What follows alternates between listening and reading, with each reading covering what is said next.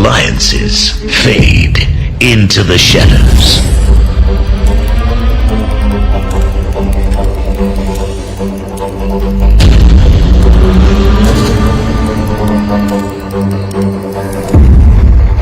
A new regime challenges the established order. This is not an era of war.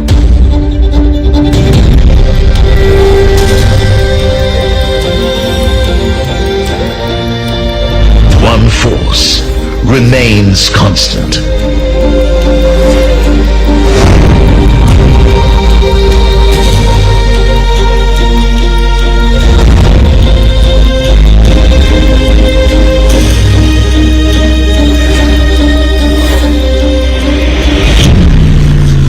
Turning volatility into vision, pressure into progress.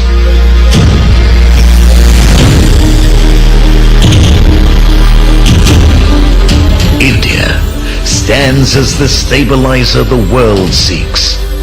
Will always be a voice of the global south.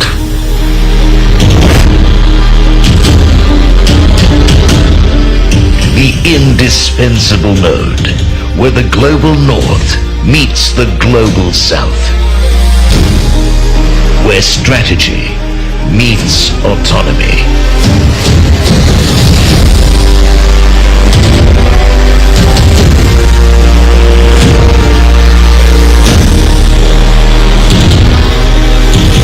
And now, the convergence begins. Once again, the greatest minds, visionaries, global thinkers, biggest policymakers come together to navigate the geoeconomics. The roadmap for a new era will be forged here. India will be the answer to your search for new economic opportunities.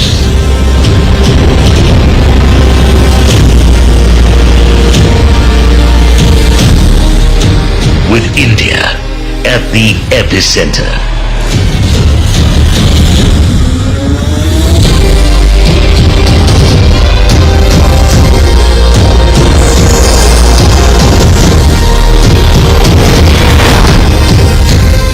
समय अब करवट ले रहा है। मैं भारत को एक resurgent super power के रूप में देखता हूं।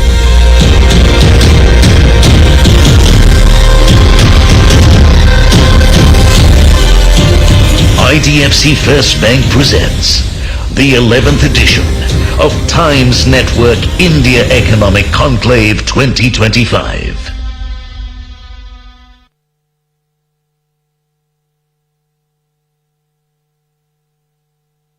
And now, ladies and gentlemen, please put your hands together and welcome your hosts for the morning, Times Networks, Sumit Lakhotia and Ashish Parekh.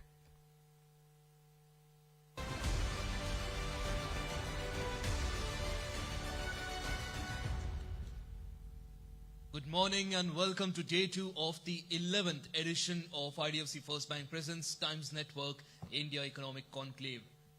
Yesterday we heard how India is positioning itself as a bright spot, how banking, gold, consumption, infrastructure are being reshaped by the new reality. This new reality now forms the bedrock of this year's theme for the India Economic Conclave, which is Navigating Geoeconomics, a conversation that encompasses the changing winds globally today and puts it in an Indian context. Absolutely spot on, Ashish. And in fact, over the last year, geoeconomics as a concept has stepped out of seminar rooms and into headlines, into reality, from steep US tariffs on Indian goods tied to Russian oil purchases to renewed debates on supply chains, currencies, capital flows, economic statecraft is now center stage. And today on day 2, we're going to delve into the engines that will power India's next decade. The states, mobility, climate, education, space, capital markets, defense, fintech, and so much more. Now, ladies and gentlemen, as always, we encourage you to please stay engaged with us, with our speakers. Share your thoughts, your suggestions, your photographs on social media using the hashtag IEC2025. Ashish, it's definitely going to be a very exciting day here today. We've got a stellar lineup of speakers. We'll shortly be joined by the Honorable Minister of Communication and Minister of Development of the Northeastern region, Shri Jyotiraditya Scindia. It'll be great to hear him speak. He speaks like, you Absolutely. know, he has some great thoughts, some great vision. So it'll be lovely to hear from him. Absolutely, Sumit. And I think everyone who was part of day one will agree with me here. It was yet another reminder of how the India Economic Conclave is no longer just an annual conference. This is a place, this is a space where policy intent, economic thinking, industry realities interact. The conversations that we see here eventually make their way into policies. And yet again, we saw not just the finance minister, but also the road transport and highways minister also making big promises here. Some big headlines. Yeah, and besides big headlines, we also had some very interesting announcements, Sumit, yesterday. Exactly. And it was great to hear. You know, we started the day with the FM. We ended the day with the road transport minister. It was great. In between both of their sessions also, we heard from a stellar lineup of both Indian and international speakers. We had Geeta Gopinath, who was the former deputy at IMF. We had Patrick Antony from IKEA India, David Tate from World Gold Council. Anyway, we should get started with day two. Ladies and gentlemen, huge round of applause for the Honorable Minister, Shri Jyotiraditya Scindia, as he graces the 11th edition of the India Economic Conclave. All right, with that, ladies and gentlemen, let's begin the second day of the India Economic Conclave. The government's Bharat 6G vision document released in 2023 explicitly aims to make India a frontline contributor as far as design, development and deployment of 6G technologies are concerned by 2030, anchored on the principles of affordability, sustainability and ubiquity. Before we start the session, I would like to request the Managing Director of the Times Group, Shri Vineet Jain, to please welcome the Honorable Minister, Shri Jyotiraditya Scindia. Ladies and gentlemen, can we have a huge round of applause for the Honorable Minister?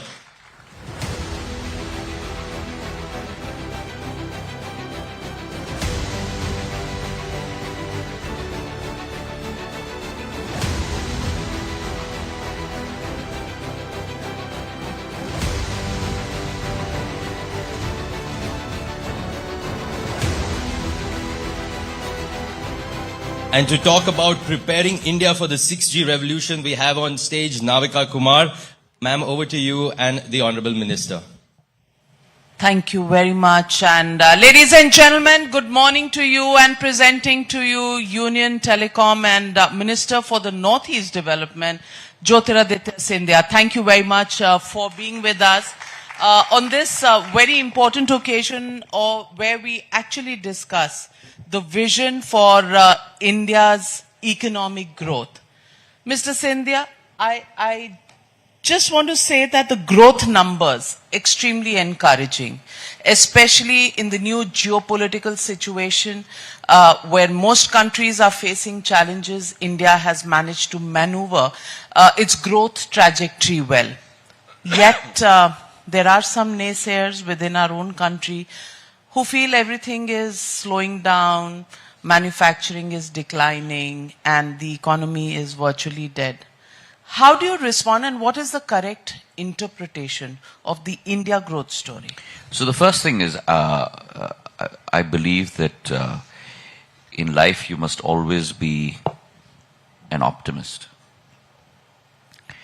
I do not believe in the year 2025, especially in India, as she moves from her Amrit Kal to her Shatabdi Kal, as she moves from being the 11th largest economy in the world to the 4th largest economy in the world, and very soon the 3rd largest economy in the world. There is any mood or any space for pessimism. This is our moment. And as Prime Minister says, यही समय है, सही समय है, यही भारत का समय है. And it is for us all, not the Prime Minister alone, not the government alone, for us all as Indians to be able to rise and grasp that moment.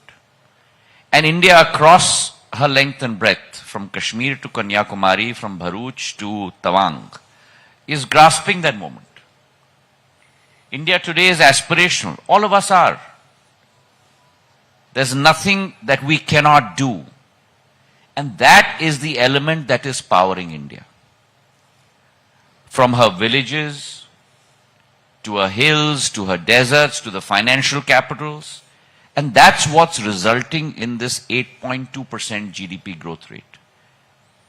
Over the last 10 years, you've had a CAGR, compounded annual growth rate, of over 6.5%. The world is growing at 2.1, 2.2% CAGR. We are growing at 3x of the world. We're a $4 trillion economy today. And mind you, if I may take that segue, Navika, whereas the world is growing at 2.1%, India is growing at 6.5% CAGR, 10-year decadal CAGR. My Northeast, our 8 states, are growing at a CAGR of not 2.1%, not 6.5%, 11 to 13% decadal growth rate CAGR. So for those who within our country, and for those who from within our country go internationally and on foreign soil talk our Ma Bharati down, there is no space for those people in the soul, heart or minds of 140 crore Indians, and that signal has been sent out to those people not once, not twice, but thrice. But some people refuse to learn, and so the country moves on. Well, but in 12 years or thereabouts of your government, it is but natural to find a little bit of fault, or is finding fault like Mr. Rahul Gandhi does anti-national? No. So there is certainly, all of us are fallible. You cannot say no one makes mistakes. But as long as Jana Vishwas, as long as जनता का विश्वास, जनता का मन, और भारत अग्रसर हो रहा है उस पथ पे, you have to be proud of the India that India has become. And mind you, Navika, we have still 22 years to go. And it is my belief as an Indian. That was not my belief, and I envy a lot of my younger friends who are today in college, university, starting out their new jobs, because it's a different India from when I was in college and university and starting out with my job.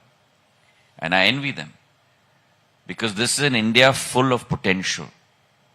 This is an India full of opportunity. This is an India which is a crucible for new ideas, for new innovations. And it is this environment which is going to power her onto the world stage in the years to come. And of course, there are ways that we can do better. But the tirade and the tone and the tenor and the content, whose only aim is to do two things: bring the image of our country down and seek only one thing, which is a chair. That's not going to happen, because the Indian mind space has no place for that negativity and that pessimism anymore. आप 140 करोड़ भारतवासियों को तो convince कर लेते हैं, आप दुनिया में बहुत से देशों को कन्विंस कर लेते हैं. द टेस्टमेंट इज के प्रधानमंत्री नरेंद्र मोदी को 28 वर्ल्ड हाईएस्ट सिविलियन ऑनर्स मिले हैं. एक राहुल गांधी को क्यों नहीं कन्विंस कर पा रहे हैं? ये काम हम आप पे छोड़ते हैं. आपका काम हम क्यों करें? ये आपका काम है. क्योंकि it is the job of the treasury benches to take the opposition along because the जो सुनने के लिए तैयार न हो, उनको जो मानने के लिए तैयार न हो, जो 140 करोड़ जनता की मन और आशा और आशंकाओं और अभिलाषाओं को मानने के लिए तैयार न हो, उसे कैसे मनाओ? आप तो जानते होंगे, इसलिए तो मैं आपको कह रहा हूं, आपका काम है। सिंधिया जी, मैं आपसे एक और सवाल पूछना चाहती हूं। आपने कहा 22 साल बाकी हैं शताब्दी के अवसर के लिए। अब ये 22 साल आप ही की सरकार रहेगी, तो ये वोट चोरी का इल्जाम सही है क्या? देखिए, इस देश में, इस जिंदगी में चट भी मेरी पट भी मेरी कभी चलती नहीं है। जिस पारदर्शिता के साथ भारत का इलेक्शन कमीशन अपना कार्य करता है, जिसे मान्यता आज भारत की 140 करोड़ जनता ने नहीं, लेकिन विश्व के कई देशों ने दिए। कई देशों ने भारत सरकार से कहा है कि आपका चुनाव आयोग को जरा हमारे देश में भेजिए कि किस आधार पे इतना बड़ा लोकतांत्रिक चुनाव प्रादेशिक स्तर पे या राष्ट्र स्तर पर आयोजित किया जाता है। उस संस्था को आपके द्वारा नकारना, उस संस्था पर वोट चोरी का इल्जाम लगाना, और एसआईआर, मुझे लगता है कि देश की जनता ही तंग आ गई है, सुनते सुनते कान गूंज गए। एसआईआर की पहली बार इस देश में हो रहा है। हर 15 साल में एसआईआर किया जाता था। नेहरू जी के जमाने में हुआ था, इंदिरा जी के जमाने में हुआ था, वो सब ठीक है। मोदी जी के जमाने में गलत है। ये तर्क मुझे समझ में नहीं आता। दूसरी बात, एसआईआर होने के आधार पर अगर आप चुनाव जीते तो वाह भाई वाह, हम सही तरीके से चुनाव जीते, और उसी एसआईआर के आधार पर अगर आप चुनाव हार गए तो ये वोट चोरी है। ये कहां चलेगी? तो आज जनता ने नकार दिया है, देश ने नकार दिया है, और इसलिए मैं निवेदन कर रहा हूं कि जो मानने के लिए तैयार नहीं है उनको कैसे मनाओगे आप? Jyotiraditya Scindia, but let me ask you. You know, it's a English adage. Train has left the station. India's train has left the station. Congress is still on the station. Country is moving forward. All 36 bogies are moving. 28 states and 8 UTs. Not only is the train moving, but the train is powering the world today. We're contributing close to about 25% of world GDP growth. You are still standing at the station. खड़े रहिए। आप भी चलती हुई train में हैं। मैं थोड़ी, पूरा देश ट्रेन को पावर कर रहा है। पूरा देश, उसमें आप भी हैं।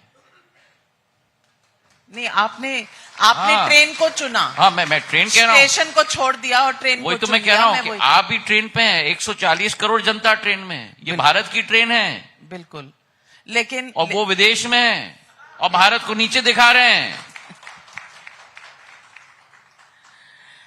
ज्योतिरादित्य सिंधिया, सही है कि नहीं? आप बोलिए मुझे। पर चैलेंजेस देश तो में हमें मोदी जी के नेतृत्व में पॉजिटिविटी है भैया। बिल्कुल, हम क्या नहीं कर सकते? अरे और बात छोड़ दो। 450 एक मिनट नविका जी, की AQI की हवा भी एक मिनट, हम क्या नहीं कर सकते? हम बहुत कुछ कर हमने तो चांद पे भी भारत का तिरंगा लगा दिया है भैया, साउथ पोल पे, जहां कोई विश्व का कोई देश नहीं गया है। तो क्या नहीं हो सकता है? हमारे नौजवानों में क्षमता है, हमारे साइंटिस्ट में क्षमता है, हमारे अनुसंधान में क्षमता है, हर जगह हमारी क्षमता है। और भारत का नया नेतृत्व हर एक क्षेत्र में, साइंस में, रिसर्च में, इकोनॉमिक्स में, कॉर्पोरेट्स में, अब बड़े बड़े शहरों से नहीं आने वाला, टियर 2, टियर 3 सिटी से आने वाला है। एक चीज था जो भारत को जंजीरों में जकड़ा हुआ था, और वो था lack of access to capital. आज कैपिटल कमोडिटी बन गई है। पूरी दुनिया is looking for new good ideas, solving problems, and where is the repository of that talent to be able to solve problems? In India. फिर आपसे दरखास्त है, AQI की प्रॉब्लम सॉल्व कर दीजिए। वो भी होगी। नहीं, मैं इसमें ये मजाक की बात नहीं है। ये जिंदगी के लिए सबसे खतरनाक बात है, पर जो विरासत में हमें मिली है उसको हम ठीक करेंगे और करना ही होगा। इसमें कोई और चारा नहीं है। पर ये ऐसी नहीं है कि हम चुटकी लगा के सही कर लें। इसके पीछे कई कारण हैं। अब मैं साफ साफ कह दूं, मैं विशेषज्ञ नहीं हूं, पर जो मैं एक आम इंसान के रूप में समझ सकता हूं, वो particulate matter, when the wind, हवा नहीं चलती, that particulate matter remains still, it stage on the surface and doesn't go over. उसी विषय को हमें ठीक करना है। देयर आर जेनेरिक इश्यूज की प्रदूषण इतना क्यों होता है, non generic issues.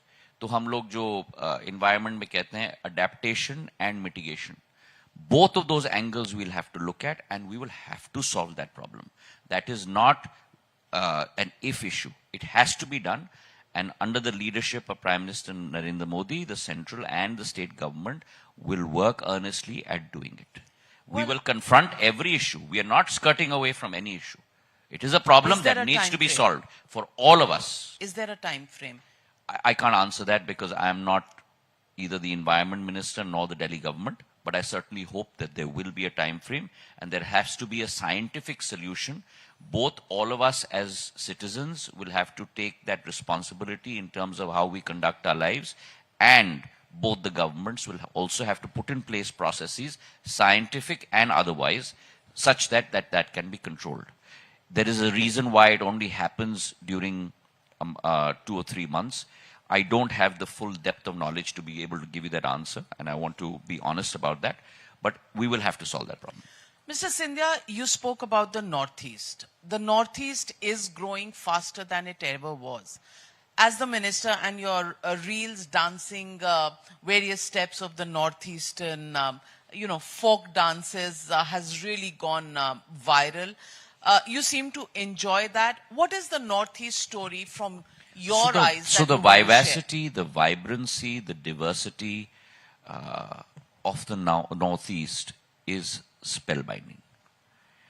In the last 18 months of being Minister Navika, I have been to the Northeast about 22 times.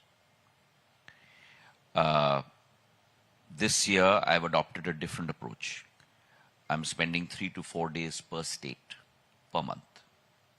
And so therefore you get a window of about 8 months in a year, because 4 mahine ghor varsha hoti hai Uttar Purvi mein. So those 8 months I'm spending 1 month every state with every chief minister. And our job is not only about sitting in office rooms with bureaucrats and ministers and doing that, but being on the field. So in Arunachal, for example, I was dhan ki kheti mein dekh raha tha, and how they do a very innovative double cropping. What is their double cropping? In धान के खेत में क्योंकि पानी इतना होता है, मछली पालन भी करते हैं. And so I saw all my Arunachal brothers and sisters doing that machli palan along with the dhan ki kheti. Wine, they grow, they make a lady entrepreneur who's got awarded at the United Nations, making wine from kiwis, so kiwi wine, right? Something that's never been heard of in the world. We need to propagate and move that forward. Meghalaya, and I would really, really request all of you, we have so much of a treasure in our country which we haven't explored. The Meghalayan age, the nomenclature of that comes from Meghalaya, because it is that age that has been known across the world 4,500 years ago. And so I've gone into the Meghalayan caves, 400 meters below the Earth's surface, where the sun don't shine. You have to go with minor lights. 3.5 kilometers into a cave with stalagmites, stalactites, शिवलिंग जब स्फटिक की बनती है, पूरे स्फटिक की दीवार है 400 मीटर नीचे पृथ्वी के. ऐसा लगता है कि आप कोई दूसरे प्लैनेट पे हो. I walked on living root bridges. एक पहाड़ पे एक पेड़ है, दूसरे पहाड़ पे दूसरा पेड़ है. दोनों पहाड़ के बीच में आवागमन का कोई रास्ता नहीं है. और प्रकृति माँ ने एक पहाड़ से दूसरे पहाड़ पेड़ के जड़ों को उगा के एक रास्ता बनाया है. और उस रास्ते पे हर एक इंसान चलता है. ऐसा लगता है कि आप प्रकृति माँ के गर्भ में बैठे हो. Gives you an idea of what we owe Mother Nature. She has given us everything. Are we as humans giving her the space that she requires? These are the questions that start coming in your mind. I was just now in Nagaland, the Hornbill Festival, a stone pulling ceremony, a 40-ton stone being pulled by our Nagas throughout the village and raised in the memory of someone. The Kohima War Cemetery, where the most decisive war of World War II was fought on a tennis court between the Japanese army and our Nagas and our Indian army. And the sacrifice that they laid down there, otherwise India would have been overrun and the allies would have been vanquished. There is history, there is culture, there is opportunity at every corner that you turn in the Northeast.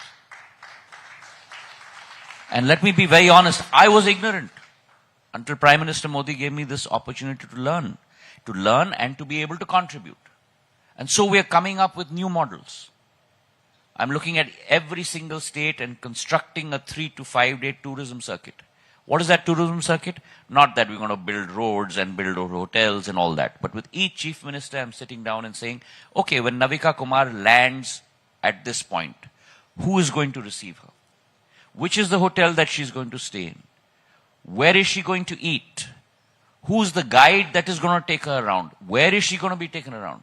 Because tourism is not only about brick and mortar. Tourism is also about Manav Sansadhan, the human resource, the human context, the human touch.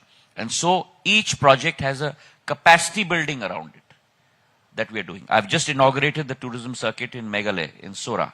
I'm now going to do the next one in Tripura. Each one of them is close to about 500 to 600 crores.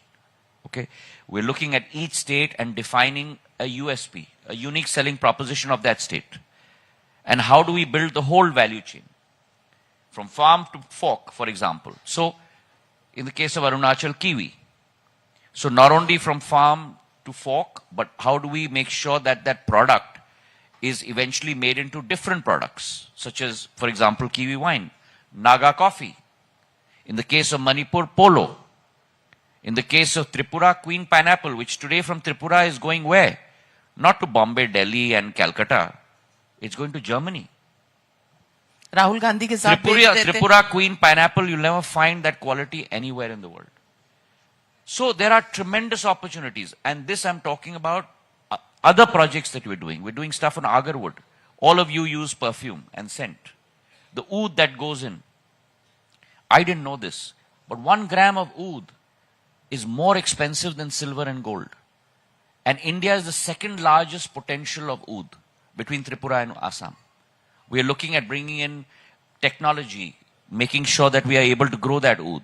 Palm oil. I'm doing projects on bamboo with Amazon, with ATP. So there is a wide canvas that I'm working on, away from railway, civil aviation, roads, bridges. All of that is part of the parcel. But I'm working on different projects with every CM.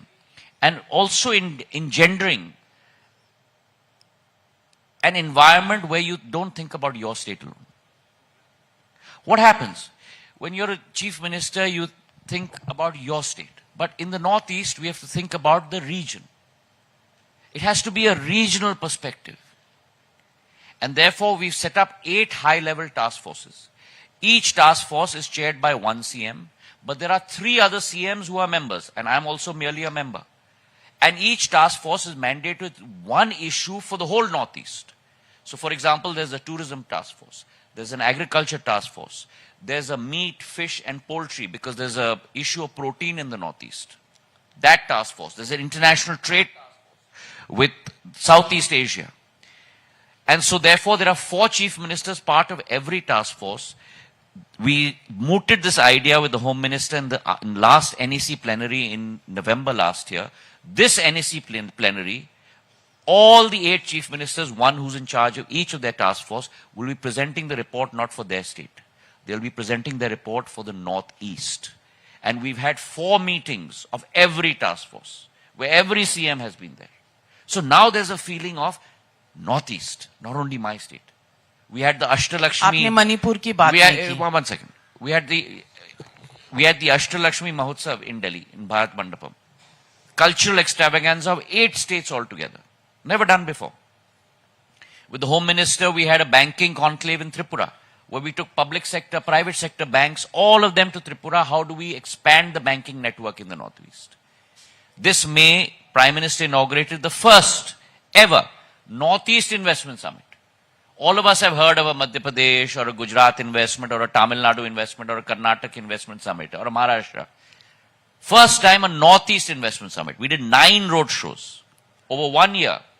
Every road show I took 2 chief ministers with me of different states. And in the Northeast Investment Summit, we raised 4.48 lakh crores worth of investment for the Northeast. 60,000 crores on average, 40 to 60,000 crores for every state. But that's not work done yet. Because now I have to translate that into actual investment on the ground. And so for the last 6 months, from May till now, I've been working on that conversion with every chief minister. And I'm glad to report through you, Navika, सभी दर्शकों को भी कि वो 4.5 लाख करोड़ का जो MOU LOI था उसमें से करीब 40,000 करोड़ का एक्चुअल इन्वेस्टमेंट पिछले 5 महीने में हो चुका है नॉर्थ ईस्ट में. So it's a very methodical, the Prime Minister's vision, execution, make sure that things happen, 100% saturation. That's what we are working on. And I'd love to engage with all of you and please visit the Northeast. It is, I'm not kidding you, I am from Madhya Pradesh, originally from Maharashtra, but I'm not kidding you, it's the most beautiful part of India. Well said. We're waiting for Manipur to be part of the same plans that you said. It is. You didn't mention it. So I did. I said even Manipur, we have polo as the USP. And in fact, what I have engaged with the governor in Manipur also is we have a traditional Manipuri polo. So it's not only about bringing the old Indian original form of polo into Manipur, but we've got to take the old Manipuri form of polo to the world. So we need to make sure we breed the horses there, the Manipuri horses, train our children and our youngsters in that Manipuri style polo and exhibit it across not only India, but across the world. So, and there are a lot of projects that are happening in Manipur as we speak. Those are being monitored by me on a weekly basis. So we are on track.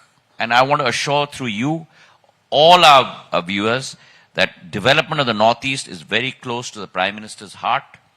And it's not that we're going to make it happen. It's happening and it will happen.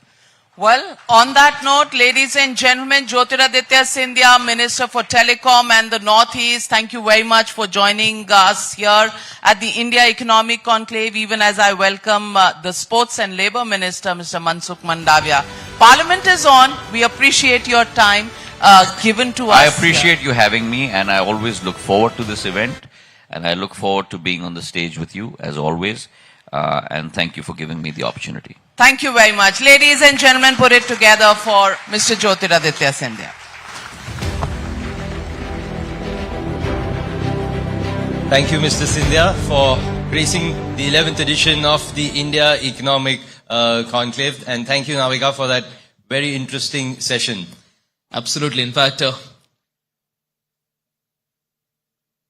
we go to our next session now. Labour reforms are one of the biggest structural challenges underway in India's factor markets. For decades now, businesses have had to navigate over 40 central labour laws and multiple state-level statutes as well. Now, the new labour codes seek to consolidate this maze into 4 simplified pillars covering wages, industrial relations, social security, and occupational safety. We are honored to have with us Shri Mansukh Mandavia, the Honorable Minister of Labour and Employment and Sports, as he decodes how the new labour laws will kickstart the economy. May I request the Honorable Minister to join us on stage. Let's have a round of applause. And I'd also like to request Mr. Vineet Jain, the Managing Director of the Times Group, to please felicitate and welcome the Honorable Minister here today. Let's keep that applause going, ladies and gentlemen.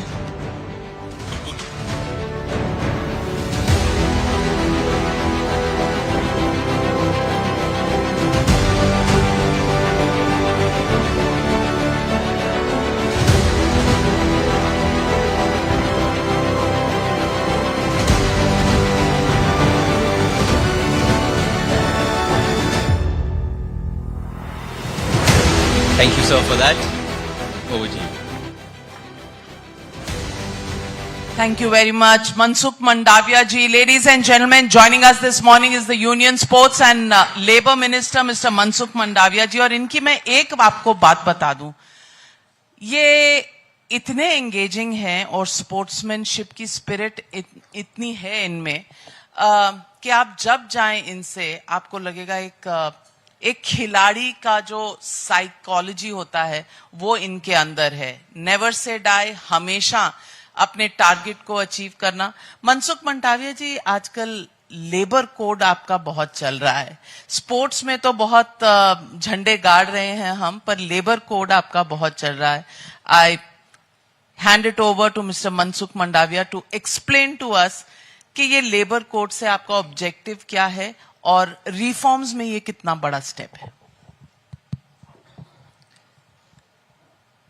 सबसे पहले तो मैं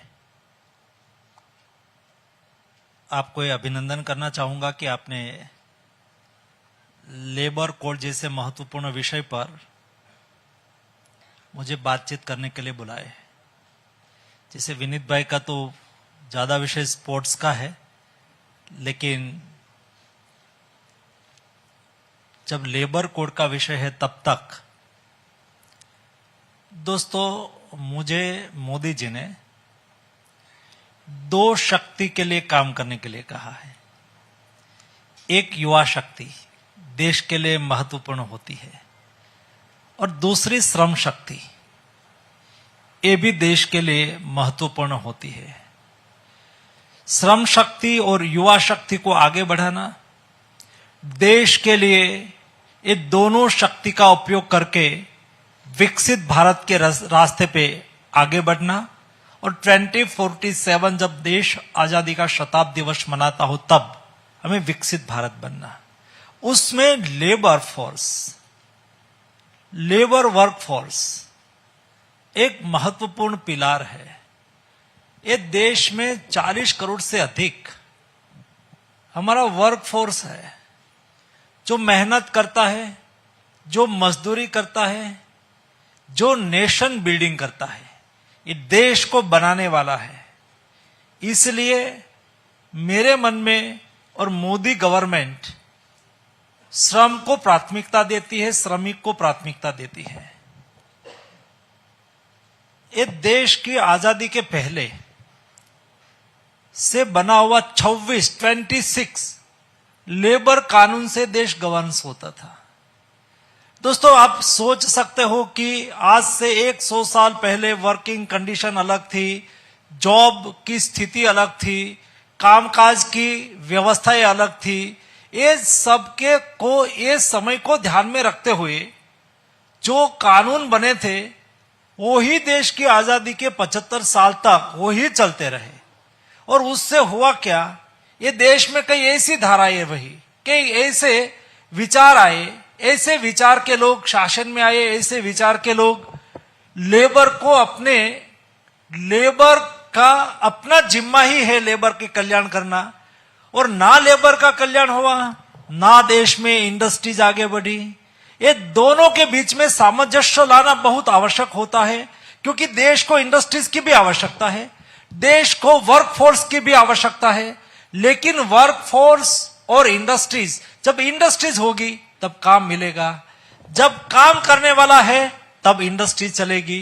दोनों धारा को समझ के हमें नीति तय करनी चाहिए. उसमें बहुत समय लगा, लेकिन जब मोदी जी ने एक दशक पहले एक परफॉर्मेंस बेस्ड गवर्नमेंट का नेतृत्व करना चालू करा, डेवलपमेंट सेंट्रिक गवर्नमेंट बनी, जिन्होंने प्राथमिकता दी रिफॉर्म, परफॉर्म और ट्रांसफॉर्म। कैसे ट्रांसफॉर्मेशन लाना चाहिए, कैसे रिफॉर्म करना चाहिए, तो मोदी जी ने कहा कि हम पुराने 26 कानून है वो वर्तमान समय में ILO क्या कहता है, ग्लोबल प्रैक्टिस क्या है, दुनिया में कैसे कानून है, ऐसे कानून हमारे देश में होने चाहिए। इसलिए 26 कानून को रिफिल करके 4 लेबर कोड में कन्वर्ट करा और ये 4 लेबर कोड को 2019 और 2020 2 साल में पार्लियामेंट से पारित करा। पार्लियामेंट से पारित करने के बाद 5 साल तक हम इंप्लीमेंट नहीं कर पाए, लेकिन अंतोगत्वा प्रधानमंत्री जी ने कहा कि हमें तुरंत ही उसका इंप्लीमेंटेशन करना चाहिए, लागू करना चाहिए, और लागू करने से हम हमारी देश की श्रम शक्ति को ताकत दे सकते हैं, हम उसको अधिकार दे सकते हैं। और कई लोग उसके लिए इधर उधर बोलते रहे। मैंने सभी ट्रेड यूनियन से घंटों तक बातचीत करी, एक एक इंडिविजुअल ट्रेड यूनियन से बैठा, ट्रेड यूनियन की सामूहिक मीटिंग करी। मैंने कहा कि क्या कारण है, आप ये लेबर कोड के साथ सहमत है, नहीं सहमत है, ऐसा क्यों चलता है। और हम ये सब करते रहे, लेकिन स्टेट गवर्नमेंट को पता चल गया कि लेबर कोड में जो प्रावधान करा गया है ये तो हमारे वर्कर्स सेंट्रिक है। इसलिए अपने अपने स्टेट में 23 स्टेट ने ये लेबर कोड का प्रावधान अपने स्टेट में जो लोकल कानून थे ये कानून को अमेंड करके प्रावधान कर दिया। तो मोदी जी ने मुझे कहा कि हमें उसको तुरंत ही लागू करके यूनिवर्सल सारे देश में एक समान कानून लागू कर देना चाहिए। और जब मैं ट्रेड यूनियन से बात कर रहा था तो कई ट्रेड यूनियन तो उसमें अच्छी तरह से सम्मत हो गए, कई ट्रेड यूनियन उसका विरोध करते थे। तो विरोध, मैंने कहा क्या विरोध, क्यों विरोध कर रहे हैं, कौन सा प्रावधान ऐसा है। और ये डेमोक्रेटिक सिस्टम है, अंतोगत्वा सरकार कोई वर्कर्स के खिलाफ तो कभी नहीं हो सकती। जो प्रधानमंत्री कामगार का, मजदूर का पग धोता है वो कभी मजदूर के खिलाफ कोई एक्शन करता है सही, कभी नहीं करेगा। जो जिसको मोदी पूजता है, ऐसे लोगों की कल्याण की कोई बात आती है तो मोदी गवर्नमेंट तो उसको प्रो एग्रेसिव काम करेगी। तब जब मैंने तय करा कि हमें लेबर कोड लागू कर देना है, ये लेबर कोड में है क्या, तो मैंने कहा कि ये लेबर कोड वर्कर्स सेंट्रिक है। ये लेबर कोड महिला और पुरुष को समान वेतन का अधिकार देता है। आप मुझे बताओ उसमें क्या गलत है। क्या ये देश की 50% हिस्सा महिला है, उसको समान वेतन पाना अधिकार नहीं है। ये कानून महिला और पुरुष को समान वेतन देने का अधिकार देता है, गारंटी देता है। ये 4 लेबर कानून देश में सब लोगों को मिनिमम सैलरी, मिनिमम वेज सुनिश्चित करता है। हर स्टेट अपना अपना वेज आज तय करता है और कई लोग ज्यादा करता है, कई लोग कम करता है। मैं कानूनी तौर पर उसको एक वेज सीलिंग तय नहीं कर सकता हूं, एक वेज तय नहीं कर सकता हूं, लेकिन ये लेबर कोड ये प्रावधान करता है कि फ्लोर वेज भारत सरकार तय करेगी। एक फ्लोर वेज तय कर दिया, कोई भी स्टेट गवर्नमेंट को उससे नीचे वेज नहीं तय करना है, उससे ऊपर कर सकते हैं। तो ये लोगों को मिनिमम वेज की गारंटी देता है, उसमें क्या गलत है, विरोध करने का क्या कारण है। हमारे देश की महिला आज वर्किंग कंडीशन बदली हुई है, वो आज आउटसोर्स वर्क कर सकती है। कोई हमारी महिला इंजीनियर हो गई, माइनिंग इंजीनियर हुई, तो माइनिंग इंजीनियर महिला ये माइनिंग में रात को भी काम करना चाहती है स्वैच्छिक तौर पर कि भाई मैं काम करना चाहती हूं, और वर्किंग कंडीशन और सेफ्टी स्टैंडर्ड की है तो महिला वहां काम कर सकती है। उसको प्रावधान दिया गया है कि महिला कभी भी कहां भी जहां चाहे वहां अपनी इच्छा से, बल जबरन से नहीं, वो काम कर सकती है। ये कानून में एक गारंटी दी गई है। मेरे सामने कई युवा भी बैठे हैं, कोई भी युवा, कई बार ऐसे इंसिडेंट होते हैं जब कोई फैक्ट्री में काम करते कोई इंसिडेंट हो गया, कोई एक्सीडेंट हो गया और रिकॉर्ड पर ये युवा का नाम ही नहीं है, तो उसको जो लाभ मिलने वाला है वो नहीं मिलता है, वो परेशान हो जाता है। आज देश के हर युवा जिसको नौकरी मिलती है उसको अपॉइंटमेंट लेटर देने की गारंटी ये लेबर कोड में कर दी गई है, ताकि आपने कितनी नौकरी करी है, कहां नौकरी करी है, एक रिकॉर्ड कोई डिनाई नहीं कर सकता, कोई आपका अधिकार का लाभ से आपको वंचित नहीं कर सकता। ये अपॉइंटमेंट लेटर की गारंटी देता है। कई प्रकार के काम वर्तमान समय में बदले हुए हैं, कई हैजार्डस काम है, कई ऐसे वर्किंग कंडीशन में काम करना पड़ता है वहां डिसीज होने की ज्यादा संभावना है। नाविका जी, ये लेबर कोड ये प्रावधान करता है, एक गारंटी देता है कि कोई व्यक्ति कोई हैजार्डस काम करती है, जरूरी नहीं है कि एसिक के लाभार्थी है, नहीं है, एक कंपनी एसिक के लाभ के नियम के अनुसार 10 मिनिमम एम्प्लॉइज है तो ही उसको लाभ देना, जी नहीं। ऐसी वर्किंग कंडीशन में काम करने वाले हर व्यक्ति को 1 रुपये से 1 करोड़ तक का इलाज, मुफ्त इलाज की गारंटी देता है। क्या गलत है उसमें? लेकिन सवाल ये होगा कि इस पर चेक कौन रखेगा? सेफ्टी स्टैंडर्ड्स, अगर विमेन रात को काम कर रहे हैं तो क्या इंस्पेक्टर राज बढ़ेगा?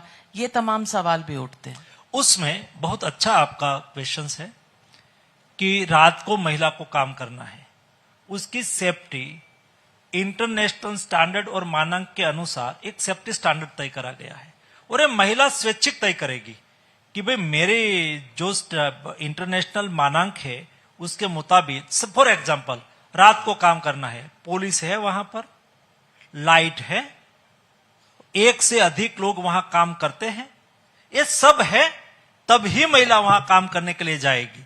लेकिन उसको भेजी नहीं जाएगी, वो अपनी डिग्निटीज के अनुरूप उसको लगे कि मुझे वहां जाना चाहिए।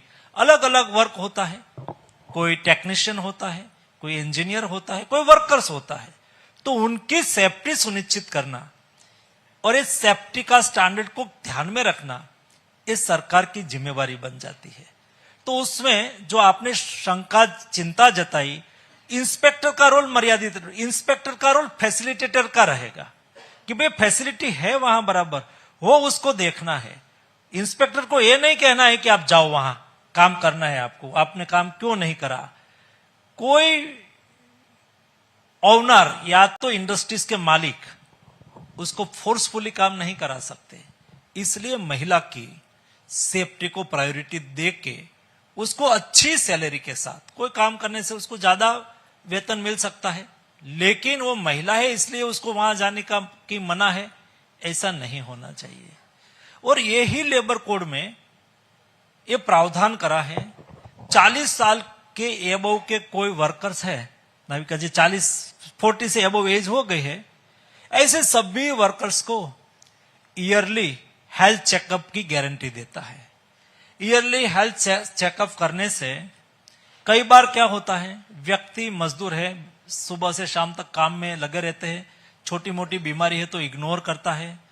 कई ऐसे लोग होते हैं, और बीमारी तो कभी किसी को पूछ के कहां आती है, वो तो अमीर के यहां भी आती है, गरीब के यहां भी आती है। जब कोई अमीर के यहां बीमारी आती है तो उसके जेब में पैसा होता है, लेकिन कोई गरीब के यहां बीमारी आती है तो वही कमाई का आधार होता है, और बड़ी बीमारी आ जाती है तो ऐसी स्थिति में इलाज कराने के लिए खर्च का पैसा नहीं होता है।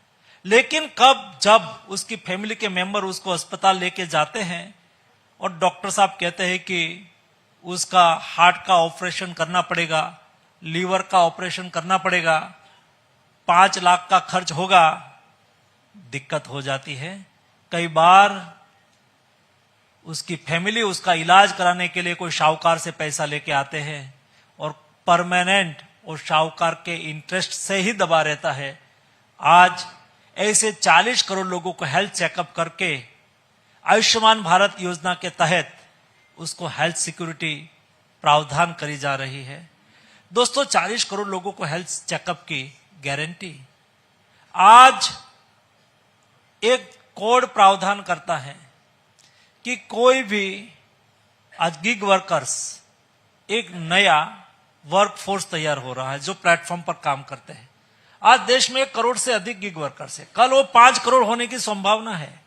उसकी सोशल सिक्योरिटी के लिए आज दुनिया में कोई ILO के पास भी क्लैरिटी नहीं है। ये 4 लेबर कोड ये प्रावधान करता है कि गिग वर्कर्स को सोशल सिक्योरिटी देना है। गिग वर्कर्स को सोशल सिक्योरिटी देने का प्रावधान ये लेबर कोड करता है। दोस्तों 5 साल तक कोई काम करता है तो उसको ग्रेजुएटी मिलती है आज के वर्तमान कानून के अनुसार। ये 4 लेबर कोड में हमने प्रावधान करा है 1 साल तक जो कोई फिक्स टर्म काम करने वाले एम्प्लॉइज है उन्होंने 1 साल काम करा हो तो भी उसको ग्रेजुएटी मिले, उसकी गारंटी लेबर कोड देता है। तो फिर भारत की इंडस्ट्री कंपेटिटिव हो पाएगी क्या? ये जो ओनर्स हैं, जो कंपनी चलाने वाले हैं, उनका कंपेटिटिव एज पर कहीं ना कहीं बोझ डालेगा? एक ये सवाल है। कंपेटिटिवनेस भारत कैसे मेंटेन करेगा? दूसरा सवाल ये भी उठता है कि हायरिंग एंड फायरिंग का जो आपने प्रावधान उसमें दिया है कि 300 लोगों से कम की कंपनी हो तो आप कभी भी हायर करिए, कभी भी फायर करिए, इससे जॉब सिक्योरिटी पर क्या असर पड़ेगा? बहुत अच्छा सवाल करा, क्योंकि ये ही विषय लेके कई लोग कंफ्यूजन पैदा करने के लिए निकले हैं। सवाल है hiring it's one thing, firing तो हम करते ही नहीं। हायरिंग हमें 300 इसलिए करा है, आज इस क्लोज से बचने के लिए लोग 100 से अधिक कर्मचारी हैं तो दिखाते ही नहीं है और रिकॉर्ड पर ही नहीं लेते हैं।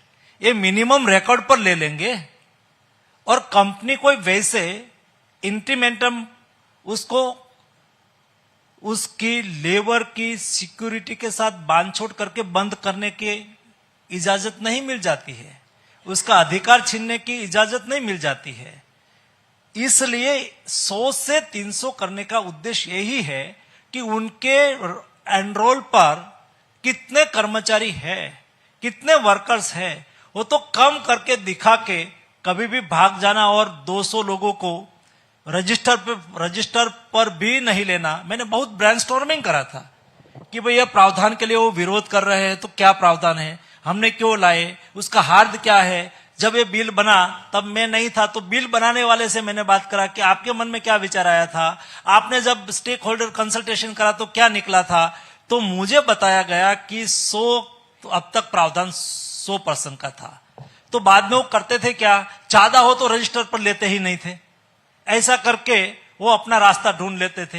हमने उसको फॉर्मलाइज करा है और कुछ नहीं करा है, और ये करने से कोई वर्कर्स का हितों को डूबने नहीं देंगे, ये तो सुनिश्चित करने की जिम्मेवारी हमारी है ही है। आप क्योंकि स्पोर्ट्स मिनिस्टर हैं और पार्लियामेंट का भी समय घड़ी चलती जा रही है, तो मैं एक आखिरी सवाल जरूर स्पोर्ट्स मिनिस्टर के तौर पर आपसे पूछूंगी। अभी भारत देश में लायनल मेसी का टूर हुआ, हमने देखा बंगाल, हैदराबाद, मुंबई, दिल्ली, सब जगह वो गए। एज अ स्पोर्ट्स मिनिस्टर, एक स्पोर्ट्स आइकन का एक तरह का ये कमर्शियल टूर और उसके जो अरेंजमेंट्स रहे, आपके क्या विचार है? मेरा ये विचार है कि आयोजक कोई भी हो, प्राइवेट हो या कोई भी हो, देश में मेसी को लेके आए, अच्छा हुआ। उसमें हमें हमारे देश में स्पोर्ट्स कल्चर कितना डेवलप हो रहा है देश के संज्ञान में आया।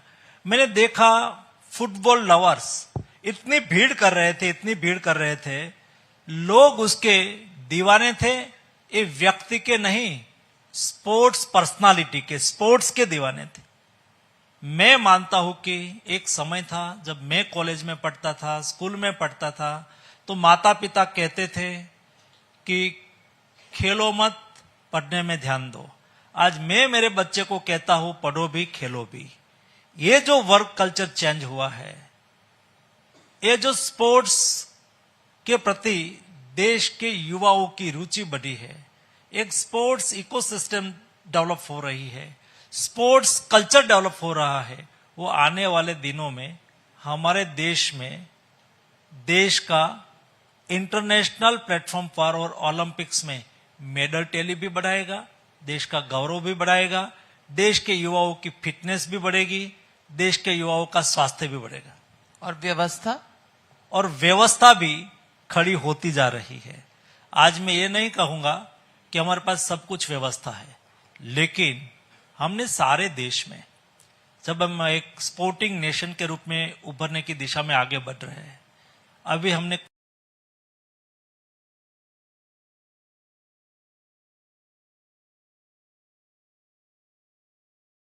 होती है।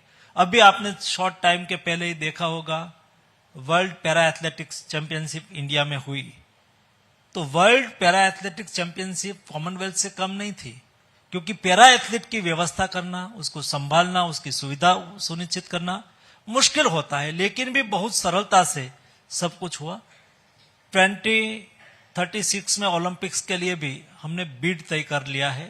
तब एक comprehensive sports science, sports infrastructure, medal tally, उसके लिए 10 साल का एक वर्क प्लान बनाया है। ये वर्क प्लान का एक पार्ट है कि अभी हमारे देश में कोई स्पोर्ट्स इंफ्रास्ट्रक्चर बनेगा वो वर्ल्ड क्लास का, वर्ल्ड स्टैंडर्ड का बनेगा। It's one thing.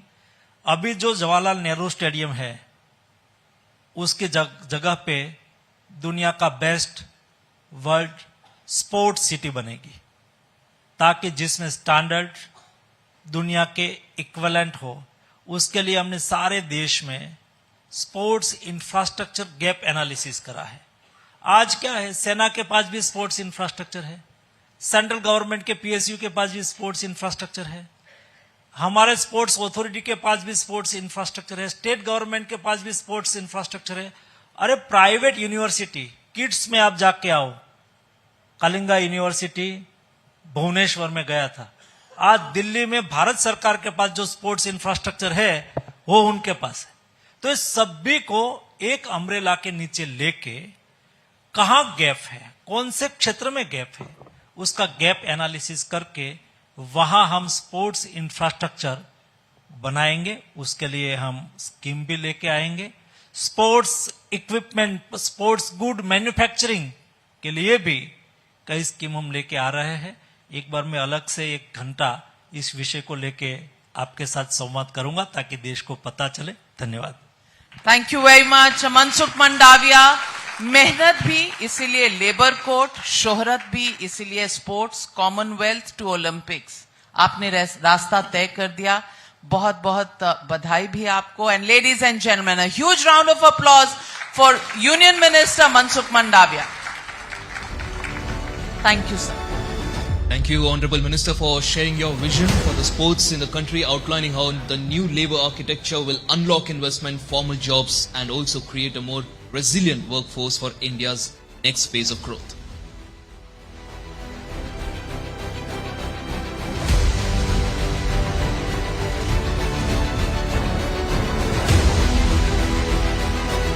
Changing gears now, on to the next session. The automotive sector in India is undergoing its most significant transformation in a century.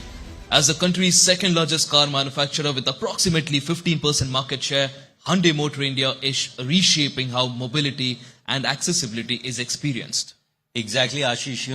Samarth by Hyundai is an initiative to create a more inclusive and accessible society for people with disabilities. It is through assistive technologies and accessible infrastructure that this initiative is building awareness on the challenges that people with disabilities face and their driving solutions, and they're driving those solutions. Absolutely, Sumit. In fact, the future of mobility, without a doubt, will be electric, connected, and most importantly, inclusive.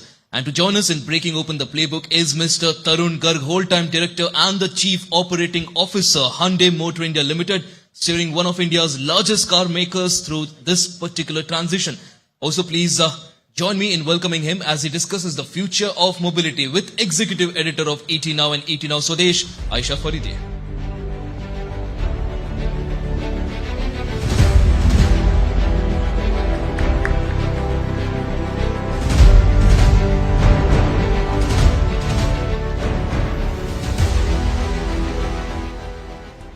Good morning, everyone. And Tarun, thank you so much for your time.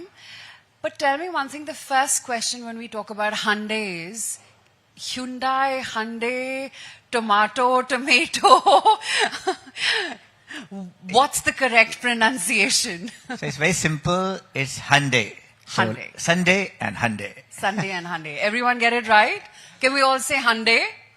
Hyundai, yes. So that's the right one. Now that we have the record straight, tell me, what role has Hyundai played in shaping India's mobility landscape so far? Because you've been an iconic car on the roads. Yes, of course.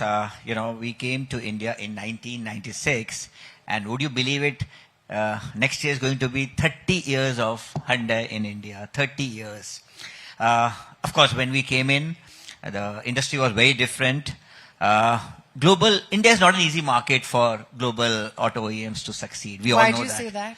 Because India is very typical, and sometimes you try to bring in the global solutions to India, and they don't work. Because India is very price sensitive. Indian roads are very different. We have all kinds of challenges. So Hyundai decided that we have to give respect to India. And when I say this, what I mean is that, for example, Indian women wear saris, and very, very sensitive towards that. So ingress of the car and coming out of the car becomes very important. And that is when the tall boy design Santro came in, and it became an instant hit. So it was a very local solution, not that we just brought in a global car and tried to push it into India. The second thing was, because the Indian auto industry was only evolving, Hyundai was one company with very global, technologies. So if some of you would remember, we brought in the MPFI engine, multi-point fuel injection, power steering. I mean, what better solution than a power steering for India? Then when diesel came in, CRDI, and Creta. I think 2015, you would remember India was a small car market. What changed it? And very humbly, I would say probably Creta changed it. From a small car market, from a functional requirement, we became an aspirational country. A country of youth where people want to evolve, where people want to be seen like their global peers. So that was the second thing. But the most important thing I would say is our humble contribution towards nation building. Very humbly, I would say we started with Chennai Plant 1, then Chennai Plant 2. We had our R&D center in Hyderabad, now Pune. So the ecosystem, the economy, job creation, our dealers, our vendors, I think playing an important role in putting India on wheels and contributing to the Indian economy. Exports, again, Make in India. We all talk about Make in India. Hyundai, right from the time we set foot in India, exports has been a key cornerstone of our strategy. And until date, we are the largest cumulative exporter from India, So we are the hub for emerging markets. So that is again something which is very, very important. Of course, societal impact in terms of contributing to sports. Your anchors mentioned about Samarth initiative. Frankly speaking, 3 years back, we wanted to see that what is something where probably there is a lot that can be done in terms of a societal impact. And we realized that people with disabilities probably is an area where probably much can be done, especially when you see Indian psychology or Indian, sometimes I would say, behavior, is not that sensitive. So could we bridge the gap? Could we make the life more inclusive?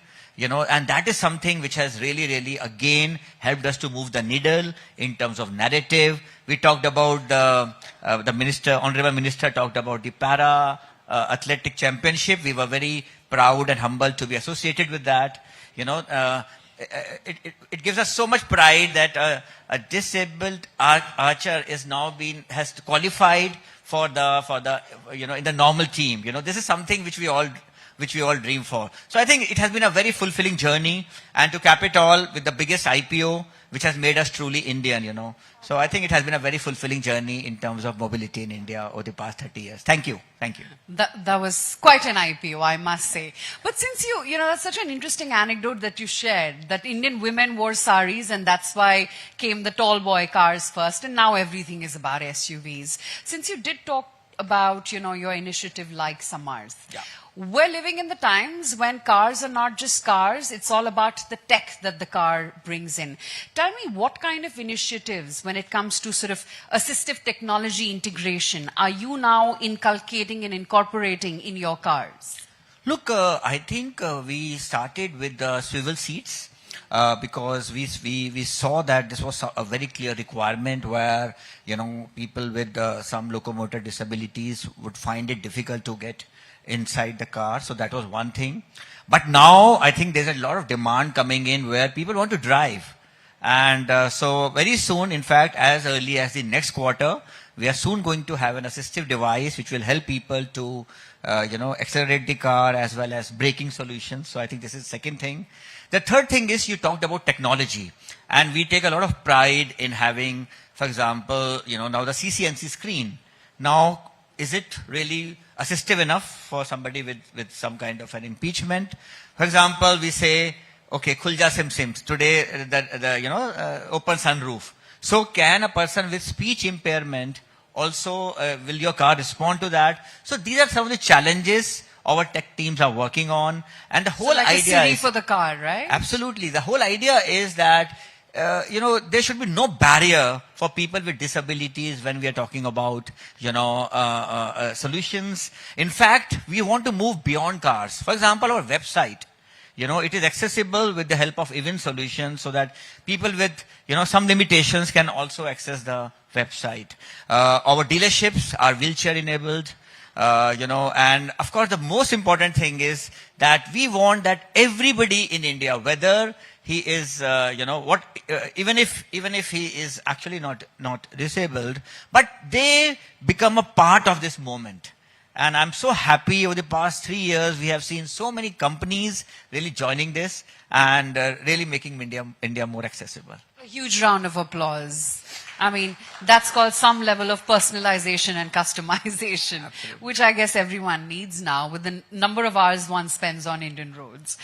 But tell me, since we're talking about the way technology is going to evolve and the way that's going to get incorporated into the automobile industry, when you look 5 to 10 years from now, and we're talking about everything changing, not just our preferences for cars, but also our preferences for fuel, and alternative fuel.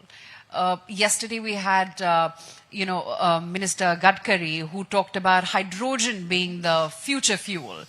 So we're talking about a very dynamic, a very agility-driven industry and fast evolving at that. 5 to 10 years from now, what do you think the Indian automobile industry is going to be like?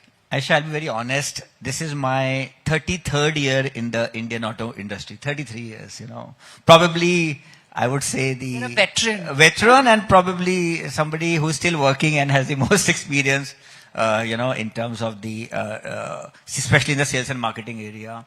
I think the transformation we are seeing today is 1 in 100 kind of transformation. And it is happening at 2 levels. One is people are now moving from ownership to experience. So it's no more only about having an asset as a car. It's about the experience, whether it's shared mobility or leasing, etc., etc. But the second most important is this whole thing about cleaner mobility. And I would say that we will see one of the biggest trends we are going to see is electrification at scale. So while the world is talking about maybe, electric cars, and yesterday, Mr. Gadkari was also asked, and that, okay, penetration going down. But please understand, India still the electrification, penetration of electric vehicles was only 2.5% last year. And people thought that will it move? But in this year, things have suddenly changed. And already we are close to 5% electrification. What changed? That many companies brought in new cars. There was a PME drive scheme which talks about the charging infrastructure and improving the charging infrastructure, which is the biggest enabler for electric vehicles. So that is the second thing which happened. And of course, people are now working on localization. For example, Hyundai has already localized the battery packs. We are talking about cell manufacturing. So one big change which is going to happen is this.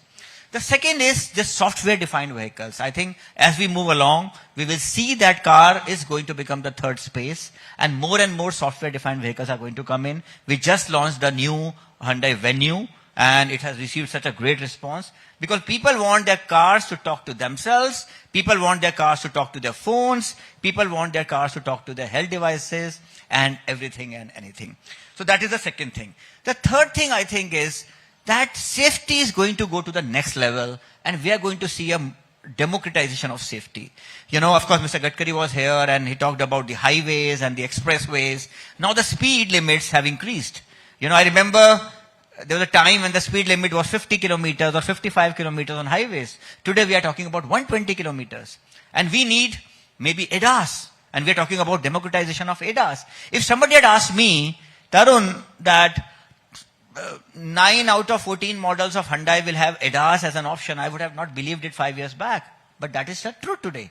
So I think we will see that the gap between the global peers and India in terms of the kind of cars our customers get is going to reduce. And a lot of cleaner mobility solutions will come in.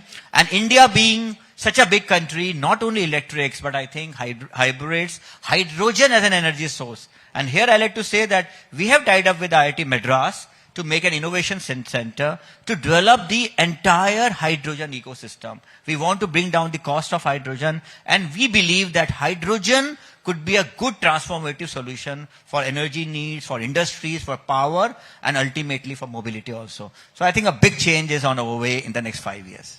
Fast changing. Yes.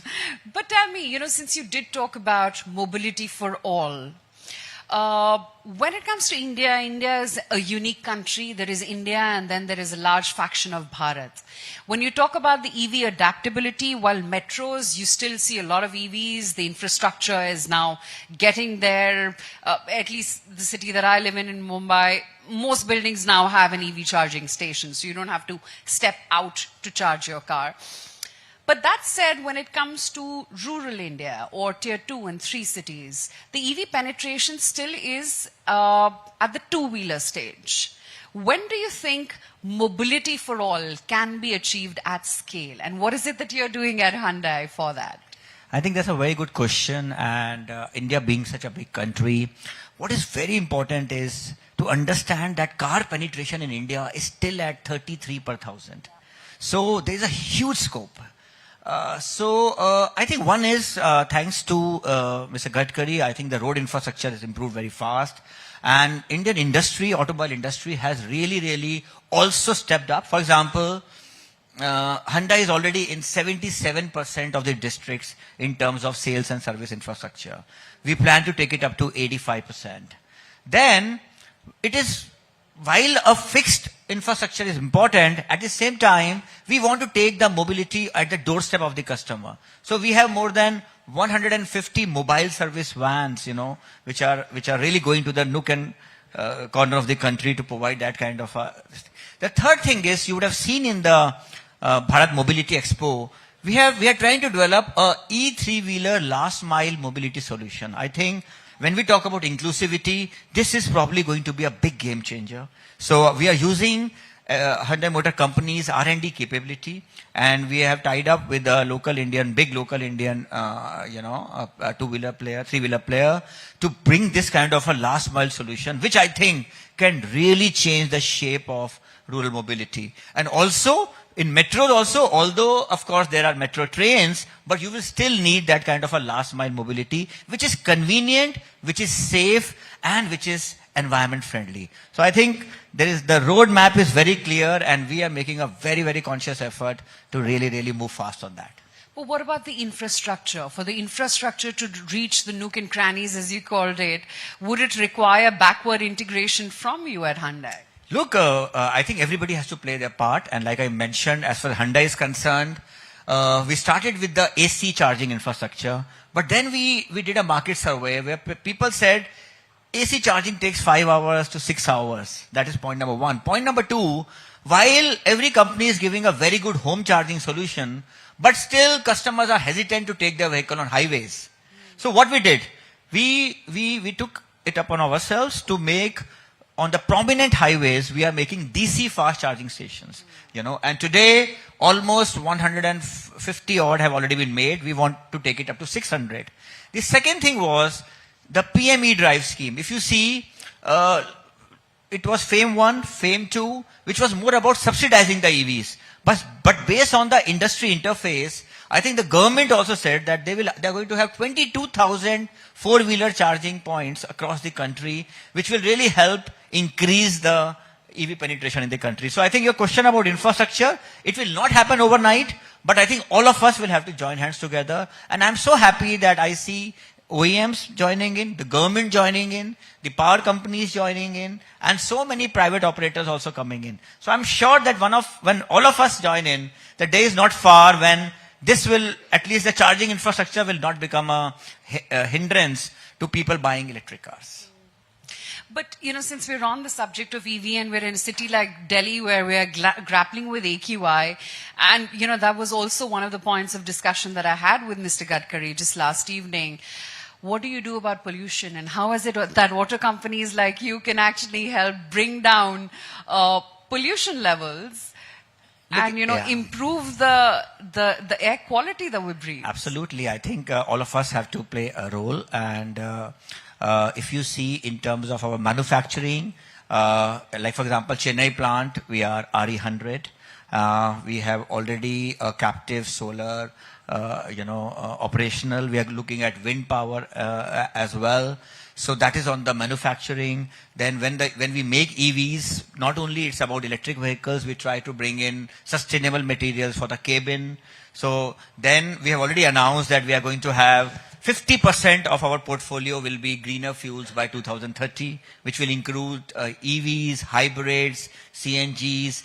We are working on the hydrogen ecosystem, and that's a very strong project for us. So I think all of us are making, our contribution, and I'm sure that together, this question was asked even today morning, this is something which we still have a long way to go, but I'm 100% sure that once all of us put our mind together, and maybe the time has come for academia, OEMs, government, suppliers, everybody to sit together and see how we can really take care of the solution. Because I don't think there is a dearth of talent in the country. I mean, we have the best IITs, we have the best IIMs, we have the technology, we have the money, we have the power, GDP is growing. I think this is something probably which has not really been a top priority for us. I think time has come now to make it a top priority and find a solution. You don't think the answer lies in buying less cars?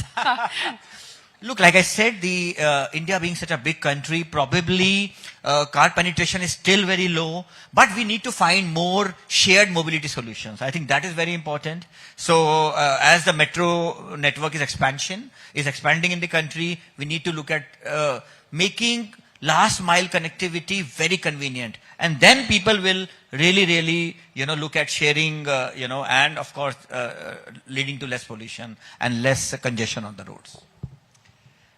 Well saved. But, Tarun, today at the India Economic Conclave, the theme is Navigating Geoeconomics. And I mean, who better than the auto industry? Because I remember in 2021, 22 was it, when you had the chip shortage, then you had the rare earth magnet issue. The auto industry has really sort of, seen it all when it comes to all that plays out around the world and gets hard at. Tell me, is the rare earth issue now behind us? Or is it still a challenge? Like I told you that this is my 33rd year in the auto industry. I'll be very honest, I never knew that car had so many chips until the chip shortage happened. Because the supply chain was such a well-oiled machinery. So while we saw demand fluctuating, sometimes, very high demand, sometimes grappling with no demand. But I thought supply chain was the most sorted thing, unless we had this COVID and all those things. I think, but that was probably an opportunity, because all of us had an introspection, and we said that we cannot depend on one country for such, to run the entire ecosystem. And I think this was an eye-opener for all of us. We are very lucky that we are part of the Hyundai Motor Group, which is the third biggest group in the world in terms of automobiles. But I think in terms of the larger ecosystem, localization is something which people have taken it very, very seriously, especially in the last 5 years. We are at about 81% localization. We want to take it up to 90%. And we know that, this is something which which will really not only take care of the cost and making it more affordable, but also taking care of this so-called geoeconomics you talked about, and removing those uncertainties in the system. Look, nobody likes uncertainties in the system. Nobody likes risks in the system. And I think India has become a very, very strong alternative. And we see now all kinds of products. You see the iPhones being made. You see so many things happening. And I think this was probably a blessing in disguise that this kind of a thing happened and a shock happened. And everybody has started looking at India in a very, very positive way. You know, the global OEMs which are coming now, semiconductors are being made. Electronics, I say, is probably going to be the next 5 or 10 years where India is going to emerge a big superpower. I think a lot of it has to do with those stress which came in 2021 because of those geopolitical issues. Out of distress comes opportunity. Absolutely. But tell me, you know, since you did talk about exports and you give the iPhone example, and who would know better than Hyundai? How much Hyundai makes in India and sells into the world? Tell me about your new Talegaon plant. More exports? Absolutely, and I think that is very critical. So while we have to be very strong in the domestic market, but exports gives us the precious foreign exchange. We know what is the dollar-rupee rate today, 91. 91. I mean, this was unimaginable. And I think also exports gives us a lot of, like a stamp, international stamp about quality, the might of India, the power of India. And we have always taken exports very seriously. Like I said, we are the #1 cumulative exporter from India. Also, we are going to be the largest hub for Hyundai outside of Korea, you know, and hub for emerging markets. So we are now not only exporting cars, but also we have a good, strong R&D center in Hyderabad, where we are looking at, you know, going forward, you know, developing maybe cars in terms of not only for India, but for the emerging markets, Middle East, Africa, Latin America. So I think currently 21% of our production goes for exports. With the Talegaon plant coming in, the plan is to take it up to 30% by 2030. Wow. A huge round of applause. 30% cars would be exported. So Absolutely. Made in India, but for the world. Yes. Is that the learning, though, as we grapple with the whole geoeconomics currently at play, that you can't have a very concentrated approach right now? You have to look at other countries, like you said, export for the world, don't be totally focused and dependent on a particular country and the supply chain dynamics? So there are two ways to it. One is like, for example, for us, because Hyundai is a big group, so we always had that opportunity. But I think what has happened is India's place in the global order is continuously going up and the respect is going up, which means the products from India are now much more appreciated and acknowledged and accepted by the other countries. So the opportunity is only going up. That is point number one. Point number two, because of our unique demographics, I think the price value equation is extremely good in terms of efficiencies of our plants. And we have a very strong local ecosystem in terms of the vendor ecosystem. I think that helps us to really produce and make sure that the risks associated are minimal. So I presume that going forward, not only Hyundai, I think all companies, the exports is only going to go up in automobiles, but not only automobiles, I think India has the potential to become an export hub across the chain. I mean, that's my dream and that's my vision. Right.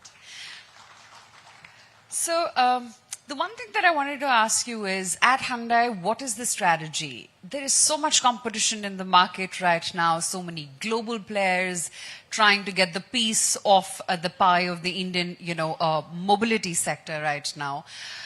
Where is it that you see Hyundai, say, in the next 5 to 10 years? What's the focus going to be in terms of pricing, products? And where do you see the Indian consumer moving? I mean, from COVID onwards, we've seen the SUV rage. Now everyone wants to feel safe. They want SUVs. They want cleaner fuel. What next could they want? Look, I think it's all about the trust. So as far as Hyundai is concerned, we want to be the most trusted brand in India, say by 2030. I think that is the vision we have, very clear vision we have, and our global vision is also progress for humanity. So I think that's very important. You need to be a problem solver. You need to make people's life convenient. So like you said, customers will keep on evolving. But the important thing is, do you keep your eyes and ears to the ground? Do you see not only their spoken demands, you also look at the latent demands. You know, I think there are some things which people don't speak out, but yes, they want. The other thing is, India's median age is 29, which means that we are a very young country, which means we are a very aspirational country. So you need to see that how you can provide those aspirational solutions, but at an affordable cost. And I think our scale, global scale, and of course the Indian scale will help us do that. The other aspect, which is again very, very important, is that you don't need to be only focused on one aspect of car sales or automobiles. I think you can do so much more from a country perspective. You know, like I said, energy. Energy is something which we all know that we are dependent so much on the imports. So how can you develop the hydrogen ecosystem, which can really, really make India self-reliant in hydrogen? And this is something which we have, again, we take it very seriously, because globally we are very strong in that, especially from a waste to hydrogen point of view. So we want to really make a big mark there. The other advantage is, like I said, because we are a company which is very successful in developed markets like US, Europe, Korea, you know, so I think India, the way it is going, like we talked about, we are already the 4th biggest economy in the world. We are going to be the 3rd biggest car market. Very, very important to bring in, you know, those kind of solutions which our young, aspirational Indian customers want. So we want to be the truly Indian brand, you know, made in India, made for the India. And if I may humbly say, most humbly say that today now is going to be led by an Indian for the first time in 30 years as well. I was just going to say that. Thank you. Come 1st of January, ladies and gentlemen, the first Indian MD and CEO at HMIL. Yes, I think right? it's a matter of great pride and of course a huge responsibility as well. Yeah.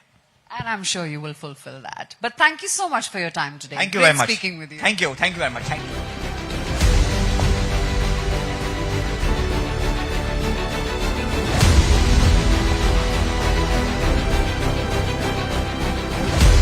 So much, Mr. Garg, for mapping the vision of mobility for the next decade and also championing an initiative like Samarth by Hyundai.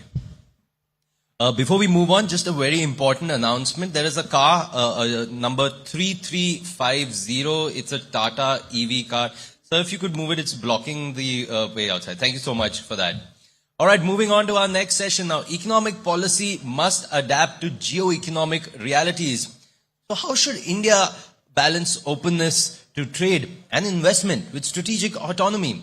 What industrial policies can work without creating inefficient protection, and how can infrastructure development be accelerated while maintaining fiscal discipline? And as a member of the Prime Minister's Economic Advisory Council, our next speaker has been closely involved in rethinking India's economic strategy, from public investment to supply-side reforms in a world of geo-economic rifts. To discuss how India is navigating geoeconomics and unlocking growth, it is our honor to welcome Dr. Sanjeev Sanyal, member of the Prime Minister's Economic Advisory Council, and he will be in conversation with Senior Executive Editor of ET Now, Sajid Mangat.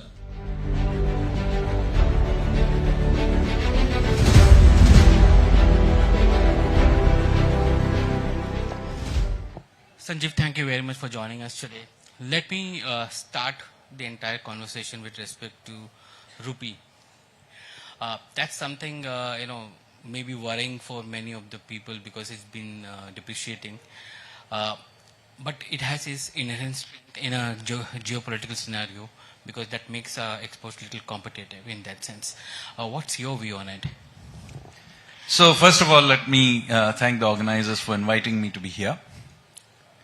See, the rupee, one important thing you got to understand, we have a very well established way of managing the rupee since the 90s, which is that the rupee is mostly allowed to find its own level, but the Reserve Bank of India uses its reserves to intervene in either direction to stop excessive volatility. This has served us very, very well over now several decades. and there is no reason to abandon it. So, first of all, in terms of the pure mechanics of intervention, let me say that that will continue to be the case. The issue is, what is the direction of the rupee? Now, let me say that the rupee and its current weakness should not be necessarily conflated with some economic worry, because historically, if you go over time, you will see that economies that are in their high growth phase very often go through a phase of exchange rate weakness. So you go back to, for example, the Japanese before the Plaza Accord. The economy was growing very, very fast, but their exchange rate was kept quite weak. The Chinese had that in the 90s and 2000s, till they began to allow the yuan to strengthen. So in itself, it does not mean anything as long as it is not generating domestic inflation, which clearly it is not. If anything, our inflation, one can argue, is too low. So under these circumstances, what is happening is that the rupee is not only gaining from its weakness in terms of the rupee dollar rate. Remember, the dollar itself is not particularly strong right now. Yeah. But remember, we have now inflation for the first time that is systematically below world inflation. And our productivity growth is also below, well above world rates. So on all these counts, our real effective exchange rate is very competitive. This gives us the space, not just as in terms of purely export competitiveness in an environment with tariffs and other things. It also gives us the space to begin to remove many of the inefficiencies that tend to accumulate in our trade policy during situations where we are afraid the rupee weakness will cause inflation and so on. For example, the wholesale removal of quality control orders. We have been able to do this because the circumstances are such where the exchange rate allows for us to do this without a fear of a major rush of dumping and other things. So the QCOs basically were introduced at a time when the corporate balance sheets were weak, and we were afraid of this huge dumping. We also had the COVID crisis. Right now, our balance sheets are much better. The quality to price trade-off is better understood by our manufacturers. So, allowing the exchange rate to have come to these levels allows us to remove these inefficiencies. The QCOs are not the most efficient way of managing dumping type issues. So I think overall, I am not concerned about the rupee at all. So you're saying basically you don't need to have dumping duties because the rupee is doing our work basically. Yeah, dumping duties is a different issue. I'm talking about specific cases of QCOs. But yeah, some cases the dumping duties may also not be needed, but that depends on the particular item. But what I'm trying to say is that this idea that the exchange rate movement is some award for economic performance, we need to be a little careful about, because every high growth country in the initial stages of takeoff has had a phase of weak exchange rate. In fact, some people would argue that has been maybe not a sufficient condition, but a necessary condition for the takeoff phase to happen. We are a capital goods importing country, and the depreciation in rupee, doesn't it hurt us in that sense when we are importing capital goods into the country and in the setting up? Well, we are also a capital goods producing country. So if there are capital goods that are particularly expensive, then yes. But if there is somebody who can produce it in India, then for that person, this is a good opportunity. Secondly, to the extent that FDI comes in, the rupee value of that each dollar of FDI that comes is now greater. And if that FDI is buying foreign capital goods, well, it continues to be in dollars, so it does not matter. So either which way, I would say, yeah, there are some trade-offs for individual buyers or sellers. But overall, I am not concerned as long as this remains reasonably well contained, smooth, and is not triggering domestic inflation. One of the reasons which has been stated for the rupee weakness is the foreign outflows which is happening there. Do you think that's a legitimate reason for that? Because from them, for their point of view, if they are bringing more dollars, they can buy more stocks because we haven't moved much from a market's point of view. So this should be a healthy thing. If why are people putting money into India? So that presumably they make money and take it out. That is the nature of how these markets work. On a gross basis, money is in fact coming in. In fact, we are receiving right now record inflows of money coming in. And just in the last 2-3 weeks, you have had Amazon, Microsoft, Google, all of them announced, just between the three of them, some 75 odd $1 billion of investment. So it's not that money isn't coming in. But yeah, for a while there was a phase where our valuations were very attractive and people thought it was a good place to liquidate and monetize some of their things, which is a good thing, which suggests to us that their investments were successful, and this is precisely what leads to other rounds of investment. I don't think, once we accept a market-based system, we have to accept the cycles that entail it, because that is what leads to the next round of investment. So we should be happy that people are making money here. Is this a new normal from a depreciating rupee point of view? Because in the past we have seen 2 to 3% depreciation in rupee, but this year it has been little more than that actually. I am not too concerned because, as I said, the rupee is super competitive and is gaining competitiveness every year, not just from this weakness. We have inflation which is below world inflation, and our productivity growth is higher than what is in the rest of the world. So the rupee is gaining competitiveness on money fronts, which is one of the reasons why our exports are holding up despite these tariffs. So I am not too concerned about it in itself. Now, of course, if the rupee falls at a time where we have pressures, macroeconomic pressures, that's a different situation. But we don't have, excessive external debts to repay. Our debt to GDP ratio is very well maintained. There are no macro pressures. So when there are no macro pressures, the rupee, in fact, if we have ambitions that in the long run the rupee will be a hard currency, then we will have at some point in time to be quite comfortable with the rupee doing what, say, the yen dollar does, or the euro dollar does, or even the GBP dollar does. We have to allow these adjustments to happen. It should be a natural part of things. Yesterday we had the finance minister come and tell us that tariff has been weaponized, and practically every country is now having a free trade agreement with another country, thereby making the WTO defunct in that sense, because there's no global trade organization or no global trade as such. It's bilateral trade now which is taking place. How do you see this new scenario which is building up? So she's right. The old WTO-based multilateral system is indeed now broken down to a large extent, for the time being at any rate. And it's not just about Trump tariffs. It was already beginning to fray at the edges even before this current episode.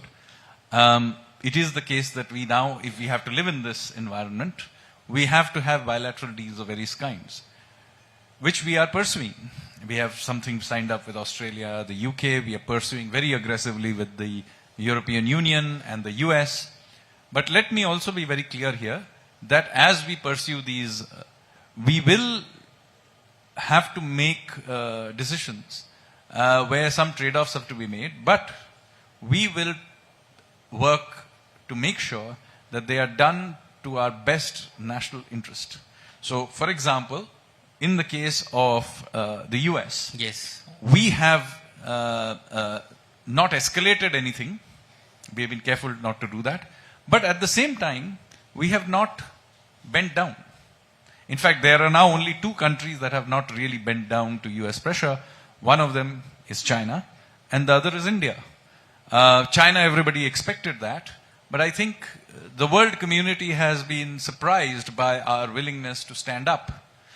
And I keep saying that, look, if in a situation where our economy is growing at somewhere between 7 and 8%, inflation is not an issue, external debt is not an issue, and there is no other real pressure, if under these circumstances we are not willing to stand up, then when are we going to be willing to stand up? So, while Some trade-offs, of course, are made, and every trade deal someone have to be made. It has to work for them just as it works for us.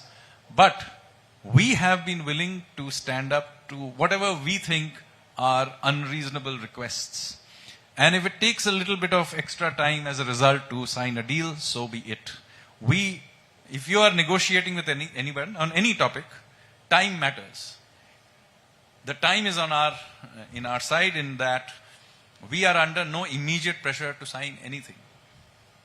Now, as I said, some reasonable trade-offs have to be made both ways. But this is not to suggest that we will, will bend to pressure. And I think our Honorable Commerce Minister has also earlier stated, we will not sign anything with a gun to our head. So be very clear that not only are we going to sign things as we think are our best interests, let me say that worldwide we have gained respect for this.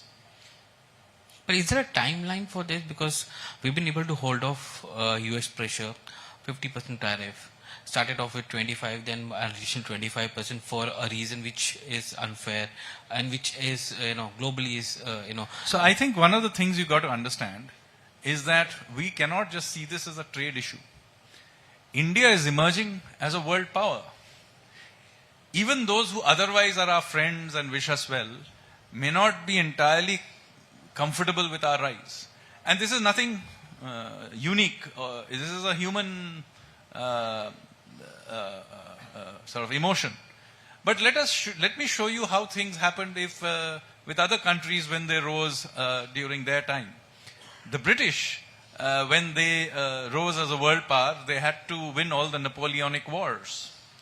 The Russians, when they rose as a great power, they had to basically, hold back both France and Britain in the Crimean War. The Germans had to win the Franco-Prussian wars in the late 19th century. America had to win 2 world wars. Japan had to defeat the Russians in 1905. And so on and so forth. The Chinese had to fend off the Americans in Korea and then in Vietnam. So the point I'm making is, if our rise only requires us to take a few punches for tariff wars, then maybe we are getting it cheap. I wanted to discuss about maritime economics as well, because that's a topic that interests you. But before that, one question on interest rates. We've seen 125 bips cut by Reserve Bank of India. We are in a scenario where we have low inflation.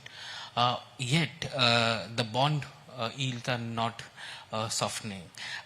What is your take as an economist on how bond market is viewing all this?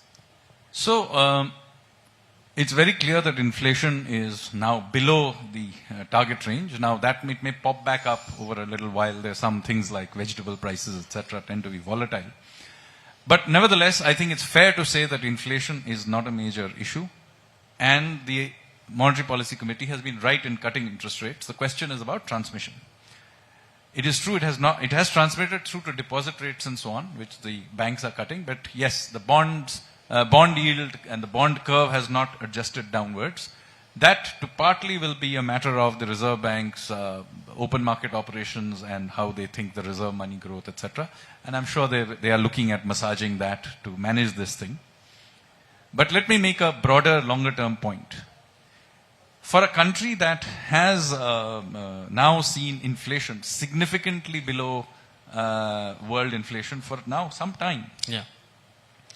Now, think about this for a while. Till we introduce the inflation targeting framework, Indian inflation used to routinely be in the 8 to 12% range. It's recent enough that most of you will remember this.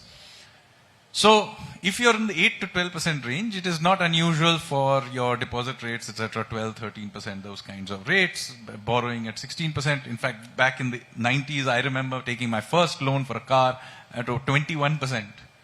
So, we were never an Argentina-type high inflation country, but we were a high inflation country. Now, in a relatively short period of time, we introduced a inflation targeting framework, with a 4 to 6% range, which we thought was very ambitious when we introduced it.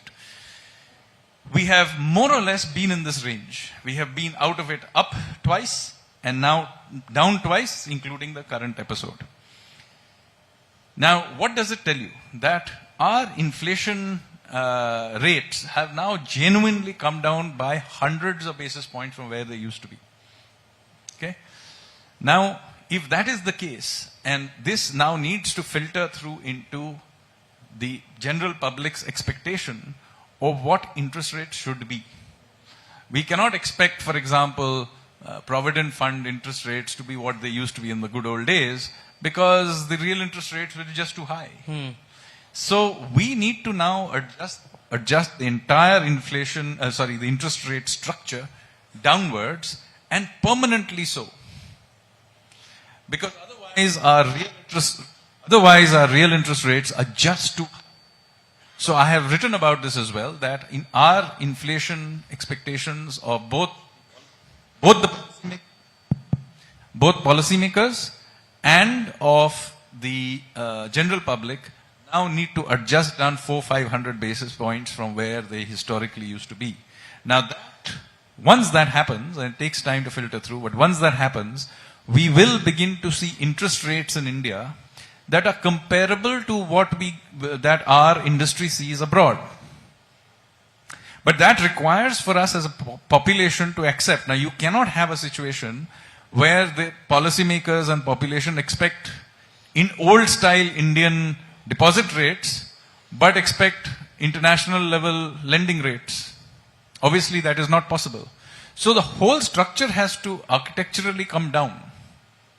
And that opportunity now is there. It will be a fantastic thing for Indian industry if we can begin to finance debt capital at globally comparative interest rates. Now, this is something, by the way, just like with the exchange rate, this is something that happened in all countries during the triggering up phase of their high growth.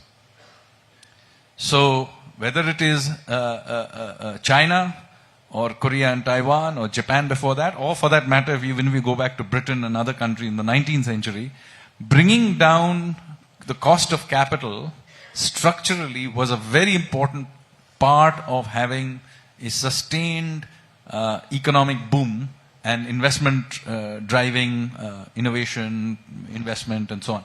So I think here there is an opportunity of bringing our cost of capital to something compared to world levels. But as I said, we as a people need to then, including the savers in the system, need to then accept that the returns on capital, on debt capital anyway, will come down. Moving to the maritime economics, which is which you look at very closely, and you are closely involved in the shipping policy as well. How do you think the trade dynamics are going to change going forward from a maritime point of view? So I think one of the things that people forget is that India, from a geo-economic perspective, is actually an island nation. So let me explain. We have two long borders. One is with Pakistan, with whom we don't trade. The other border is with China, with whom we do trade, but not with the Himalayan parts where we have the border. We trade through the maritime route even with China. So from a geo-economic perspective, India is an island nation as much as Britain or Japan. This is something that is not appreciated by people generally. And for a variety of reasons, Indian policymakers till recently tend to have a very landlocked view of the world. This is thankfully now changing. And we are beginning to now behave much more like an island nation. So as a part of that, we have of course heavily invested into our Navy. But in the last 18 months or so, we have, if you will have noticed, dramatically changed all our maritime related laws. Laws relating to ship flagging, ship ownership, and so on. We have introduced a major big push into shipbuilding. New shipping policy. There's a shipping policy that we have put 70,000 crores as incentives for shipbuilding. And in fact, Indian shipyards used to be half empty for decades. Just in the last 2 years, they have now got orders stretching out till 2030 in some cases. And so as a result of which, India has become suddenly, in a very short period, a very exciting hub of shipbuilding, shipping innovation and so on. And I would argue that by 2030, we will emerge as a serious player in the shipbuilding space. Do you see a lot of foreign direct investment now coming into shipbuilding into India, given that you have come out with a new shipping policy? Absolutely. So there are two types of things happening. There are global shipbuilding majors, for example, Hyundai and so on, who are investing billions, looking to invest billions of dollars into Indian yards. So that's one. Indian yards themselves are expanding, like Cochin, Mazgaon, etc. They are flooded with orders. So that is one part of it. The other thing that you are beginning to see is that global shipping lines are beginning to give Indian shipyards orders. And at the same time, as I said, we are ourselves giving naval orders, but also we are now trying to build a national shipping fleet. So people don't realize this, that India only has some 480 odd large cargo ships, okay, which can, they're not very, very large necessarily, but even including medium ones for doing, international trade. Now, 480 of such ships, including tankers and container ships, etc., is very, very small compared to our size of the economy. I mean, 95% of our trade is actually carried on foreign ships. Now, as I keep telling people, this is our single biggest geostrategic vulnerability. I mean, you don't need a country to decide that they don't like us. If 3 or 4 large shipping lines say they don't like India, we will be in serious trouble because we won't be able to export, we won't be able to import oil, all kinds of things will happen to us. Or just a change of priority of what goods to carry. That would it's not like they don't like us. For whatever reason, they decide to that China is a better, more lucrative market, and they all drift off there along with their containers. We would be in trouble. So we need to invest into this. We underinvested into it for long periods of time, but we are now trying to correct it.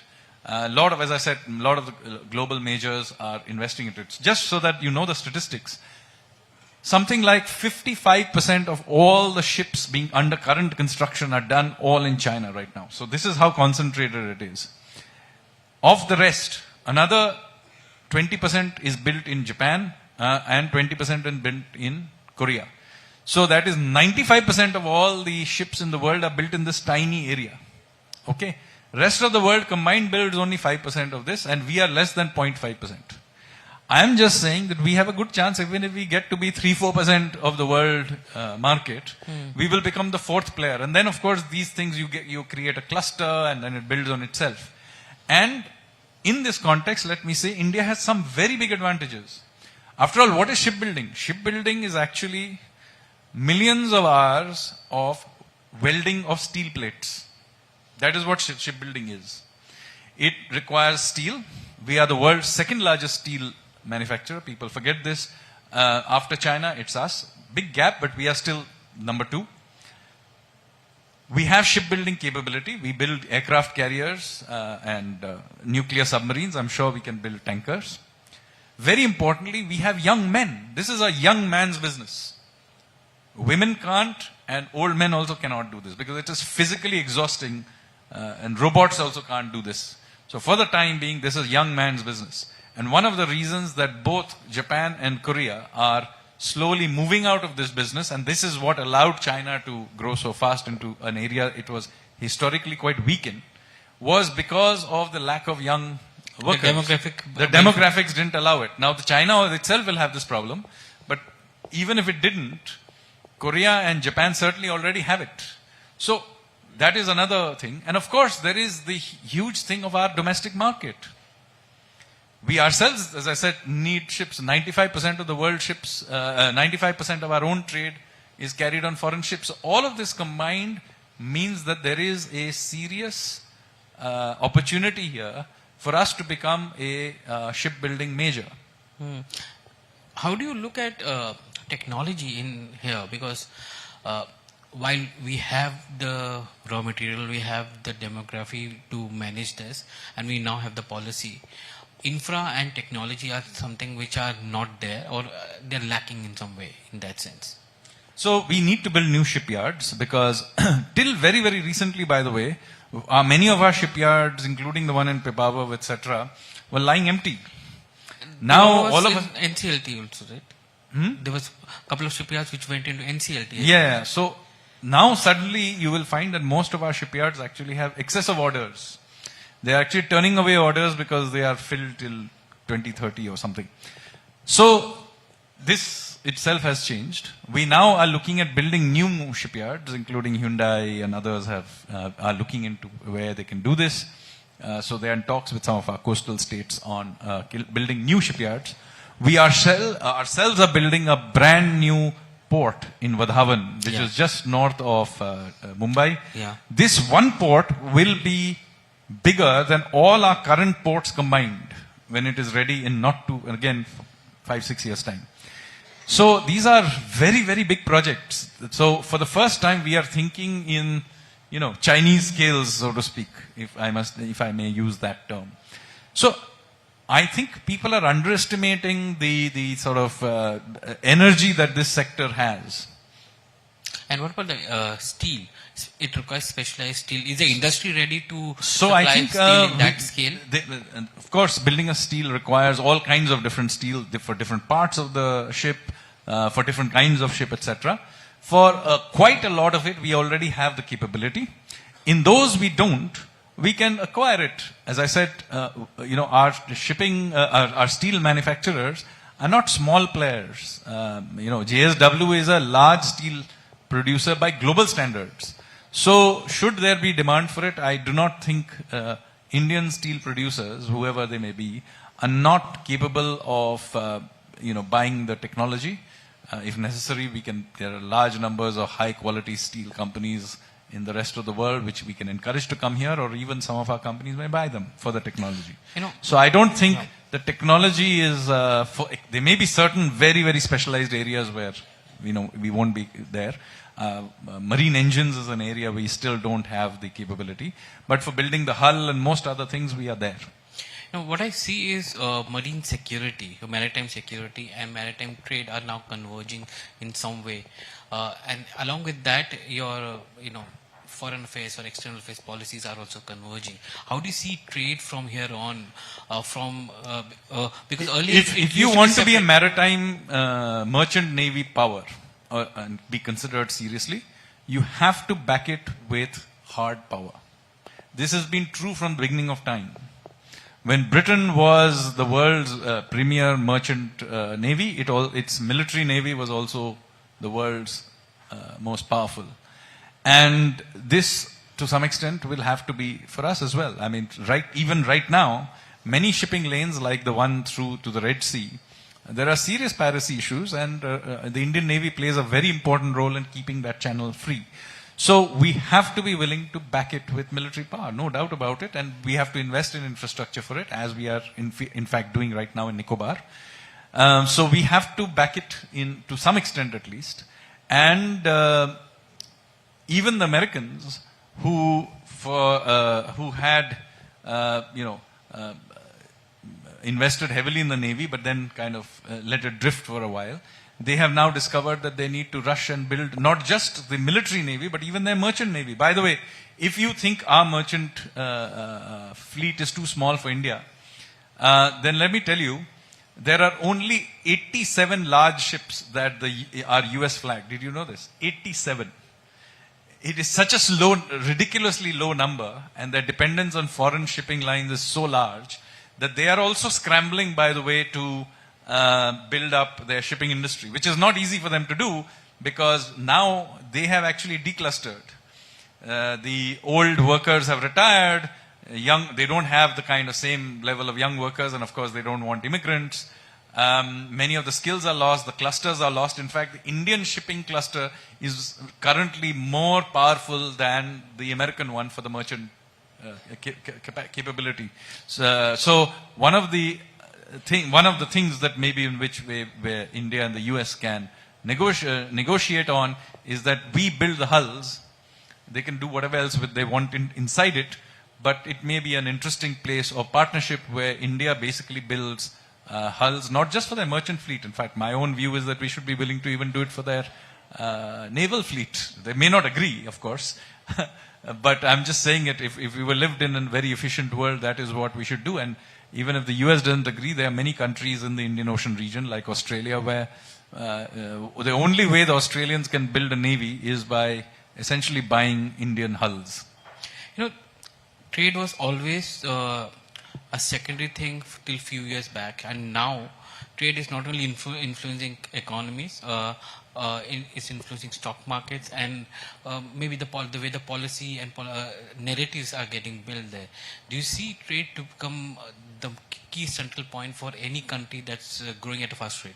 Absolutely. And I'm surprised that you don't think it was the case earlier. It was always the case. I mean, look at the last 30 years. Which were what did all these companies like Infosys, Wipro, TCS, what were they doing? They were basically doing all kinds of services for American clients. That is trade. The services trade. So trade has always been an important part of economic policy. This is the reason, whether it's services and digital trade or physical trade through merchant lines and so on, there is always consequently a link to geopolitics and geoeconomics. So whether it is China's own OBOR or our newly constructed idea of IMEC, or the free trade agreements, or the Indian Ocean sort of security architecture, which we need to be an important part of that. All of this has always been an important part of economic policy. Those who are of the opinion that you can separate hard power from economics do not understand either economics or hard power. Sanjay Sanyal, it was a pleasure talking to you today. Thank you. Thank you very much. Thank you.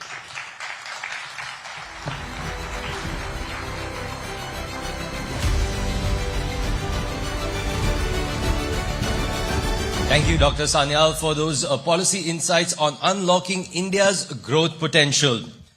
Round of applause once again for Dr. Sanyal. Thank you so much, sir, for that.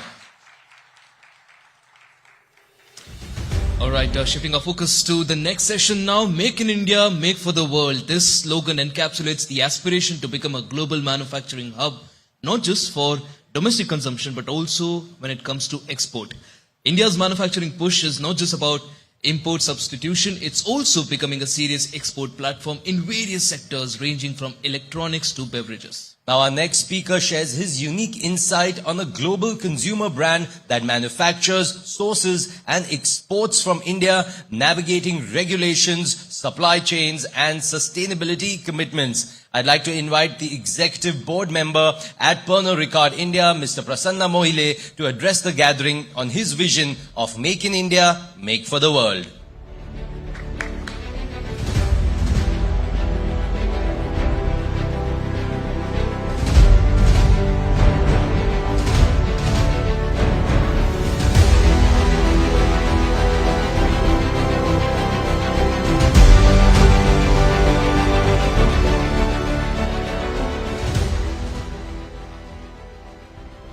We'll just, Mr. Mohile, 1 second. We'll just put the mics on there. Can you test that again, sir?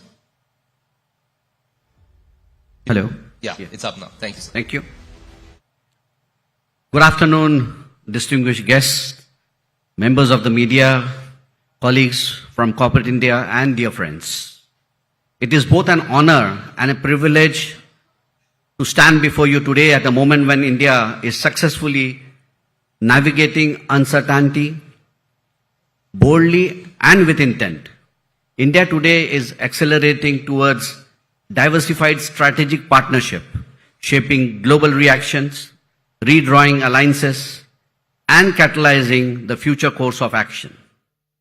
Friends, the world is recalibrating. India is recentering.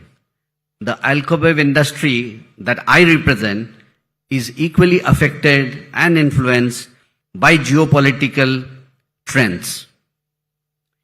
These shifts are not abstract. They are playing out across industries, including ours. rising operational costs, supply chain vulnerabilities, trade and tariff tensions are increasingly shaping the way we do business. In response, resilience has become strategy. Localization has become leverage. Companies are re-architecting supply chain, expanding local sourcing, and building manufacturing strength closer to home. India today stands out as the fastest growing alcohol market in the world, powered by favorable demographics, rising incomes, and a rapidly expanding middle class.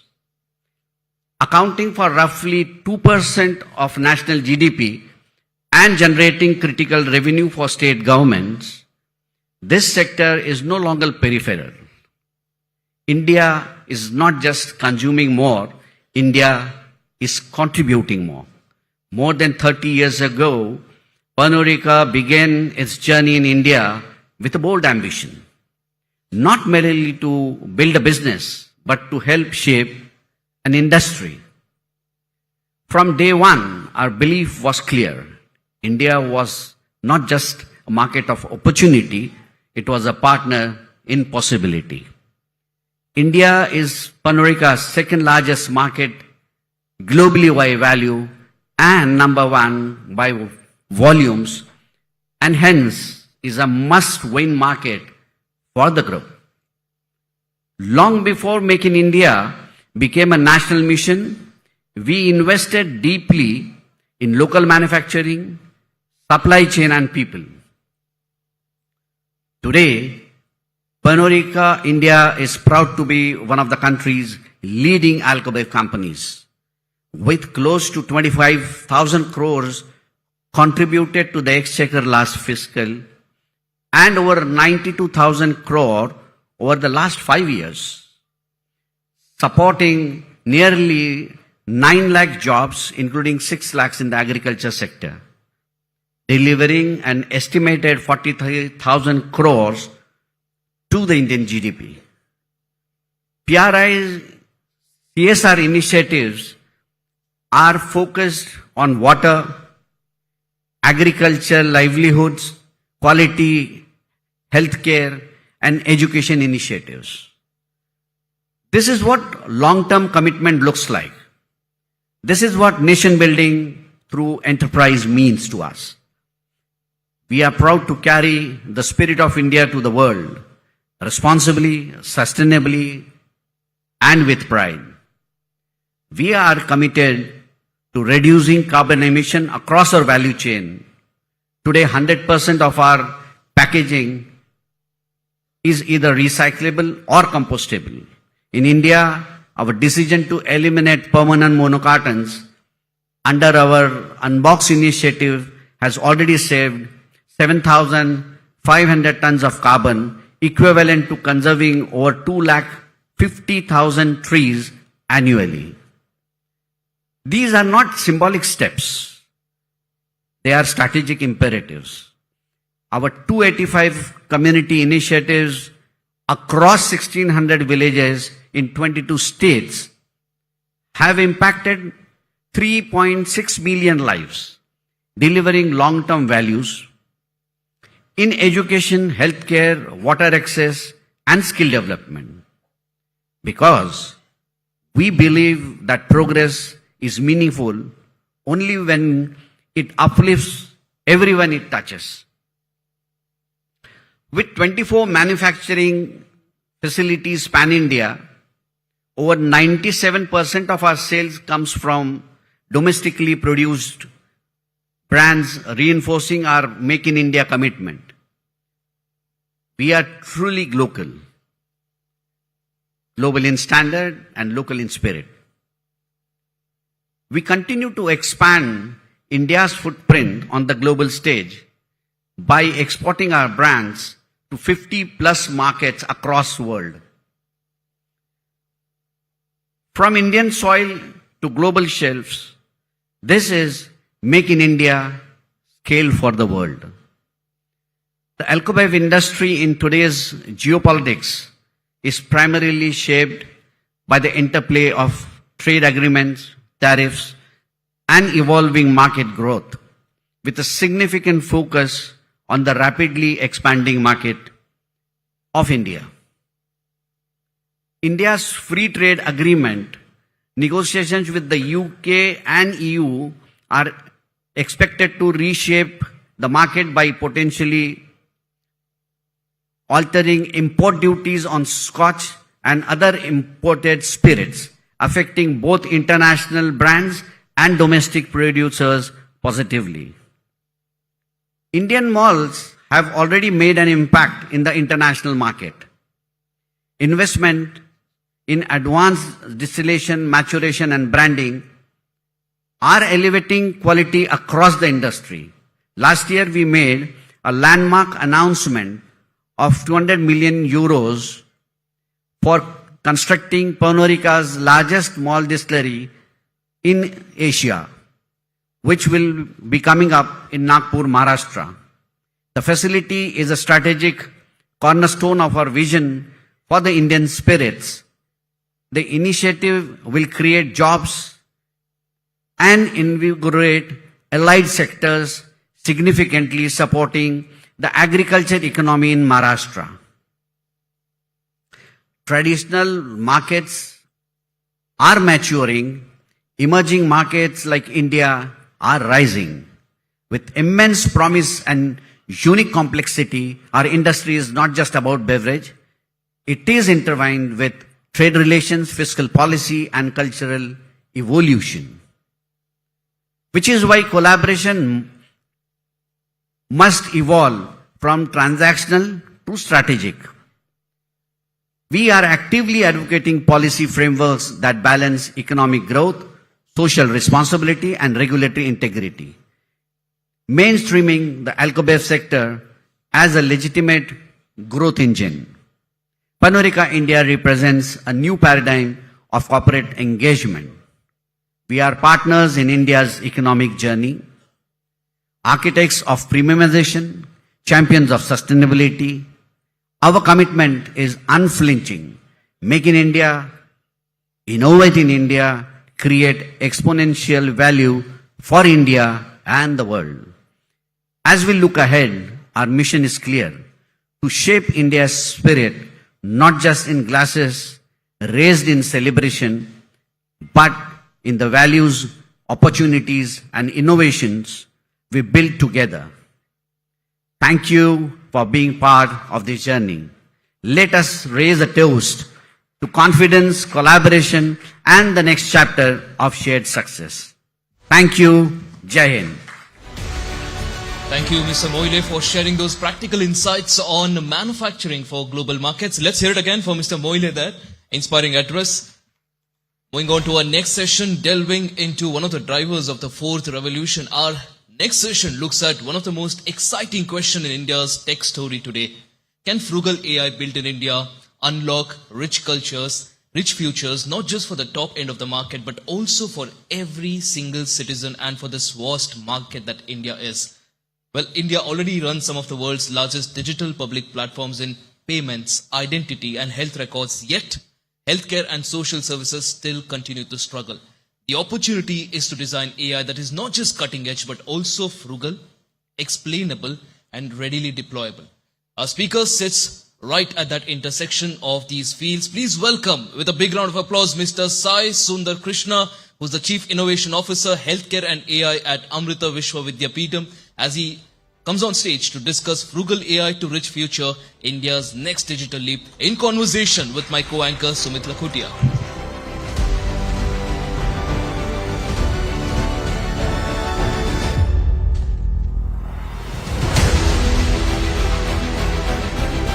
Thank you for that, Ashish. Sai, we're talking about something really exciting, AI. Everybody's talking about it. But everybody's speaking in general. It's very cool to say I'm using ChatGPT, now Gemini, Perplexity, etc. How should we be approaching AI for Bharat, for India? We're a huge country, almost 1.3, 1.4 billion people. We can't just copy paste what the West is doing. India is very famous for its jugaad, frugal, which is why we're talking also about Frugal AI. Your thoughts, what are your insights? How can we crack the code? Perfect. Really thank Times Now for giving this great opportunity, and it's a great feeling to be here talking about artificial intelligence. But let me get the stage a little bit, give a lot of context, because a lot of people will be in different modes of life and different awareness about AI. So I'll start with a tagline here. So technology scales capacity, but the artificial intelligence is going to do that actionable decision intelligence, which is going to create value, do the price discovery, and do the market growth. Let's get this fundamental thing. Now it remains, what is artificial intelligence? First of all, we'll cover that question. So 4 pillars, MCRA, I would call it. Deep mathematics for problem solving. We can't shun away from it. Computing. How do you leverage the compute? Reasoning, before, during planning, during processing, and during feedback, and autonomy. So if all these things work in tandem, math, reasoning, compute, and autonomy, then you call it AI. So this particular toolkit is what is creating value. So whether, whatever kind of innovation you do, whatever sector you are in, these 4 pillars are creating value. Now, think about a very simple example. A farmer creates a produce for, let's say, 100 rupees. He sells it for 100 rupees and he spends 70 rupees on it. 30 rupees he creates value for himself. He gives it to a manufacturer, makes probably a wheat flour or something, and then he creates 50 rupees value for himself, and the next baker or food processor creates 70 rupees. So totally they have 150 rupees of value. Government puts its own tax, so government is also a value creator, it creates value for itself, and then minus subsidies. So this whole thing is the GDP. So think about the value creation for the farmer. Enter AI now. This is where the scene changes. Instead of just doing whatever he does in the total factor productivity, just with his available capital, labor, and material, now he uses satellite technology to look at the soil health. He drives drones, and it just puts computer vision and minimizes his risk of, getting caught up in a blight or some kind of a disease. He insures himself. He looks at the soil microbiome. He looks at the interaction between soil microbiome and the plant genomics. So all these things existed, but then you created value by combining all these things together for one decisioning actionable intelligence, right? So this is what AI creates. And what it has created is 3 things, if you really carefully think about it. It has created, first of all, it has minimized the risk. We call it variance reduction. It has created what you call information asymmetry processing. Now we have collate information from different data sources, and it has also done optimal allocation. If he puts all those sensors, look at leaf stress, look at the root stress, hypoxia, put a smart precision agriculture. Now he's created a lot of value by combining all. The yield just shoots up. Right. AI did this, right? And give a couple more examples. One on manufacturing, predictive maintenance. Your tool where you're bearing failures, predictive maintenance. Your job, the defects in your job. So that's different kinds of job. Look at the whole manufacturing sector. So you, again, run a computer vision and you convert that into signal processing, take into Fourier domain, do all the spectral analysis, and AI gives a toolkit. Or here is where the problems are brewing, early warning signals. Look at the process of manufacturing. You're creating value when you say that, here I've applied reinforcement learning. I've studied the process. I can imitate this process for you. I can optimize this process for you. AI created value in all the places in one shop floor. Just multiply it for multiple industries and multiple shop floor. So for Bharat, the main thing is you need to make innovations on the core sectors, agriculture, farming, healthcare, fisheries. Yeah. That's going to be the huge game changer. I haven't even spoken about healthcare, which is... So we get to healthcare next, but I get your point, because it's got to be these use cases and specific, tailor-made to the Indian situation. And speaking for healthcare, more specifically on medicine, I know Amrita Vishwa Vidyapeetham has schools. I mean, you have a school for AI also, and you have school for the in the medical space also, in the medicine. Hospitals, 2 super specialty hospitals. Right. Yeah. How are you seeing like, teaching these students so that from the bench to the bedside of the hospital, how can AI be integrated there? Yeah, so this is going to be a very involved question, because I think that we have arrived at a watershed moment for healthcare AI. And the reason why I'm talking about this as a watershed moment is, again, the same tagline, technology scales capacity. What we are witnessing right now is a technological surge in something called sequencing technologies in spatial multiomics. So now you can look at subcellular level biomarkers. You can look at what kind of O-link protein, end-link protein are in my endoplasmic reticulum. I can get into the nucleus. Inside nucleolus, I can see all those markers which are spread around. If they are spread around, they mean one thing for cancer. If they are aggregated, they mean another thing for therapeutics and diagnostics. So you can go to that level. Now, what this really brings out is the total addressable market, if you think about it, is 52 sextillion. Because 140 crore Indian people and 37 trillion cells in a guy, and you're thinking about 52 sextillion, that's kind of total addressable market. And now if we actually position this AI properly, we are talking about creating actionable intelligence, which is going to just skyrocket for the kind of talent we have got. So this is going to be extremely interesting moment, because now think about these two things. Your biomarkers are not going to be just a gene or a molecule. They no longer need to be. They can be a state transition of a bunch of these multiomic things that you observed, you sequenced, right? And you can also think about this like the disease is not just one state, but it's a dynamical attractor. I mean, all of us would have gone through our blood reports. You would have seen HbA1c or HSCRP, C-reactive protein. You are in an infection state. Now, you don't know whether you're going towards cure, which is homeostasis, or whether you're going towards an inflammation-based collapse. You really don't know. So how do you know? You think continuity, right? So that the disease is attracting on one side, health is attracting on the other. So with all your livers, now you can do precision medicine. Now you can do, and think about the scale again. You thought continuity now, think about the scale. You got glycosylation. Again, HbA1c gives a systemic glycation, but there's something called AGE, which is going to be very, very involved. And there are a bunch of other jargons I can put, like oxidative stress, mitochondrial dysfunction. I mean, for all these things, AI creates value very, very deep. It's like when the microscope was found, we actually created so many use cases and the whole thing revolutionized. These omics technologies are creating exactly the same moment. So this is going to be useful in precision medicine. I can ask, what is my inflammation load currently, right now? I can ask, what is my biological aging velocity? And I can all, from a population health dynamics, in India, what is the disease state? I can do a digital omic phenotype for every Indian citizen and give it to the Indian government, and then we are going to rule the roost in the world, right?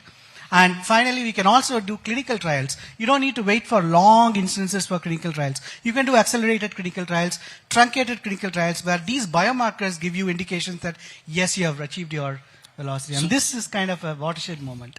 Exactly. So it sounds like there is so much scope and so many things that can be done. It's like you can't even fathom the number of solutions that this can be done. I want to move on now to the next part is when you talk about AI.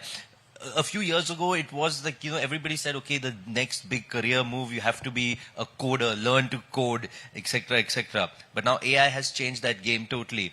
How should people be the students for tomorrow? How can they learn how to use AI to, more importantly, be AI complementary when they come out into the workforce? So they shouldn't be threatened by AI, but they should know how to work with it to enhance their skills, enhance the productivity. Yeah, I'm thinking at it from an even bigger perspective.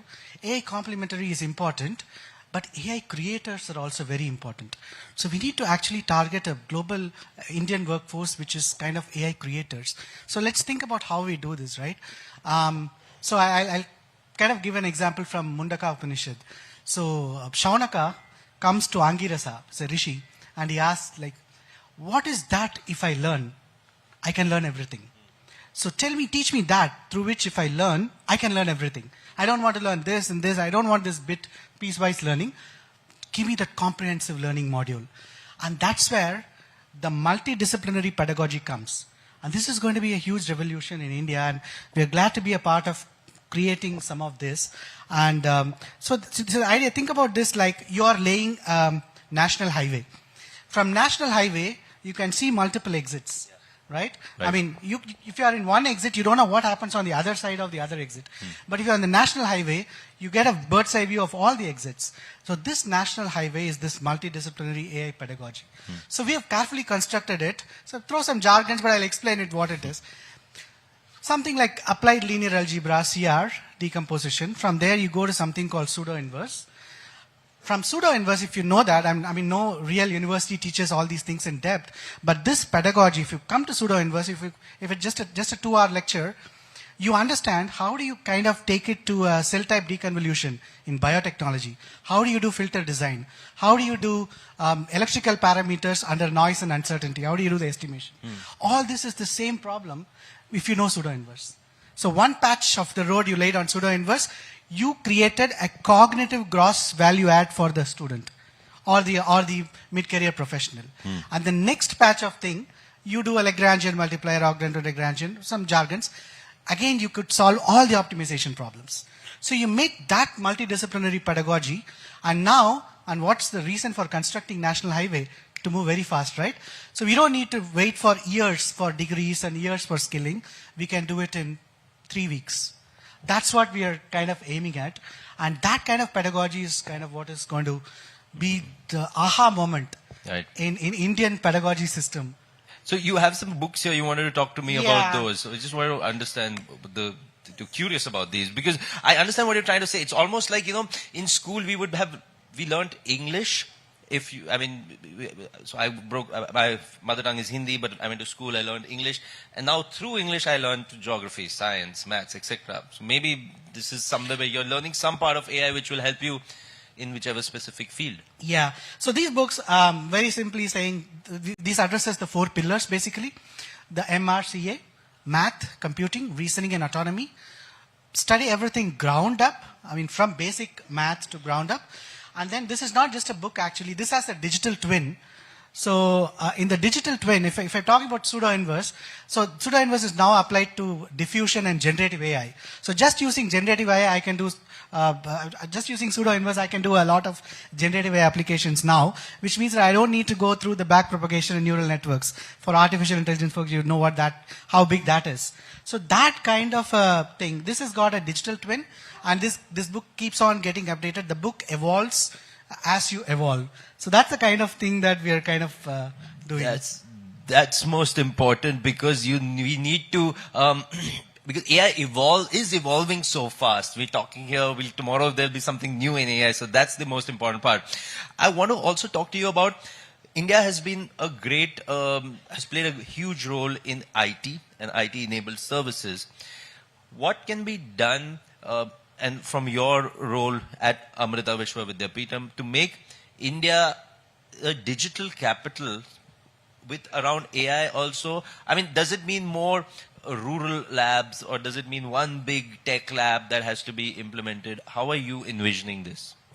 Yeah, so India is in a wonderful state where, if you look at the AI readiness survey in 2024, by 2024, what they said is, so US is way up, mostly because of its research and infrastructure. Next is China, 35 points or something. India is 21 or something. Now, if you look at the components which actually jack up this rating, for US it's infrastructure primarily and research secondary. For China it's primarily research, a little bit of infrastructure it lacks. But for India, the biggest puller is actually the talent. So think about the compounding effect. The way I said the value creation happens, right? From the technology scaling capacity and value creation happens. If there is a 100x value creation per capita, just by sheer demography, we are an order of magnitude 10x higher than all these countries, right?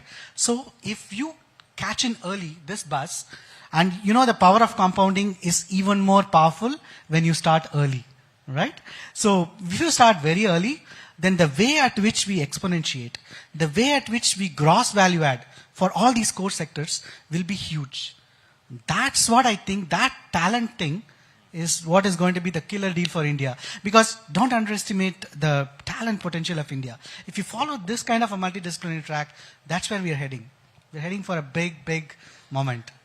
I'm very sure of that, and definitely the talent pool is going to create the magic sauce or the magic moment, maybe. Sai, you know, India has over maybe about more than 100 plus unicorns now, and some are in fintech and different sectors. And I also know that you're on the board of working on the smart city Amravati. What do you think can be done more to bridge this India to Bharat bridge? Because sure, we're talking about the urban, but there is so much potential in the rural areas also. How can AI serve to bridge this missing gap, or any other thoughts that you have? Because how can we make the most of that potential that is there? I honestly think we should start from the schools.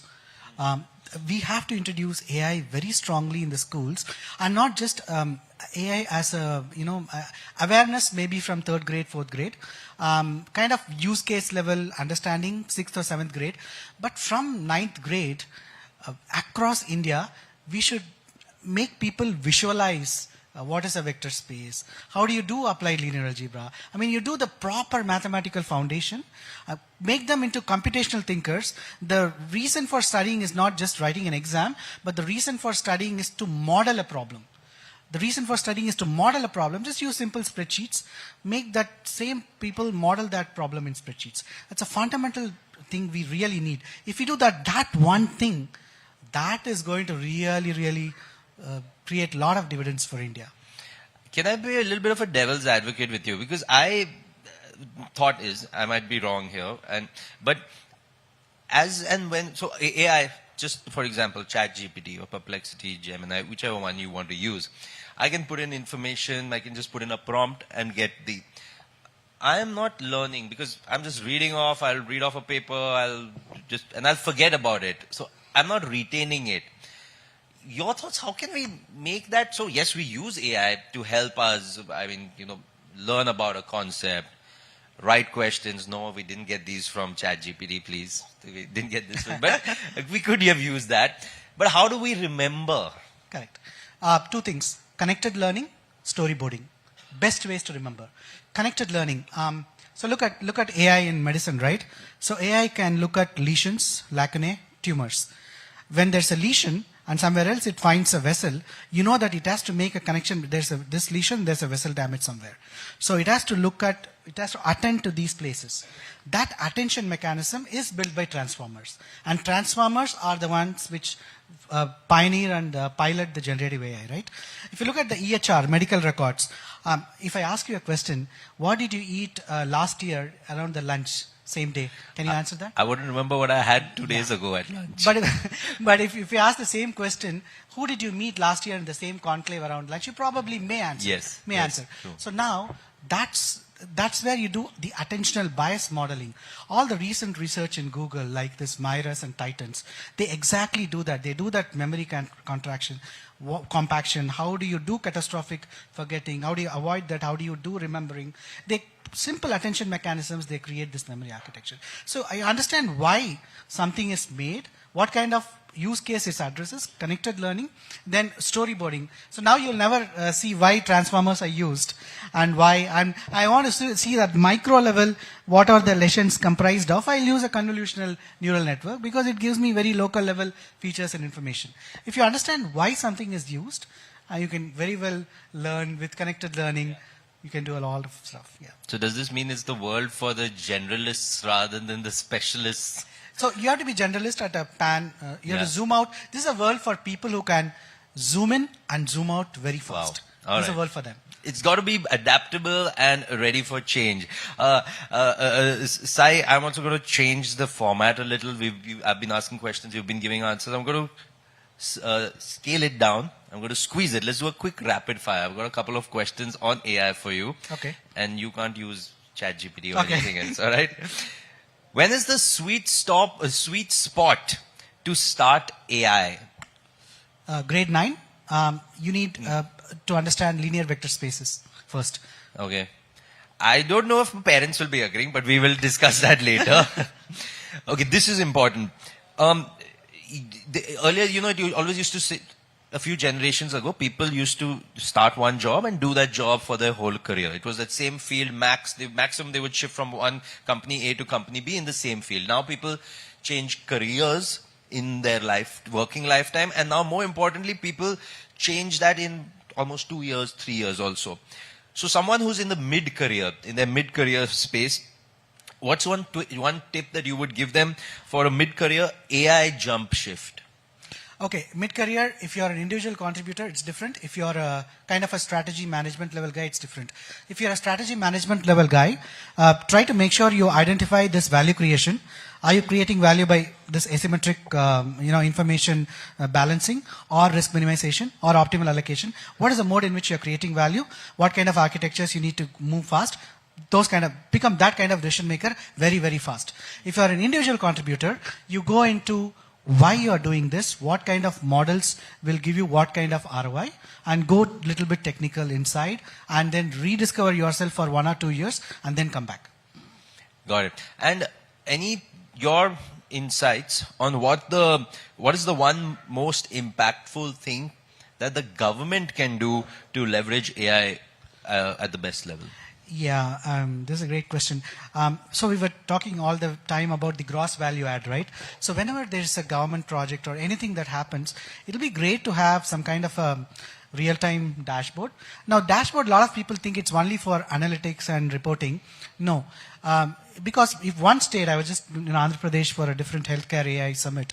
So the cross-disciplinary learning between the states, and which some kind of an overarching organization like the PMO, if it can have some kind of a ministry of AI, well, sure, why not? You can have ministry of loneliness, you can have ministry of AI. Then there's a lot of this cross-state learning which immediately happens. So this worked for us because we solved this problem that way, and share that immediately to, let's say, Uttarakhand, and Andhra Pradesh to Uttarakhand. That transfer will be very, very smooth.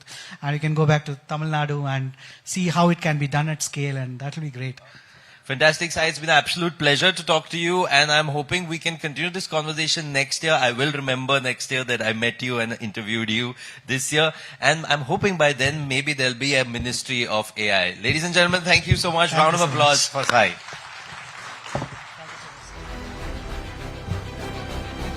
Thank you, gentlemen, for that insightful conversation.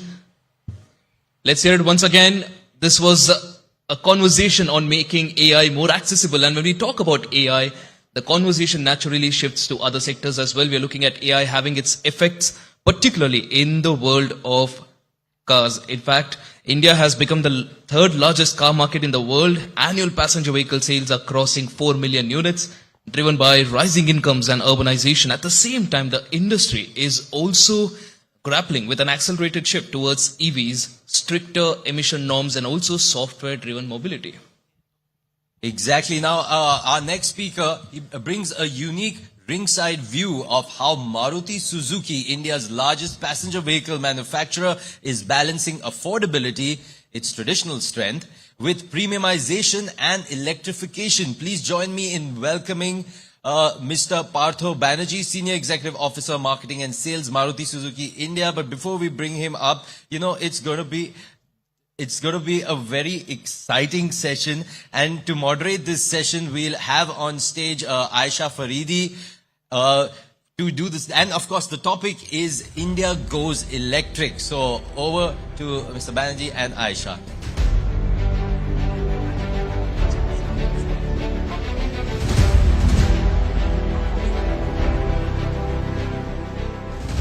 Thank you, Sumit, as well as Ashish, and thank you, all of you. We've had a lot of focus on mobility. Our topic is Navigating Geoeconomics at the India Economic Conclave, and who better than Partho Banerjee himself joining in today from Maruti Suzuki to talk about that. Thank you so much for your time. I think first of all, I'd like to thank the Times Network Group for coming up with this conclave. And Aisha, you rightly mentioned, I know before me there were some speakers. My good friends Tarun would have spoken about the Indian mobility. So, interesting. And Mr. Gadkari yesterday. Yes. Yes. So, I think being the market leader, everybody is thinking that why Maruti is not coming with the electric vehicle. So wherever I go in the media, any place, everybody asks me, sir, why you people are not coming? So in fact... Why you people are not coming? Okay, I was expecting that. In fact, I ask a simple question to all my media friends. How do you define coming? Is giving a total solution more important or giving a part of it is more important? Obviously, if it's Maruti, we expect the complete solution, don't we all? Actually, not from others. I didn't say anything. Just to give you a perspective for the bringing the audience to the same platform, today if we talk about the EV, we being the market leader, we feel it is very important for us to have a play in all form factors and also to have a play across all the segments and also the technologies, be it the EV, be it the hybrids, be it the ICE, be it the CNG. Because you cannot be a market leader if you are not offering all the type of products and you are not getting to all the segments. Now coming to EV, today there are more than some 17 to 18 models in the segment. I'm the one which are doing some numbers. But the car penetration of EV on the total industry is just 4%. 4%. So it doesn't make too much of a difference in a country like ours where we are selling close to, every month industry is doing close to 4 lakh sales. Just 4% is around 16, 17,000. So what is the reason why people are not adapting to the EV? That's a very fundamental question. So we are lucky, many of our friends in the industries, they first launched it. From there we had some learnings. And from the customers we came to know that there are certain concerns in their mind. Till the time we are not able to address that, only we will get the early adapters, but we will not get the mass movement for the electric vehicle. So I'm very curious. What is this amazing plan that you're working on? What do consumers want from EVs? And not, like you said, not the nascent ones, the ones who will stick by. Yeah, generally if any new model comes, Aisha, there are initially some early adapters जो अपने घर के सामने गाड़ी खड़ी करेंगे कि भाई ये नई गाड़ी लेके आए हैं, but they are not brand loyalist. They will again move on to another brand. But ultimately, a OEM looks for the loyalist who will stay with the brand and they will be promoting it. So fundamentally, if we need to take into account this set of customers, you need to work on them. And when we did a research that what are the so-called the inhibitions the customers are having to move to an EV, fundamentally 4 things came out. First was the range of the vehicle. Now what has happened in the past, the products which has been offered to the Indian customers, what was the range claimed vis-a-vis actually what the range they got? There was a huge gap. So now the customers are little concerned if the OEMs are claiming some range, actually in reality how much I will get. Second thing was, they were not buying this car as the primary car, not the first car in their house. The reason was very simple. If in India the car penetration is 34 per 1,000, the customer who is buying the first car in his family, he is not buying it for a purpose that if I have to go out of the city, I will be using another car. Within the city, if I am traveling, I will be using the EV. He wants a car. If he wants to go to Chandigarh, Jaipur, it should do. At the same time, for 360 days when I am in the town in Delhi, I will be able to use that vehicle.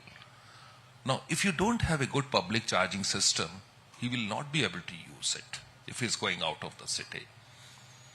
Third important point is this, how good the product is. At the end of the day, you need to give a good after-sale service. Very important. Technology, everything is fine, but you need an after-sale service network. And fourth thing is, which is very important, कि भाई 5 साल बाद मुझे गाड़ी बदल के दूसरी गाड़ी लेनी है, what is the resale value I will get? Now, if you talk about today the conventional ICE vehicles, after 5 years, you get at least 50% as the salvage price. So what is the thing I can expect after 5 years? Because EV generally people know is a battery. And if the battery after 5 years, life is going down, then what is the price I will get?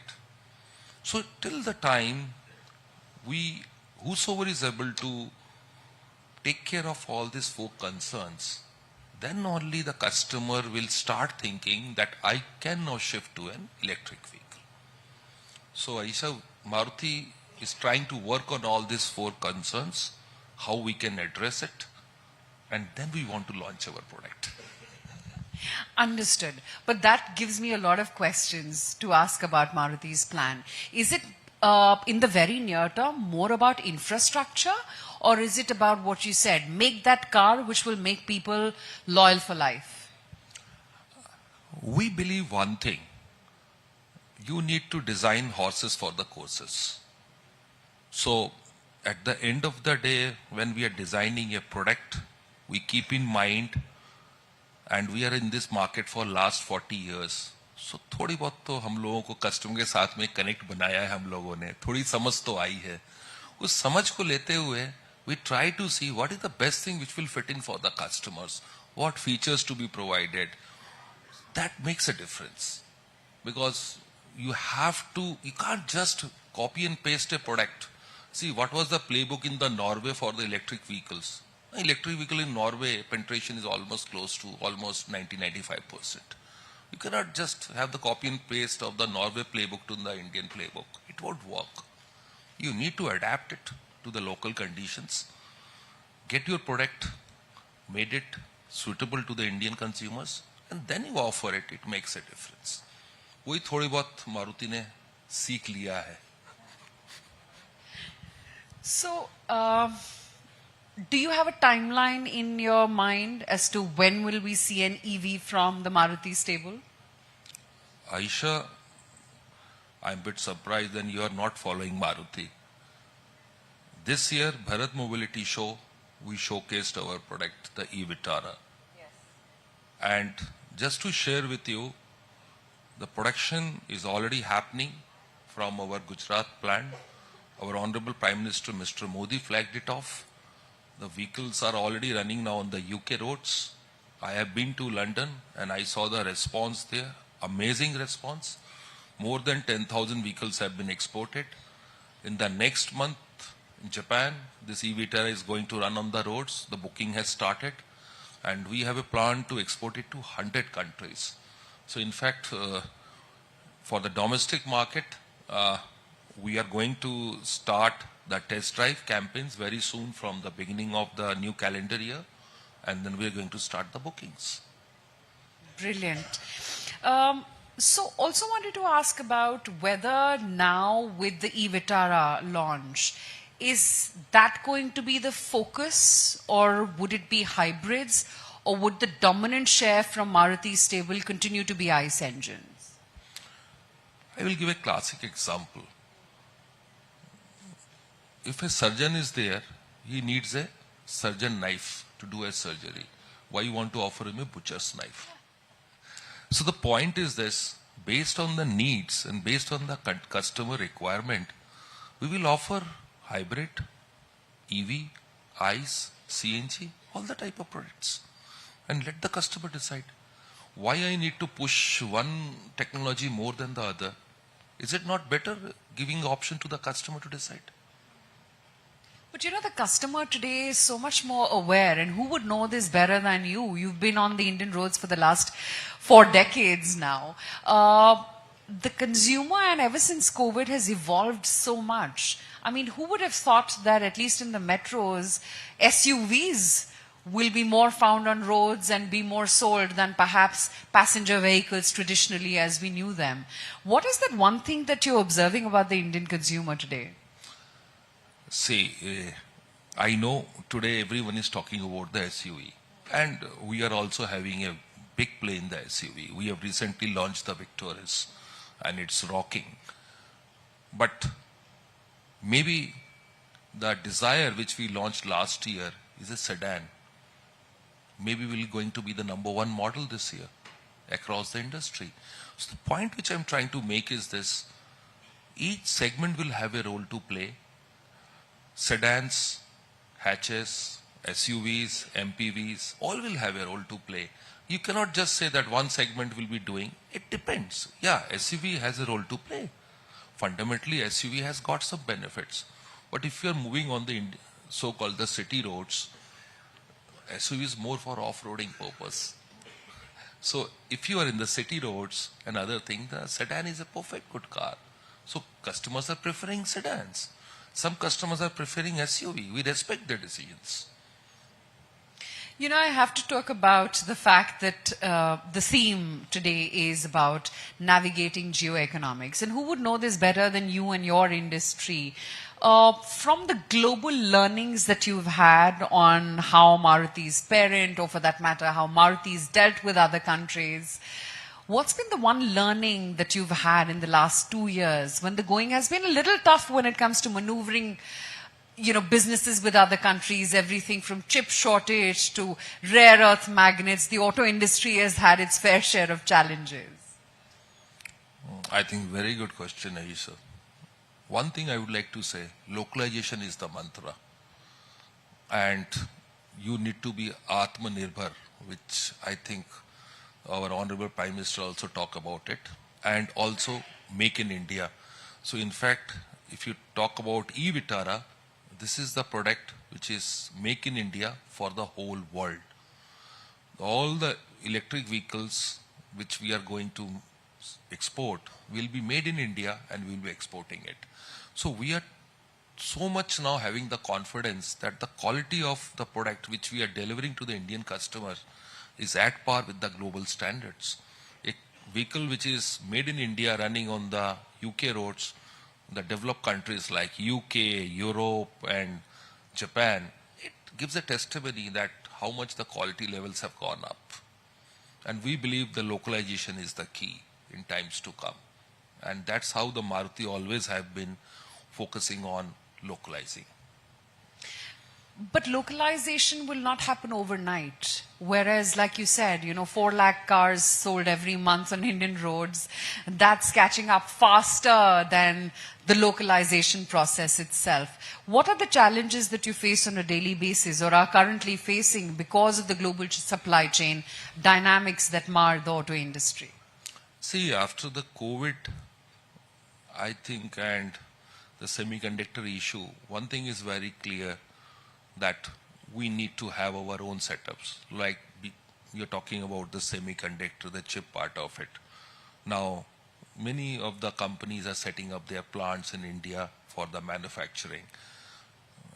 The EV battery localization is another thing which is going to play a very major role in times to come if the EV penetration has to go up.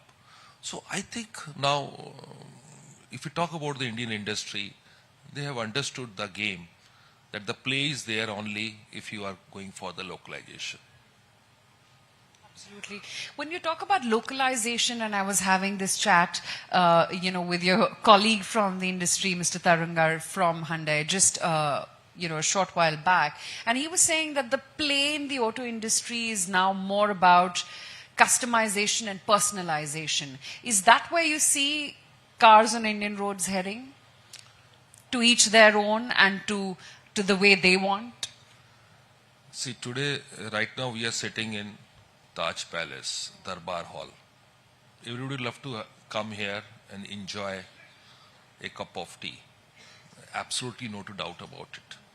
But there is a wallet power also. And at the end of the day, in India, we need to understand the car penetration per 1,000 is still at 34. In mature markets, if I talk about US, Japan, it is 900, 800. So we have a long way to go. And if we have to upgrade the two-wheelers to the four-wheelers, we need to have a bridge in between. Absolutely no doubt. If you see last 2 years, the overall flywheel of the auto industry has not grown. 2 to 3% is insignificant. If you need to make the flywheel bigger, you need to get more and people upgrade from two-wheelers to four-wheelers. The classic stories of Japan, when I used to visit Japan in 1990s, I used to see plenty of two-wheelers on the road. And today when I go to Japan, I see hardly one or two. What happened? That Population aged. No. That's not the point I was trying to make. Population aging is not the point. There the people could manage to upgrade from a two-wheeler to a four-wheeler. How it happened? The government came with a concept of the K car. And that was the tipping point by which the people who were riding the two-wheeler could afford to move to a four-wheeler, to K car. Then later on they moved to bigger cars. That's how the transition happens. If you want to have a leapfrog from going from directly from a two-wheeler to a car costing 25 lakhs, practically it will not be possible. You need to give them some stepping stones. So we in Maruti feel, yes, customization, personalization, all are required. It depends on the segmentation of the customer. In the segment in which you are working, in that segment, giving the customization, personalization works. Like in mid SUVs, premium SUVs, if you're offering the things, it works. Within a model, the higher variants, you can give that. But first of all, you need to give an option to the customer to at least upgrade from a two-wheeler to four-wheeler. Everybody aspires to own a car. How we can make their dreams come true? That is also equally important, Aisha. Is affordability always going to be at the heart with Maruti? No. At the end of the day, if we are trying to make the dreams of the people come true, what's wrong with that? No, absolutely nothing. I'm just saying, is that a priority? Why you have to put in that the way? The price points, affordability. It was a compliment. At the end of the day, it is not the price point. To understand the needs of the customer and to bring with the products. Like in 2005, we came with the Swift. Initially, nobody thought this is a product which can do wonders. It won 3 ICOTs and all the time it has been a winner. Still today, when people talk about SUVs, the hatches are ruling the roost. Today we talk about the Swift. That side we have the Baleno, Rockstar. At the same time, we have the SUVs, the Brezas and the Fronks. They are doing wonders. So the point which I'm trying to say, कहते हैं ना बॉलीवुड में भी हर तरह के artist होते हैं. सलमान खान एक तरफ, आमिर खान एक तरफ, शाहरुख खान. तो सबका प्ले है. You can't say that only one size will fit all. You need to have all the different type of stars in your portfolio. So fortunately, we have got all the type of stars: Amir Khan, Shah Rukh Khan, and Salman Khan. Yes. And Akshay Khanna, keeping up with the Dhurandhar fanfare right now. We need to have more so that we can take care of the whole of the gamut of the customers. So that's something so interesting. So from what I look at is the Maruti in the next 5 years is going to cater to all and every car demand and car consumer. Is there one specific thing which could be more margin accretive, one segment of cars that you may want to focus in on more? Oh, Aisha, again I said, being a market leader, we are going to have a play across all the segments. We are not going to pick and choose. Yes, we will be watching very closely the trends, and based on the market requirement, we are going to provide the products in line with their needs. You know, when I asked you earlier about EV adoptability, you talked about 4 factors. You talked about range. You talked about the fact that it should be not just someone's primary car, or rather secondary car as an EV, but it should be their primary car and they should come back to that same brand and brand loyalty. You also talked about infrastructure and the fact that it should have resale value. Where do you currently see the bigger challenges? Is infrastructure really a hurdle still right now? And I'm talking about beyond the metros. Yeah. I will tell you what we are doing. What is our game plan? And we have recently showcased it to all the Janno friends. On 2nd of December, we invited our media friends and we showcased to them that how Maruti is making India go electric. So India go electric is not a mandate. What we are saying, we are trying to build in the confidence among the customers that what Maruti is doing. 40 years back, when we came into this country, we didn't start it with our showrooms first. We started with our service centers. And that time, we had our dealers who were setting up the showrooms, but we wanted to have a huge network of service centers. That time we had a concept of introducing the Maruti authorized service stations. Now we don't have it. We only give it to our dealer partners to only expand. But initially we started. The purpose was to expand quickly and give after-sale support to the customer. That's how we started. And again we feel after 4 decades, when we are going to venture into the EV segment, we need to again go back to the same basics. Win the confidence of the customer. So what we have done, we have made 1,500 workshops across 1,100 cities EV enabled. 1,100 cities, Aisha. Nobody could do it. B, we have got all our CPOs under the Maruti umbrella, One India, One App. And today 70% of our fast chargers are under our umbrella.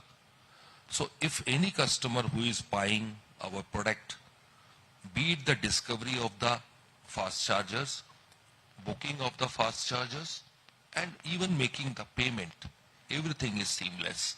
Otherwise, what happens today, if you see a CPO 1 charger, you need to download that app. CPO 2 charger, you have to download his app.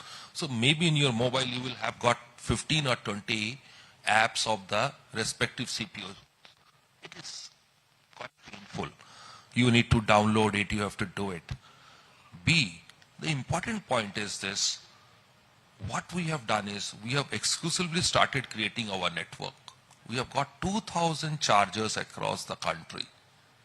The point we are trying to make, even we have not started selling a single car, but we are doing a huge investment in the infrastructure, getting trained our manpower. 1.5 lakh of our sales and service staff has been.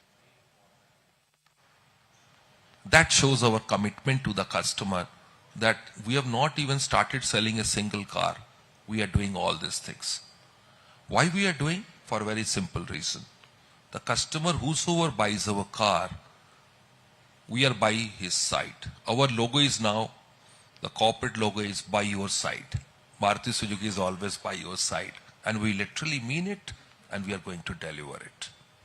The service center that you started with 40 years back has now come on the phone, basically. Need of the hour. Curious to know, which Maruti car do you drive? I have been having all the cars in my life as I have grown with Maruti. Presently, I drive the Invicto. Okay, great. Thank you so much for your time today, Parthos. Thank Lovely you. speaking with Thank you. Aisha. Thank you. Pleasure talking to you.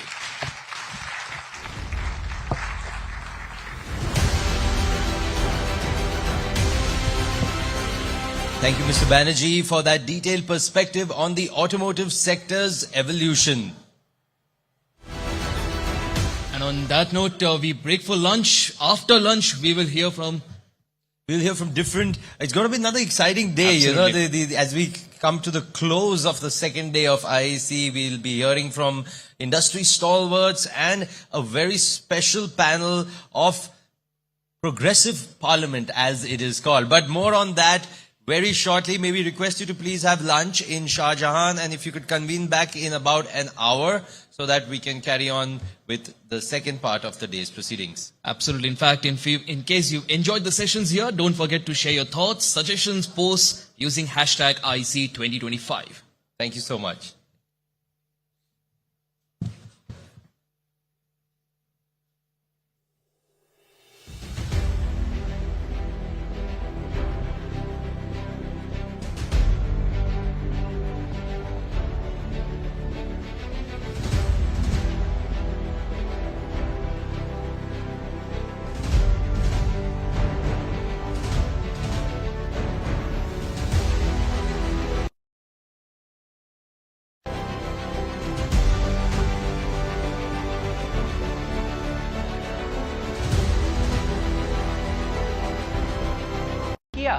only on Request Wala Show. Awkward thoughts, taboo.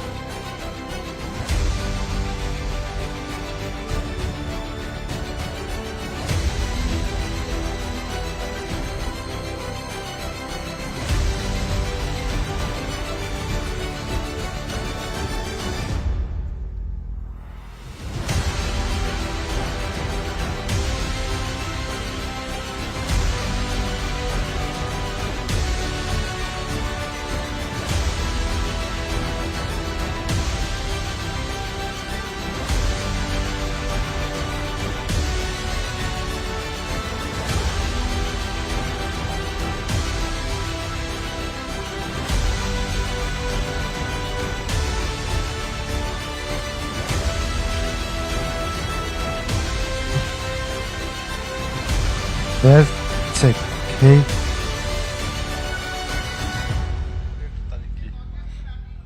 Hey, check.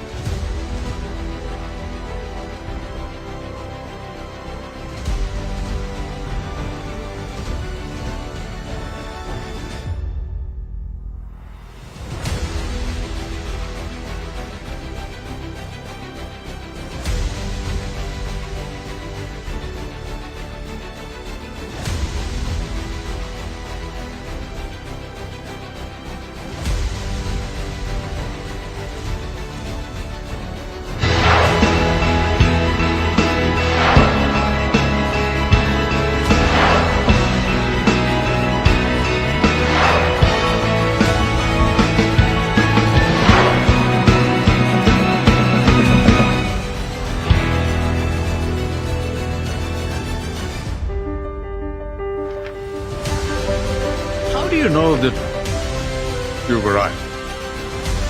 No. Is it when your name means many things to many people? Or when your signature becomes a currency? Or is it when the only approval you need is your own? Is it when you stand tall amidst giants? Just when and how do you know you were right? Tough question.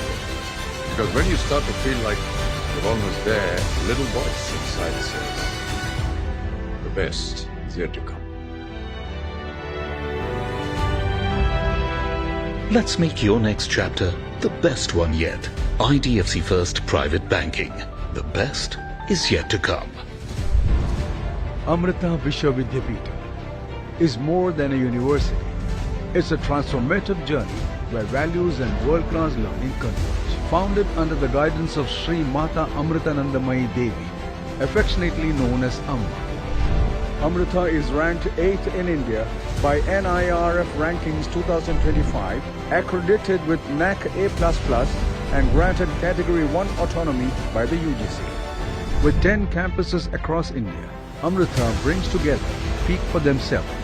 In 2025, we achieved a 92% placement rate with the highest CTC reaching Rs 80.49 lakhs. With 300 plus active collaborations with top-ranked universities worldwide, Amrita offers 12 degrees, study abroad programs, research internships, and global exchanges. At Amrita, we don't just educate, we inspire, we nurture minds. We uplift communities. We transform lives. Come, become. Become is how you come to be some or something. Become better than you were yesterday. There's a time to become. It's now. And there's a place that lets you become. It's here. Amrita Vishwavidyapita. Come, become. For over 30 years, my journalism has been relentless, fearless, and uncompromising. My stories have breached lofty ivory towers and brought down the high and mighty. And I won't stop. When the clock strikes 9, it is time for the news hour. Navika Kumar asks the legitimate question. When your rights are trampled, I will be your voice, demanding answers from the corridors of power. News Hour at 9 with Navika Kumar. I'm calling from India. My name is सवाल जब उठा तो सामने आए सैकड़ों सच. सवाल ने ही तोड़ा ताकत का गुरूर और जोड़ा देश को. एक तिनके सा सवाल तूफान उठा सकता है. सच्ची नियत और पक्के इरादे से पूछा जाए तो मेरा तजुर्बा कहता है एक सवाल कुछ भी कर सकता है. नाविका कुमार के साथ देश पूछ रहा है सवाल पब्लिक का. टाइम्स नाउ नव भारत पर. एंड ऑफ द मंथ और ये बची कुची सैलरी, इतने में क्या ही मिलेगा यार. इतने में तो सिर्फ सोना ही मिलेगा. सोना? तू ठीक तो है ना? गोल्ड ETF 200 रुपए हो या कम, invest with just a demat account. And the best part, ये रेगुलेटेड है and it's backed by real gold. क्या बात है यार. Gold ETF. It's Aaj Ka Gold. A simple way to diversify and balance portfolios with 200 rupees or less.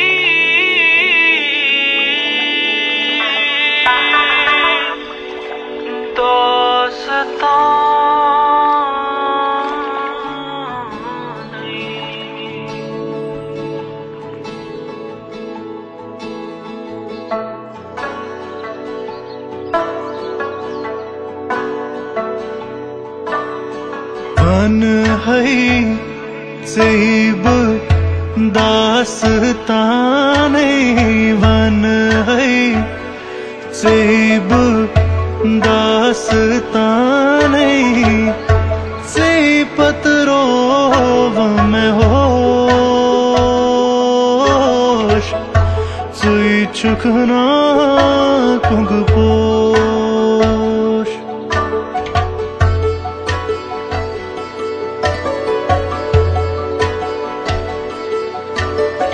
One है सेब Dastane one है सेब दास्ताने से पत्रोव में होश सुई चुकना कुंग पोश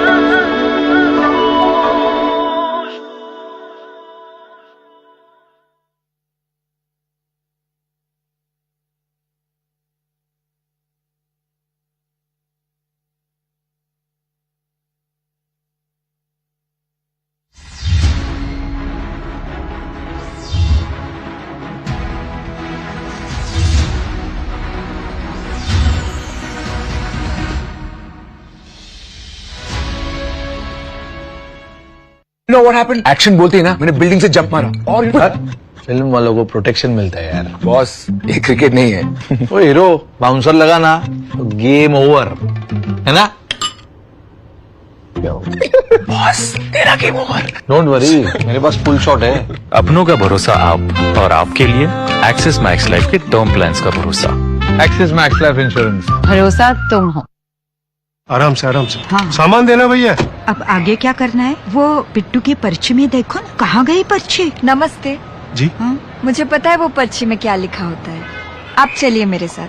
व्हील चेयर, ये आपका और ये हाँ। आपका। पर्ची में शॉपिंग की बात तो जरूर लिखी होती है। थोड़ी पेट पूजा की बात कोई पर्ची में ना लिखे, ऐसा हो सकता है? Tiffin thank you. अरे पर्ची मिल गई। पर्ची में तो ये सब लिखा ही नहीं था। हम है ना आपकी पर्ची। सिर्फ वर्ल्ड क्लास एयरपोर्ट्स नहीं चलाते हैं, आपके सफर में हम सफर बन जाते हैं। अदानी हम करके दिखाते हैं। This Christmas, the gifts that matter aren't found under a tree. 1, 2, 3. They are moments you carry That's beautiful. long after the season fades. Check it out, magic potion. Stories that stay, shape, and stir something in you. I have a surprise for you. Bell's ringing. This year, unwrap the films that gum memories. Big Holiday Binge. 25th December. Thursday all day long. Only on MN Plus. The 311-hectare Jewar Logistics Hub, next to Noida International Airport, is set to become a major engine of UP's growth. UP unlimited potential का प्रदेश हो चुका है। देश की सबसे तेज विकसित अर्थव्यवस्था के रूप में उत्तर प्रदेश ने आज अपने आप को स्थापित किया है। Jewar forms one of North India's strongest logistics network. Together, projects worth 5,881 crore are creating a powerful rail-road-air logistics triangle for the region. Jewar will handle 1.44 million TEUs of container traffic and 7.9 million tons of bulk cargo every year. With fast imports, reliable handling and efficient exports, Jewar serves as a powerful logistics backbone for semiconductor manufacturing.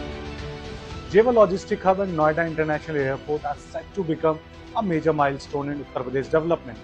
These two mega projects will not only create lakhs of new jobs, together they will not just boost the UP's economic growth, but will also play a significant role in strengthening India's economic development. By creating more than 1 lakh jobs, the hub will play a major role in boosting the state's economy. Jewar Logistics Hub, powering India's semiconductor future and UP's $1 trillion economy journey. Uttarakhand में 12 महीने पर्यटन की संभावनाएं हमेशा से रही है। अब यहाँ कनेक्टिविटी सुधर रही है। उत्तराखंड विंटर टूरिज्म को नया आयाम दे रहा है। गर्मियों में 4 धाम यात्रा और मनोहारी पर्यटन स्थलों के लिए सुविख्यात उत्तराखंड राज्य अब शीतकाल में भी तीर्थ यात्रियों और पर्यटकों के लिए प्रमुख आकर्षण का केंद्र बन रहा है। सर्दियों में धामों के कपाट बंद हो जाते हैं, लेकिन इस दौरान भी 4 धामों की पूजा अर्चना उनकी शीतकालीन प्रवासों में अनवरत की जाती है, जहां बड़ी संख्या में तीर्थ यात्री दर्शन के लिए आते हैं। ऊखी मठ के ओंकारेश्वर मंदिर में बाबा केदारनाथ, ज्योतिर्मठ के नरसिंह मंदिर में बद्री विशाल जी, खरसाली के खुशी मठ मंदिर में मां यमुना और मुकबा मंदिर में मां गंगा का शीतकालीन प्रवास होता है। इसके साथ ही कार्तिक स्वामी, नैना देवी मंदिर, कैची धाम, महासु देवता, जागेश्वर धाम, कसाल देवी, पंच केदार, ओम पर्वत, पूर्णागिरी मंदिर और कई अनेक आस्था स्थल शीतकाल सहित पूरे वर्ष दिव्यता का अनुभव कराते हैं। प्रधानमंत्री श्री नरेंद्र मोदी के मार्गदर्शन और मुख्यमंत्री श्री पुष्कर सिंह धामी के नेतृत्व में राज्य सरकार ने शीतकालीन यात्रा को सुरक्षित, सुगम और सुव्यवस्थित बनाने के लिए व्यापक तैयारियां सुनिश्चित की है। प्रदेश शीतकालीन धार्मिक व आध्यात्मिक पर्यटन के साथ साथ प्रकृति प्रेमियों, साहसिक यात्रियों और पर्यटकों के लिए भी एक नया आकर्षण बनकर उभर रहा है, जहां बर्फ से ढके पहाड़, खूबसूरत होम स्टेज और हिमालय की सुनहरी धूप हर किसी को अविस्मरणीय अनुभव प्रदान करती है। तो आइए इन सर्दियों में देवभूमि की शीतकालीन यात्रा का हिस्सा बने। उत्तराखंड की पवित्र धरा आपका स्वागत करती है। Deep dive, the story behind the numbers. Markets move fast, too fast. One small change, one quiet signal, and everything shifts. Deep dive doesn't just keep up, it gets ahead. We track the signals before they become headlines. Deep dive, the story behind the numbers.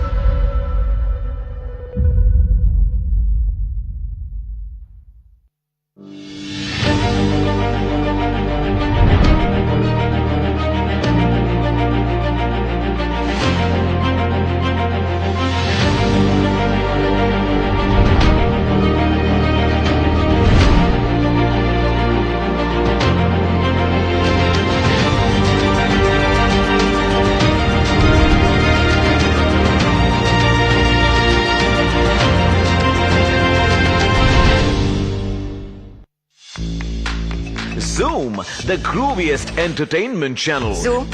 Zoom keeps you turned on with the trendiest music. With the latest happenings of Bollywood. Favourite है, आप please मुझसे और कुछ मत बुलवाइए। Get to know your favorite stars one-on-one. आपके request, आपके गाने, आपके मैसेजेस के साथ सारे सिलेक्ट कर रहे हैं अपना फेवरेट गाना रिक्वेस्ट। क्या आपने अपना फेवरेट गाना रिक्वेस्ट किया?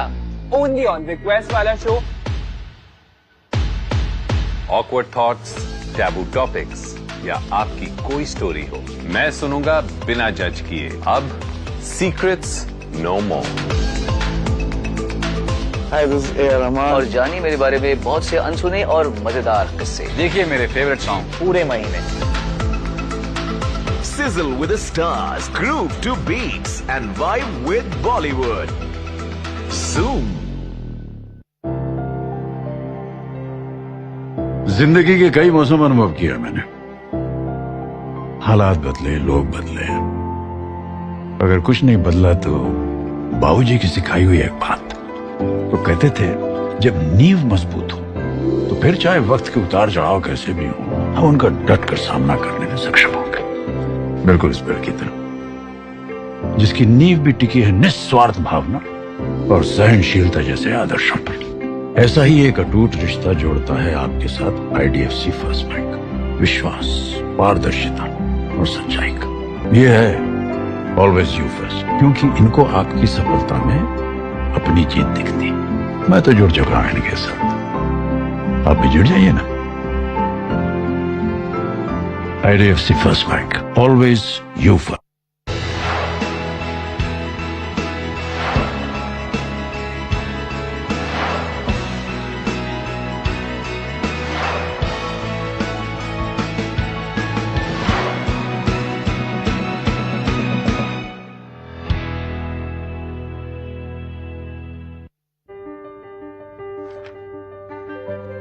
How do you know that you've arrived?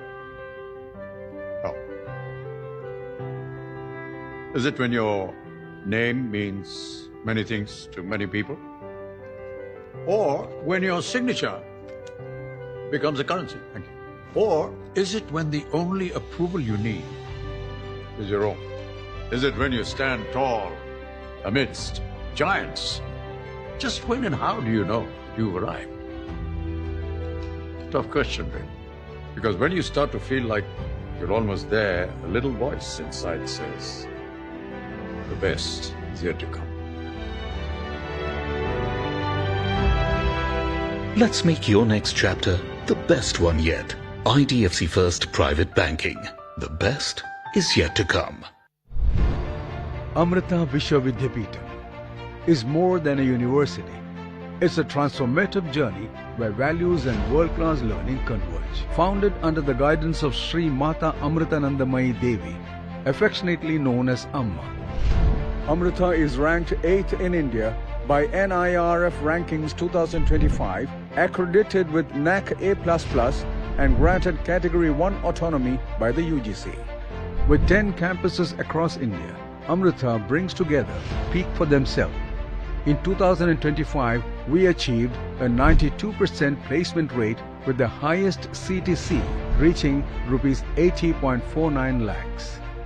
With 300 plus active collaborations with top-ranked universities worldwide, Amrita offers dual degrees, study abroad programs, research internships and global exchanges. At Amrita, we don't just educate, we inspire, we nurture minds. We uplift communities. We transform lives. Come, become. Become is how you come to be someone or something. Become better than you were yesterday. There's a time to become. It's now. And there's a place that lets you become. It's here. Amrita Vishwavidyapita. Come, become. For over 30 years, my journalism has been relentless, fearless, and uncompromising. My stories have breached lofty ivory towers and brought down the high and mighty. And I won't stop. When the clock strikes 9, it is time for the news hour. Navika Kumar asks the legitimate question. When your rights are trampled, I will be your voice, demanding answers from the corridors of power. News hour at 9 with Navika Kumar. I'm calling from India. My name is सवाल जब उठा तो सामने आए सैकड़ों सच। सवाल ने ही तोड़ा ताकत का गुरूर और जोड़ा देश को। एक तिनके सा सवाल तूफान उठा सकता है।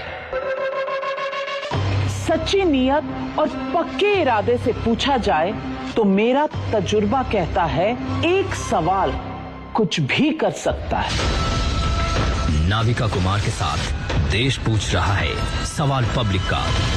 टाइम्स नाउ नव भारत पर। एंड ऑफ द मंथ और ये बची कुची सैलरी, इतने में क्या ही मिलेगा यार। इतने में तो सिर्फ सोना ही मिलेगा। सोना? तू ठीक तो है ना? गोल्ड ETF, 200 रुपए हो या कम, invest with just a demat account. And the best part, ये रेगुलेटेड है and it's backed by real gold. क्या बात है यार. Gold ETF. It's Aaj Ka Gold. A simple way to diversify and balance portfolios with 200 rupees or less.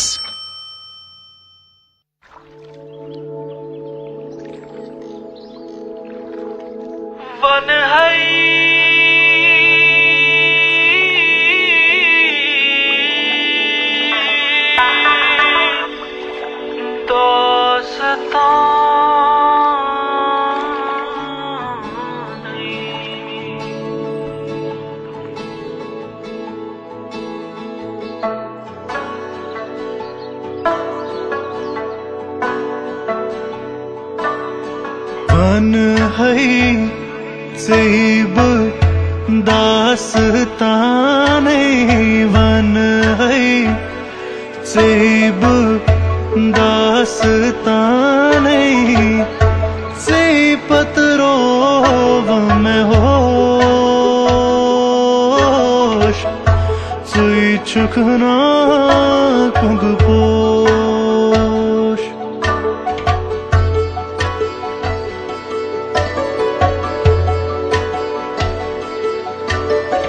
One है सेब Dastane, one है सेब दास्ताने, से पत्थरों में होश, सुई चुकना कुंगपोश.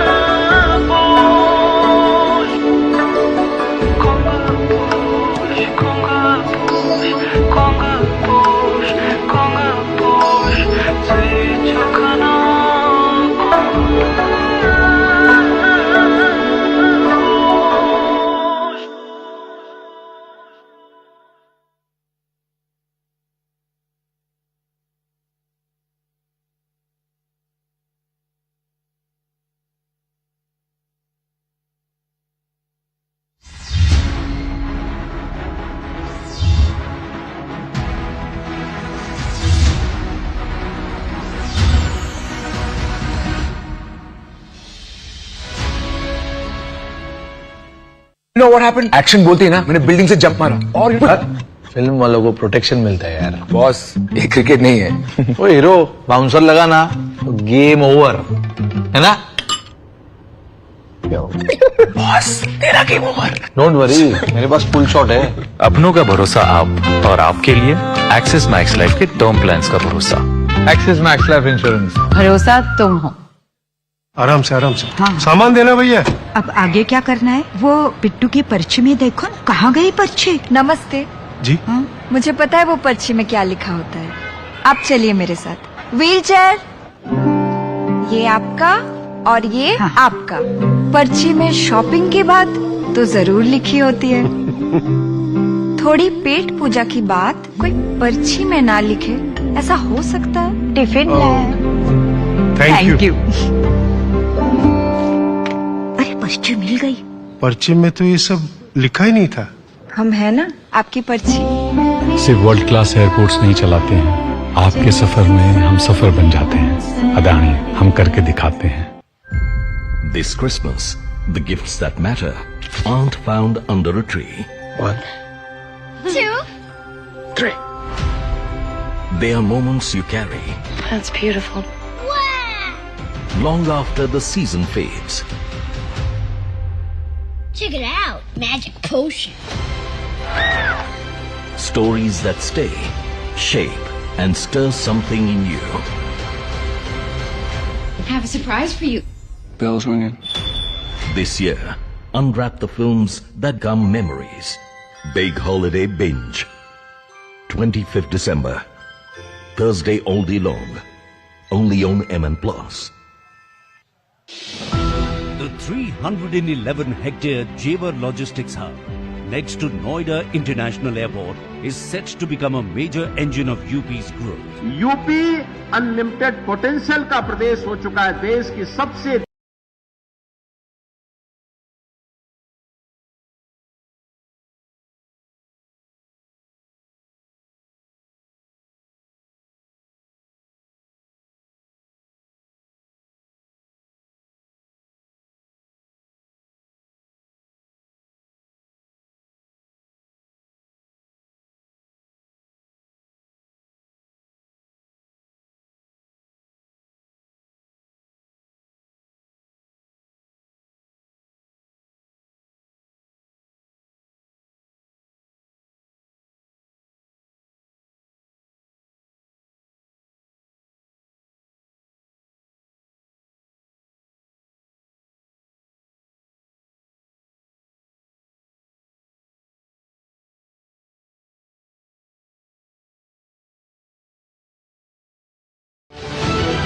By creating more than 1 lakh jobs, the hub will play a major role in boosting the state's economy. Jewar Logistics Hub, powering India's semiconductor future and UP's $1 trillion economy journey. Uttarakhand में 12 महीने पर्यटन की संभावनाएं हमेशा से रही है। अब यहाँ कनेक्टिविटी सुधर रही है। उत्तराखंड विंटर टूरिज्म को नया आयाम दे रहा है।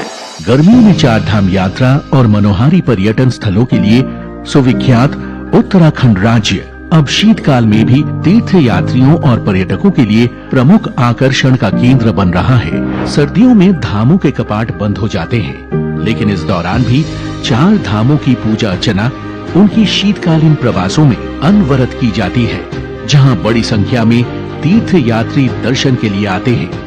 ऊखी मठ के ओंकारेश्वर मंदिर में बाबा केदारनाथ, ज्योतिर्मठ के नरसिंह मंदिर में बद्री विशाल जी, खरसाली के खुशी मठ मंदिर में मां यमुना और मुकबा मंदिर में मां गंगा का शीतकालीन प्रवास होता है। इसके साथ ही कार्तिक स्वामी, नैना देवी मंदिर, कैची धाम, महासु देवता, जागेश्वर धाम, कसार देवी, पंच केदार, ओम पर्वत, पूर्णागिरी मंदिर और कई अनेक आस्था स्थल शीतकाल सहित पूरे वर्ष दिव्यता का अनुभव कराते हैं।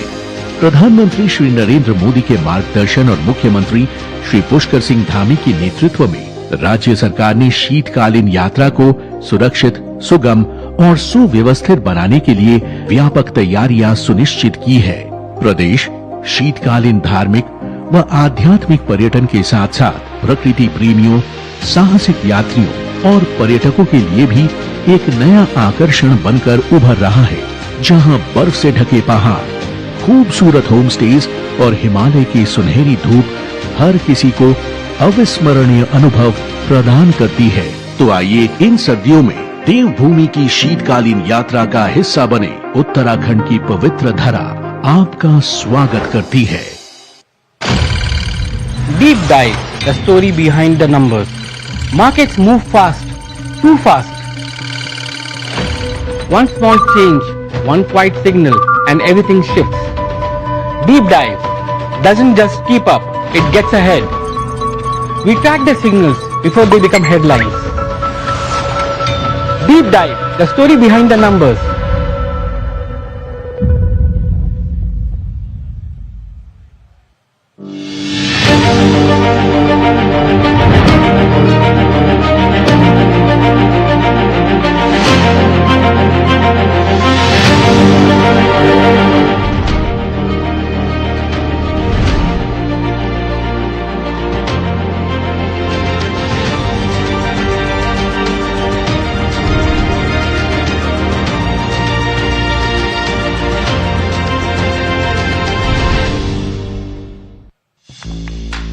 Zoom, the grooviest entertainment channel. Zoom keeps you turned on with the trendiest music.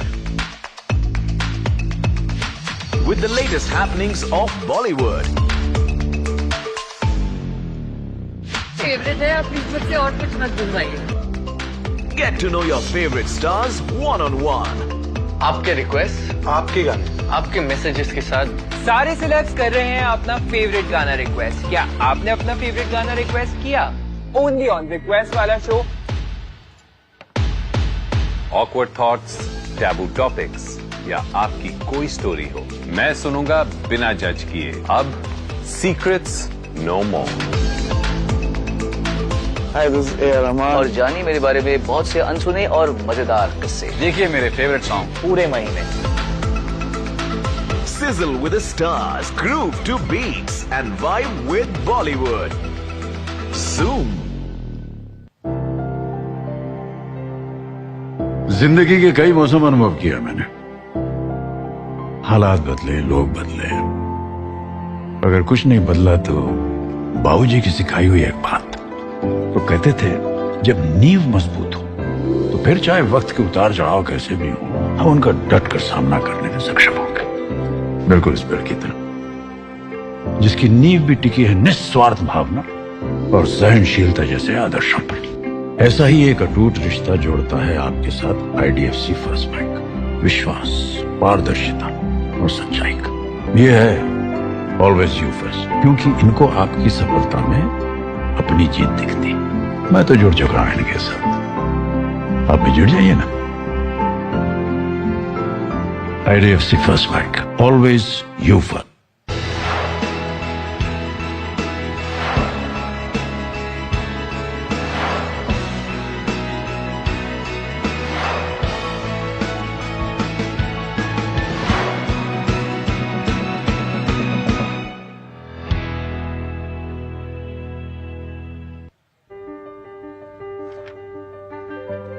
How do you know that you've arrived? How? Is it when your name means many things to many people? Or when your signature becomes a currency? Thank you. Or is it when the only approval you need is your own? Is it when you stand tall amidst giants? Just when and how do you know you've arrived? Tough question, really. Because when you start to feel like you're almost there, a little voice inside says, the best is yet to come. Let's make your next chapter the best one yet. IDFC FIRST Private Banking. The best is yet to come. Amrita Vishwavidyapitham is more than a university. It's a transformative journey where values and world-class learning converge. Founded under the guidance of Sri Mata Amritanandamayi Devi, affectionately known as Amma. Amrita is ranked 8th in India by NIRF Rankings 2025, accredited with NAC.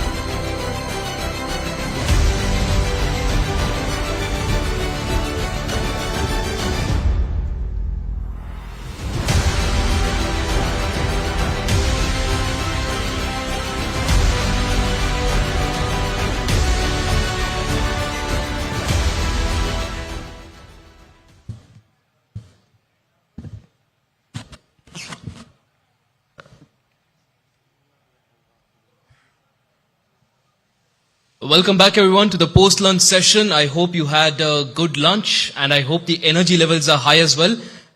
Let's check that by seeing how energetic everyone here is. Did you guys have fun in the first half of the day? Well, I thought the lunch was good. Let's try it again. Did you have fun in the first half of the day?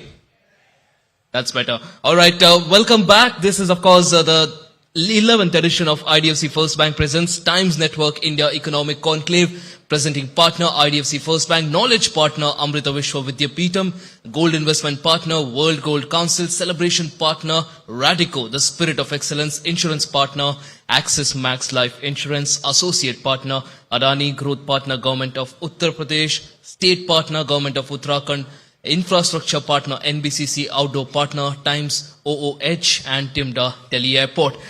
Alright, so let's begin with the next session, the first session of the second half of day 2.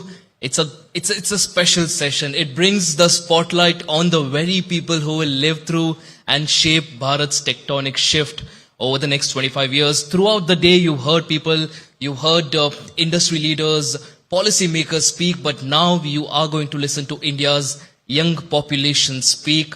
Of course, this is a powerful demographic dividend that India strives on. This, of course, as I said, India has one of the youngest populations in the world that could do two things. One, India can have a popular, powerful demographic dividend or a source of deep instability if jobs, skills and opportunities do not keep pace.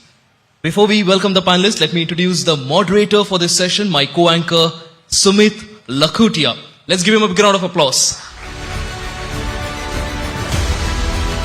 Now let's welcome the young representatives from Amrita Vishwa Vidyapeetham. Dev Vaibhav, third year BTech in Electrical and Electronics Engineering. Shreya Krishna, third year BTech in Computer Science Engineering. And Vishnusai Vishwajit Tharur, an MBA student from Amrita School of Business, as they talk about Bharat's tectonic shift, youth, disruption and destiny. Sumit, take it away. Thanks Ashish for that. Ladies and gentlemen, you know, there is always, in my experience, the two toughest sessions that happen at any conclave. One is after lunch and one is just before dinner. Okay? Or before lunch, so to say. So, this is going to be a tough one, but that's why we decided to just keep it, you know, bring in some new energy, because it's 11th edition. You must have been here, you've been here yesterday, today, you've been here for earlier sessions. You must have been for other sessions, other conclaves. It's a lot of thought leaders coming in, experts coming in, politicians coming in, giving their point of view. We decided to flip the script a little. We decided to get some young students here. They're, as you heard, they're in the different years of electrical engineering, computer science, and MBA. What is their view? They've also been here, by the way, yesterday and today. So they will have a view on the sessions. I'm hoping they like the sessions, but let's see what they have to say. But the aim is that, to just keep it a little bit more lively, to find out what their expectations are. We've heard so many politicians, experts, policymakers, thought leaders talk about the future of India, but that's from their perspective. That's why we're coming to the other side of the looking glass, so to say. And we are here at the India Economic Conclave, and Vaibhav, you know, I want to start with you, because we, as a business news channel, as thought leaders who've been here also, who are here, we love the word GDP. We had the Honorable Finance Minister yesterday also talking about GDP and the importance of it, what are the challenges, opportunities to boost that. From your point of view, I'd like to know, what are some factors that you think should be included in that economical definition of GDP? How are you looking at this growth? What, according to you, should be included when we talk about the need for growth, societal well-being? What's your thoughts? Well, Sumit, when we look at any country's index in terms of economy, GDP does plays a significant role in that. But I won't say it's the only parameter which determines, how successful a country is or its people is. Some key factors which we Gen Z, we youth, we see is the consumption or sustainable consumption. We are living, we are breathing air. Are we breathing right air? Right now we are in Delhi and the AQI is soaring up, so we are talking about these. Second thing is access to quality food products. Right now, we are standing here, we have lot of FMCG brands coming up, and every day we are hearing news that, FMCG brand is having adulteration and this one and that one. I'll give you a small example. I come from a village in Jharkhand. In my village, if you have to make 1 kg of ghee, you need at least 20 liters of milk. Now, considering the standard rates, in Mother Dairy we have 60 rupees per liter of milk. So let's say 20, so it will be around 1200. So if you prepare ghee out of it, at least it will be 1200. Yeah, you are from a business background. Now if you have to sell that ghee by adding all the costs and labor and everything, marketing, blah, blah, blah. And this is 1200 is just the milk. Yes. Plus the factory, the processing, exactly, the bottle, the marketing cost. Correct. It will be around 1400 to 1500. Minimum. Now, we are getting ghee in the market for 400 and 500 rupees. Okay, I understand. I'm from a technical background that there can be cost cutting and saving and mass production, blah, blah, blah. Can it go to 1/3 or 1/4 of the price? Is it real? Another factor is, right now we hear all of our giants from the tech industry calling out for 70 hours, 90 hours a week. Oh my God, that's really commendable. Yesterday, Geeta ma'am was there and I asked her a question. Ma'am, youths, the labor force participation or contribution in India's growth is only 30%. Should it be more? She gave me a direct answer, yes.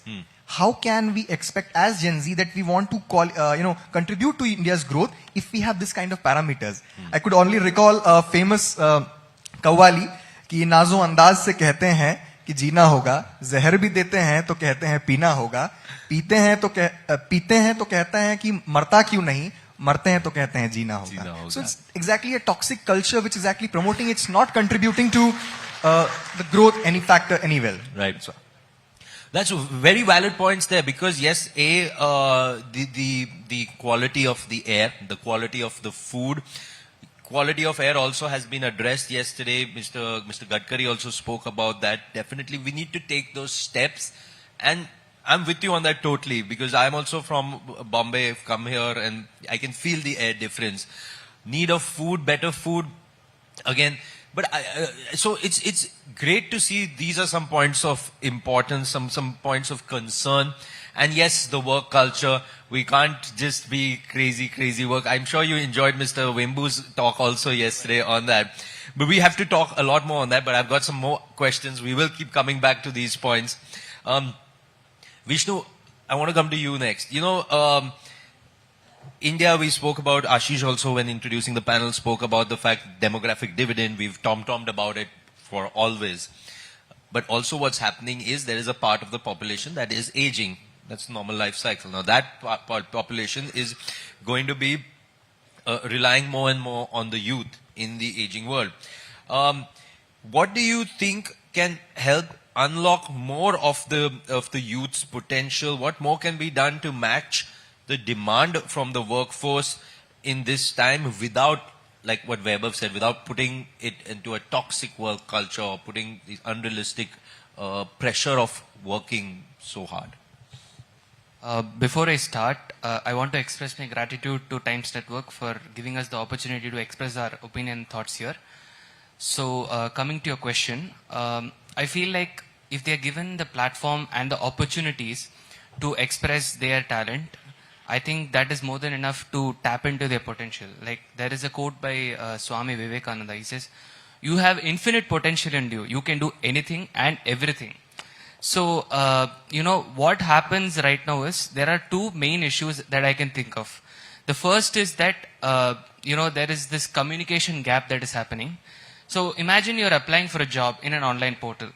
So what happens is you are given a status. You are either accepted for further stages or you're rejected. So when you're rejected, what happens is, you get this email that, unfortunately, your application has been blah, blah, blah. Yeah. Standard copy paste. Yeah, exactly. So what happens is there is a missing feedback. Like, what about my application is missing? What is it that you find that is not applying to this job? So that concern needs to be matched. Now, there might be a question that pops like, there are lakhs and crores of applicants. How am I going to do it? That is where AI comes into play. So if you look at this, AI can, like Sai sir was talking about, it can harness that potential of, doing something humongous that you never imagined into one small bite-sized application. And you can just tune it in such a way that the the hiring manager or the person responsible can put in the points like this is missing, and the candidate can know that, okay, the next time I apply, I would be able to understand that this is missing. So that sort of basic communication needs to be addressed. So that is what I feel. And actually also where the hiring manager, who in a way is more experienced because they know what they're looking for in that role, should at least be able to tell you that, hey, X, Y, Z is the skill that you don't have. Why don't you try and upskill yourself? Because, I mean, that maybe you won't get a job back in that company, but at least that somewhere you're able to upskill yourself. Because let's be honest, today's age is about upskilling. You can't just have done a set of skills and just sit with that. You spoke about AI, Shreya, I'll come to you also on AI because, and like my earlier session with Sai, it can also be in a way a double-edged sword. I did talk to Sai about that also, that how do you make students use AI in a complementary fashion rather than not in a threatening fashion. Like you shouldn't be, because there is so much of talk about it being, you know, people losing jobs, etc., etc. I wanted to get your view. What is your opinion? Because we've heard leaders, experts talk about there, but your view from where you are sitting, is this a bubble? Do you fear AI, or are you seeing that yes, maybe AI can help you and your generation? Well, now AI, as a graduate, I'm an undergraduate student of computer science engineer, I feel if in a daily basis, I use AI in different medium. But then, you know, as a student, I can very confidently say that AI is slowly crippling our generation.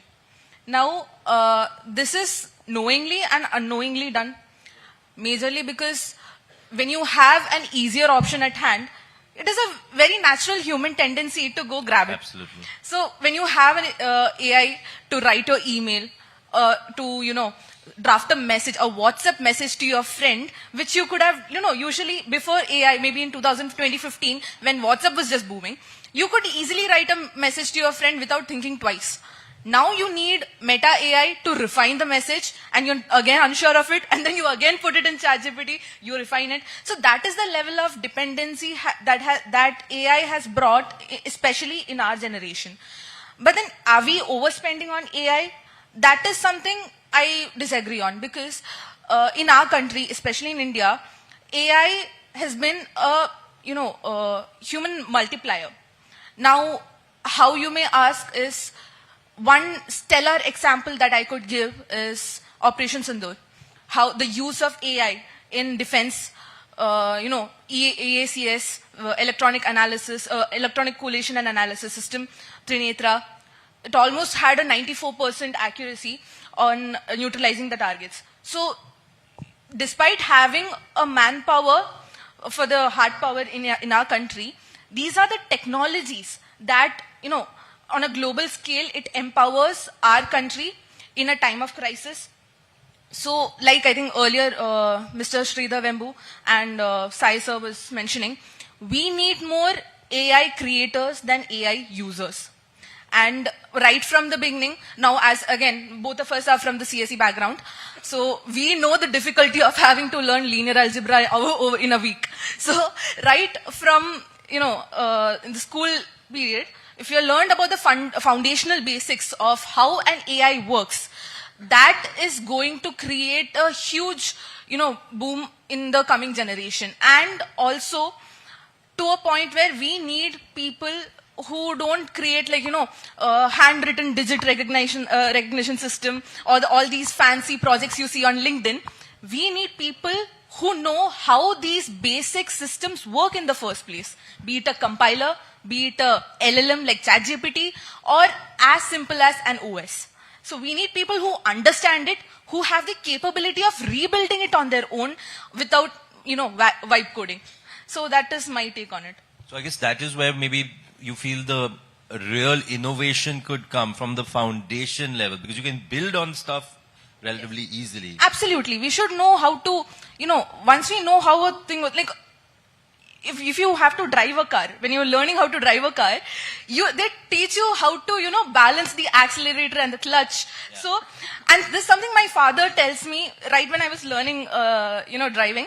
Never let the car drive you. You should drive the car. So this is the same thing that comes to ChatGPT also. You shouldn't let AI drive you. You know, believe whatever it generates, even among engineers as well, whatever code is generated, we often just blindly follow it. We don't know how it works or to rectify it. So never let AI or any LLM for that matter drive you.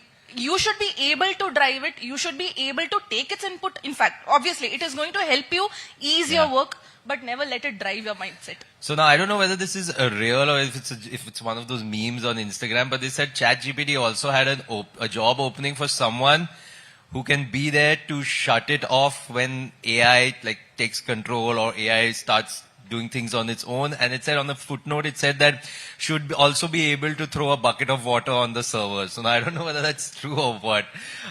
One other thing, just to add on to what both of you were saying, I read recently, there are companies, how in today it's become so easy to get a loan. You get a loan for almost everything. And there are debt collection agencies. Some agencies are using AI to sense the tone of the caller. So, well, if I am the call center person calling up X, if X is wanting to pay, but maybe there's a health problem or they've lost their job, the AI kind of senses it from the tone, looks at their back history and guides the caller that, instead of yelling and saying, hey, paisa kidhar hai, tum kyun nahi de rahe ho paisa, kind of sensitively ask, kuch problem hai sir, aapke ghar mein kya hua? So, again, a different way to use AI there. Weber, you mentioned earlier you're from a farming background, agricultural background. So I want to get your sense. Tell us on the ground, how can smart technology, AI, or even just basically technology, help the relevant stakeholders in the agricultural space? Because let's be honest, that is, again, the base level. We all need food, whether we're having it here in the Taj or we're eating it on the roadside tapri, but we all need food. I want to get your thoughts on this. How can smart farming be used, bringing in technology? What your earlier answer was also about sustainable practices and good quality food. How do you see like a mix of all this coming together?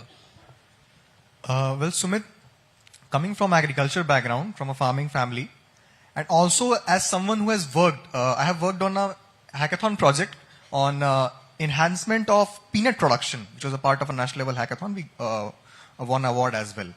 So the fundamental viewpoint through which we see agriculture is not an individual affair. It's a community affair. If you go to any village, you come to my village in Khamarbandi Panchayat in Bokaro district, the whole village, they grow only one type of crop. It's not like that this field is there, they will grow maize, and on this Pakatla they will grow wheat. It's not like that. So what crop do they grow there? We only have one crop a year, that is paddy. Okay, yeah. Go on. So the issue what we face is, we have scattered land holding. I am a middle farmer, it can be a 20 acres to 50 acre, that range farmer. Our farm fields are scattered. Now, if I have to apply my own project, peanut production by AI and IoT, it won't be feasible. Because it needs a larger space, let's say 100 and 500 acres of land. So how is it possible in India, particularly east part of India, where the land holding is scattered? The answer is, we have to unite people. And what we have got a legal entity as well, FPO, Farmer Produce Organizations. Let me give a small example. You hail from Mumbai. Just down from the Mumbai, we have Vidarbha, where farmer suicides are very common. But I'll give you an example. There is a FPO called Sahyadri. It's working on grape production. It has more than 10,000 farmers. Most of them are marginal farmers associated with it. They're having a stable income and they're generating revenue for themselves. So, if we have to empower the farmers, we need to set up cooperative. Cooperative is the only sector possible. Giving another example of Amul. You see Amul products are selling at very niche places. Gunani sir was also mentioning we have Amul products selling everywhere to all the variety of products. Who owns Amul? The farmers own that Amul. Until unless we make the farmer the owner of the final end products, you won't get the benefit to the farmers. So DBT and other, we have AIF, Agriculture Infrastructure Fund by Government of India, a commendable job on that. But we have to understand, if you have to set up an FPO in the village level, if you have to come to my village level, it's not a investment point of view. It's not an enterprise setting. You are changing the behavior. If you come to my village, you have to change the behavior of the crop which we are growing since generations.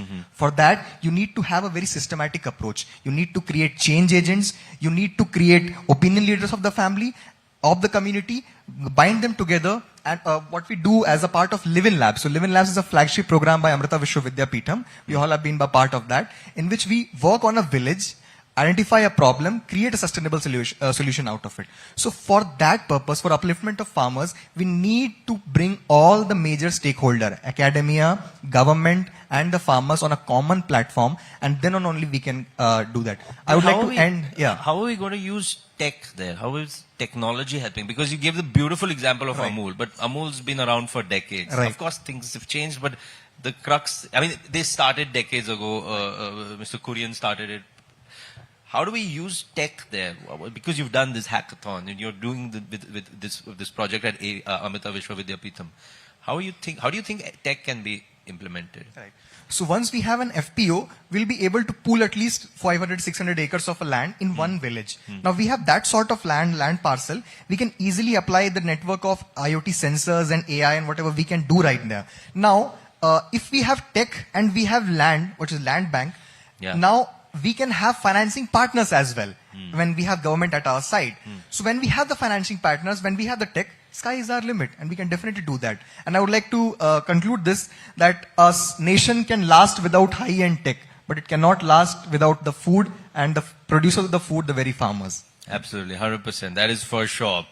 Shreya, I want to take this point ahead. So wherever, say you're pooling in 400, 500 farmers, you're using technology, you're somewhere getting that data together to get financing or whatever. You want to use better fertilizers, or you want to monitor the irrigation systems with an app, whatever the solutions are.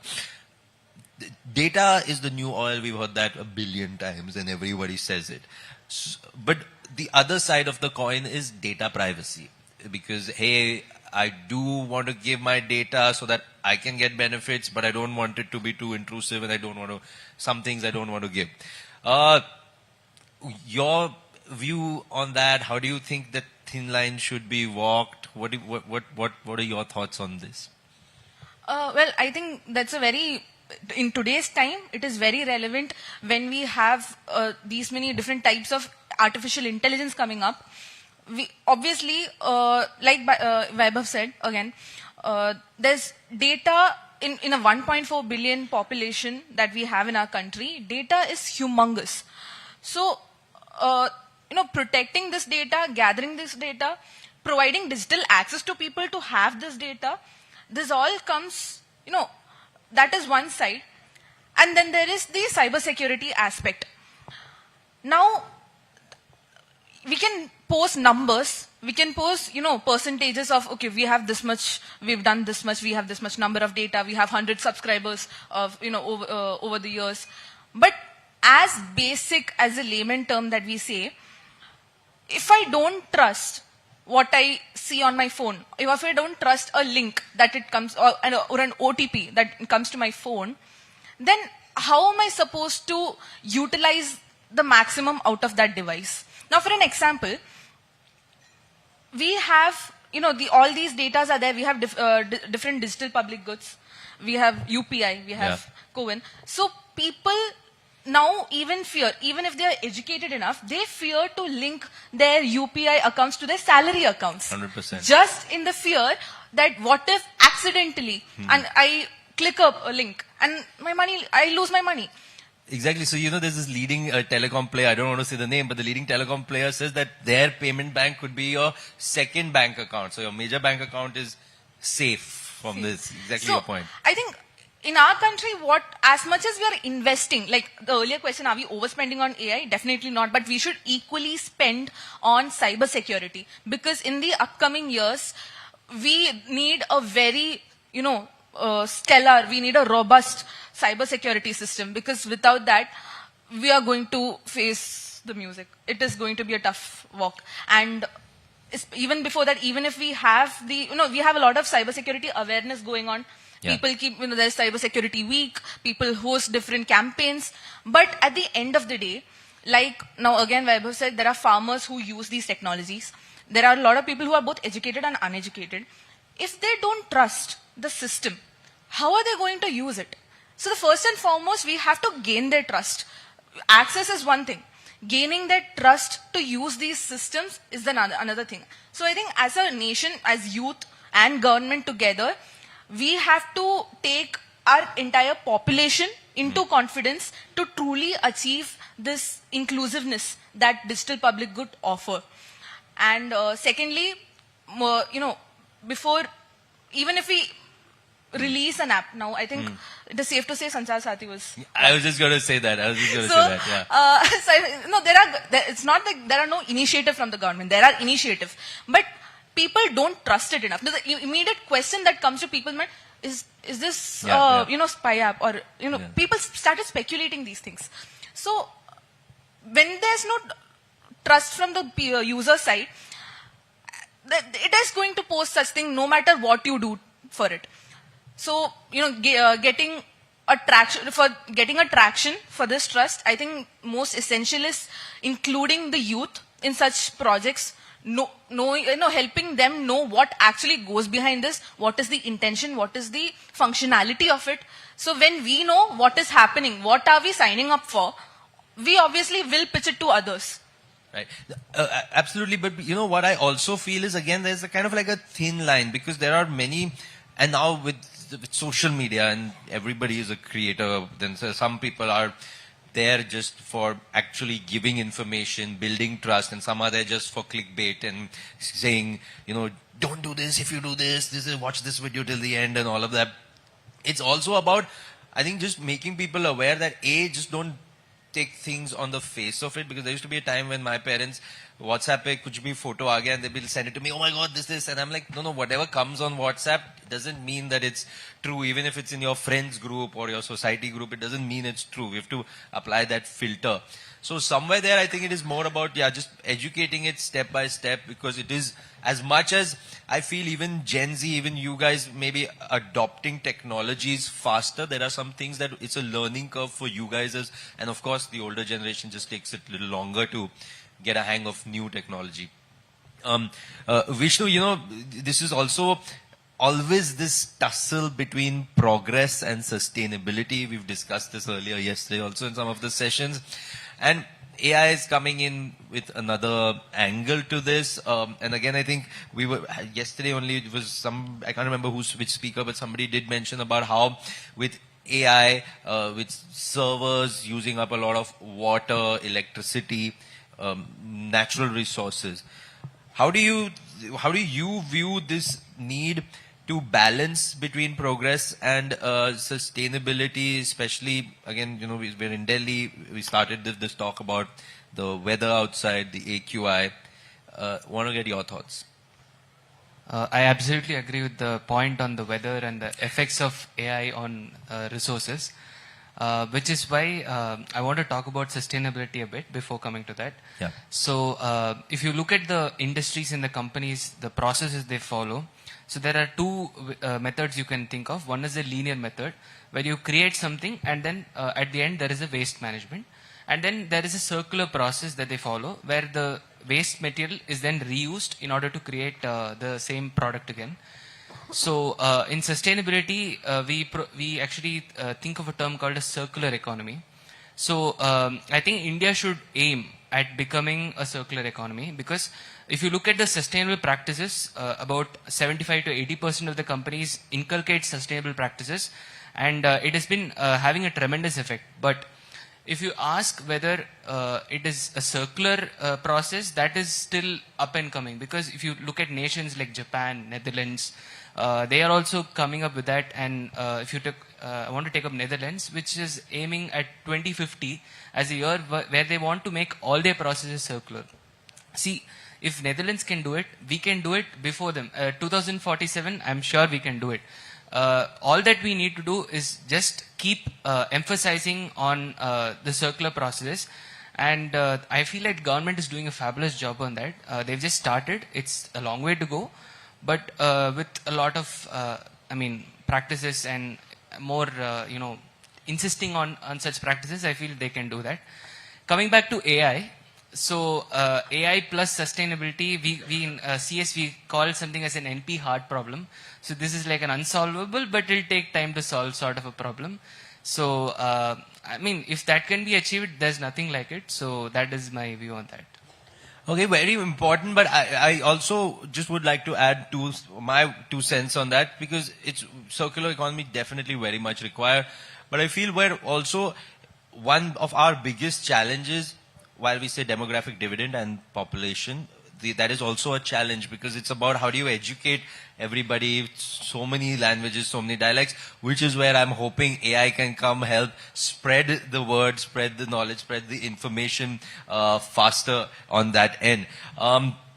We're short of time. I'll come, Shreya, to one question, and then I'll come last question to everybody. Shreya, women in the women in the workforce are not as represented as we would have liked to. From your point of view, if you were leading a company in whichever sector you want to work in, what do you think would be one of the changes that would help, that you feel would ensure more women participation? I think now I knew that I'm always prepared with this one question about, when it comes to women. But then, since we are out of time, I had a lot of examples for what women have done till now.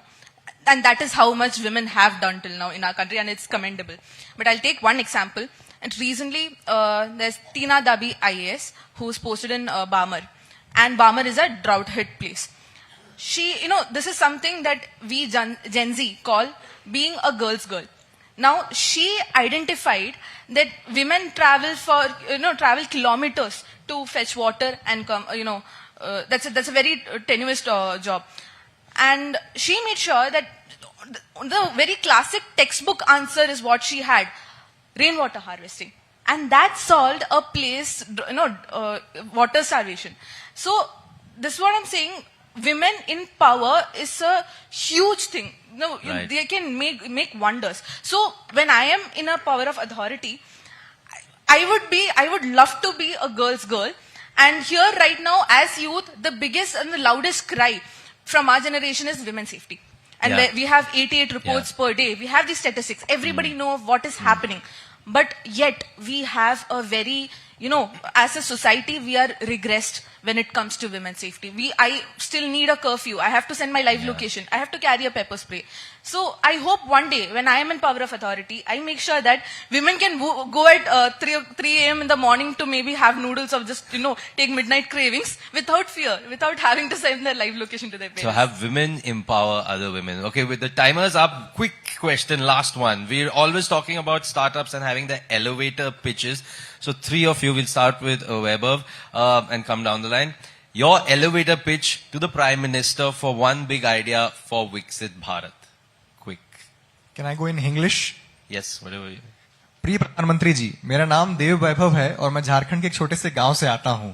मेरा मानना है कि इस दुनिया की जो सबसे बड़ा हथियार है वो टेक्नोलॉजी है, लेकिन मैं चाहता हूं कि टेक्नोलॉजी कुछ लोगों के हाथ में ना रहे, बल्कि समाज के सभी वर्गों के हाथ में रहे। चाहे वो एक बड़ा इंडस्ट्रियलिस्ट हो जो अपनी पूरे प्रोसेस को ऑप्टिमाइज करना चाहता हो, या चाहे वो कोई छात्र हो जो मेघालय, आसाम के किसी रिमोट लोकेशन से अपनी पढ़ाई करके कुछ ऐप डेवलप करना चाहता है, कोई इनोवेशन करना चाहता हो, या मेरे गांव खमारबंदी में बैठे हुए मेरे कोई काका हो जो कोई नई फसल लगाना चाहते हो और उस एआई से पूछते हो खोठा में कि है गो को है ना, किसे लगाइबो, किसे कमाइबो और किसे बेचबो। Thank you. Wow, exactly, fantastic. Shreya. Well, I'll try to continue with Vaibhav. I come from a defense background. So I move around places and I've seen places, both urban and rural, and this is a privilege for every, transferable dependent or person who keeps transferring every now and then. But then I also come from a computer science background. So what we need in India right now are our own applications. So there are also speculation that, there are 1 million of computer science graduates on what people call a crowd or a bheed in this sector, and still people are unemployed. But in my opinion, there is so much yet to come in India, our own apps, our own Google Maps, our version of Google Maps, our, apps. So, yesterday while traveling back to Faridabad, I saw this ad of Philips Light, which is, हम रातों में भी, सूरज उगाते हैं. Which is, we make sunrise even in the night. So, we as engineers, we can say, हम भीड़ों में भी आत्मनिर्भरता बनाते हैं. So, we have to be self-sustained and we have to be self-sufficient. We have to be an Atmanirbhar Bharat. Wow, fantastic. Vishnu, your last take, your elevator pitch. So, I just want to start by saying that my parents are doctors, and I've seen that my parents telling me that, sometimes the allopathic medicine is not what is needed. Even an Ayurvedic medicine will do for this medicine, but they scare the patients and they create a lot of worry. So I have a vision that in the future patients would be able to come up, have a holistic, diagnosis. Like that is what the minister also was talking about. So I want that holistic diagnosis to be there. So that influence has to be starting from the education that doctors get. Sometimes you, instead of focusing on just one stream, focus on the best stream that is there for the patients. And, already India has been like the go-to center for healthcare from all over the world. So with this approach, I'm sure it can be the #1 country. All right, fantastic. Thank you so much, Vishnu, Shreya, Vaibhav. Ladies and gentlemen, round of applause for an unfiltered conversation from these three students from Amrita Vishwa Vidyapeetham. Thank you so much, and back to Ashish.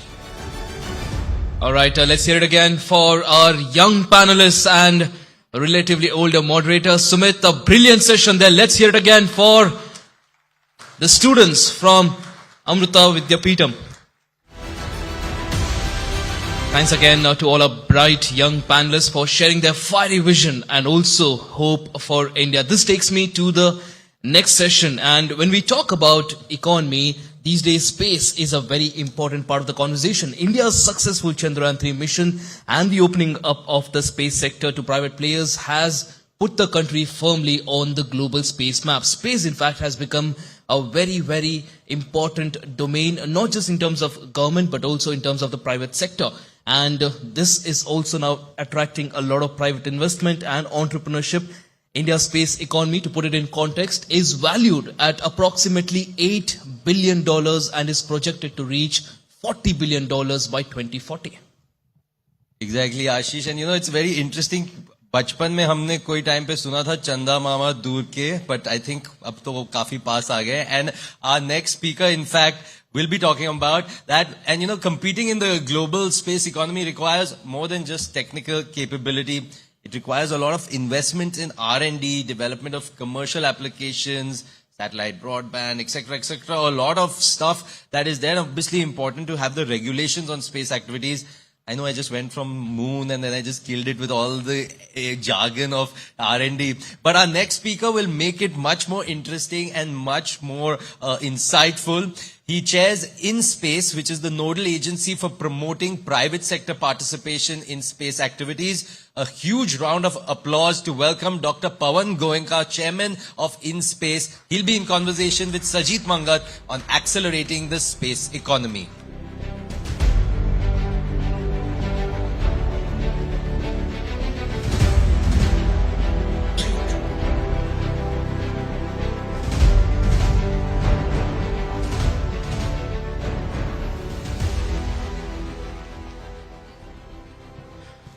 Thank you, Dr. Goenka, for joining us today.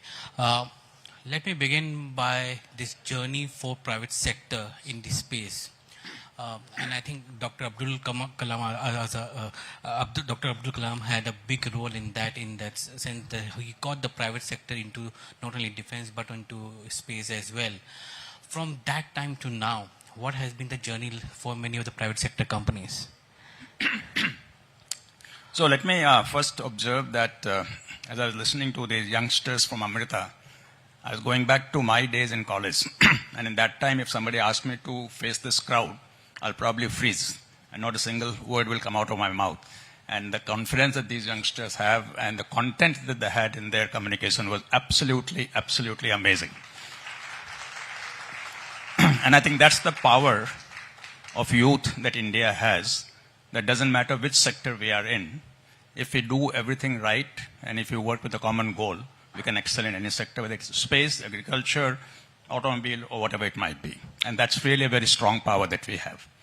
Second observation that I have is that this is the second time in a row that IEC is including space in it. So which means that space now is not just about R&D and Chandrayaan and Gaganyaan, it's about economy. And as you pointed out that we are looking at $44 billion economy by 2033. And clearly we are on that path. It will be a steep curve, starting slow, and I will talk about that. And third point for me is that often my audience is all the people in the space sector. Today I think there's nobody here from the space sector, the general audience. So I hope that you go back not just learning something more about space, but thinking about how space can help you in your business. How do you use space technology to further your needs in your business, whatever the business you might be in.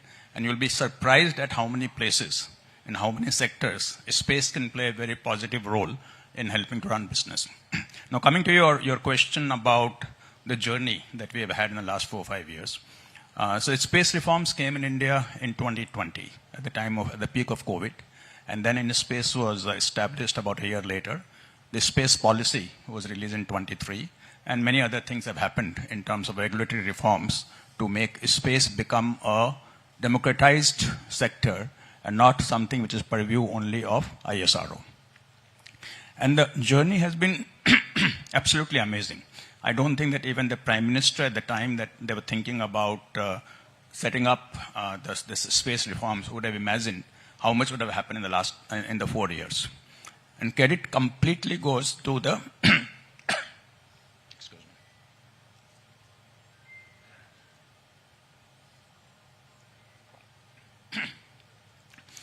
totally goes to the people who are active in this sector, the companies, the young companies mostly, who are working on it. Now, what I have observed is that for these youngsters, and again, continuing from what I said in the opening remark, there is no limit of what they can take on and how far they're willing to go. And in a very short period, we have seen the number of startups in space go from about double-digit number to 370 startups in space. And anybody who hears that is surprised that space has, specifically space, they do nothing else but space, has 370 startups today. And they're looking at problems that one would not think that a small company will imagine tackling. Something that even ISRO may think twice before taking it on. So there are several things that have been established already. For example, there are 2 companies that have launch vehicles now, not yet completely proven to take on the real load, but close to it. There are half a dozen companies that can make satellites, full satellite, not just provide systems or components to it. And they have already flown or already put the satellites in orbit. There are multiple companies that are working on applications. So all kinds of ecosystem is evolving very rapidly. And I think, at least from my viewpoint, as I see things are moving very well in the right direction. No, ever since InSpace came in, it's been an inflection point for the private sector to, go, or I should say not private specifically, the startup universe to go after space, because that horizon opened up for them. But if you look from maybe a 10-year period or so, many of the companies, private sector companies, were started off as system makers or small unit makers and we were dependent on ISRO for all the order. Today, we have system integrators, satellite makers, or launch vehicle makers. How has this journey been? Is the capital, which used to be a big issue for initially, is that problem resolved now? See, capital problem will never be resolved, okay? No matter which sector you are in. It could be a very mature sector, you'll always be needing more capital. So I cannot say capital problem is resolved. But let's look at, sort of break up your question into multiple pieces, okay? If you look at the journey from today to, let's say, next 10 years for any of these companies, what are going to be the key points for success? And when I say success, I don't mean just R&D success. I mean commercial success. Okay, that means anybody who is investing in this company today will get more than their fair share of profit on the investment is what I would call success, right? And technology becomes an enabler. Okay, so if you look at success for these companies, the biggest thing that has to happen is demand generation. Okay, capacity has to be done, capability has to be done, skills have to come in, infrastructure has to happen, all of those things, but that will happen. I'm not concerned about those. Yes, it's effort from the government, effort by InSpace, ISRO, effort by the companies, but that will happen. The one big unknown right now is demand. Where will the demand come from? If you're going to be a $44 billion space economy, you need $44 billion worth of demand. And today the demand is $7-8 billion, right? So that's 5x in about 8 years now. 8 years okay? time. Now today the demand is primarily coming from the government. Government is the biggest user of space technology, whether you are in defense sector, whether you are in agriculture sector, whether you are in urban development, whether you are in disaster management, MHA, whichever government department you take, at least 30-40 departments of the government use space technology day in, day out for doing their work, right? So that's the biggest user today. That demand primarily goes to ISRO. Okay? So the first thing that has to happen is to reorient that demand to go to the private sector. Okay? That's beginning to happen. There are at least 40,000 crore worth of demand that has come from the government to the private sector in the last 2-3 years. But we'll need to do a lot more of that. The government itself is using space technology up to a certain point.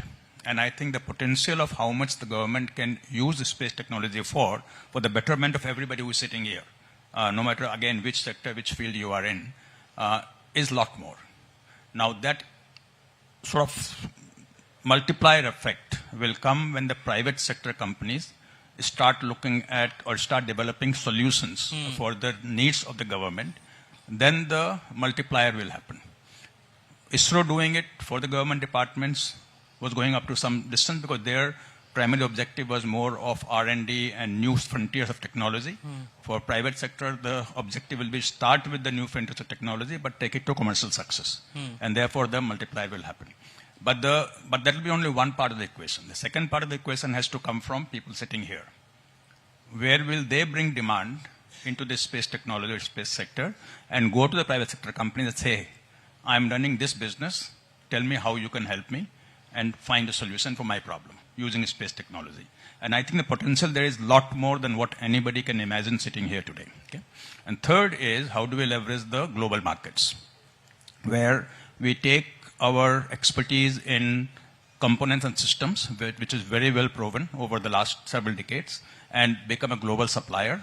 But that is only step one. Step two will be, how do we provide the higher-end solutions, the satellites, the payloads, the data applications. And that's where third piece of demand will come. So we have to bring all of these things together to take us to that level 8 years from now, and that will be the biggest thing of success. Now, touching upon funding, which of course is the second biggest issue, because all startups require, for any space startup to start making money, will be 3, 4, 5 years affair at least, right? So they have to have funding coming from investors. And the good news is that that's beginning to happen now. Okay? This year, we'll have the highest ever funding in the space startups. We have crossed $150 million as of 2 days ago. And by this financial year, we'll probably have $200 million, which is more than double of last year. So it's accelerating very fast. Still, $200 million is not a very large number, but a significant number. And there is so much interest that's coming into the space sector from the investors now. And that's one of the key things that InSpace gets involved in, to educate the investors about the opportunities in the space sector. So that's also beginning to bear fruit. One of the things which comes into play is when ISRO was there and government wanted services, ISRO would provide those services. It will take years to develop vehicles or satellites there. The profitability or the returns never come into play there, right? When private sector comes into play and when funding is behind them, there will always be discussion of returns on investment. I remember very clearly, a few years back, I was asking L&T that, you spent so much of, capital, shareholder capital on creating defense assets. Where is the returns coming from there? How do you manage returns in private sector? Because these are long gestation projects actually. So if you, any of you were here yesterday when Mr. Gadkari was talking, he said, "Mufat mein kuch nahi dena hai," right? So today, most of the government departments get solutions from ISRO free of cost, right? Which itself is changing in the government. Government has moved to a demand-driven mode. So if you, as the agriculture department, want ISRO to do something, you have to pay for it. ISRO will not put it in their budget, right? Yeah. So that starts putting a price on the value that you are getting from ISRO. The same model will then go to the private sector. Any space offering has to be priced at fair value, right? So whether you want data, or you want application program, or you want a satellite to be launched, or you want to have your own satellite, whatever it might be, and that price positioning has to be fair. Otherwise the industry cannot survive.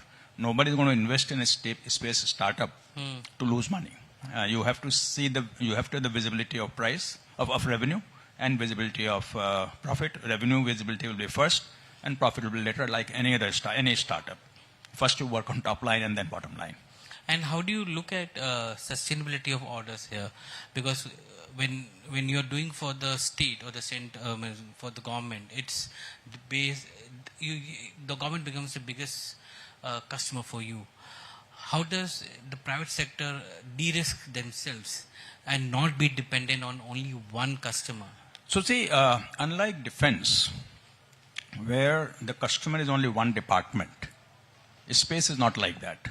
Government is not one department. Government is state governments. There are 23 state governments, including plus UTs, and there are 50 government departments. Each government department works independently when it comes to ordering space requirements, right? So it's not a single customer. It's 60, 70, 80 customers already for the state for the space companies. And then I think, but that, as I said, that's phase one. Phase two, we have to have the private sector come into becoming a customer for space products and services. And that's how we will de-risk. Otherwise, if you are working on a very small niche where there is only one government department, the central government, that is interested as a customer, then you're running the risk of losing that customer, not getting the order, or somebody else coming in and taking that away from you. And I think that will happen because many things, in space has taken many initiatives. For example, one of the things that we have done right now is given a project to a consortium of 4 companies to build a constellation of 12 satellites and provide data from that satellite to anyone who wants data. It could be Indian government, state government, central government, any of the companies, or outside India. So that's creating a infrastructure for data that will create a constant stream of revenue. So to succeed, that constant stream of revenue has to be there. If it's a lumpy kind of revenue, then you don't know where your next order is coming from. True. And no investor is going to invest in you if you have a lumpy revenue. And what about international, going international for Indian companies? Global services providing there. I remember when defense was opening up a private sector, and government used to say that don't depend on the government, go out and do exports as well. In this case, when we are talking about startups and private sector getting into space technology, is that an option? And if there is an option, how lucrative it is? It's not, I won't even call it an option, it's a must. It has to be done because in our target of $44 billion, we are targeting $11 billion coming from outside India. That means 25% revenue has to come from outside India. Now, again, the same thing, where will this come from? The lowest hanging fruit is being a component supplier or system supplier to the bigger players in Europe or US or wherever else. Yeah. That will be probably phase one. But phase two, which is the more important phase, will become the supplier of space products to those nations who do not have a space technology but want to use a space for betterment of their country, right? So there are only about 10 nations that are space-faring nations who have space technology, okay? India probably will be about 5th in the ranking order, okay? Maybe 4th, maybe 5th, maybe 6th, depends on who you talk to. There are 100 plus countries that want to use a space. 100 plus countries that want their own satellites. They want their own data collection. They want their own ground stations. They want their own application, right? India has to tap those markets. India has to become the preferred source, the country that you can trust from geopolitical viewpoint, because in a space, if you become too dependent on a country, that country can harm you, right? So therefore, you have to have the confidence that with this country, and India, fortunately, in a position where most countries do not see India as a political risk, right? So that's number one. But that in itself will not give you business. The business finally has to come from the quality of product and service that you supply and the price that you charge for it. And there, I think India will excel because the frugal sort of mindset that we have and known for globally applies to space sector as well as it applies to automotive, where a satellite that may cost X in Europe will cost 0.5X in India, right? Application program that might take Y to develop will take 0.5Y to develop in India. Therefore, India will be cost competitive. What we have to make sure that we don't sell our services on the basis of cost. We sell our services basis of technology and quality. Cost is your winning point. Okay, cost is not your selling point.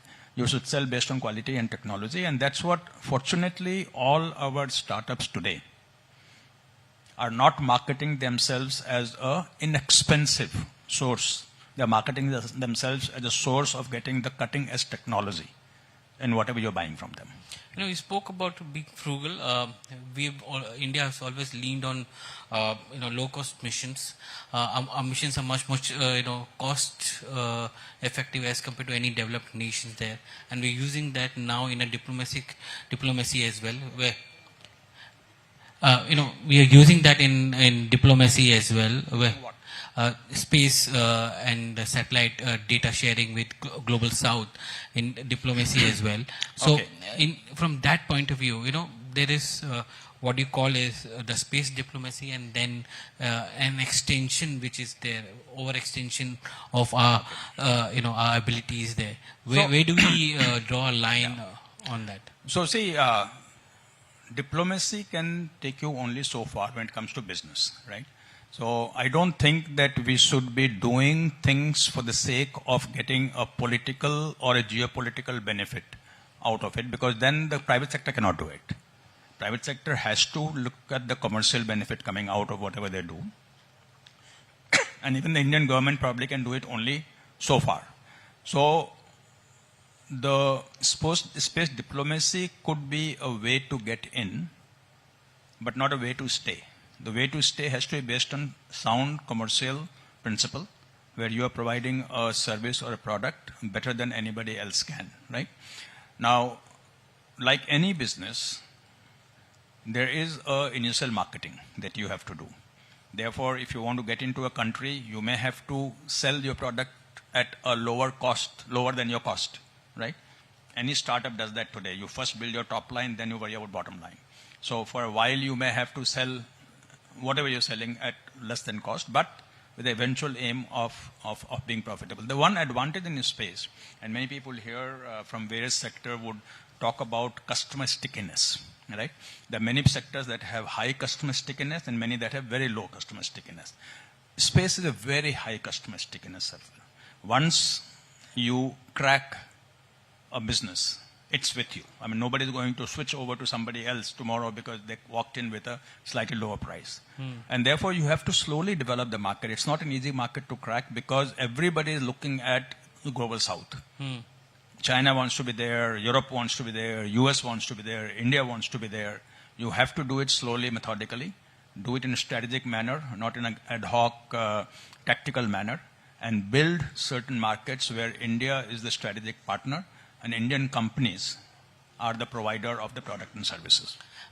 You've led one of India's best automobile companies, Mahindra, and as part of that journey, what are the kind of lessons that you've been able to take in from the automotive sector, which is highly competitive and consumer-centric, to this sector, which is more enterprise-centric there in terms of risk, in terms of compliance, and how to expand reach?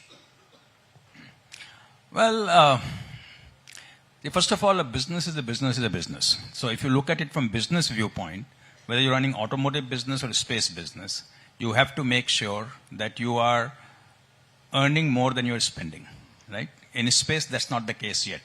In automotive, especially, obviously is. So we have to worry about how do we come to that point in space where your revenue is higher than your cost, right? The important thing in both space and automotive, and to a varying degree, is that there is no substitute for quality of your product and service. Okay? Space more so than automotive. Because in automotive, I always kid when I say that in space there's no workshop that you can take your satellite to. If it fails, it fails. It's gone. I mean, hundreds of crores of investment you have made is just gone in 5 seconds. So therefore, quality in space is very important. So is it in automotive. I mean, any of you guys who have a breakdown in your car will curse the dealer first, then the manufacturer, then the CEO, because the quality was not right. Right? Here, the same thing applies to safety. Very important in car, even more important in space, because a space accident can create unbelievable havoc. Right? So equally important. Product development. If you look at the discipline product development, there is no difference between automotive and space. It takes 3 to 4 years to develop a car. It takes 3 to 4 years to develop a satellite, right? So very similar in that nature. The difference is automotive is a high volume game. Therefore, production process and optimizing production process, if you're looking at it from business viewpoint, becomes very important. Space is not a high volume game. It's a high technology game. Therefore, production process is not as important. I won't say it's not important, not as important as it is in automotive. If you look at India's objective from a geopolitical standpoint, how do you see private sector's role and in-space role in ensuring this adequate supply chain available for space going forward, or space technology going forward? It's a very restrictive and exclusive club of people who supply those kind of equipment or high precision equipments there. What kind of role private sector can play in to ensure that geopolitically we are well ahead of others? So look, private sector is not going to directly worry about geopolitics. Okay, that's the role of the government to ensure, and to some extent in space, to ensure that geopolitically we are doing right things. Now, what we are doing in space is that we have broken down our $44 billion target into small pieces. We have some 60 different objectives that we have to meet that goal. We are program managing each one of them to see how do we get there. And in space by itself does not do anything. We are only an enabler, right? The work is all done by either ISRO or by private sector companies. Our role is to define what needs to be done and ensure that it gets done, right? So therefore, to ensure that there is no gap, there has to be capacity, there has to be capability, there has to be money, there has to be demand, there has to be supply. To make sure that this whole ecosystem is well connected is what our role is, right? So if we find that there are not enough companies working on this piece, then we have to come and promote such companies to come in and fill that piece so that 5 years from now, we don't feel that there's something missing. So it's more of a strategic thinking that we have to bring in and look at the world view or space view 5 years from now, 10 years from now, and ensure that we don't have a surprise in 5 years, right? So that's the role that we are playing, and that's the most exciting part in some ways. Of course, we are a regulator also, and that's a different story. But this is the part that sort of building the space ecosystem and preparing the sector, private sector to play that role is very important. And I must say here that Honorable Prime Minister has personally driven this whole opening of the space sector. Yeah. And he's very passionate about it. Even when he was Chief Minister of Gujarat, he was ahead of... He's personally managing the space sector as well. Yes, yes. So he was way ahead of... I still remember my first meeting with him after I took on this role. We won't have time to get into that. But his vision for a space sector was just mind-boggling on what he wants to see. One challenge that comes in is with respect to skills. Do you see there are enough skilled manpower in India for us to take the space sector to $44 billion as we have envisaged? Yes and no. Yes and no. Fortunately, we have a retirement age of 60 years. Okay, that means there are lots and lots of ISRO retired people who have enough energy left in them to help the private sector to grow.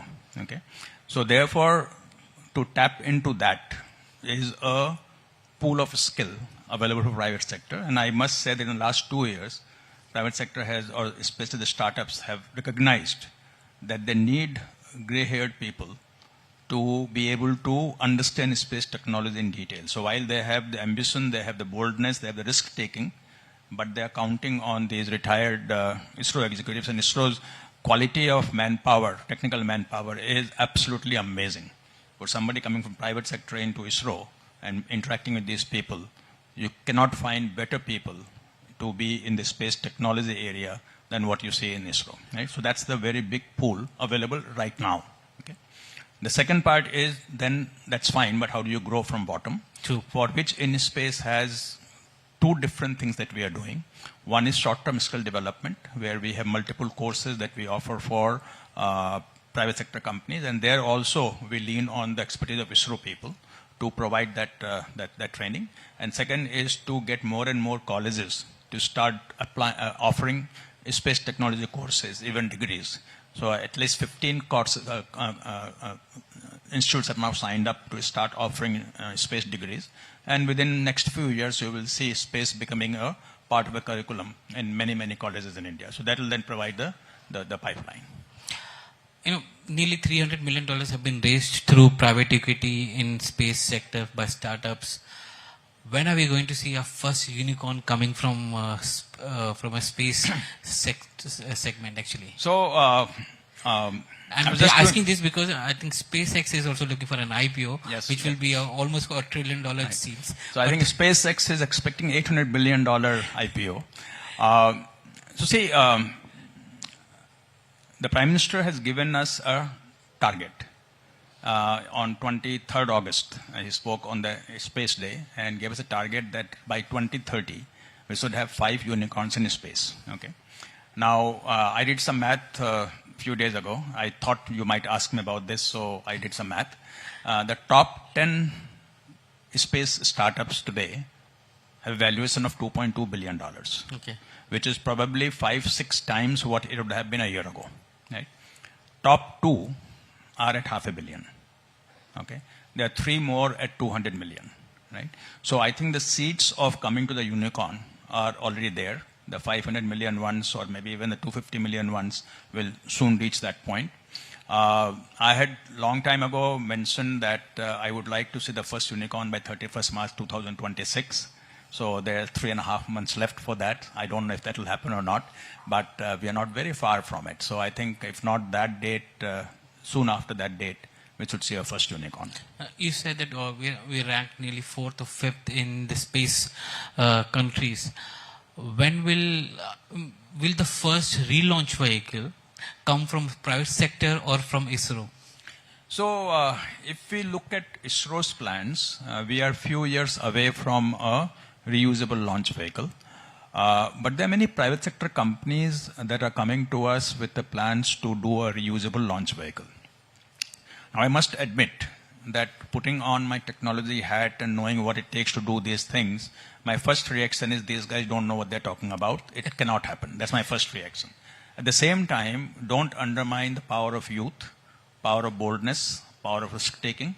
I think one of these guys might surprise us and may come out with a reusable launch vehicle even before ISRO does.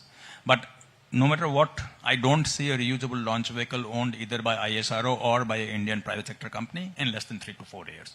I mean, 3 to 4 years, I'm not saying it will happen in 3 to 4 years, but certainly will not happen in 3 to 4 years. Sir, it's a new India.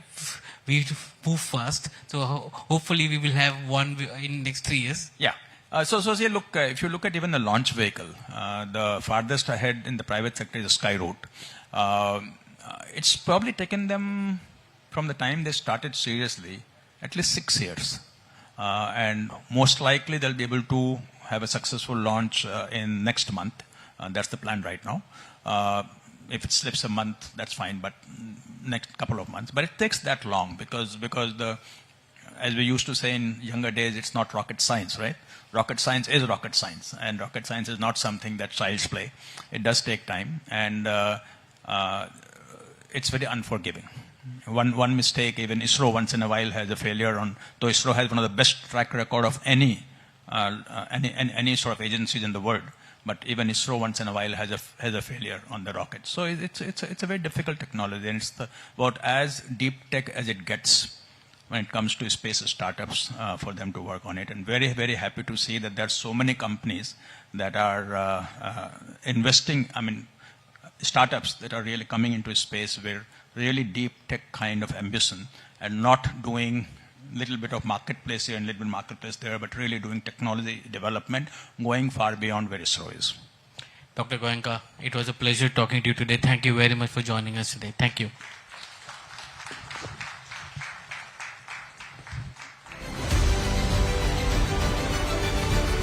Thank you, Dr. Goenka and Sajid, for that fascinating discussion on India's space economy potential. It's truly put a different angle on what we usually talk about when we talk about space. Absolutely. It's important to put in perspective that India's space mission is, space missions in fact are not just breaking frontiers as far as science and technology are concerned, but also pushing the space economy forward. Let's shift our focus now to the next session, India's equity markets, which have broken into world's top 5 by market capitalization, and also domestic mutual fund inflows have also provided a strong local anchor even during bouts of foreign selling. Now, mutual funds have been key to democratizing investments. This can be seen from the assets under management in the industry crossing 80.8 lakh crore rupees in November 2025 as per AMFI data, and over 25.86 crore mutual fund folios. And ladies and gentlemen, our next speaker heads one of India's leading asset management companies. His perspective on market valuation, sectoral opportunities, and also opportunities for investors will be valuable. Please welcome with a round of loud applause, Mr. A. Balasubramanian, the MD and CEO of Aditya Birla Sun Life Mutual Fund. He'll be in conversation with Aisha Faridi on markets and money, India's capital momentum story.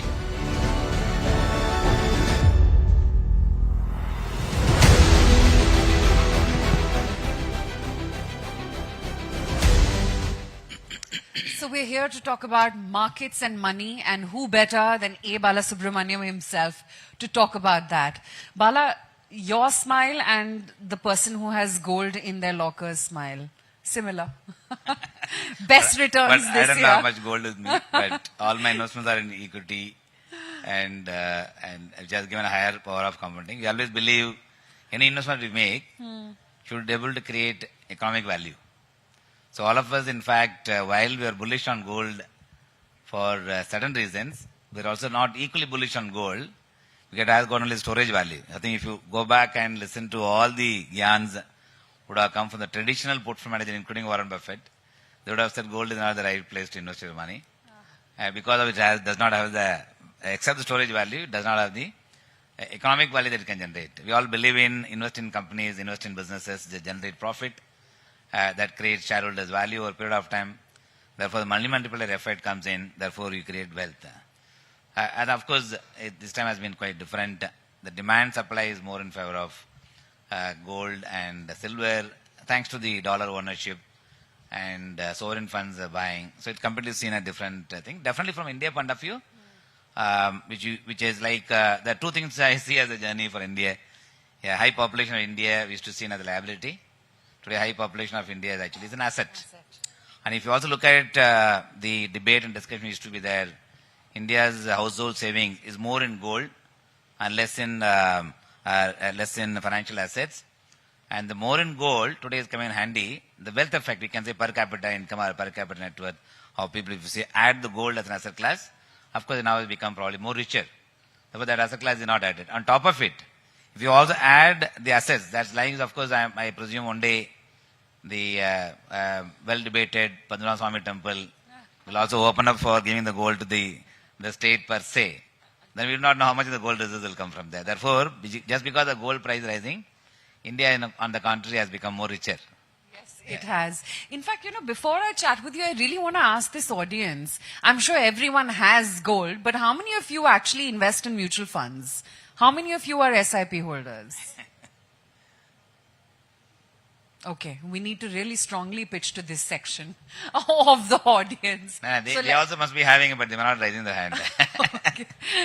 But, I was just going through some of the stats. The fact that the mutual fund industry started in 1964, but the parabolic move came with financialization of assets, post-demonetization, post-digital currency getting a fillip. In the last 5 years, Bala, what's been your experience on how India has actually accepted mutual fund? And you were at the helm of the mutual fund Sahi Hai concept, which is now a narrative across homes in India. Yeah. So I think some of our attempt, there was a period where we were worried about, not worried, but we were still wondering how mutual fund become as part and parcel of the everyone's investment radar. Forget about investing. It should come in the investment radar. It should be part of the consideration. The way we coined mutual fund Sahi Hai, which is in the year 2016, when I was the chairman of AMFI, we said this has to become part of the conversation in everyone's coffee table. If you have sitting in the family, it must be part of your discussion. If you are having a chai with somebody in the marketplace, it must be part of the discussion. Therefore, it was intended to actually create that kind of concept. And we never imagined this will become so large. And second is the bigger trend came, which is the demand. Which is the moment demand came, then naturally you start thinking about what are the investment options that you have in front of you other than holding in cash. So you start debating about cash is itself supposed to be investment for a variety of other reasons. So how do you move away from cash actually to the other financial saving? Therefore, the mutual fund caught up during the period. But now in the last 4 or 5 years, those who have done SIPs, I think they are about seeing the experience.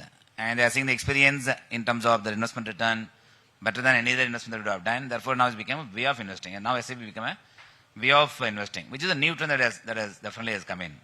And other reason is India generally is considered as a country which is a high interest rate regime. So we used to live, personally I've seen being part of the MF industries.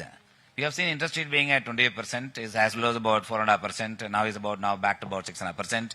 I think consistently the last 5-6 years, whether it is a monetary policy authority, the Reserve Bank of India, or even under the Parliament Act, setting a target that should be the inflation target that we should have. All these things have led to a prolonged period of low interest rate regime. If an interest rate regime, it remains a prolonged period at low interest rate, single digit, is the middle of single digit, then naturally you start looking at alternates. That is where I think mutual fund position themselves very nicely in the last 4 or 5 years period. And again, of course, corporate earnings has been the biggest supporter when the market does well. Therefore, it is a good problem to have. And now we have seen in terms of SIPs coming in, it is a new trend that has come. I think even HNI investors who are predominantly willing to take a call on the market, even they themselves have now realized it's not worth taking a call as long as it's going to remain invested in the market for long. Better to take the route of SIP. This has now become, whenever I travel overseas, one obvious question is to come from foreign industry investors, when will this SIP stop? And the question is to come from a level of 8,000 crores per month. Today is now come to 29,000 crores. The second, I think the trend that you are also seeing is the bank deposits versus the mutual fund size. In US is almost about mutual fund size actually as big as the banking industry size in US. Whereas India, we used to be about 14%. Today it's gone about 35%. Now the predictions are coming, it will become about 50% of the banking industry size, the mutual fund industry size. So this is something which I think, one, formalization in economy, definitely I think has improved the confidence. Second, as you rightly mentioned, democratizing investing and taking it to the every nook and corner of the country is now become a second trend change that I'm saying. And third is, of course, the TINA factor. I mean, there is no alternate to other asset classes. Also is benefiting mutual fund industry to get more and more flows. And lastly, of course, because of the power of money coming in, Indian market behavior is far superior to the rest of the global market because the volatility has been the least. The lesser the volatility, higher the predictability, the naturally your ability to put more money in the market also increases, the confidence increases. I think we are in that path, I would say. Yeah. In fact, I must also mention there was a worried statement which came from one of the Mercedes, the CEO of the factory. Yes, of course. Santosh Nair. And then he said people are not buying Mercedes because most of the people are shifting their investments to the SIPs. And then we took this as an opportunity and then said more the people do SIP, they'll have The more more money they to can invest. afford money. You must go and market it. The more you do SIPs, therefore instead of buying one Mercedes car, you can buy multiple Mercedes cars. So actually it turned out to be a good marketing slogan for all of us. Indirect visibility also we got around a period of time. You should tie up with Mercedes, actually. In fact, I met the gentleman very recently in Pune, and we both of us discussing on this. The very same day when he did the statement, I did call up and have a word with him saying, why did you make this statement? Then what did he say? Then I said, Bharat, I just casually made this statement with no specific intention of hitting you guys, but it turned out to be so good for you and us, and both of us grown in life. SAPs have grown on one side, even Mercedes car sales also in India has gone up like crazy. So on that note, I was just thinking about the past 2 days at the India Economic Conclave and the fact that, the subject that we've chosen this time is navigating geoeconomics. And I was just thinking through it that if there is one industry here in India which has actually managed to navigate everything, that's the retail investor, that's the mutual fund investor. 2,000 crore rupees worth of money coming into SIPs daily. That's the number that we're talking about, and I still believe that we're just scratching the surface. There's so much more to go. Would you say that the real winner has been the SIP guy? Yeah, of course. See, in any economy, you need to have vibrant financial market. You need to have vibrant capital market. It's not about mutual fund alone. The whole financial ecosystem should become so strong. At the end of the day, money being the raw material for every business needs. And the financialization of that mutual fund that has come, democratization mutual fund that has come in the country, most of the investors, the participation in the equity market, definitely you participate indirectly in India growth story. I think India growth story is not restricted to only certain segment of the people, certain segment of the savers, certain segment of the industries. It's actually that it has to get percolated to the every citizen of the country. That's something I take pride that mutual fund industry actually delivering their aspirations.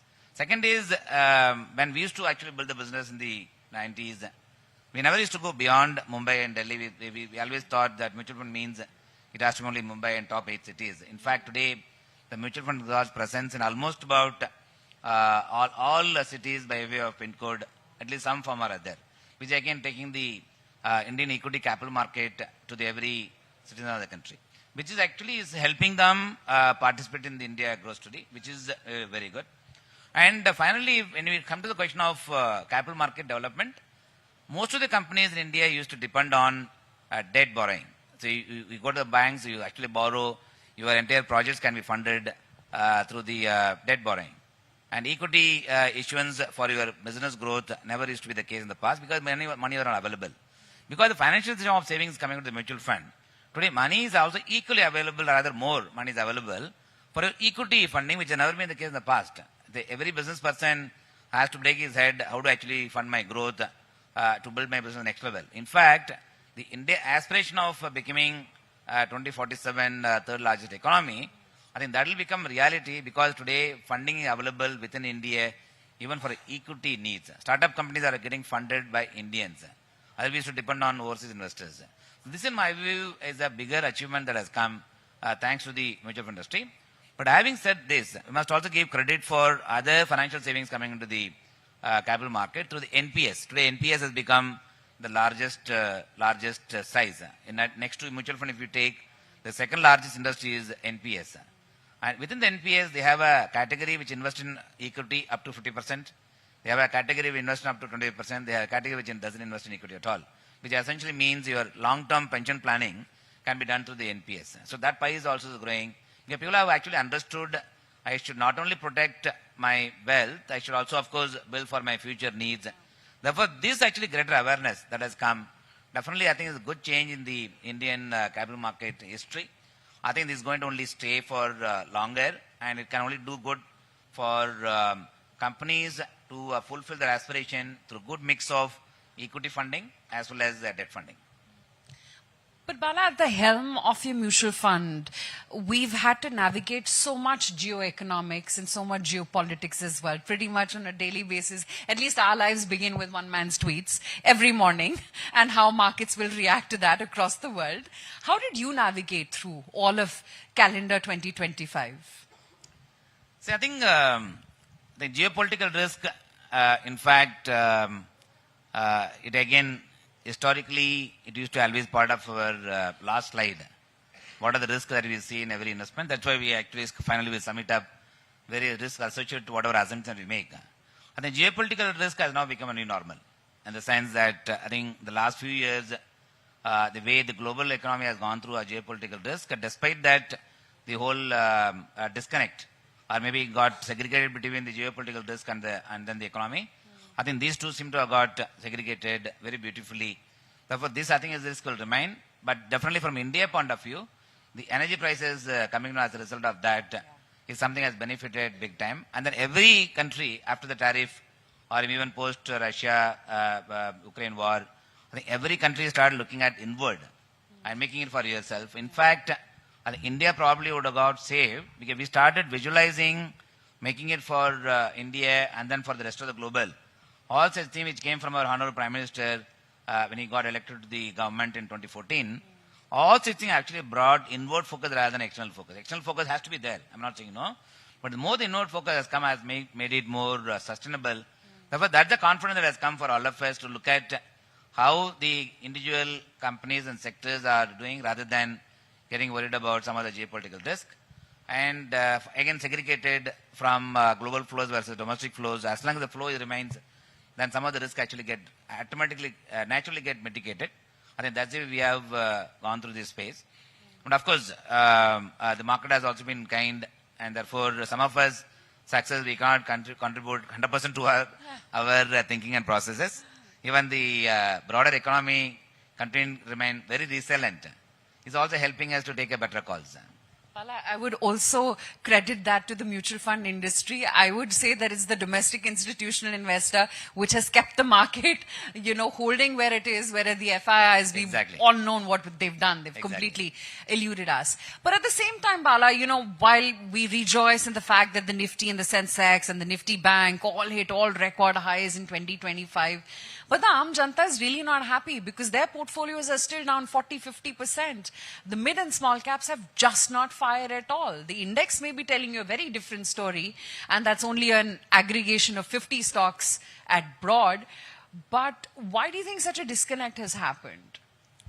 So I think in every market cycles, it goes through its own preferences. In the sense, there are good period, you see the broader market performing better. And when the economy actually is going faster, then the economic expansion that is happening, money multiplier effect increases. Therefore, you will see the breadth and width in the market also rising. That's why smaller mid-cap companies also perform better. But as generally is believed, the bigger companies can only grow at GDP plus marginal GDP plus growth. They can grow.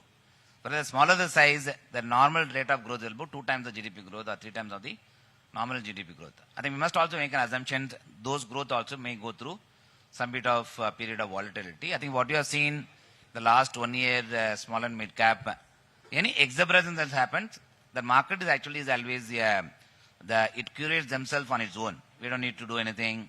We don't need to even think about policy.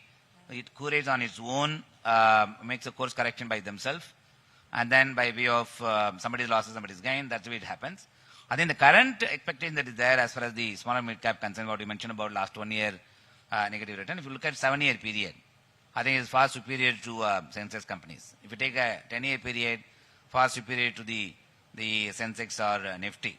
Therefore, as you go down the market cap, your time period that you have to give for the companies to perform should be longer than some of the established companies. So that's the way market always behaves. But having said that, the market breadth and width, I have one number, which is about, if you take about 10 years back, the representation of the large cap companies coming from Nifty 50, in the overall composition of the market cap, used to be somewhere around 75%. And today, the composition of the Nifty 50 companies, the overall composition of the component of the market cap is just about 62% today. That means where is the market cap has gone? Rest of the market cap has gone to the other than Nifty 50 companies, or maybe other than Sensex 30 company, which essentially means breadth and the width in the market has gone up. The number of companies who come to the capital market and raise capital completely fresh in the business.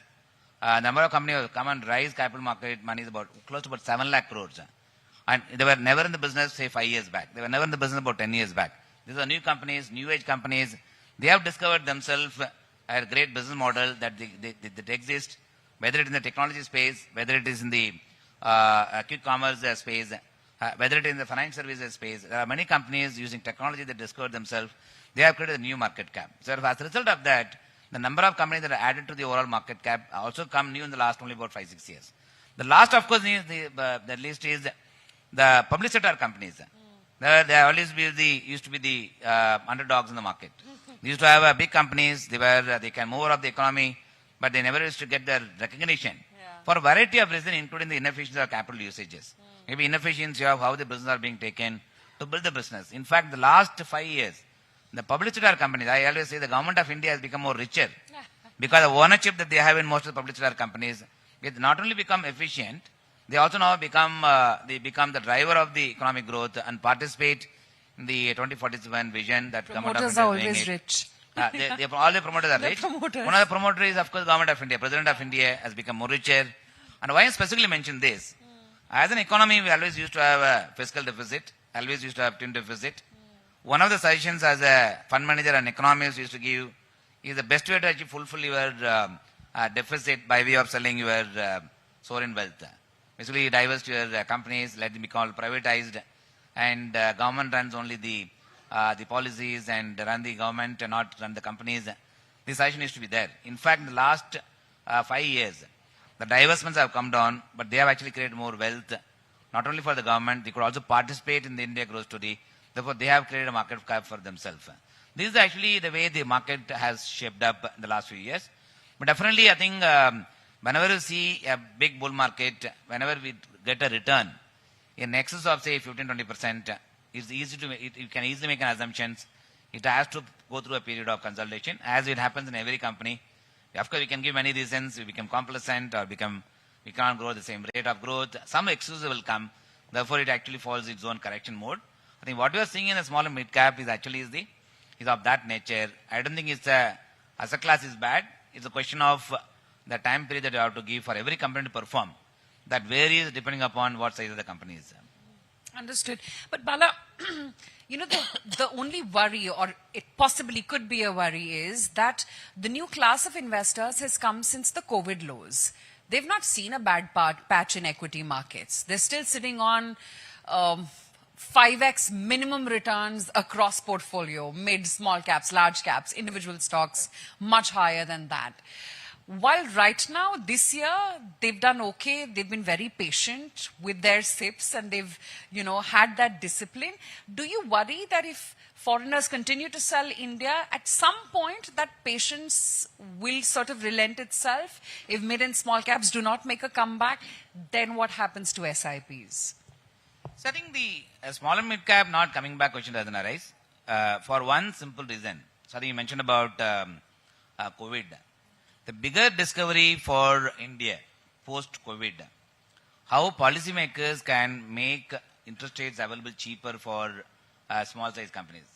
The interest rate that was being charged for small companies from the banking industry is to be in the double digit, middle of double digit. So anything less than 13% you will not get money from, access to the funding from banks. Post-COVID, thanks to one decision which was taken by the government, 10% of the capital will be guaranteed by the government of India. Therefore, they forced all the banks to lend money to the needy MSMEs and SMEs. That changed the whole culture. You got to experience the wrong notion that maybe the Indian banking financial would have had, that the SMEs means is bad, not touchable, they could become a potential defaulter. Because the servicing was so good, and most of the banks actually could step up their engagement with the SMEs and MSMEs and start giving money at about 8.5-9%. Today, the cost of capital, whether it is large companies or small companies, more or less the same. The cost of capital. This is actually new change that I think has been helping the SME companies to fulfill their ambition because the cost of capital has come down. Therefore, this is not going to change. It's not going to reverse. Therefore, this segment, I think, it maybe will remain. As far as the foreign investors concerns, we must also admit they have been there in India since 1992. I remember very few foreign investors used to come in India in 1992. They continue to remain. They have been long-term investors. They have made tons of money in India, as against what they would have probably made in China and other markets. China has done very well in the last 2 years, whereas they have gone through a period of almost 7-8 years of underperformance, big time. A lot of uncertainty in Chinese economy. You take Japan, 20 years of fall. Only in the last 2 years they have done very well. Japan has suffered for 20 years. A lot of people have made investments in Japan, but not going anywhere. If you take US, the traditional fund managers are not making money because they still don't believe FANG stocks can be owned by a portfolio manager. Therefore, they're all owning the traditional companies, less of ownership in FANG stocks, which is the Facebook and Alphabet kind of thing. There are traditional money managers who have never taken a bet on those kind of change in trend. Therefore, they remain underperformer. Only the area where they can take money out, where you can make money. They have made money. So that's one I'm saying. Second is FDI investment. I think today if you look at the FI outflow, 40% of the FI outflows, foreign outflows, is coming from foreign institutional portfolio managers. 60% of the money flow outflow is coming from FDI investors. All the FDI investors have come into India in the last, say, many number of years. Now suddenly they are saying the value that they are deriving in India is far higher than the value that is being assumed wherever they are sitting, whether it is Korea or Japan or US. They assume this is my valuation. Suddenly they see that, oh, India is giving multiplier 2 times the multiplier which I am getting in US. Rather than let me encash. Like recent example of LG. They don't need money for the investment. They are all cash-rich companies. They can continue to pour money. They have abundant cash supply that is there. They can access international capital market at much ease. And today, they have sold in India. Whirlpool. So they have a debt that they have built up in US market. Therefore, suddenly, how do you actually come out of the debt in US? By selling India stakes. So we are seeing such kind of trend change that we are saying. Therefore, the selling, what is happening is for different reasons. They have made money. At the same time, they are seeing money being made in India. Therefore, they are getting out. With the rupee dollar being about 91, 92, my own gut feeling is there is high probability, and FI is also extremely smart. They always go wherever their money can be seen in terms of to be made the next few years, and probably they will take a reverse call on India. Rupee dollar being about 91, and economic growth is not coming back, with the GDP recent coming back, with the outlook for companies' earnings to get better, and cost of capital continues to remain very low in India. Therefore, the high probability the FIs will turn out to be a buyer.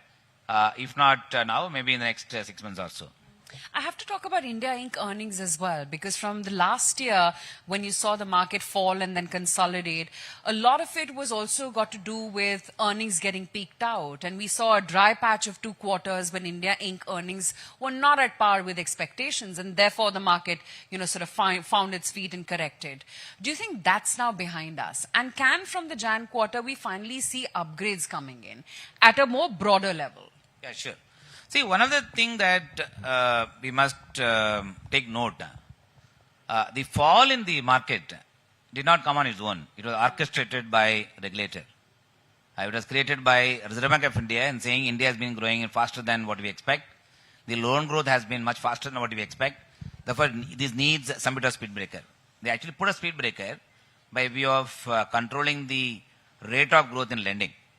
And they also felt that the rate of growth that is coming in the lending market actually leading to the capital market by view of speculating. I think both SEBI and Reserve Bank of India, they may or may not say it in public domain, but they took certain actions that were more in the form of a speed breaker. Yeah. With rising equity market, as a country, we can't afford to have any accident, especially at a time when we are aiming for big momentum for the future. Therefore, that's something I would say orchestrated. And that has played out quite well. Now, they're also taking, of course, reverse of what they were supposed to do in order to drive the growth momentum back. Therefore, this is something, my own belief is one should keep in mind. But these are something need to be done as the economy, as a country, as a regulator, as a policymakers. They do pay attention, both the sides. Support when it is needed. Also put a speed breaker when it is also equally needed when we actually drive faster than our own potential. And then we must try to put a speed breaker. And this being the case, therefore, resilience on India is far higher than some of the other global economy because of this reason. But Bala, when you look at today's world, there's AI, which is the thing. There is obviously to navigate geoeconomics, your defense has to be strong. Can I correlate that to Indian sectors and stocks? And can one still invest in these sectors and still make money? Because defense at some points does look very rich in valuations. I think from, one good thing is the change in the technology space. Generally, Indian companies are quick to adopt the change. So we may ignore initial period, but we may not ignore it for too long period. Therefore, every company today is bringing in technology as part of our core strategy, whether it is using AI or machine learning, bringing it as part of the service requirement that they can build from a customer. Whether it is automobile companies, huge investment they are making in terms of automations using technology, bringing in customer connects using AI and so on and so forth. That's something, the investment they are making. That's something traditional, historical traditional companies with the core product being there, and they're actually ring-fencing the risk by way of making them equally capable using technology. That's something I see as a big change. Second, of course, traditional IT companies who are predominantly brick and mortar kind of model, they themselves, of course, rediscovering themselves in terms of what role they can play in the new AI world. Therefore, looking at the whole business model, by looking at the cost, looking at the areas they have to bring in expertise by way of skill development, and that something is coming. I think fortunately Indian companies, none of them actually get into the froth as we have seen in the global market. Recent, of course, US market has completely gone berserk on the AI and OpenAI. Valuations have gone through the roof, and we do not know how the payoff will come. And one of the things that is being talked about when we talk about India capital investment is the real assets. So when we say Government of India talks about capital expenditure, is real assets, building roads and metros and other physical assets. When companies in India, companies, whether it is Mahindra, Birlas, or Tatas, or Ambanis, or Adanis, and they talk about assets, they're getting real assets. Whereas the technology assets can be supposed to be part of the investment. Whereas the US talks about capital investment rising, is the AI investment. How much of that can actually play out in the global market in terms of return on equity, return on investment? How much will come, that still remains to be seen. So therefore, this something is too early to take that call. At the same time, can we ignore the change, the trend, what is happening in the global market? Cannot be ignored. That's why I think Indian companies are also preparing ourselves for being part of that technological advancement should become part of the business itself. Therefore, my own belief is most of the sectors in India are actually using technology as part of the next round of strategic thinking, which itself will ensure that we protect our downside. At the same time, we are able to participate in the upside as and when it comes. So you're saying bet on AI users as opposed to being obsessed with the guys who are inventing AI as we speak, which is the Fab 7 companies in the US. Exactly. I think we have been the quick adopter, and I probably assume India will be able to adopt much better than the past, given the fact that our learning curve has also been quite strong and sharper. Bala, what are sectors that you must own in your portfolio right now? And I asked you about defense as well. I mean, I know the best may be behind us, but should it somewhere be part of your core portfolio? I think sectors can vary. I think it's difficult to take a call on sectors, and given the fact that if you divide the Nifty, the larger component of representation in Nifty comes from financial sectors, which I think will remain the proxy of the Indian economy, continue to grow at maybe 1.5 times of the GDP growth. That will remain. The next comes is your IT, then comes is the auto, then comes actually the pharma, and then comes is the other sundry sectors, including energy sectors also comes. So these sectors will remain as the core sectors. But whether these sectors will be able to generate significant alpha in your portfolio, but not necessarily, because the market breadth is also widening. The best way to play from investors' point of view, this is what we keep saying, because given the fact the sector rotation happens very fast, and that's something cannot be predicted by just sticking to one portfolio. So better to always take the diversified portfolio, such as flexi cap kind of thing. It serves the purpose of not restricting yourself from only one segment of the market, one market cap of the market, and invest in across different pocket. That's something is, I think, becoming an asset class to look at it from investors' point of view. The second asset class, which again got discovered in the mutual fund space, is called multi-asset class fund. There are two questions come from people: should I invest in gold? Should I invest in silver? Should I invest in mid cap? Or should I invest in large cap? The common question comes. So what is the solution for this common question, which is a multi-asset class fund, which invest in across different asset classes? Now REIT and InvIT also now has come. And the third question, of course, is the when do I sell in the market? When do I buy in the market? This is again common question for everybody. Everyone wants to time the market. They don't have time to time the market. They don't have time. Everybody is busy in their own world. But still they want to worry about the timing in the market.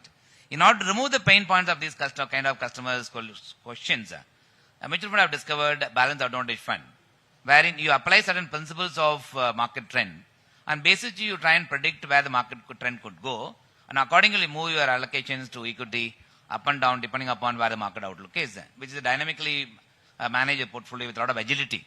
That something comes to the balance advantage fund. Therefore, mutual fund now becoming a a vehicle to participate in a multiple ways and answer your question that you may have in your mind by choosing this kind of product. Why I am specifically again insisting on this, if you look at sector-wise, it goes through such a long period of gestation period. Sometimes it can create a frustration among people when you choose certain sector. This is a sector only which I can take a bet.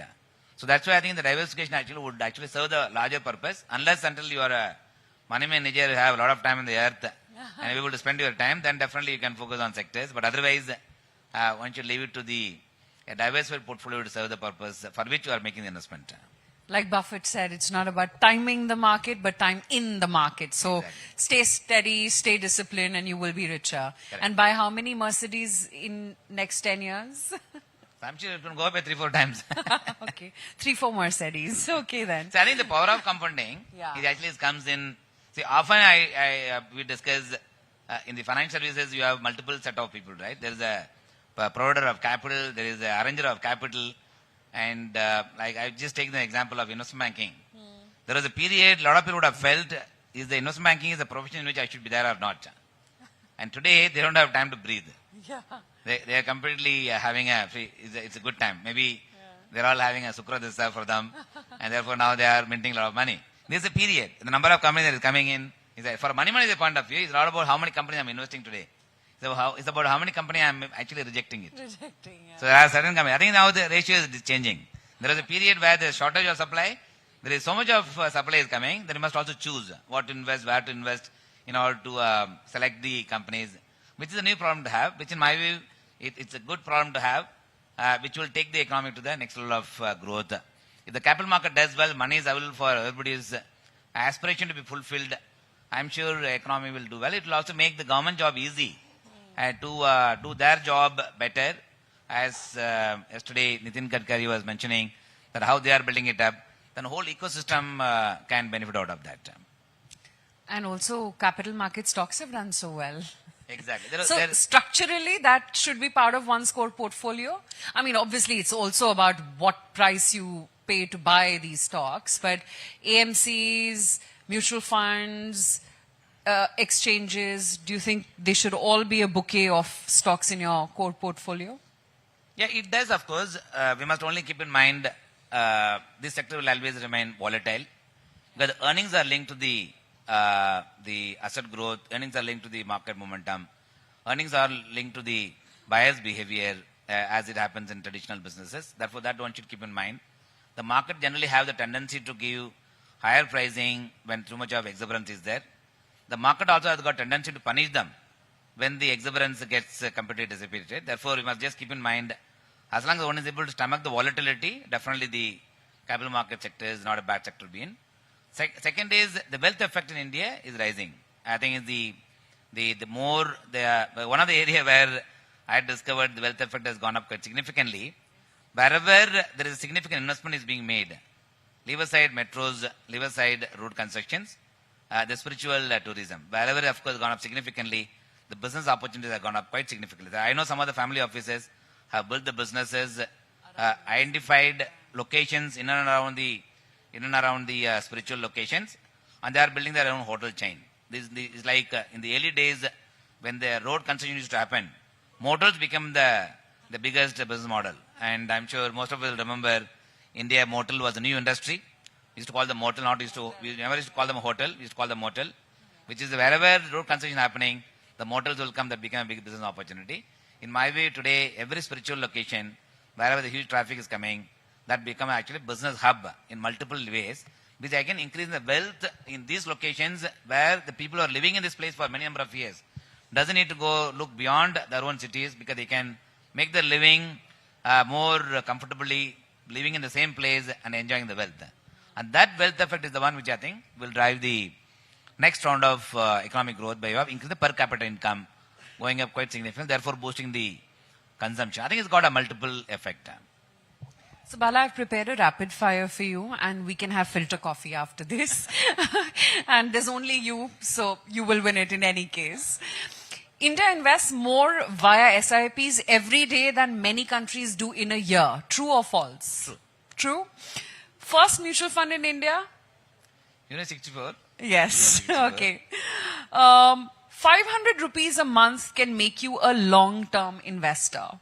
Definitely. Power of compounding will play a big role. Power of compounding, the eighth wonder of the world. Biggest owner of Indian equities today, is it FPIs or mutual funds?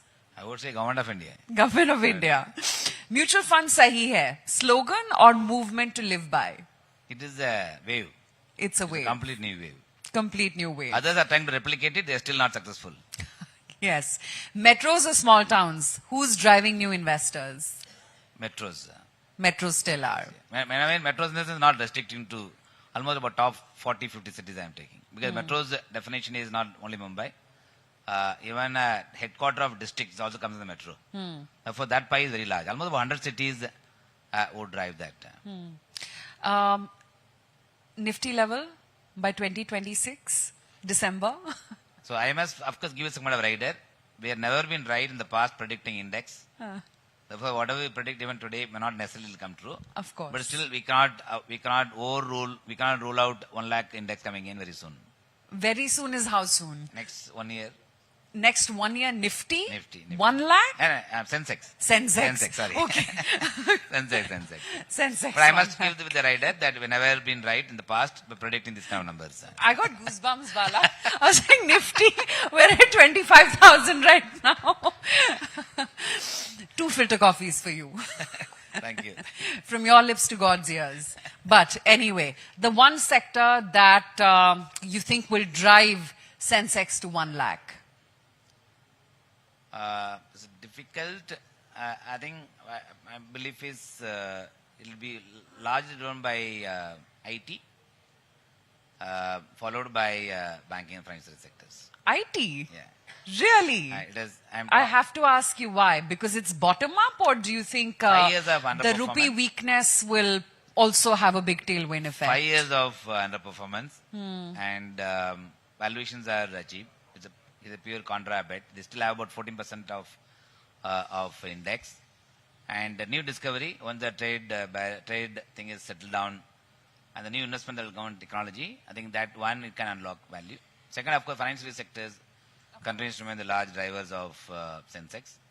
Plus, there is an index change that was also coming in where the financial services index is actually now getting moderated. Therefore, you'll find companies which were not able to get participation as they deserve.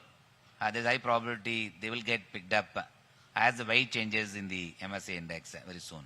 Okay, Bala, thank you for your time. And along with FlexiCap Fund, maybe one should do an index IT fund as well. Start the SIP today. Yes. Thank you so much. Lovely sharing Thank with you. Thanks.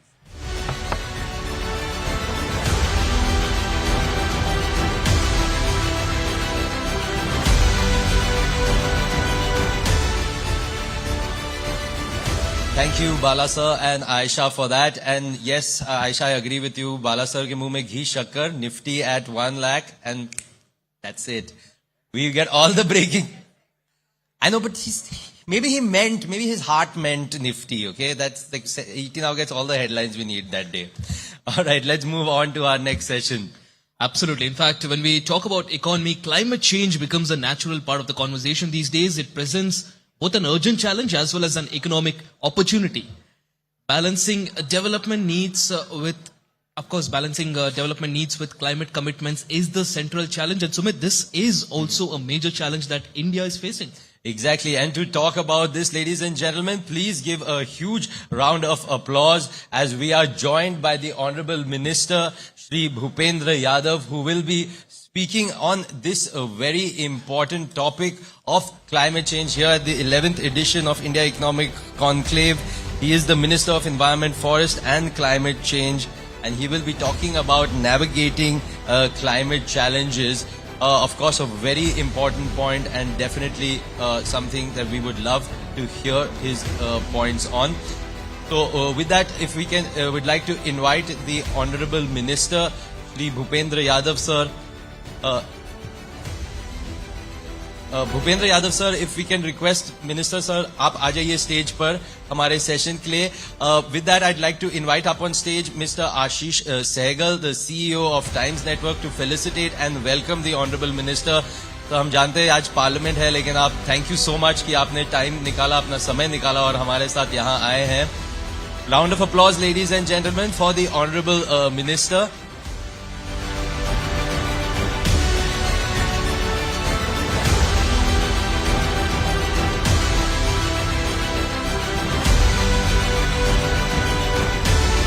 And we'd also like to invite up on stage Senior Consulting Editor at Times Now Bharat, Sumit Awasthi, for his conversation with the Honorable Minister.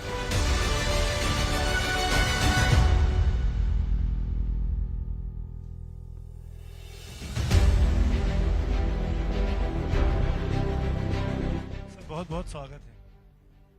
Am I audible? Yeah. बहुत बहुत स्वागत है भूपेंद्र यादव जी। मुझे आप सबको भूपेंद्र भाई का परिचय देने की आवश्यकता नहीं है। हम सब इस वक्त जो दिल्ली में रहते हैं और एनसीआर में रहते हैं, वो अगर किसी एक मंत्री को आज की तारीख में सबसे अधिक जानते होंगे तो वो हमारे पर्यावरण मंत्री, एनवायरमेंट मिनिस्टर भूपेंद्र यादव जी हैं। सर बहुत बहुत स्वागत है आपका।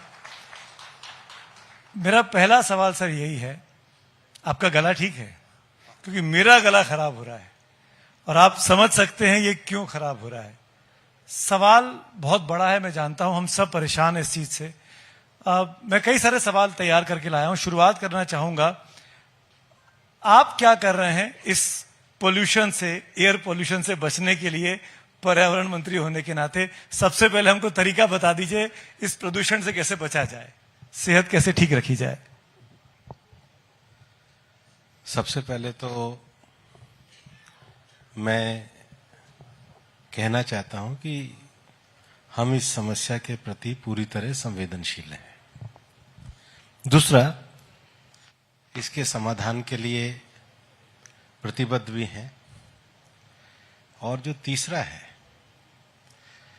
कि दिल्ली की जो पर्यावरण का विषय है, ये अकेले दिल्ली के कारण प्रॉब्लम नहीं है, ये हमारा एनसीआर रीजन है, सब एक दूसरे से कनेक्टेड है। और इसलिए प्रधानमंत्री जी ने इस पूरी समस्या को देखते हुए हमने एक लेजिस्लेशन हम लाए थे जिसमें हमने CAQM अथॉरिटी बनाई। क्योंकि अगर दिल्ली में हवा खराब हो रही है तो जो एयरशेड है जहां से जनरेट हो रहा है, तो दिल्ली का चीफ सेक्रेटरी तो सोनीपत, रोपड़, संगरूर में ऑर्डर नहीं दे सकता। तो हमने अथॉरिटी एस्टेब्लिश करी जो एडमिनिस्ट्रेटिव चीजों को पूरा करे, गैप को पूरा करे, रिसर्च करे और साइंस बेस्ड सॉल्यूशन की ओर जाए एडमिनिस्ट्रेटिव स्टेप्स के बाद। जब मैं साइंस बेस्ड सॉल्यूशन की बात कर रहा हूं तो हमें इस पॉल्यूशन के कारणों की पहचान करनी होगी। पहला कारण है जो सबसे बड़ा है, वो है व्हीकल। 40% पॉल्यूशन व्हीकल के कारण है। ये तो अच्छा हुआ है कल सुप्रीम कोर्ट का वापस से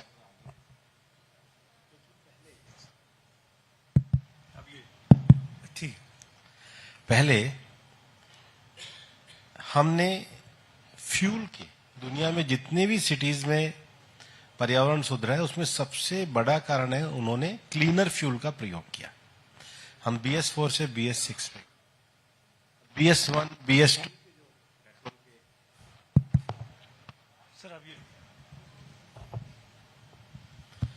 वो सारे वाहन जो हैं वो फेस आउट होने चाहिए, पर उनको अगस्त में एक कोहर्सिव स्टे मिल गया था, कल वो विड्रॉ हुआ है। और जो डी रजिस्टर्ड वाहन हो गए ऐसे 1,12,00,000 है। तो पूरे एनसीआर रीजन में हम इसको अब एक समन्वित तरीके से दूर कर रहे हैं। दूसरा, स्मार्ट ट्रैफिकिंग। अभी हमने दिल्ली पुलिस को 60 प्लेसेस बताए हैं जहां पर शाम को या सुबह ट्रैफिक जाम लंबा रहता है। और ये स्मार्ट ट्रैफिकिंग अब हम कहते हैं पूरे एनसीआर रीजन में आने चाहिए ताकि ये व्हीकल का रुकने के कारण भी पॉल्यूशन ना हो। तीसरा जो विषय है जिसमें अब दिल्ली सरकार आगे जा रही है, इलेक्ट्रॉनिक बसें। चौथा जो हम कहते हैं कि हमारा जो सार्वजनिक ट्रांसपोर्ट अच्छा होना चाहिए। अभी ये जो स्टडी हुई कि दिल्ली में मेट्रो के होने से 7 लाख गाड़ियां कम हुई, लेकिन मेट्रो में जो आदमी चलता है उसके लिए एंड टू एंड सर्विस होनी चाहिए। कि आपने मेट्रो तो आप मतलब नोएडा तक पहुंचा दो, पर नोएडा से रोहिणी जाने के बाद रोहिणी में आगे जहां उसको जाना है वहां के लिए अगर उसको कनेक्टिविटी अच्छी होगी, या गुड़गांव से कनॉट प्लेस आके कनॉट प्लेस से उसको आगे जाना है, तो हमने अभी दिल्ली में भी ये कहा है, बाकी जगह भी कहा है कि जैसे एक बार डीटीसी के पॉपुलर रूट हुआ करते थे, ऐसे आप end to end popular route को तय करिए ताकि हम सार्वजनिक ट्रांसपोर्ट को मजबूत कर सकें।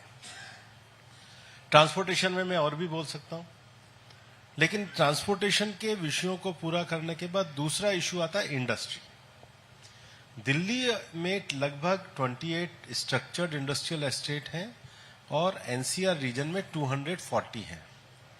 तो जब मैं क्लीन फ्यूल की बात करता हूं तो इंडस्ट्री में भी 240 में से 224 में हमने CAQM के माध्यम से पीएनजी की सप्लाई करी है ताकि इंडस्ट्रीज जो हैं वो गैस पे शिफ्ट हो जाए। लेकिन कुछ इंडस्ट्रीज हैं जिनको बॉयलर के लिए उतना गैस पर्याप्त नहीं होता है, रेड और ऑरेंज कैटेगरी की हैं।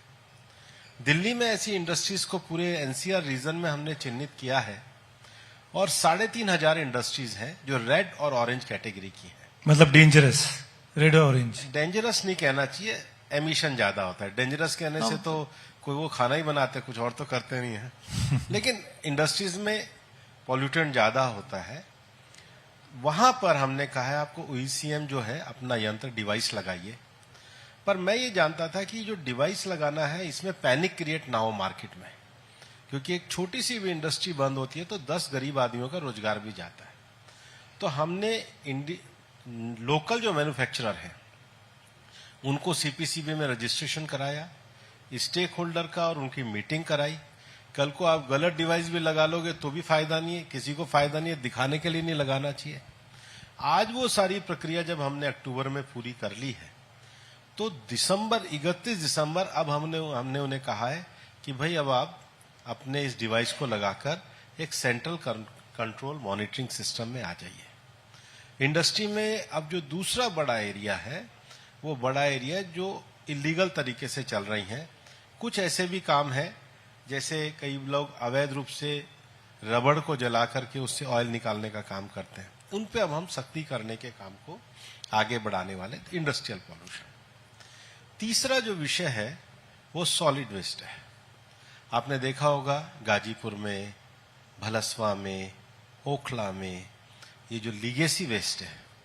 मैं अभी नोएडा का गाजियाबाद का प्रेजेंटेशन देख रहा था, उन्होंने पूरा एक लीगेसी वेस्ट को समाप्त करके वहां मियावाकी अपना एक गार्डन लगाया है। अब मिनिस्ट्री ऑफ हाउसिंग अफेयर को मैं बधाई देना चाहूंगा कि वो बहुत तेजी से इसके डिस्पोजल पे लग रहे हैं और मेरे को लगता है प्रमुख जो 4 है उसमें से 3 को तो हम अगले साल जून जुलाई तक पूरी तरीके से पूरा करने की बात करेंगे। चौथा विषय जो है सुमित जी, हम सब लोग सुबह से शाम तक घर से गाड़ी लेकर के निकलते हैं, एसी चलाते हैं, फैक्ट्री में जाते हैं, तो हमारी सारी जो ह्यूमन बेस्ड एक्टिविटी है उससे कार्बन एमिशन ही होता है। तो हम कहते हैं ग्रीनिंग पे भी जोर दो। अब हमने सभी कॉरपोरेशंस को कहा है कि भाई आप अपने जितने भी पार्क हैं आप अपनी वेबसाइट पे डालिए, लोग उसको अडॉप्ट करें, लोग उसको आगे बढ़ाने का काम करें। अभी हमने ग्रीन क्रेडिट फंड पे गुड़गांव में 750 एकड़ जमीन पे हमने पब्लिक पार्टिसिपेशन को कहा है कि आप, मैं कहता हूं पेड़ मत लगाइए, आप एरिया बताइए कि ये एरिया ग्रीन होना चाहिए, उसका इंपैक्ट निकल के आता है। और प्रधानमंत्री जी ने भी एक पेड़ मां के नाम पे 2 बार दिल्ली में प्लांटेशन किया है। फिर पब्लिक अवेयरनेस कार्यक्रम, बिहेवियरल चेंज, और सबसे बड़ी बात है जब मैं साइंस बेस्ड सॉल्यूशन की बात करता हूं तो जो मौसम है उसका भी असर पड़ता है। अभी 3-4 दिन पहले जब 450 हुआ तो जो WD गया था जिसके कारण हमारी नीचे की हवा रुक जाती है, तो CAQM को हमने मौसम विज्ञान से जोड़ा है और उसके आधार पर हमने ग्रैप का एक सिस्टम शुरू किया है। इसको हमें और ज्यादा अच्छे प्रभावी तरीके से करना होगा। तो एक एस्टेब्लिशमेंट देना, फिर उसको मॉनिटरिंग करना और मॉनिटरिंग बेस पहले से स्टेप्स उठाना। लेकिन आगे 1 वर्ष की योजना के लिए मैं आपको बताऊं, पिछले दिनों मैंने गाजियाबाद, नोएडा, गुड़गांवा, फरीदाबाद, MCD, NDMC इनके प्रेजेंटेशन 1-to-1 देखे हैं। अभी चारों स्टेट्स के भी हम करने वाले हैं, क्योंकि हमें चारों स्टेट्स में, मैं हमेशा कहता हूं, 3 चीजें करनी है।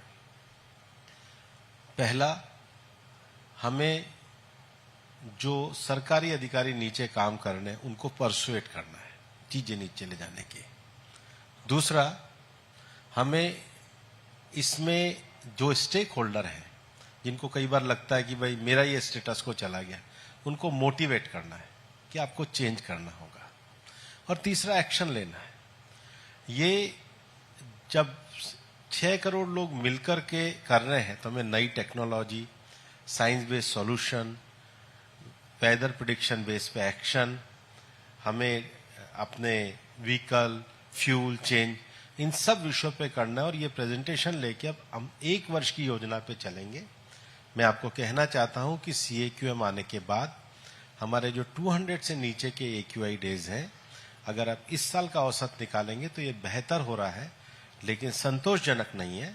और मेहनत करके इसको आगे बेहतरी के लिए काम करेंगे। भूपेन जी, क्योंकि एनवायरनमेंट के नाम पे वोट नहीं पड़ते हैं, आप लोगों के मैनिफेस्टो में कहीं भी एनवायरनमेंट क्लीनिंग को लेकर जोर नहीं दिया जाता है, किसी भी राजनीतिक पार्टी को लीजिए।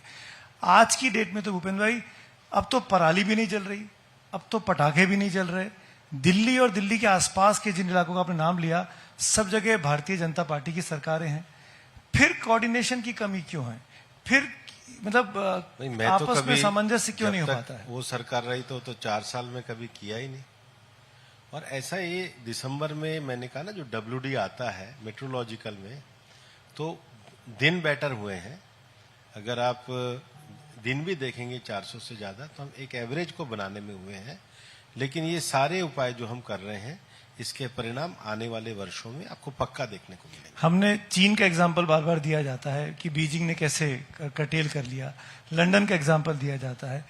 हम पिछले 10 सालों से 2014-15 से लगातार देखते आ रहे हैं, सरकारें भी आपकी हैं, आप ही रहे सरकार में, फिर अभी तक आज भी हम यही बात कर रहे हैं कि 200 से जो AQI है उसके कुछ दिन कम हुए हैं, संतोषजनक नहीं हुआ। वहां भी यही स्टेप लिए जाते हैं। उन्होंने एक लंबे समय में लंदन में जो शुरू में 52 में आया था, तो उन्होंने अपने जो कोल बेस्ड गैस था उसको पूरी तरीके से समाप्त किया था। बाकी सब देशों का अलग अलग है, हमने सबके कंपैरेटिव स्टडी किए हैं। और जो एक्शन प्लान मैंने आपको बताए हैं जी, आज के समय में अगर अगस्त से 1 करोड़ 12 लाख व्हीकल को कोहर्सिव स्टे भी मिला हुआ था, तो अब हम उसको समाधान करने के रास्ते पे आए हैं। आज जैसे पराली में जलाने का हमने ऑर्डर दिया, उसमें उन लोगों ने अपना प्रोटेक्शन लिया, फिर उसको भी हमने वैकेट कराया। तो हम एक ऐसे हम सब अब एक साथ मिलकर एक दिशा में काम कर रहे हैं। और जिस तरीके से सबने कदम उठाए हैं, इसके सकारात्मक परिणाम आपको देखने को मिले। मैं इसलिए आपसे पूछ रहा हूं कि आप एक ऐसी मिनिस्ट्री को हेड कर रहे हैं जो हम लोगों के दिल से और हम लोगों के सेहत से सीधे तौर पे जुड़ी हुई है। पर हमको नौकरी भी चाहिए, हमको विकास भी चाहिए, हमको रोजगार भी चाहिए, देश को आगे बढ़ाना है, तीसरे नंबर से दूसरे नंबर पर, पहले नंबर पर लेके जाना है। तो ये जो सामंजस्य है, जो बैलेंस होना चाहिए, जिसके लिए आप जिम्मेदार हैं, आपकी मिनिस्ट्री का काम है, आपको लगता है कि बहुत टफ काम आपको दे दिया है, खासकर इस मौसम में जब पोल्यूशन बढ़ जाता है? ऐसा नहीं है। देखिए, दिल्ली हमारी राजधानी है, हम यहाँ पर रहते हैं, और चुनौतियों को तो स्वीकार करना ही चाहिए। इसमें कोई टफ नहीं होता है भाई, जिम्मेदारी होती है, जिम्मेदारी से कभी नहीं करना। तो आप ये कहेंगे कि दिल्ली दिल वालों की होने के साथ साथ दिल्ली मजबूत फेफड़े वालों की भी होनी चाहिए? नहीं, मजबूत फेफड़े भी होने चाहिए, दिल भी होना चाहिए, दिमाग भी होना चाहिए, मन भी होना चाहिए, सब कुछ मजबूत होना चाहिए। एक फेफड़ा मजबूत हुआ, लीवर कमजोर हुआ तो क्या करोगे? फेफड़ा और लीवर मजबूत हुआ, डायबिटीज हुई तो क्या करोगे? आदमी को ओवरऑल परफेक्ट होना चाहिए। लेकिन मैं आपको ये कहना चाहता हूं कि हम केंद्रीय स्तर पर रेगुलेशन निकालते हैं, लेकिन हम एक स्टेप आगे जा रहे हैं, हम जाकर नीचे कोऑर्डिनेशन कर रहे हैं। मैं उस स्वभाव का व्यक्ति नहीं हूं कि किसी को ब्लेम करें। मैंने आपको कहा ना, परसू करना। अब गुड़गांव, मतलब हरियाणा गुड़गांव सरकार है या यूपी सरकार है, फिर भी उनके कॉरपोरेशन के अधिकारियों को हम कर रहे हैं। हमारा तो ये एक रेगुलेटरी, सेंट्रल लेवल पे हम रेगुलेटरी है। जैसे मान लीजिए, अभी एक जो सबसे बड़ा विषय है कि दिल्ली में ग्रेटर कैलाश देखो, डिफेंस कॉलोनी देखो, कहीं देखो, रोज एक ना एक मकान टूटता है, फ्लोर बनते हैं, आप बताओ उसका डस्ट कहाँ जाता है? आजकल तो रोक लगी होगी, ग्रैब 4 है, अभी 3 दिन के लिए लगी है। तो हमने जैसे अब ये कहा है कि भाई प्लानिंग में सीएनडी वेस्ट के लिए प्लेस तय करो। तोड़ने से पहले आप ये बताओ कि आपका सीएनडी वेस्ट जाएगा कहाँ। ये जो चीजें फोर्सफुल आज हम दिल्ली सरकार के साथ कर पा रहे हैं, ये रेखा जी के होने के कारण कर पा रहे हैं। नहीं तो विज्ञापन छप सकता था लेकिन बनता कुछ नहीं था। ये लोग कम से कम ईमानदारी से कार्य तो कर रहे हैं, और मैं बधाई देना चाहता हूं कि उन्होंने इस छोटे से समय में अच्छे स्टेप भी उठाए। आपने अब रेखा जी का नाम ले लिया तो मैं आप ही से पूछता हूं, आप ही रेट करिए।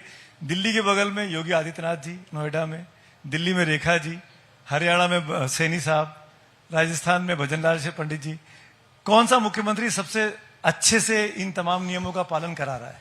सभी बहुत अच्छे कर रहे हैं और सुमित जी सबसे अच्छा कर रहे हैं। ये आप सवाल को बच के निकलने की कोशिश कर रहे हैं। नहीं, सभी अच्छा कर रेट करिए ना इन चारों पांचों को। नहीं, मैं कोई रेटिंग एजेंसी हूँ? आप सब कुछ हैं। मैं सबका साथी हूँ। अच्छा, ये तो बताइए, जो मैंने सबसे पहला सवाल आपसे पूछा था, हम सब इस सभागार में जो बैठे हैं जानना चाहेंगे, आप क्या करते हैं पोल्यूशन से बचने के लिए? आप क्या 24 घंटे आप क्या घर में प्यूरिफायर चला के रखते हैं? नहीं, मैं फिर क्या करते हैं आप? हम सब कैसे अपने फेफड़ों को बचाएं? जो काम करें उसकी रिपोर्टिंग आपको दी है। अब आप इसको वीडियो के साथ रिकॉर्ड करना चाहें तो मेरे साथ आइए और रोज देखिए मेरे जीवन को। अच्छा, अब चलिए ऑन अ सीरियस नोट, आप नहीं, मैं सीरियसली कह रहा हूँ। नहीं, मैं सीरियसली ही समझ रहा हूँ। मैं ये जानना चाह रहा हूँ, अब आपको जनता से क्या उम्मीदें हैं? क्योंकि ये एक सामाजिक चेतना का विषय भी है। और जैसे आपने कहा वेहिकुलर पॉल्यूशन की बात, हम सब लोग जानते हैं कि गाड़ियों की दिक्कत होती है। आपके पास पब्लिक कन्वेंस है नहीं, तो आप छोटी दूरी चलना होता है, आप अपना स्कूटर निकाल लेते हैं, कार निकाल लेते हैं, जो कि पुरानी है। ऐसी जनता से कैसे इनको समझाया मनाया जा सकता है कि भाई इस वक्त कंट्रीब्यूट खूब अपना स्कूटर कार निकालिए, लेकिन अपना जो उसका पॉल्यूशन का जो पैरामीटर है वो अच्छा रखिए।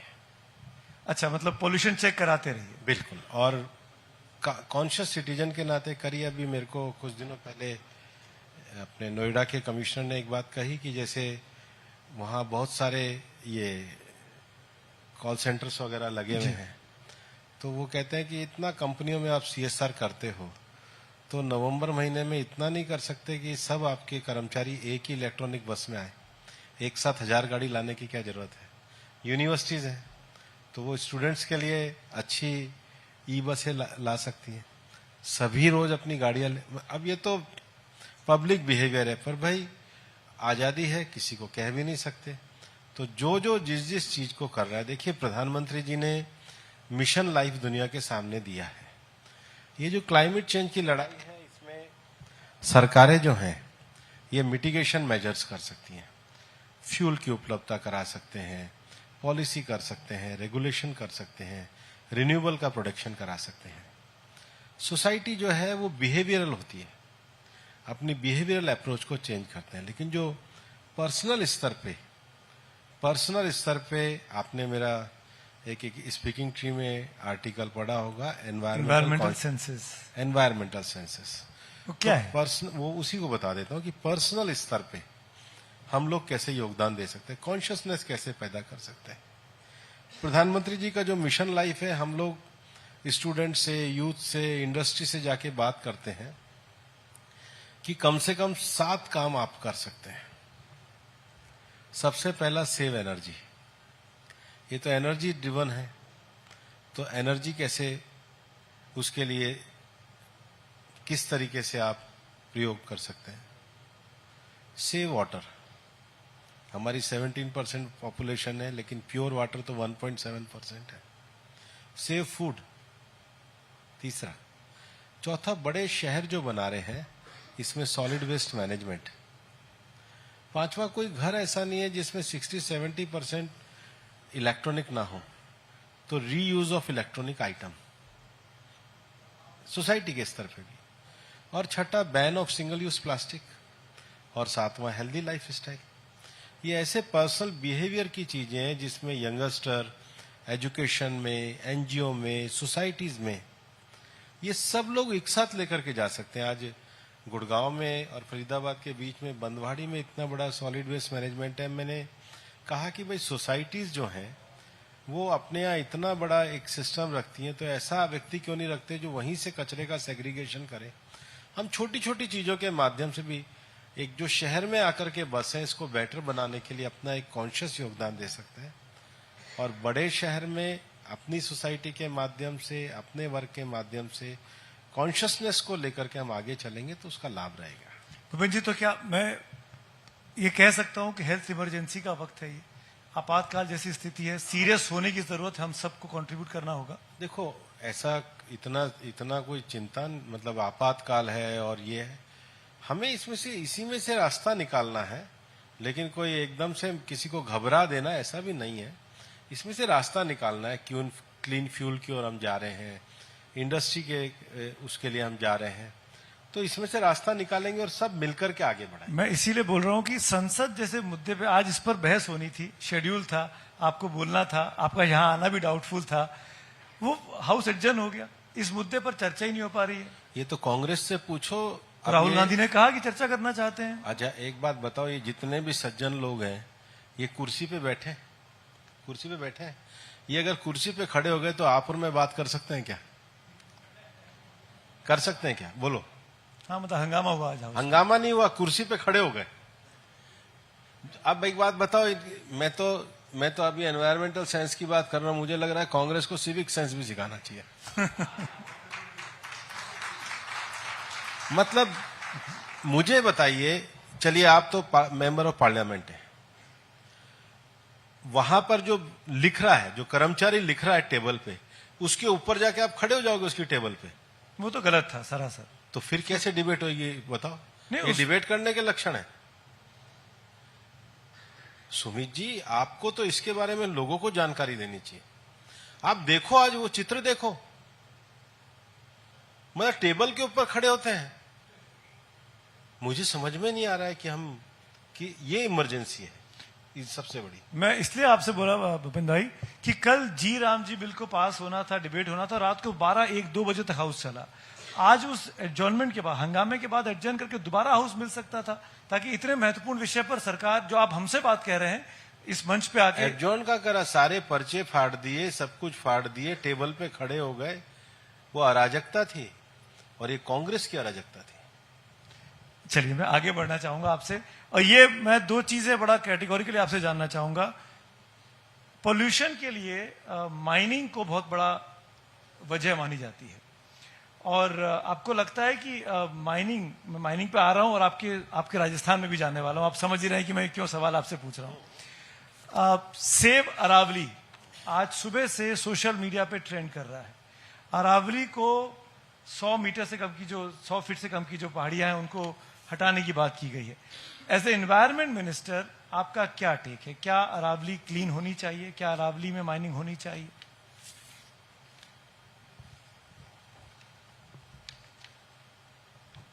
बहुत अच्छा प्रश्न पूछा है। सबसे पहले तो सेव अरावली में सबसे ज्यादा सेव करने की कमिटमेंट हमारी है, पहला विषय।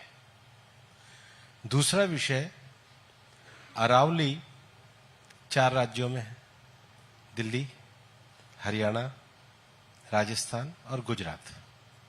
टोटल 39 जिलों में है, ठीक है।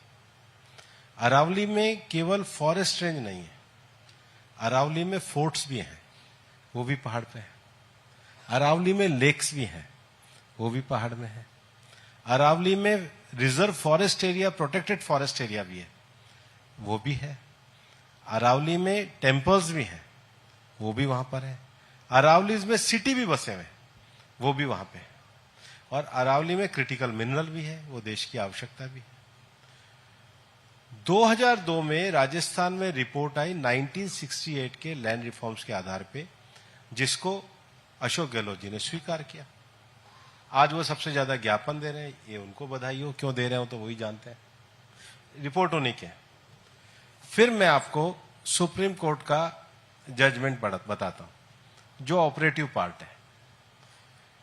We however direct the Ministry of Environment Forest to prepare a management plan for sustainable mining। तो अभी अलाउ तो नहीं किया है, केवल प्लान बनाने को कहा है। through the Indian Council of Forestry Research and Education for the entire Aravalli Hills, understood the continuous geological ridge extending from Gujarat to Delhi on the lines of the MPSM for Saranda and MPSM must identify permissible area for mining, ecological sensitive, conservation critical and restoration priority area within the Aravalli landscape where mining shall be strictly prohibited or permitted only under exceptional and scientifically justified circumstances. अब ये जो prohibited area है, मैं आपको बताना चाहता हूं, total जो हम परमिशन दे सकते हैं, टोटल जो परमिशन दे सकते हैं, मैं 4 आपको ऐसे डिस्ट्रिक्ट बताता हूं जहां सबसे ज्यादा माइनिंग होती है. उदयपुर, आप लोगों के घरों में तो वहीं का पत्थर लगता है. राजसमंद, वहीं का पत्थर लगता है. मैं आपको एनालिसिस बताता हूं कि उदयपुर में 99.89% पे आप माइनिंग कर ही नहीं सकते 100 मीटर होने के बाद भी. 99.89% पे तो 1.10% हुआ. राजसमंद 98.9% पे नहीं कर सकते. साबरकांठा 89.4% पे नहीं कर सकते. महेंद्रगढ़ 75 पे नहीं कर सकते. क्यों नहीं कर सकते वो भी मैं आपको बताता हूं कि अरावली के एरिया में, अलवर में आपकी सीट, हाँ, सरिस्का टाइगर रिजर्व, ब्यावर में टोटगढ़ रावली टाइगर रिजर्व, जयपुर में Jamua tiger reserve, Nahargarh reserve, Jhunjhunu में शाकंबरी रिजर्व, पाली में जवाईबांध लेपर्ड रिजर्व, सुनो मेरी बात, कुंभलगढ़ रिजर्व, प्रतापगढ़ में सीता माता सेंचुरी, सुनो ना जी, सुनो, सालंबर में Jaisamand wildlife sanctuary, Sirohi में Mount Abu wildlife sanctuary, Tonk में बीसलपुर रिजर्व, उदयपुर में फुलवारी की नाल और सज्जनगढ़. फिर आप सुनो, वहां पर कुल मिलाकर के मैं आपको और भी पढ़ सकता हूं. फरीदाबाद में आसोला भाटी रिजर्व, गुड़गांव में सुल्तानपुर में एरिया, रेवाड़ी में नाहर का एरिया. वहां पर इस समय मंत्री जी तो माइनिंग होनी चाहिए कि नहीं होनी चाहिए? नहीं होनी चाहिए. नहीं होनी चाहिए ना, बिल्कुल नहीं होनी चाहिए. ऐसा भी नहीं होना चाहिए. हाँ, तो 1% 2% पे नहीं होगा. 1% 2% पे with the permission, with the forest survey of India की रिपोर्ट, और वो भी अभी तैयार करना है.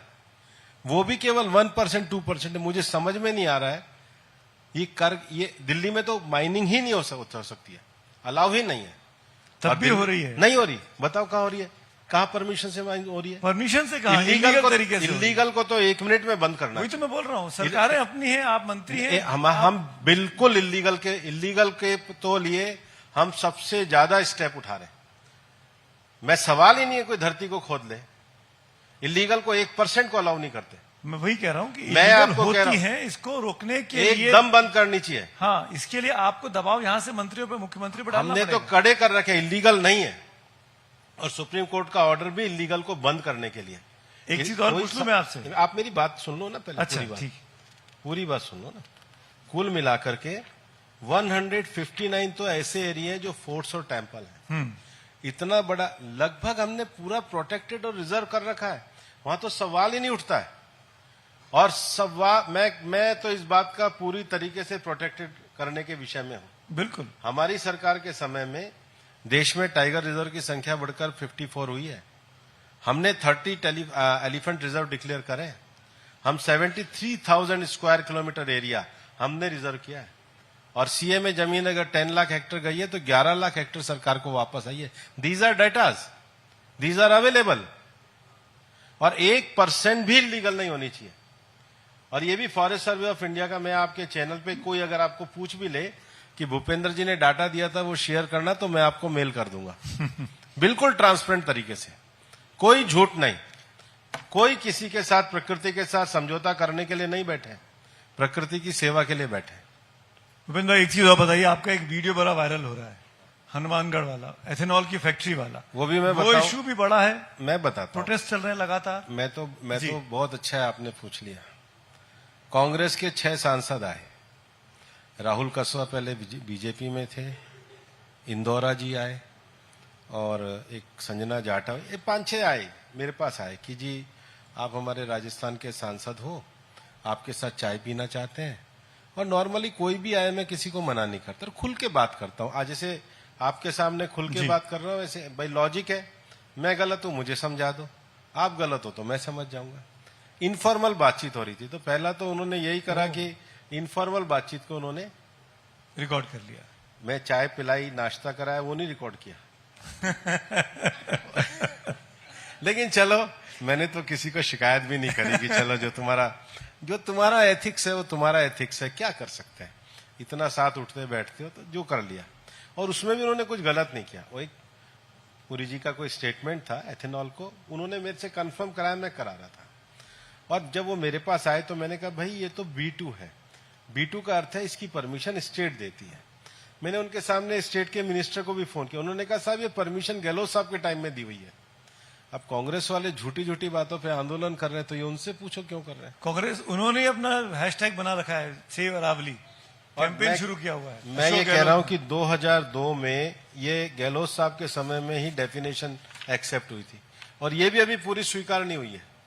इसमें भी अभी हमारे को फॉरेस्ट सर्वे से वो कराना, प्लान बनाना, सस्टेनेबल प्लान बनाना, अभी कुछ नहीं हुआ है और कुछ होने वाला भी नहीं है।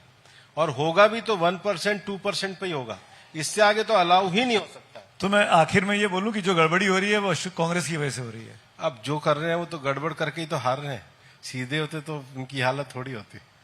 बहुत बहुत धन्यवाद भूपेंद्र भाई, थैंक यू सो मच। जोरदार तालियां हमारे देश के पर्यावरण मंत्री, वन मंत्री भूपेंद्र यादव जी के लिए। खुल के आपने बात की, थैंक यू सो मच। हम उम्मीद करते हैं कि आपने जो कदम सुझाए हैं, जो आप कर रहे हैं, उससे दिल्ली का पोल्यूशन, दिल्ली का प्रदूषण मैं आपको विश्वास दिलाता हूं कि मैं बिना किसी के शक शुबा, किसी की भलाई बुराई करे बिना इन कदमों को ईमानदारी से नीचे लेके जाएंगे।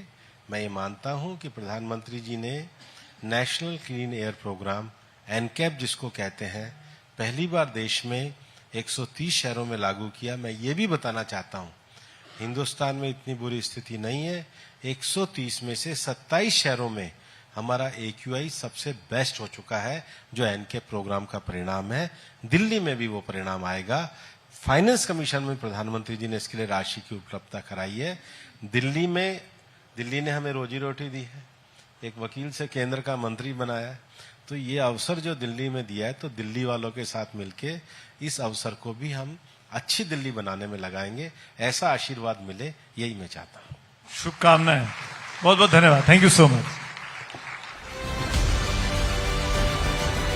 बहुत बहुत धन्यवाद मिनिस्टर जी का, एंड सुमित का भी। एक बहुत ही इंटरेस्टिंग, थॉट प्रोवोकिंग और बहुत ही शानदार क्वेश्चंस भी पूछे इन्होंने मिनिस्टर जी से। जोरदार तालियां भूपेंद्र यादव जी के लिए।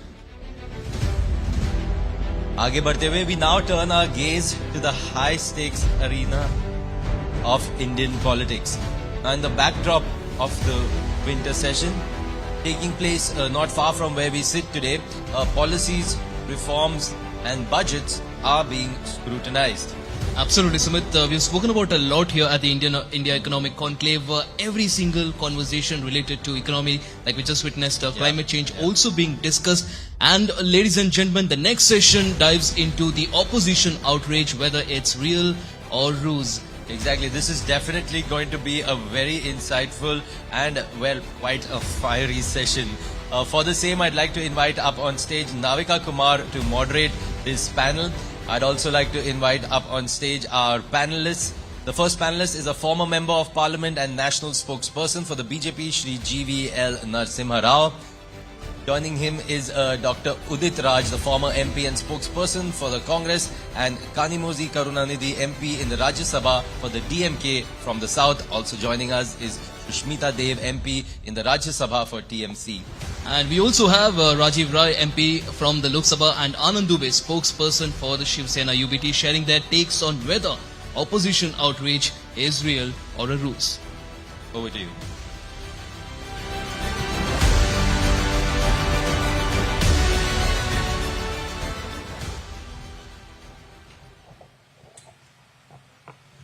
Thank you very much, Sumit. Good evening, ladies and gentlemen. The winter session ending tomorrow, a 15-day truncated session which the opposition repeatedly dismissed as proof that is the government had no business to conduct. But clearly there was business, and there have been bills that have been transacted. The facts clearly different from what the opposition had felt. In just 14 days, Parliament has debated 150 years of Vande Mataram, electoral reforms, and key legislations like VB, G as it is now being called, the issue that has led to a lot of problems on the ground and a log jam, but also on rural employment, to Sabka Bima, Sabki Raksha on insurance, and the Shanti nuclear energy bill opening the sector to privatization. And ladies and gentlemen, this is the government's work report card, in keeping with Prime Minister Narendra Modi's call to focus on delivery and not drama. Have we seen drama on the floor of the House, or have we seen delivery? Have we seen continued confrontations, or was there lot of business that was transacted and apprehensions that were addressed, even between walkouts and protests at what is now the very, very iconic Makar Dwar of the Parliament? Just the pattern is familiar. Demand a debate, walk out. Is there a solution to all of this? Well, we don't know. We will find out. And during the course of the next 45 minutes, I have with me members of Parliament who are currently in Parliament and those who have experience of Parliament. But let me open this up and introduce my guests tonight. Joining me this evening is Mr. GVL Narasimha Rao, former Member of Parliament representing the BJP, Anand Dubeji, spokesperson of the Shiv Sena, Uddhav Thackeray group. Also joining me is a very, very iconic Trinamool Congress Member of Parliament, Sushmita Dev, who I've known since she first became a parliamentarian. In fact, it just, Sushmita ji, gives me a sense of how old I am, because I've also covered your father when he was a Member of Parliament and a Minister. To my left, Udit Raj ji, former Member of Parliament from the Congress Party, extremely vociferous, has a great world view and a view on the BJP that we get to hear very often. To his left, Kani Modi ji, she is a Member of Parliament of the DMK, a state that's going to polls very shortly with Bengal. And to her left, Rajiv Rai ji, Member of Parliament from the Samajwadi Party. You've seen, ladies and gentlemen, as I introduce the panel, the battle lines are drawn. GVL Narasimha Rao, may the best team win. You are 1 versus 5 from the opposition. I want to begin asking, let's begin with the ladies first. So Sushmita Dev, every time it is said that Parliament will be something that members of Parliament need to go to actually represent their issues. But what we do see on the ground is, you ask for a debate on electoral reforms, but there is a walkout that happens when the response is coming. Is there a breakdown in communication? When the government accedes to a debate, the opposition is unwilling to hear the answers. No, I'll tell you something, that the entire reason we meet 3 times a year in Parliament is for policy making and debating on issues that are ailing the people, which needs reform or policy making. Now, to some extent, it is definitely adversarial, although we may have a consensus on which topic we are going to debate, but the stand of the government doesn't always necessarily be the same as ours, and that's where it becomes adversarial. In this session, for instance, we were demanding that we have to have a debate on electoral reforms, election reforms. So the quid pro quo, the government says, then you have to debate Vande Mataram. So we said, okay. Then the strange part is that you said, why do we walk out? Why is it adversarial? You see, we had ample time. We had 3 weeks time in the winter session. But in the last week, the government decides to bring the 3 big bang bills which you mentioned at the beginning of your thing. So these are small tricks which do not serve the purpose of democracy. We have no problem sitting in parliament till 2 in the morning. Yesterday Lok Sabha was there till 2 a.m. So one shouldn't always highlight the working out part. One should also highlight the fact that till 2 a.m. we are there. But I do feel if you, as you yourself said, you've been watching politics for so long, if you do a simple analysis of the kind of legislative business that happened when before BJP and during the BJP tenure, you will see that legislative business is at its dismal under the NDA government. Well, you call the bill, I assume you're referring to the Manrega rechristened as the Viksit Bharat G Ramji bill. That is where the allergy comes from, and you say that it is a very small bill. GVL Narasimha Rao, choti baat hai. First of all, I'm really shocked to hear from Sushmita ji, a very able parliamentarian, that they find discussion on, that they seem to have felt the pain to discuss Vande Mataram. When the government proposed, we would like to discuss, we would like to have a debate on celebrating 150 years of Vande Mataram, the entire opposition should have welcomed it. She says it's a trade-off that we had to agree to, as if this was thrust on them and they never wanted it. I think it's very unfortunate, and I hope she would like to at least reverse that observation that she made. And I'm very happy as a former member that we have a session which is very productive. I have not seen during this 18 days, the session has never been completely washed out, not a day. In the last, I think after we came back to power in 2024, after Modi ji became third time PM, practically every session has been a washout. This session, I think it functioned not because they all wanted to discuss, debate, which we have always been urging them to do, but it's a washout in Bihar, which has compelled them to really sit and debate. Otherwise, people of the country will not tolerate the intolerance. I think this is what put some sense into the opposition camp. We are happy that the House functioned. And there is enough time allotted to every bill to discuss. And let's say, for example, electoral reforms is something that they wanted to prioritize, and therefore it was discussed in the very first few days of the session. Now you have a complaint that why was this bill, wage employment insurance bill, why were it not discussed in the first week? I think you cannot have it both ways. You wanted a debate on electoral reforms, and government satisfied you and brought the government's business back on the agenda in the third week. I think if you have any objections, I think this is the way to do it. Like you said, in a debate, they take their time, they make all their sniping remarks, and they want to run away when it comes to hearing the minister speak in response to their observations during the debate. I think this intolerance is not part of parliamentary decorum. When you have your right to speak against the government or highlight issues, you also ought to take the responsibility to listen to what the government has to say. It cannot be my way or highway. Absolutely well said. And Udit Raji, would you agree with that? You asked for a debate. Vote चोरी पर आपको debate चाहिए थी. वो electoral reforms का shape दिया उसको और वो debate हुई.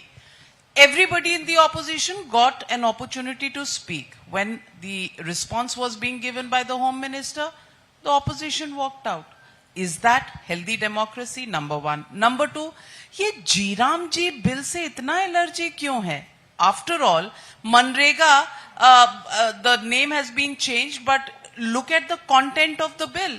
Talk about delivery, not the drama. That's what the Prime Minister said on day one of the Parliament. But isn't it drama that we see on the floor of the House? See, dear audience, you must be thinking sometime that what Parliament is meant. Not only you, but countrymen. Why the issues which are quite relevant, like MSME, the way that it has been hit, or rural distress, unemployment, why the capital is flying from India? Why such things are not being discussed in the parliament? Naturally, it's expectation of the people. But that is not being fulfilled for a long time, say for a decade and two. I remember that when Congress was, UP was in power, some session used to be washed out. And the argument offered by BJP at that time used to, that it is the responsibility of the ruling party to manage the floor. Fine. And many sessions used to be washed. Now, ever since Modi ji has become Prime Minister, same thing is happening. Exceptions are there. And why exception is there? I'll also tell you about this. What GBL ji has said and Navika ji has said. Because they allowed SIR to be discussed. It was not a boycott. See, 3 pertinent questions were asked on electoral reforms. One, that the Supreme Court gave the judgment that election commission, the composition, selection of election commission would be by 3 participants: Chief Justice of India, Leader of Opposition, Prime Minister of India. And they changed. They brought new law that Leader of Opposition, Prime Minister, 1 minister. And of course, what happened? It's as good as nothing. Opposition doesn't have a say. On this, there was no answer. I'm sorry, there was an answer. No, the answer was given. No. The position of the Supreme Court judgment was. You are anchor here. He is to counter, not you are to anchor. No, but on facts I can. On facts I can. Listen, then the election commissioner was protected that he can do any crime and get away with it. And in existing position, even after that also. That's why Gyanas Kumar is doing a crime. And coming to the very crucial point and focal points, that these answers were, the Home Minister did not answer this. He gave an elaborate answer. If you did not have the patience. Board chori Indira ji ke samay mein hota tha, Nehru ji ke samay. Is the answer? No, but a mirror has to be shown to you. How election commissioners were appointed when you were in power. I have not interrupted you. I have not interrupted you. If you are brief, let me then I speak. will You have have not interrupted. You don't have. You have not. Coming to the Manrega, what you are going to do, the country will suffer. The whole country will pay the price. See, when you are going to diminish, reduce the buying power of rural people or common people, your economy will never be a large economy. And of course, few individuals will grow, like Adani and Ambani. But what happened? Common people, there will be much of inequality. India is now number one and number 2 country where inequality is the maximum. See what happened? Unless until you increase their buying power, what happened now? There is no legal binding to provide the employment. That was act, now it is a scheme. It's a scheme. And what happened? And 40% the expenses will be borne by state governments, and most of the state governments. So why can't this be debated in the House? It was.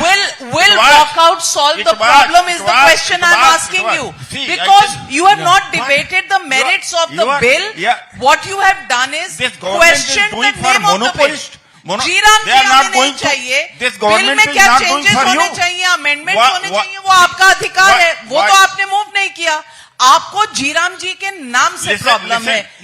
Navika ji, let me counter some. Why rupee has fallen? Why rupee has fallen? Because low manufacturing. Because Udayji, buying power of I the think common the people way has gone down. Indian economy And is why the growing under capital, this why government, high net people of this worth country- individuals are flying from India. Okay. Where India is going. Okay. And I tell you, brief Udit Raj ji, counter. एक minute थोड़ा And आपने that's बहुत why सारे सवाल उठाए हैं dollar has become stronger. And these are a tangible things that happen. You cannot deny by just mere media management. Udit Raj ji, आपने 10 सवाल उठाए हैं, थोड़ा जवाब भी आ जाने by दीजिए। CBI, by ED, by income tax, or by WhatsApp University. Udit Rajji, you have been making the same accusations for the past 11-12 years, and you can't people of answer India, one. we have rejected can't you, answer what have I have. repeatedly rejected. Even You the can't vote chori, answer why so. even the vote What I chori have allegations have been completely Isn't that the dollar dismissed has been by people of Rupee Bihar. has fallen. They have. It's not a rupee has fallen. No, if, Isn't that it? can I Pressure now, has been built that Uditji, you will not buy oil from Russia. how election And Trump commissioners has were said appointed. time that he has, Trump has, then people will not make any sense of it. बाकी भी बोलेंगे because he threatened. आपके alliance में बाकी लोग भी हैं वो भी बोलेंगे Uditji, Where you have, one second, let you listen, you have the courage to listen to other arguments, no? You interrupted. I did not interrupt. Okay, now, how election commissioners were appointed when the Congress was in power, is that not a relevant question to ask? No, Were people who were close to Tenjanpat, were people who were in the family circle of Sonia Gandhi ji, were made election commissioners, and their own successor said he used to go to the next room or the bathroom to call Sonia Gandhi to find out about the dates of elections. Is this not public knowledge? Where is the rupee? Okay, one Where is minute. the rupee? Okay, when you raise the issue of Right, election vis-a-vis commission, dollar. so let us come back to the issue of election commission. Rupee अभी थोड़ा सा जेब में रखिए, कनी मोरी जी. Let me. जेब में है ही नहीं है. नहीं है. वो आप हमें डॉलर रख लीजिए. पर कनी मोरी जी, my question to you is, let's talk about facts. The electoral reforms, should there be reforms? No question. Yes, there should be reforms. SIR, well, it's happened 8 times before. If it is happening this time, why is there such a hullabaloo about it? Is a Never question. happened. 1 minute. SIR never happened. Sir. Anyway, go ahead. I've said it. Thank you for your permission. But 8 बार हो चुका है. ये आप देख लीजिएगा. Facts में है. But Kanimori ji, earlier when election commissioners were appointed, it is a part of history that they were appointed by a government order. Then there used to be 1 election commissioner. The reforms took it to 3 election commissioners, but they were also appointed by the government. I have covered for the last 35 years government and covered all of these incidents. How they were appointed by government. Prime Minister के office से जाता था President के पास. It used to go there, get ratified, and Gazette notification used to come out. And election commissioners were appointed. Then, in between, there was a Supreme Court case. The Supreme Court case said, till you frame a new law, let the Chief Justice of India be one of the members, and you can have other members and appoint. When the law was made, it was made by giving the government, the nodal ministry, and the leader of opposition. Can you call this unfair? If you want better reforms than this, well, bring the number of members of parliament, change the law. That is the only way to settle in democracy. But creating log jams and everything that was a fact before, to change that, कि ऐसा तो कभी नहीं होता था. Is that right? That is the question. For example, even in the Manrega bill, we have a problem with the name. We will not go into the content, but we have a problem in the name. And today Lok Sabha stands adjourned for the day only because they don't want to discuss this issue. Pollution, which is the biggest issue that is affecting people of India, has been sacrificed because you're standing on ego. How right is that? Thank you, Navika. First, I would come to you. There are 3-4 points jotted to me. Number 1, the electoral reforms. Why should it be discussed in the name of electoral reforms? Why not SIR? The government was so persistent, we would not discuss it under the name SIR. Why? What is the phobia for them? They were very, very categorically clear in the... Sir, please let me finish. You will have your turn to answer. They were categorically clear in both the houses. The name will not go as SIR. So that is the reason why all the opposition leaders has given a name as electoral reforms or election reforms. Okay? Why? What is the allergy now? You ask us, what is the allergy of changing the name from Manrega to the other new bill name? Why do you want to change Mahatma Gandhi's name for that? You want to bring amendments? Bring it. Very cool. You want to change the amendments from 100 days to 125 days? Do it. Why change the name? What is the big hangama for you? You don't want all the bills to be named in English?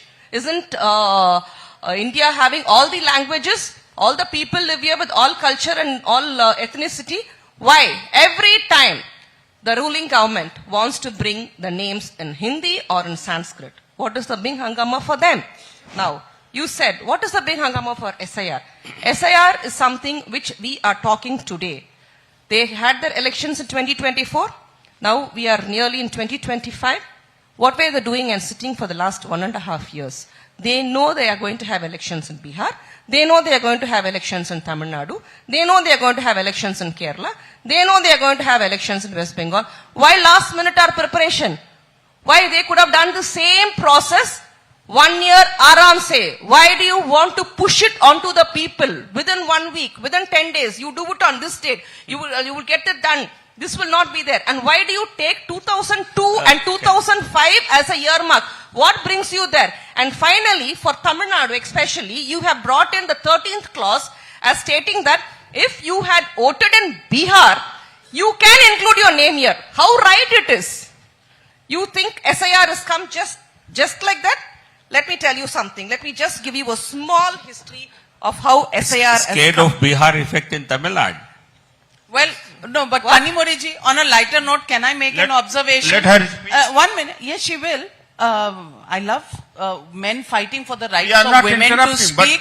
Big round of either you are applause for interrupting that. or GBL ji. Udit Raj ji is fighting for Kanimori ji's right to speak. महिलाओं को आप support कर रहे हैं, अच्छा लग रहा है. लेकिन आपने Kanimori ji गलती से you said आराम से, which is a Hindi word. Sir, आराम से आपको आता है, राम के नाम से मुश्किल है. आराम से मुश्किल नहीं है, राम से मुश्किल है. How right let me is talk, that? Navika. How right is Don't talk for that? claps. Let's don't talk for your claps over here. And I you are know. all clapping over here. For you people over here, I would like to say, DMK is opposing imposition of Hindi and not the language. Please, all of you all get that into your minds. I support you.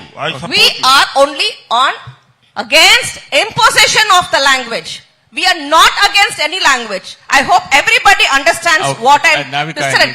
Sir, please let me finish. I haven't finished your SIR story. How you guys have evolved it so technically. Ma'am, I need to finish that.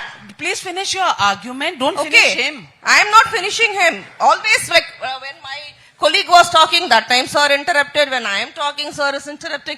He'll have his time, I think. I think it's fair enough for me to finish off my argument, true, please. but may I also put on record, it's 1 versus 5. Yeah, it's just... Ma'am, don't be that. It's not 1 versus 5. They I have think all the laws. About the electoral five from reforms, one no? alliance. Why do you want to remove the Chief Justice? You could have still had him on the panel. Why do you want to remove the Chief Justice, bring the Prime Minister, Leader of Opposition, and one more Cabinet Minister?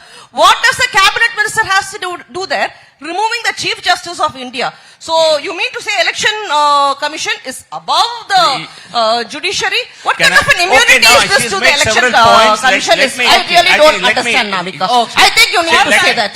Let him respond. Say one. She said, why did you not debate in the name of SIR? Are you interested in one subject or are you interested in a nomenclature? But more importantly, the Speaker of Lok Sabha in the past, on several occasions, he is the presiding officer of Lok Sabha. So is the Vice Chairman and the Vice President of India in the Rajya Sabha. It is they who decide what can be debated, what cannot be debated. Being a constitutional body, you cannot directly.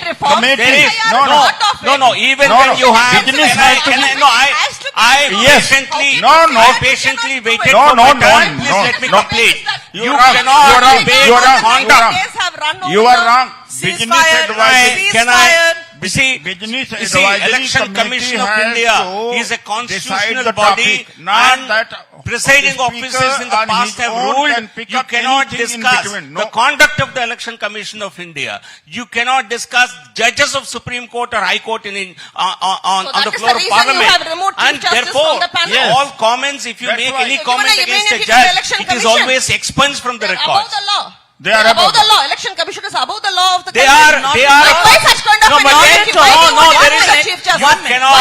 You cannot decide. Election Commission is of course not above the law. There are parties there are conventions in Parliament. There are parties who have taken the Election Commission to court. आप court लेकर गए हैं और court में जो मामला है what is present before the Supreme Court will have to be adjudicated by the Supreme Court. So how can you make one a is statement? that Navikaji, one is on a point of convention. Speakers have never allowed debate on Election Commission of India as an institution. Therefore, why can't? But then you go and ask your forefathers in Congress and ask them why Parliament convention, Parliament operates by convention. One second, you can let me finish. I'll take a minute. Correct. I know. I really I'll take half a minute. One is that on the Election Commission being a constitutional body, presiding officers will rule what can be discussed, what cannot be discussed. Number two, in terms of appointment of election commissioners, it used to happen with the diktat of the Prime Minister earlier, and now at least you have a committee of 3, including the LOP, who can at least register his protest. So this is a more transparent mechanism than what existed in the past. On the language imposition, this is a canard being spread by the DMK. The national education policy. No, you can't say that. You cannot say that. No, the NEP. I need to do it.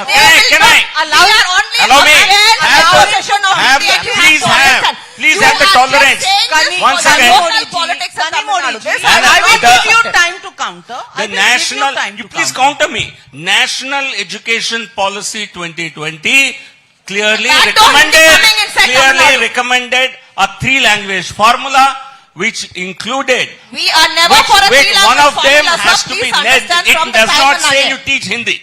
Hindi is not compulsory. You teach Telugu in Tamil Nadu. You don't as a third language. for that, Teach and Kannada. goes for Teach a job. Marathi. That is the backdoor Teach Gujarati. entry of Hindi. Teach What is the Bihari. backdoor entry of Hindi?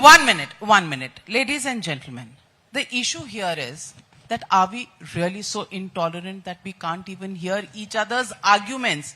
Because any debate will require the argument to be heard and then the counter to be brought. On a lighter note, in Parliament, when we start interrupting like this, the mics are switched off. Only one mic is allowed to. I don't know. I'm not a speaker. I'm a mere anchor who gets, almost like a football from one side to another. You are a speaker, anchor both. उदित राज जी, आपकी party तो मुझे boycott कर देती है. आप क्या ही कह रहे हैं. आप Anand Dubey ji, I want to ask you. 2 सवाल है मेरे. इतने मुद्दे हैं देश के सामने, and that is what members of parliament and parties all. No, I had shown documented proof and evidence in the parliament, so that's what I should be heard in the end. You are being ignored. Yes, because I'll come out against. Should I ignore your alliance partner and come to you straight? No. I was going. आगे पीछे सब बोलेंगे, no problem, no issue. Okay, I'm so grateful to you, Rajiv Rai ji. But Anand Dubey ji, मुद्दे इतने सारे हैं. Germany में discuss होंगे क्या? ये मुद्दे पार्लियामेंट यहाँ चल रहा है, BMW वहां चल रहा है. इंडिया का मैन्युफैक्चरिंग यहाँ बढ़ रहा है, लेकिन वहां से देखो तो घटता हुआ नजर आता है. और आपके महाराष्ट्र के बड़े नेता, पूर्व मुख्यमंत्री रहे पृथ्वीराज चौहान जी, आपके अलायंस पार्टनर कह रहे हैं कि आर्मी को तो डिसबैंड कर दो, 12 लाख लोगों को किसी और काम पे लगा दो. I mean, you can't even joke about it. What does he mean by disbanding the army? What does he mean by saying कि traditional warfare अब नहीं रही है, so we don't need the army? सरहदों को खुला छोड़ दिया जाए, यही ऑपोजिशन का मुद्दा है जो डिबेट होना चाहिए पार्लियामेंट में. नाविका जी नमस्ते, वंदे मातरम, भारत माता की जय, जय हिंद, सनातन धर्म की जय। और जीराम जी बिल से आपको कोई ऑब्जेक्शन? मैं आ रहा हूं। भाषा संवाद और प्रेम का विषय होता है, विवाद और नफरत का नहीं, तो हम हिंदी में बोलेगा। बोलिए जी। बिल्कुल। नविका मैम, कनी मोड़ी जी से परमिशन लेना है? नहीं, ऐसा है इस देश में 100 करोड़ से ज्यादा लोग हिंदी समझते और बोलते हैं, तो हम बोलेगा तो बोलेंगे कि बोलता है, तो हमको क्या फर्क पड़ता है? नहीं, बिल्कुल, आप बिल्कुल बोलिए। नविका मैम, देखिए विषय ये है कि भाग्य से आप सरकार में आते हैं और सौभाग्य से आप विपक्ष में आते हैं। हाँ, हम विपक्ष में हैं, ज्यादा जिम्मेदारी है, ज्यादा दायित्व है। आप सोचिए कि इस देश में इस समय इतने मुद्दे हैं कि उन मुद्दों को अगर हम कहते जाएं, पढ़ते जाएं, जनता के सामने लाते जाएं, तो दिन घंटे कम पड़ेंगे। लेकिन दुर्भाग्य देखिए हमारे विपक्ष का कि पृथ्वीराज चौहान जी कह रहे हैं कि पहले दिन ही हम हार गए। इस देश में हम राजनीति करने आए हैं अपने देश के लिए। देश से बड़ा कोई नहीं। जब पार्लियामेंट पर अटैक होता है, चाहे मुंबई में 26/11 होता है और चाहे पहलगाम में हमला होता है, पूरा देश इकट्ठा हो जाता है और कहता है भारत माता की जय, हाउ इज द जोश। ये होता है भारत। क्या जरूरत है विपक्ष को उस बात करने की जिसको देश पसंद नहीं कर रहा? आपने अभी एक सवाल पूछा कि बहुत सारे मुद्दे हैं। डॉलर 90 रुपए के मुकाबले बढ़ गया है। पोल्यूशन इतना है कि दिल्ली में सांस लेना मुश्किल है। तंदूर, वो जो गरीब मजदूर तंदूर बनाते हैं, उसको बंद करने से पोल्यूशन कम किया जा रहा है। ये भी एक बहुत बड़ा अपने आप में खेल है, मिरेकल है। तो विषय बहुत सारे हैं, लेकिन हम बात क्या करते हैं? सनातन डेंगू है। हम बात क्या करते हैं? राम मंदिर बना के क्या फायदा? हम बात करते हैं कि 12 लाख सेना की जरूरत क्या, उन्हें कोई और काम पे लगा दो। पृथ्वीराज चौहान जी नाम रखने से कोई मोहम्मद गोरी को 72 हुरों के पास नहीं भेज देता। मोहम्मद गोरी के जैसे लोगों को 72 हुरों के पास भेजने के लिए उस सेना की जरूरत होती है जो सरहद पर मुकाबला करती है। बहुत अच्छा। खैर, एक बहुत पुरानी कहावत है कि जाको प्रभु दारुण दुख दीनी, ताकर मति पहले हर लीनी। आप समझ जाएंगे किसकी मति हर ली है? आपका ऑडियंस बैठा है, 140 करोड़ की देश की जनता आपका ये शो देखेगी, वो समझ जाएगी। आपने भी कहा बहुत सारे मुद्दे हैं। देखिए, राहुल गांधी जी जैसा नेता होना बहुत मुश्किल से होता है। पूछो क्यों? भारत का गरीब से गरीब आदमी, गरीब से गरीब किसान BMW गाड़ी कैसे चलाएगा? उसके बारे में 2025 में जाके जो आदमी देखभाल कर रहा है, वैसा नेता होना चाहिए कि नहीं? होना चाहिए कि नहीं? होना चाहिए कि नहीं भाई? अच्छा, एक बात बताइए, राहुल गांधी जी अगर ये कहते हैं कि हम ठंड से डरते हैं क्योंकि हम ठंड से डरते हैं, तो इसका मतलब हमें ठंड लगती है तो हम डरते हैं ना। उसी तरह आज पूरा विपक्ष के लिए बीजेपी सर की पार्टी कहती है कि विपक्ष से हम डरते हैं। सर, है कि नहीं दम राहुल जी में? डरते हैं ना? डरते हैं कि नहीं? डरते हैं। बोलेंगे डरता हूं। आप डरते हैं कि नहीं? कहने का मतलब यह है कि हम लोग के अंदर ताकत है। बीजेपी को हराया जा सकता है। जानते कैसे? बीजेपी से बेहतर बन के सुबह 4 बजे उठकर रात के 2 बजे तक काम करना पड़ेगा। हरा देंगे आपको। हरा देंगे कि नहीं? हरा देंगे कि नहीं? सिंपल सा विषय है। देवानंद आप ऐसा है, आप गलत कह रहे हैं, इसलिए गलत कह रहे हैं। सुन लीजिए, ये गलत कह रहे हैं। लोकसभा में तेलंगाना में 1 सीट तो ओवैसी की होती है, 25 सीटें हैं वहां पर, नहीं 17 सीटें, 17 है। 8 सीट बीजेपी जीती थी, 8 सीट कांग्रेस जीती थी लोकसभा में ईवीएम से। अब जब बैलेट से चुनाव हुआ तो बीजेपी को कितना मिला आपको जानते हैं? पता लगेगा आप कि ये 12,727 12,727 पंचायत के रिजल्ट्स आए, out of which Congress has got 6,794, BRS 3,503 and BJP 607. Not even 10% of what BJP got in Lok Sabha. ये ईवीएम से जीत रहे हैं। ये नहीं, आप गलत कह रहे हैं, ईवीएम से जीत रहे हैं। दिल्ली में देखिए, ईवीएम से जीत दिल्ली में, अरे भाई दिल्ली में ईवीएम से जीत रहे हैं। आपको कहां से कंफ्यूजन हो गया? मेहनत से जीत रहे हैं तो मैनिपुलेशन से जीत रहे हैं। दिल्ली में फिर आपके आज का रिजल्ट है। हम हर बार लोकसभा जीतते हैं तो हर बार असेंबली जो 8 लोकसभा का चुनाव जीता हो और पंचायत में वो 7 हो जाए, पंचायत में 6% भी नहीं मिला। जो लोकसभा में मिला पंचायत में 10% भी नहीं मिला। राजीव मतलब चोरी से जीत रहे हैं, मेहनत से नहीं जीत रहे। आप गलत कह रहे हो भाई। अच्छा, मेहनत आप गलत से कह नहीं रहे हो, जीत रहे, चोरी से जीत रहे हैं, SIR से जीत रहे हैं, वोट काट के जीत रहे हैं। ऐसे ही गलतफहमी में रहिए, हम बहुत सुरक्षित हैं। अरे भाई अगले 50 साल तक हम सुरक्षित हैं। लोग जवाब, लेकिन राजीव राय जी जिस दिन बैलेट पेपर से, जिस दिन बैलेट पेपर और सही वोटर लिस्ट से होगा, आप विपक्ष में बैठेंगे, कांग्रेस सत्ता में बैठेगी, राहुल गांधी जरूर बैठेगा। वो दिन देखने के लिए पूरा देश इंतजार कर रहा है। लेकिन राजीव राय जी, 2000 चुनाव, आपको पता नहीं आज ही का रिजल्ट है, आप देख लीजिए। 2024 का चुनाव जो है वो ईवीएम से हुआ था कि बैलेट से हुआ था? और समाजवादी हवाई चप्पल वाला 2017 के विधानसभा कैसे हुआ था? उदित राज जी, 2012 का राहुल कह रहे हैं तो आपको तकलीफ आ रही है? उदित राज जी, राजीव राय जी भी जीत कर आए हैं, जीत कर आए और उन्हें भी बोलने का मौका। उनका भी वही व्यू है जो हमारा व्यू है, उनको भी हराया है, तो वो बोल लेंगे ना अपने आप। राजीव राय जी, 2024 का चुनाव ईवीएम से हुआ था कि बैलेट से हुआ था? पहले नंबर 1। नंबर 2, अगर ये ईवीएम से हुआ था तो आपकी पार्टी ने इतना बेहतर कैसे किया था? अब रोज रोज सुबह उठ के ईवीएम को गाली देना, उदित राज जी के सुर से सुर मिलाना, ये आपकी लड़ाई है देश में, या आपकी लड़ाई देश में जनता के मुद्दों? राजू राजी, पहले 10 सेकंड। जब 37 सीट समाजवादी पार्टी जीती थी, पहले बार जब पार्लियामेंट में अखिलेश यादव जी आए, कहा भले हम जीते हैं लेकिन ईवीएम से चुनाव नहीं होना चाहिए। अखिलेश यादव जी का स्टेटमेंट। अब आगे। Thank you Navika. आपको याद आया कि मैं भी यहाँ हूँ और तब से मैं उदित राज जी बोल दीजिए। और तब से मैं सोच रहा था कि मैं याद क्यों नहीं आ रहा हूँ। मैंने तो किसी के बीच में नहीं बोला, and I expect the same thing.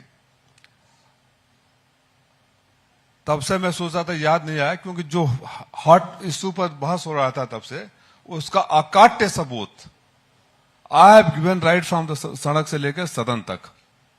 Parliament में खड़ा होकर जो लोग ताली बजा रहे थे, एक बार इस पर भी ताली बजा दीजिए कि पार्लियामेंट में खड़ा होकर मैंने वो कागज दिखाया। भारतीय जनता पार्टी हर बात पर बोलती है कि कागज दिखाओ, कागज दिखाओ। I am speaking my language because मेरे वोटर समझने चाहिए क्या मैं बोल रहा हूं। बिल्कुल, है ना। कागज दिखाओ। आपको आश्चर्य होगा, यहां तो यंग जनरेशन नहीं है, मैंने एक विधानसभा के SIR से ठीक 1 महीना पहले, SIR तो बाद में शुरू हुआ, इलेक्शन कमीशन के कागज दिखाए कि 15,000 वोट डिलीट कर दिए गए। अब डिलीशन में बहुत कैटेगरी है। नाविका ने एप्लीकेशन दिया AR को कि नाविका का वोटर लिस्ट से नाम डिलीट किया जाए, तो रीजन भी देना पड़ता है। उसमें नाविका ने लिखा क्योंकि नाविका भारत की नागरिक नहीं है इसलिए इनका नाम डिलीट कर दिया जाए। मैंने वो कागज भी दिखाया, वो कागज भी दिखाया। और कागज खाली सदन में नहीं दिखाया नाविका जी, आप तब से SIR की बहस करवा रही थी ना।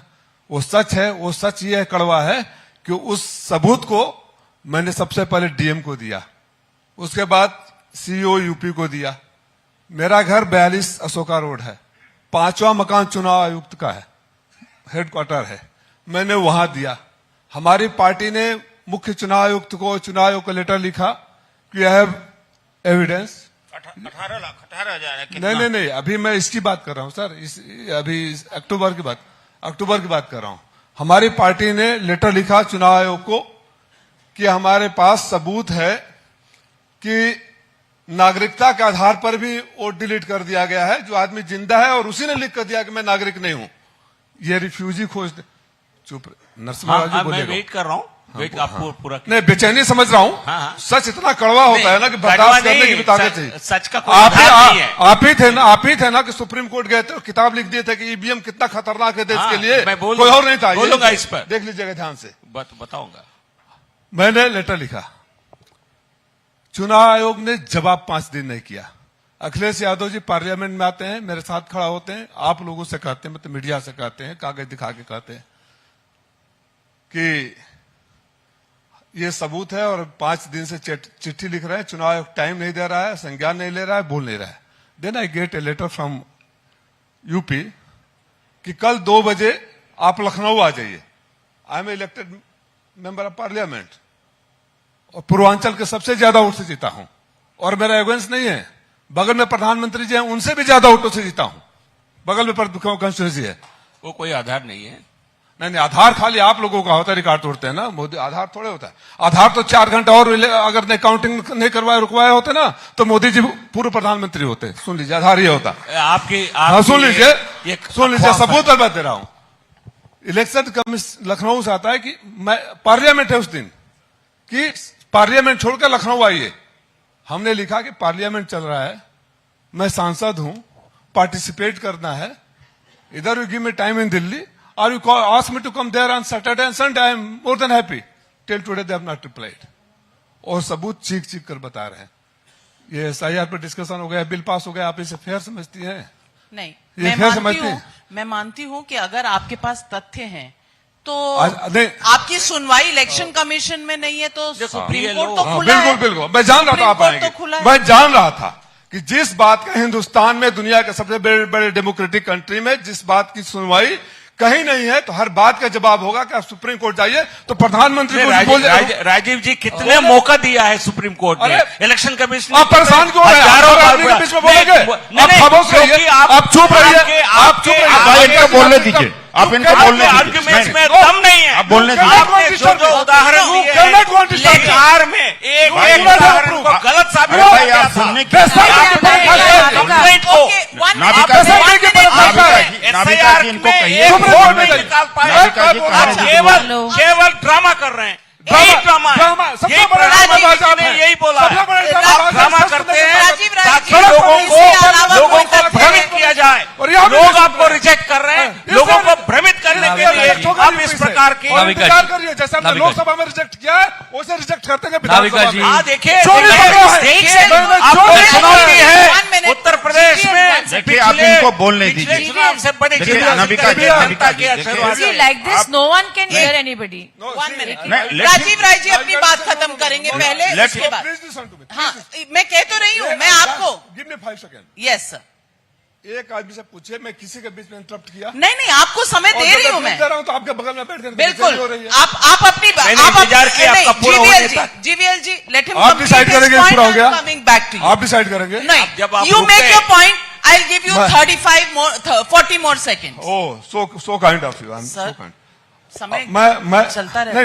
घड़ी तो खाली हमारे बारे में चलती है. Even the house is on. Go to parliament. मैंने एविडेंस दिए. अब ये बोल रहे हैं कि आप सुप्रीम कोर्ट जाइए. तो सारी संस्थाओं को बंद कर दीजिए. जब सुप्रीम कोर्ट ने दिल्ली गवर्नमेंट के बारे में जजमेंट दिया था कि एडमिनिस्ट्रेशन किसी में तो रातों रात इन्होंने बदल दिया. तो तब वहां सुप्रीम कोर्ट याद नहीं आया. कितना सुप्रीम कोर्ट का रिस्पेक्ट करते हैं ये. सुप्रीम कोर्ट ने जजमेंट दिया था ना. Well, you don't have faith in the issues of the election commission. What else? Heads up to Navika. Heads up to Navika. Heads up to Navika. I have given evidence. अभी बात हुई कि EVM और vote चोरी की. थोड़ा सा 5 second कुछ कहना चाहूंगा. हमारे बगल में टीएमसी की सांसद बैठी हैं.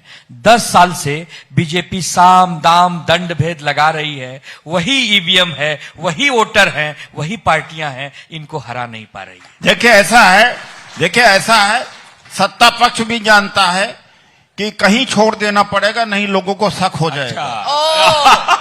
तो आप लोग रहम पर समझ गए आप. कहीं पर छोड़. वो जहां चाहते हैं वो जिता देते हैं, जहां चाहते हैं हरा देते हैं. Do you win?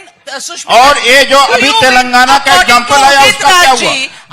जो बीजेपी को 10% भी वोट नहीं मिला, जो लोकसभा में मिला उसका 10% भी नहीं मिला. जब बैलेट पेपर से हर जगह बीजेपी क्यों हारती भाई? क्यों हारती है? आप देखिए महाराष्ट्र में भी, हरियाणा में भी, बिहार में भी पोस्टल बैलेट पेपर से हर जगह हारते हैं. आप क्यों नहीं जीत जाते हैं बंगाल में? हर जगह हारते हैं. आप क्यों नहीं जीत बात कह रहा हूँ मैं, इनकी बात कह रहा हूँ. सुष्मिता जी, very briefly, I want to say 2 things. It's not like Bengal Mamata is winning. Even in Karnataka, Congress has won, and in Himachal, Congress has won. What I believe the problem, electoral roles are always reviewed.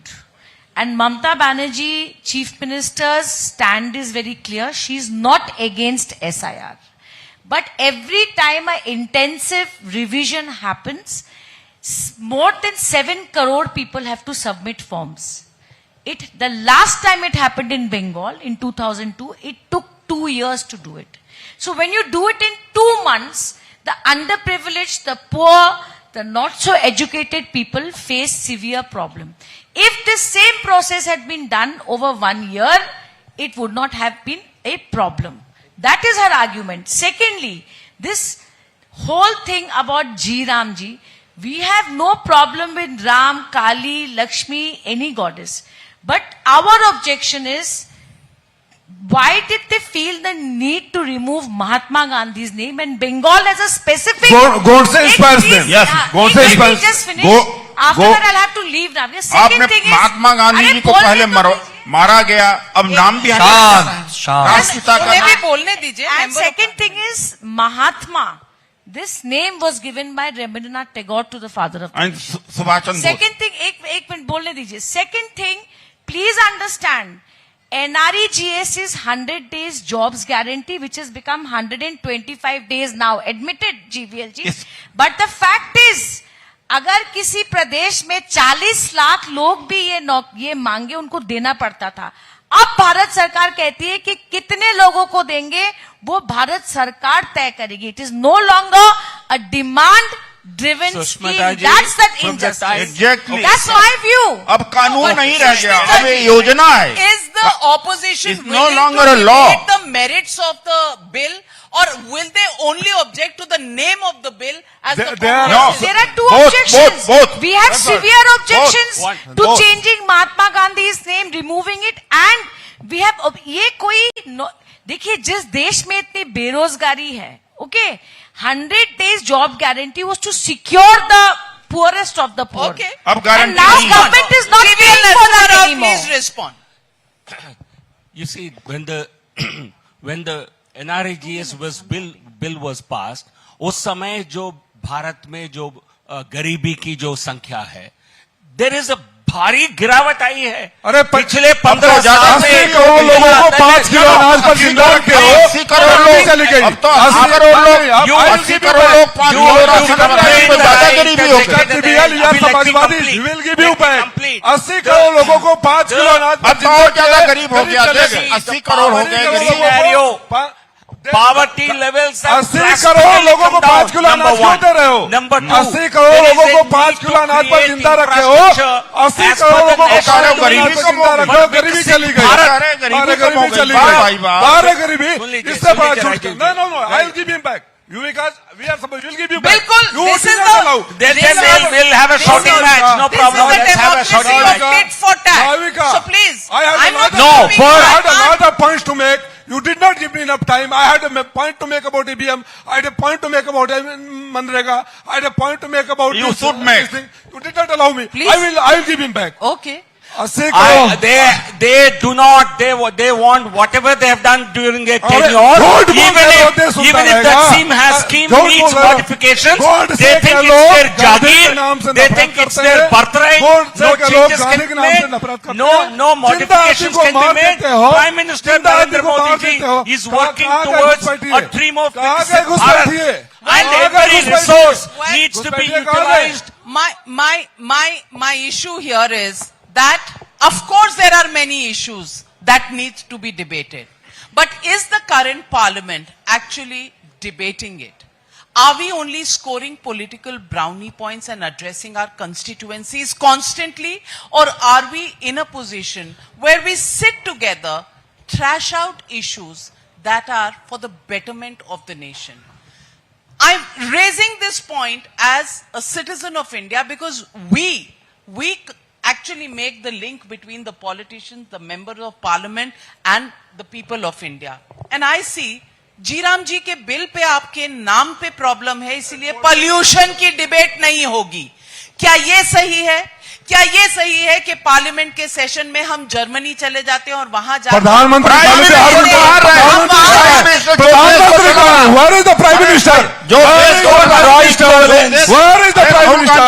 The man who has to run the country is missing from the country. Prime Minister will you Where is the Prime Minister? will you there is the whole government there to answer to your Where is the Prime questions, but you will Minister? equate And Rahul why- Gandhi why to the should- Prime Minister. And Well, the Prime Minister, very often Prime Minister is no, always regional absent parties, from if the they Parliament. didn't support Then the Congress party, where would then the who is Congress there to party take be? the question? But Prime ladies and Minister is missing gentlemen, sometime to country. ladies and gentlemen, The man who has to run the country is missing from the country. The opposition leader is gone abroad. my It has friend, become a big news. he's possibly Opposition running the leader- country even when he's traveling opposition- abroad. Oh, But is leader of Rahul opposition Gandhi क्या doing देश the चला same? रहा है? I leave it to the people of What India. you are. That is the Prime When it Minister comes, of India today. when it comes to That is the politics, well, you see, this is the democracy, the noisy democracy that we have in India. I love it. Do you love it? Can we improve it? Can we improve it? Who should improve it? Media is the first. आपकी responsibility कुछ नहीं, सब कुछ media media is the ठीक कर first. देंगे. Media is Well, on that corrected note, first. I'm completely out on This time. biased Thank you very media- much, ladies and gentlemen, for joining me on the debate, and many, many thanks to our panelists who have taken the time to come here. Thank you, and can we have a group photo?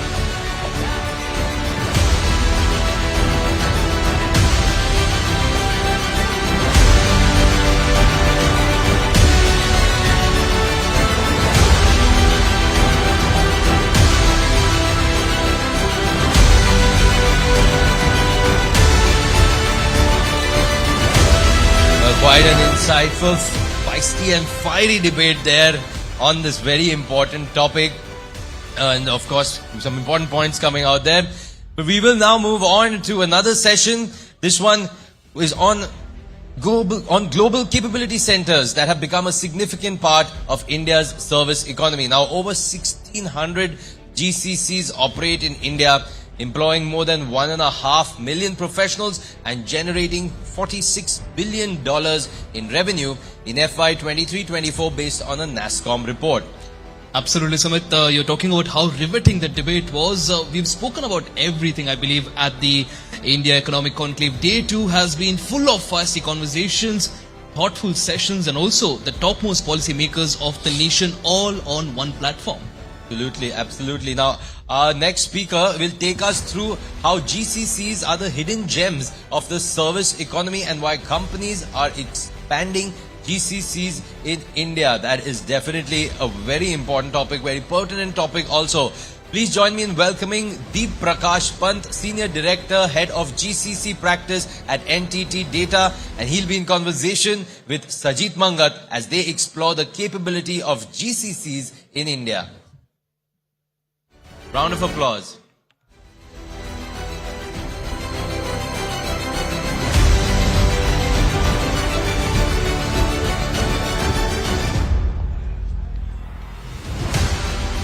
Hello.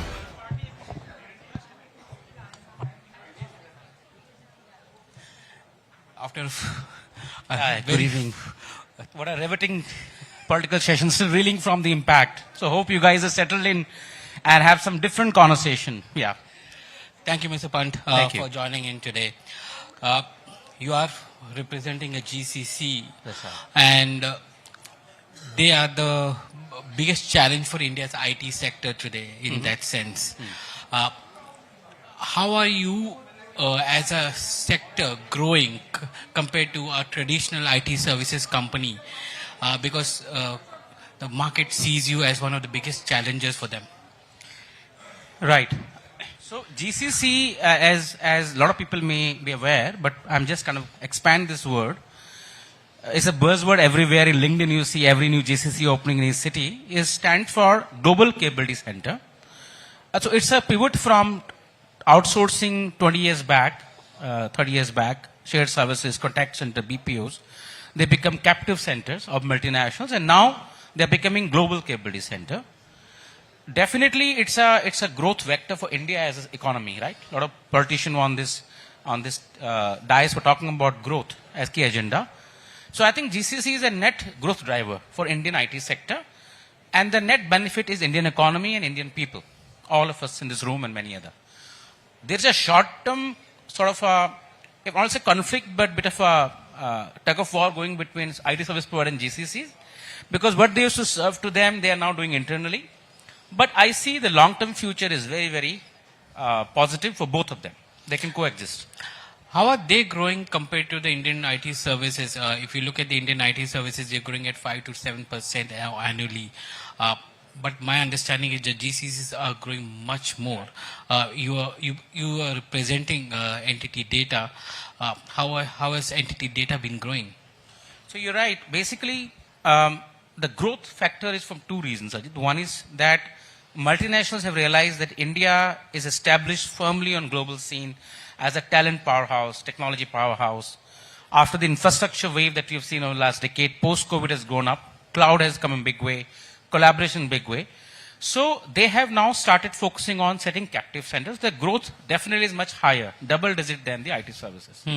So the CAGR for GCCs over the next 4-5 years is kind of positioned around 18%. 18%? Yes. So almost double in next 5 years basically. Absolutely. While the typical IT services business growing near about 7-8% effectively. It will again pick up maybe a double-digit growth post, let's say, 2027.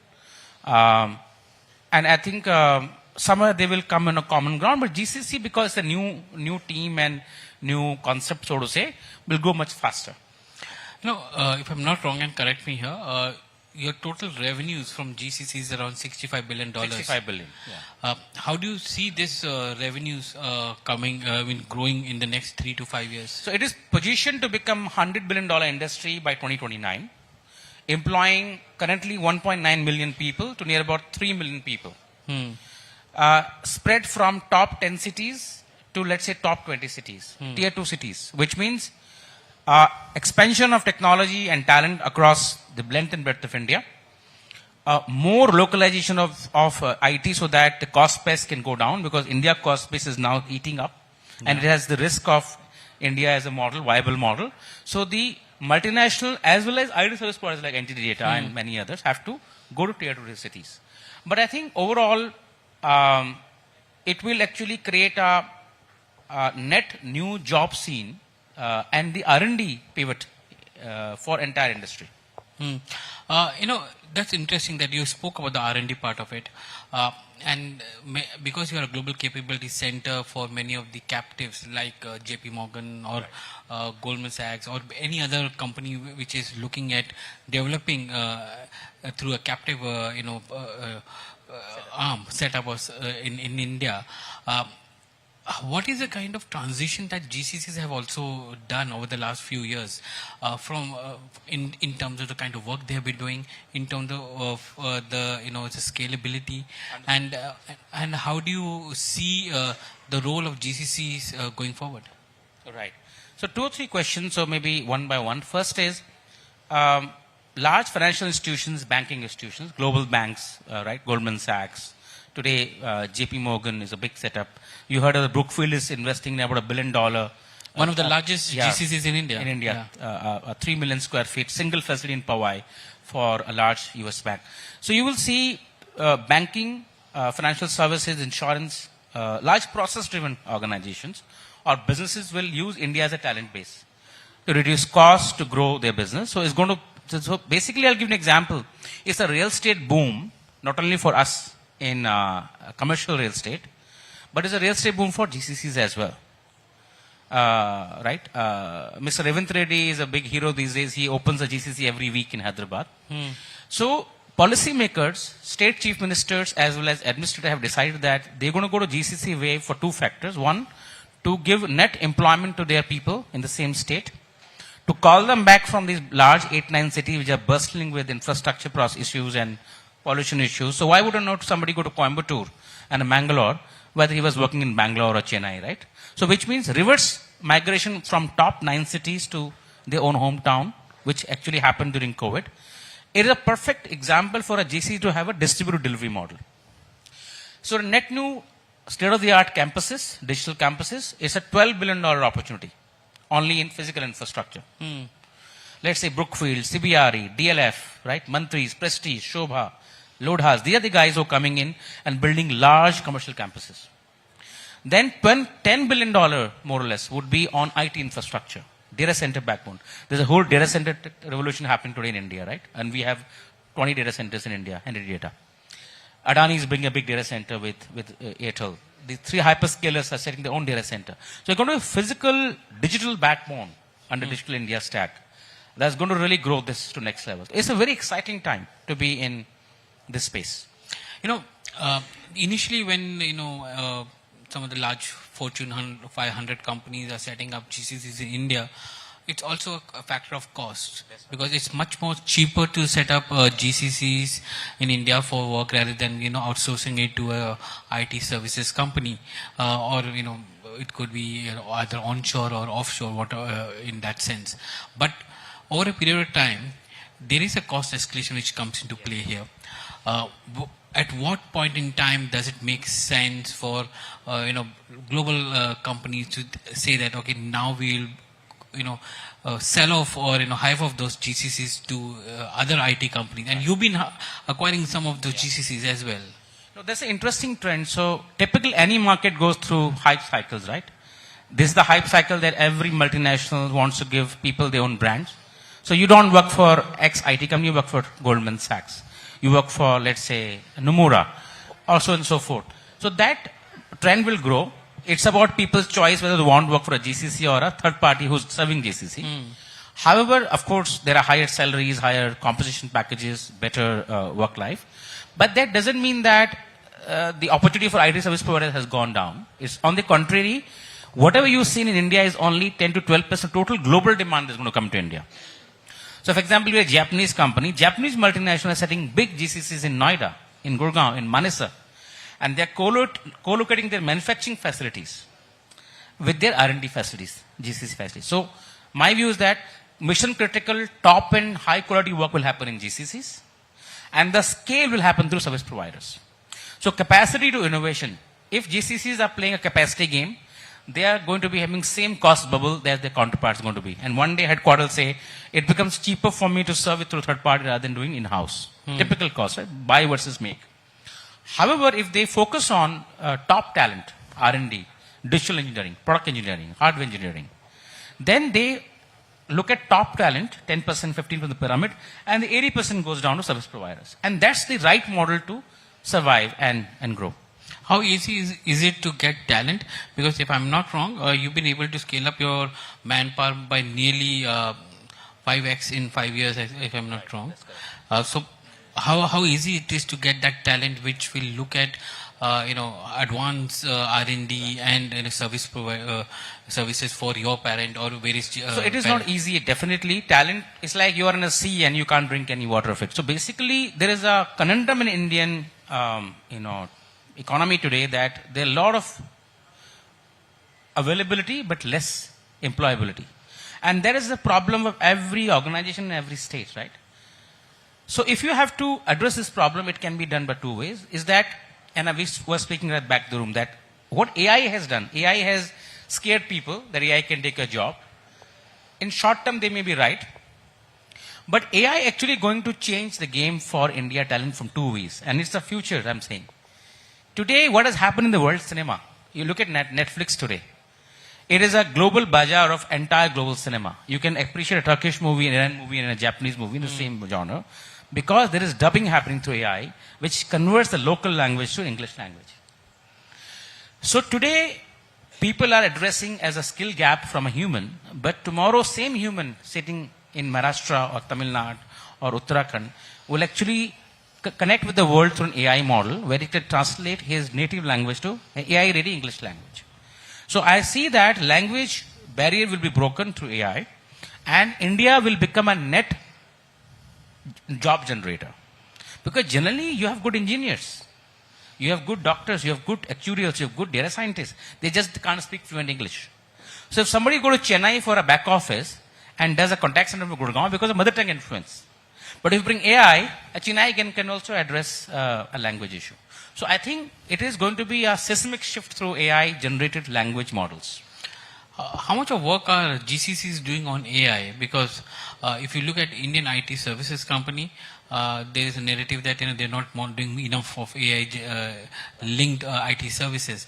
When it comes to GCC, and because you are connected directly to the parent, how much of that would be AI? Is there more of an R&D and experimentation, or there is whatever it is there, it's within the box and not out of the box? Right. So AI is the flavor of the season where cloud was 10 years back. Everybody has to talk AI. In the IT services business and GCC space, it is a very serious concept. It is a key enabler to, one, reduce cost, do a faster go-to-market, and then third, rationalize your IT systems for better productivity and efficiency. And AI is more like a horizontal rather than a vertical. It is there in your business process, it is there in your back office, customer processes, and your core IT. So agentic, which is where the agent bots and the agents that's coming into your process, are actually disrupting the way you develop software. A software lifecycle which was 3 months is coming down to 3 days just because of SDLC lifecycle through AI chatbot. The whole game is changing. So GCCs are actually addressing the skill gap through AI largely, which probably IT services provider may do it later. For them, AI is a innovation tool rather than a productivity or a capacity tool. So that's why if a cyber AI, we're talking about cyber is becoming a very interesting situation for GCCs, both from securing the global products, but also leveraging India talent base, right? So cyber observability, SOC as a service, agentic AI, threat analytics, advanced profiling of threats is happening through AI. We have to look at the millions of data points. A human cannot analyze it in a very short period of time. AI engine can do that.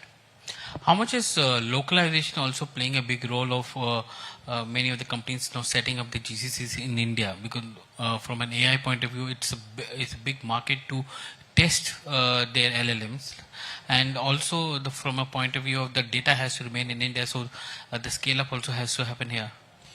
So it's very exciting time for Indian industry. We ourselves collaborate with IITs and NITs. We have a program with Indian Institute of Science, Bangalore, IIT Mumbai, and IIT Madras. And we are actually looking at leveraging Indian ecosystem, startup ecosystem, right? India stack, the JAM stack, the Aadhaar stack. They are fantastic, right? The COVID platform has seen resilience because of the millions of data points you get on a very continuous basis. So it's a very robust system. So India AI has come of age. I think India AI modules, including the India chip module now, right? The full-scale chip modules are coming in, and the GPU as a service model coming in, is going to really benefit the IT world, including GCCs. So when we hire a person, we also hire a capability, but we also work with a lot of startup ecosystem, SaaS vendors and SaaS providers who are working on specialized use cases in AI. You know, when we talk of IT services, and because we're seeing it gets a bigger narrative as compared to GCCs, because many of them are listed in the country, and they talk about how challenges are there, how the India-US trade is also creating some challenges for them. How do you see GCCs navigating that challenge? Right, an interesting point. So we have traditionally seen North America as a bread and butter country, and it's okay. Everybody had an American dream. All of us went to US, stayed there, came back. And it continues to remain a key market because America is a net spender on technology, right? And their businesses are going through transformation. However, it's not the end of the world, right? It could address probably 20-25% of the entire demand, but 75% going to come from new markets: Asia, Japan, Taiwan, Singapore, Malaysia. And it's not about cost arbitrage, it's about product development, right? So if a Tokyo Electron is going to set up a large factory in Noida, and they're going to develop a big chipset venture between Tata Electronics Limited, they're talking to us to set up the R&D GCC in India. Middle East, they have looked at India from a distance, but they are now increasingly setting up Aramco, right? Mobile, right?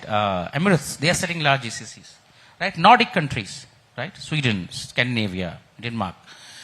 So traditionally they had a trust issue in India, one because of very unstable political environment, which thanks to last 11 years is very, very stable. Lack of effective network and digital backbone. So after the whole Geo rollout and the whole 5G rollout, that's addressed.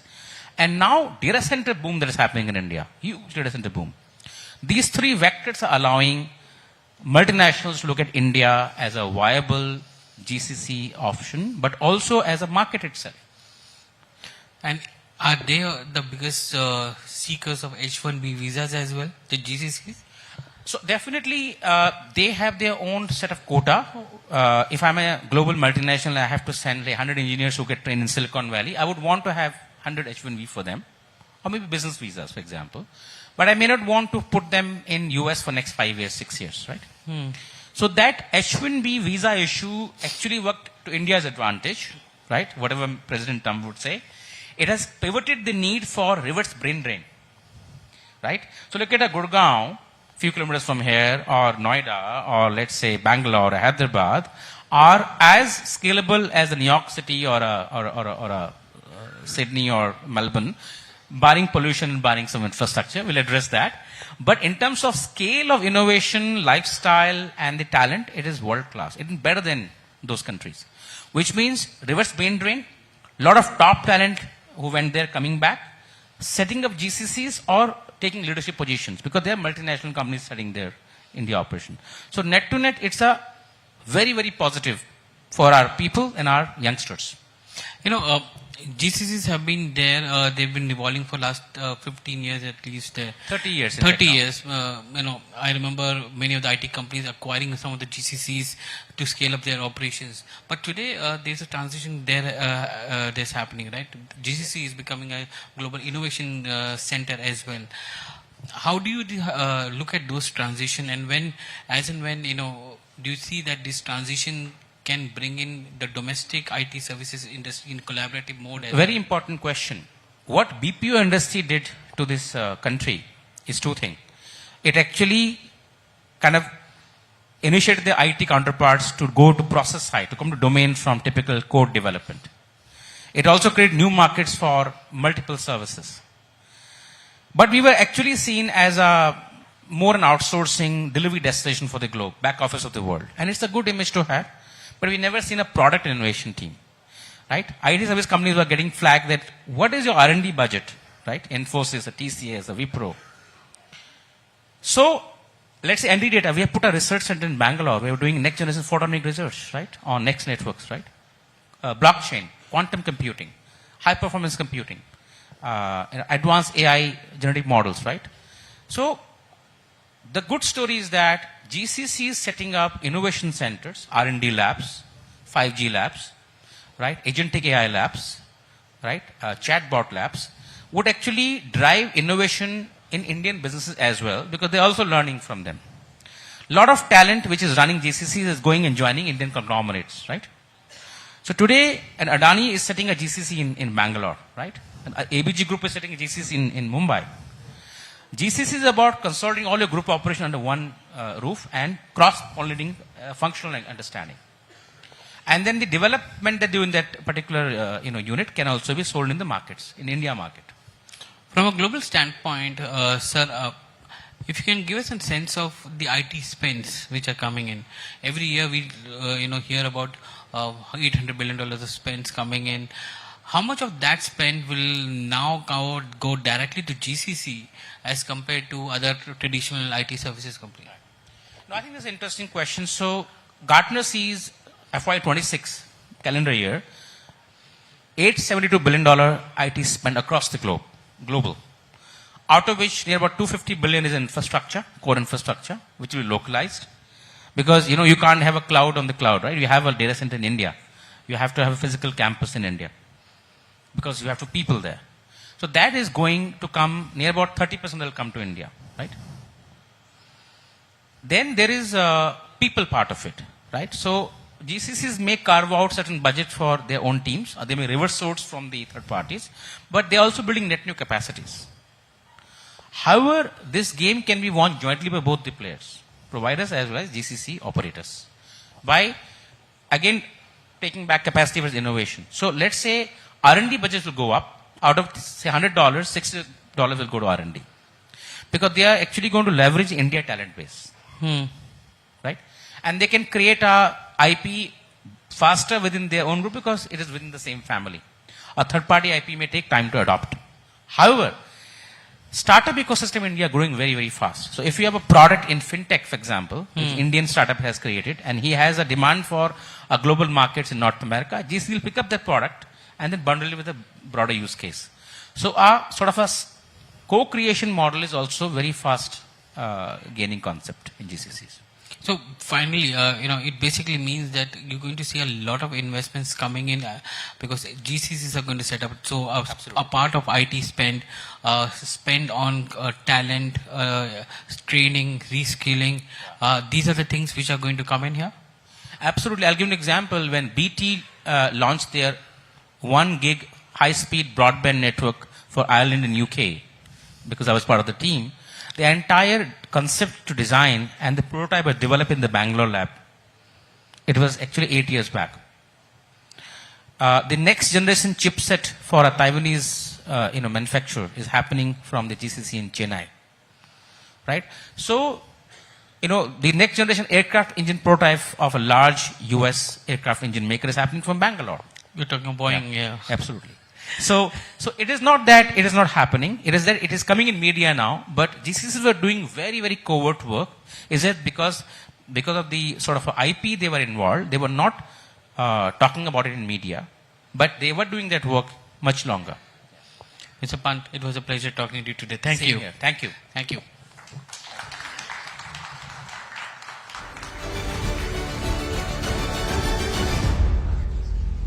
Thank you for that, Mr. Pant, and thank you, Sajid, for that enlightening session. All right, ladies and gentlemen, before we announce our next session, we just wanted to update you. We've received news that later on in the evening, we will be joined by Mr. Kiran Rijiju. He's, as we know, the Minister of Parliamentary Affairs and Minister for Minority Affairs, and he'll be here talking about the Parliament log jam. So I'm sure that is a session you definitely do not want to miss. You will be hearing it from the horse's mouth this evening right here at the India Economic Conclave. Now moving on to a different kind of energy, let's talk about solar energy, which has become India's largest renewable energy source with installed capacity of 105.65 gigawatts as on March 2025, accounting for almost 40% of the total renewable energy, and this has been reported by the Ministry of New and Renewable Energy. India ranks 4th globally in total renewable energy capacity and has achieved the lowest solar tariffs in the world. Absolutely. And to discuss how India is unlocking solar superpower, allow me to welcome our moderator, Aisha Faridi, and also please welcome our speaker who leads Luminous Power Technologies, a leading provider of energy solutions dedicated to advancing India's clean energy shift with a focus on innovation and sustainability. Luminous, as a consumer energy fulfillment company, is meeting the changing energy needs of millions of households and businesses worldwide with its wide range of inverter, batteries and solar solutions. Please once again join me in welcoming Ms. Preeti Bajaj, CMD of Luminous Power Technologies.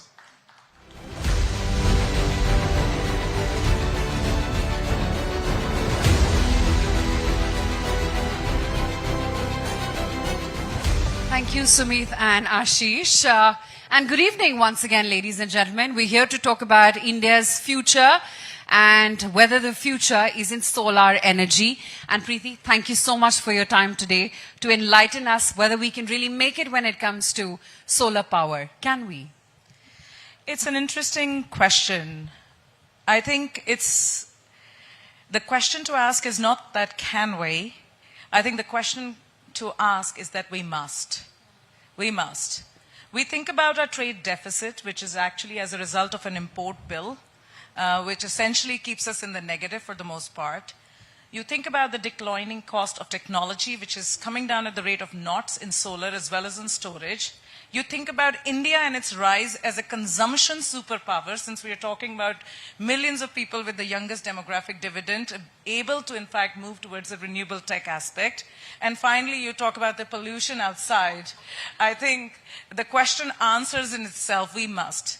I guess if we solve for the consumption through solar power in every home in this country, we will solve the trade deficit. If we solve the trade deficit, I think we will define India's destiny.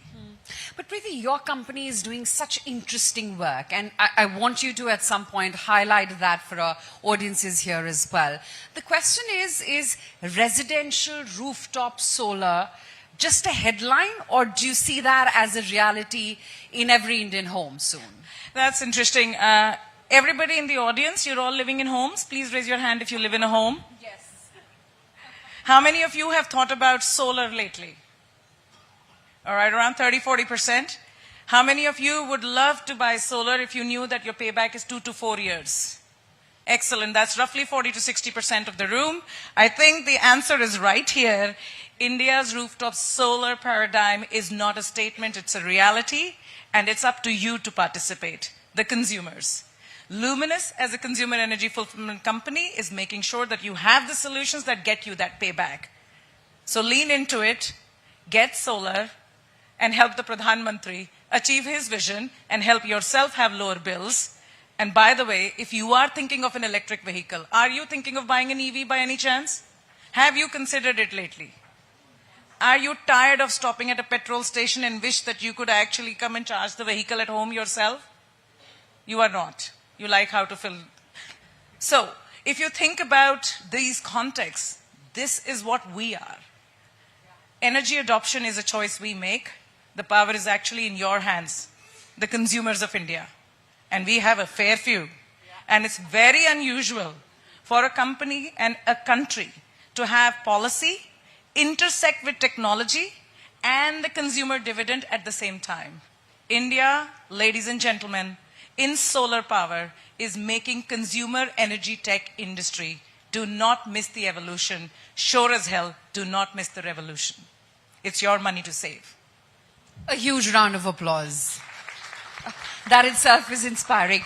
But Preeti, you know, the consumer's also confused. There is electric, which is taking up in such a big way. Then there is solar, there's wind, there's hydrogen, there's now nuclear as well. What is the most sustainable option when it comes to energy fulfillment? You know, for 38 years, we have been serving home energy and small business consumers in the energy tech space as Luminous. Here's what we've learned about Indians. And please tell me if I'm wrong. What we've learned is that we love affordability. Yes. We like accessibility. Yes. And we sure as hell love availability. Yes. We want the same thing to get to Ladakh as it goes to Jharkhand, as it goes to Rajasthan, as it goes to Amethi, as it goes to Karnataka, as it goes to Manipur, right? If we want that, then we have to think about which technology can actually offer that. Solar has lowered the cost of technology, and the beauty of solar is, guess what? It's free of cost. True, very much. But here's the best thing. The sun is likely to come up every day. It is going to come out every day. India has 300 sunny days. सूर्य भगवान स्वयं हम पे वर्षा कर रहे हैं energy की. अब इसको तो यूज कर लो. You know. But what are the challenges, say solar versus wind, hydrogen, etc.? Why would solar win other than the fact that, it is available in abundance? What are the challenges with a wind or electric or any other? Yeah, so look, I mean, I kind of think about these as energy sources, right? As is petrol an energy source, so is renewables an energy source. And renewables, you think about solar and wind, or nuclear for that matter. When any country thinks about its energy mix, it should think about what is abundantly available. So sun is abundantly available in India, that's one tick, right? Second thing is wind. Wind is intermittent. I always say sun will come out most of the days, but wind is moody. Yeah. It's moody. Sometimes it's on, sometimes it's off, which in technical terms we would say it's intermittent. And therefore difficult to predict that can I give you a qualified amount of kilowatt hours so that you can run your life the way you choose to. That when your Mataji is watching, the best soap opera she loves, and she wants to watch it with the air conditioning on a hot sunny day, and your child wants to play video games in the next door room, as well as, you are working from home and there is a Wi-Fi router, and all this load has to run with 4 air conditioners because also Chacha Ji's family is visiting. Solar can do all of that, and guess what solar can also do is store the surplus energy. Imagine a day when you are not at home, you are going for a foreign holiday, and the only person back at home is your household help. Solar is producing energy, it's doing what it needs to do, and what it can do. It can be paired with a battery. By the way, Indians have been using batteries in the home for longer than it was trendy in California. Because we've had power backup challenges. So we've been using batteries. Solar can be paired with batteries, so you can use your excess solar and you can store it. And one day, when you come home and you realize that the battery solution is smart enough that it can also tell you that I've already got energy, would you like to charge your EV car? And this is what we talk about global capability centers and technology. The shift is when you really start to pair the tech together, then it becomes an amazing solution. It expands with your life. It's about you, not about the technology. But Preeti, tell me, we are already 1 million powered homes when it comes to rooftop solar. And please correct me if my numbers are wrong here. But can rooftop solar sort of ever move the needle the way perhaps utility scale solar does? I think it's very interesting. Both have a role to play. As you know, that I used to live in Australia. All those who probably don't know, just to share a fun fact about Australia, it's the deepest solar penetration country, I think, in the world. 1 in 3 homes have solar today.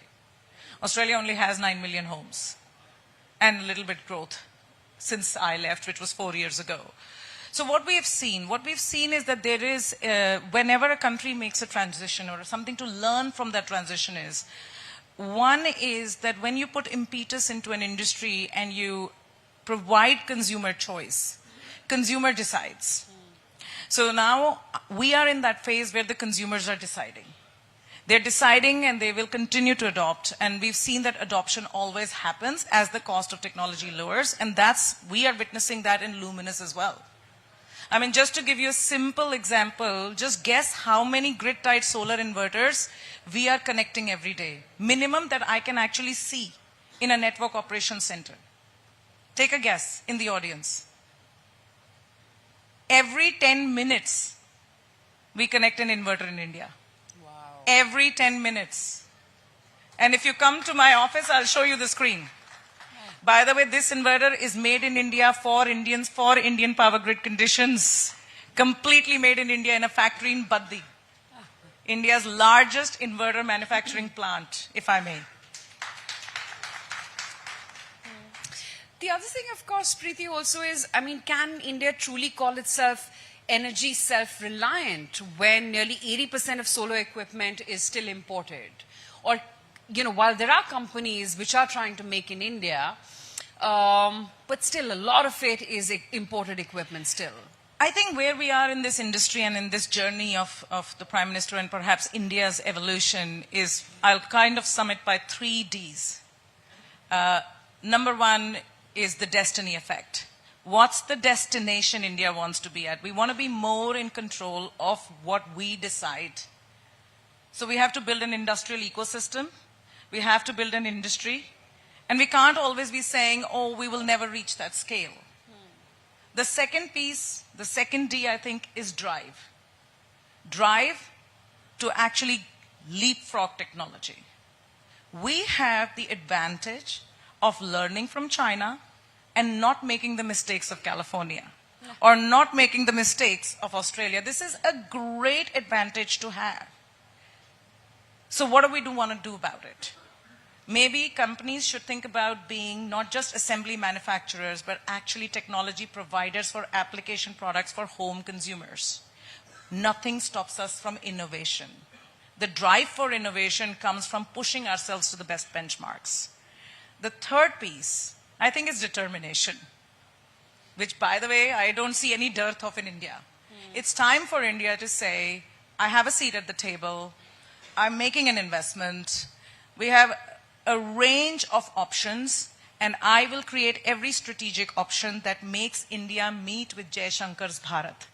And I always say this as a global Indian, Bharat in the inside and India for the world. That's exactly how we have to do our technology and product manufacturing. Bharat on the inside and India for the world. Absolutely. But since you talk about the outside, that, brings me to how you navigate the geoeconomics of it all.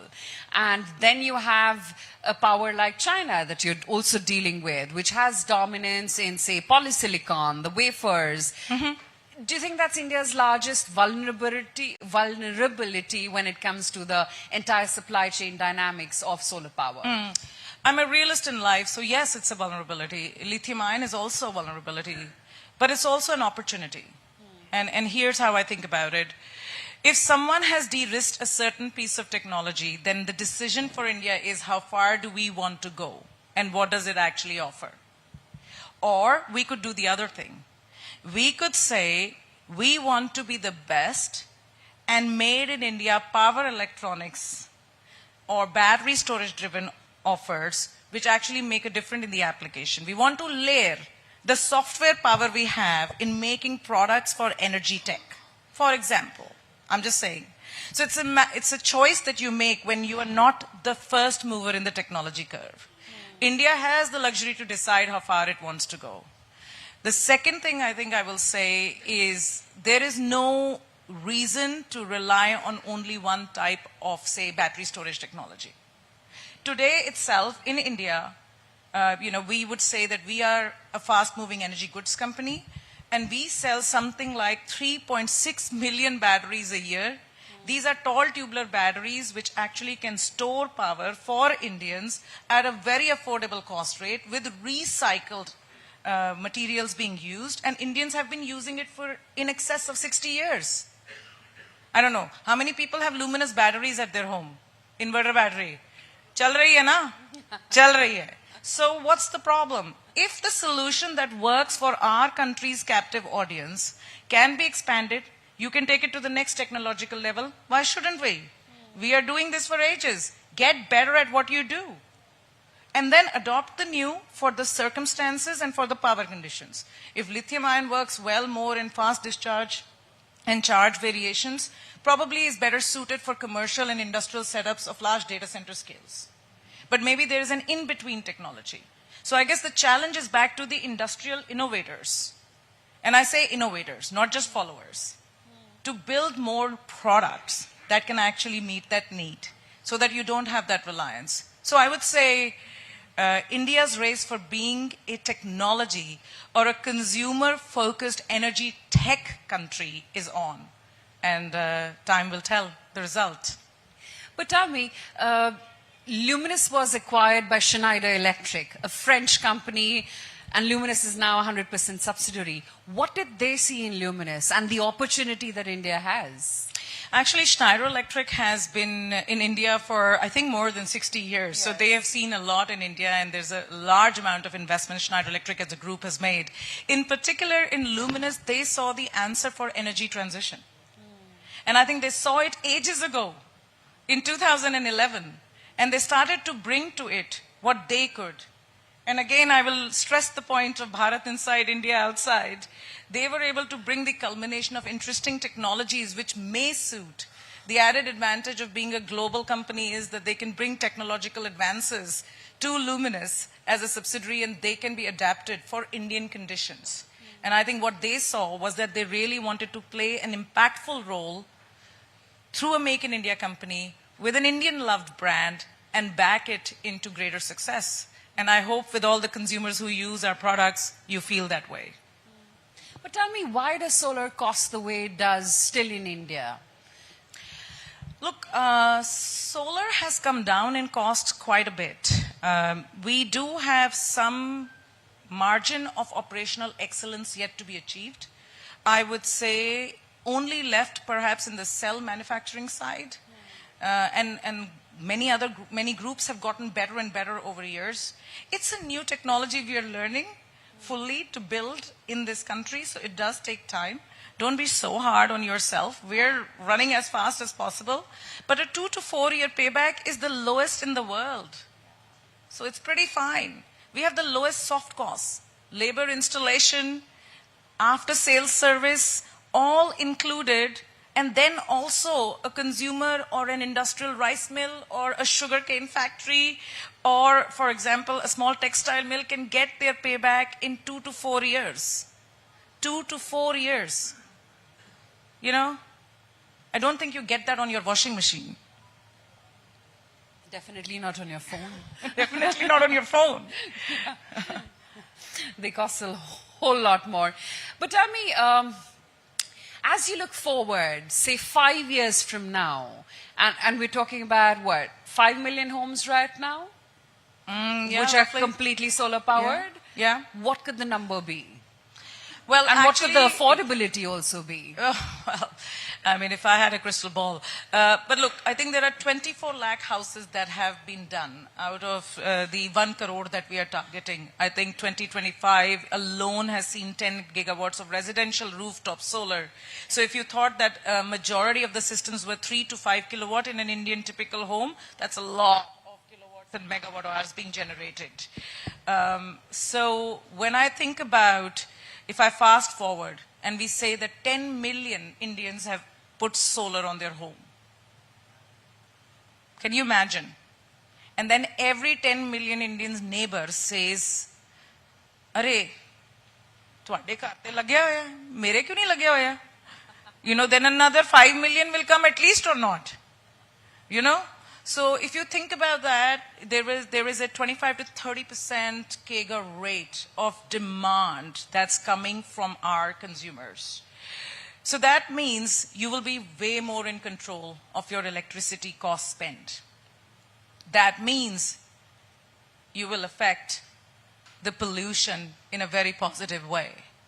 That means that you can replace the DG sets if you use the hybrid inverters. Hybrid inverters is something we make which is also a solar inverter and a backup inverter all in one. India में 2-in-1 बनाना ही पड़ता है कि नहीं? 2 for the price of 1 के बिना तो हमारे customer को शांति नहीं है.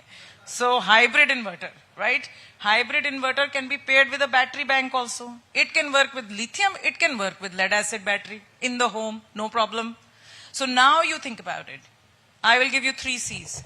Consumer wins, number 1.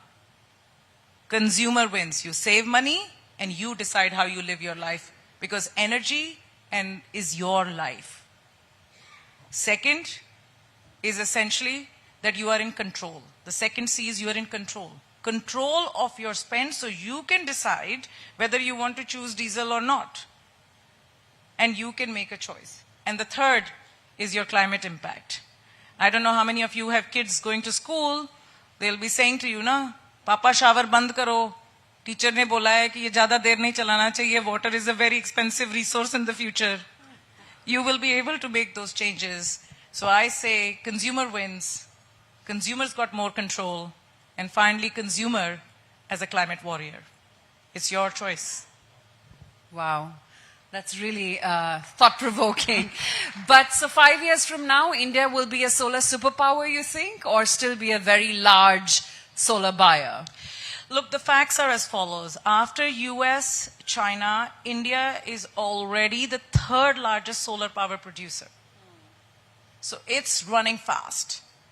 So I think what I will say is this. We will be significant. But it is up to this consumer participation and adoption to once again say, do we define our destiny or destiny defeats us at the doorstep of the energy revolution? The choice, my friends, belongs to Indians, to the Indian consumers. On that question, while you mull what energy source you want to choose, Preeti, thank you so much for your time today. Thank you very much. Thank you so much for Thank you very giving much. us this insight into whether India can be a solar superpower or not. I'm sure we're going to get there very soon. Thank you. Thank you.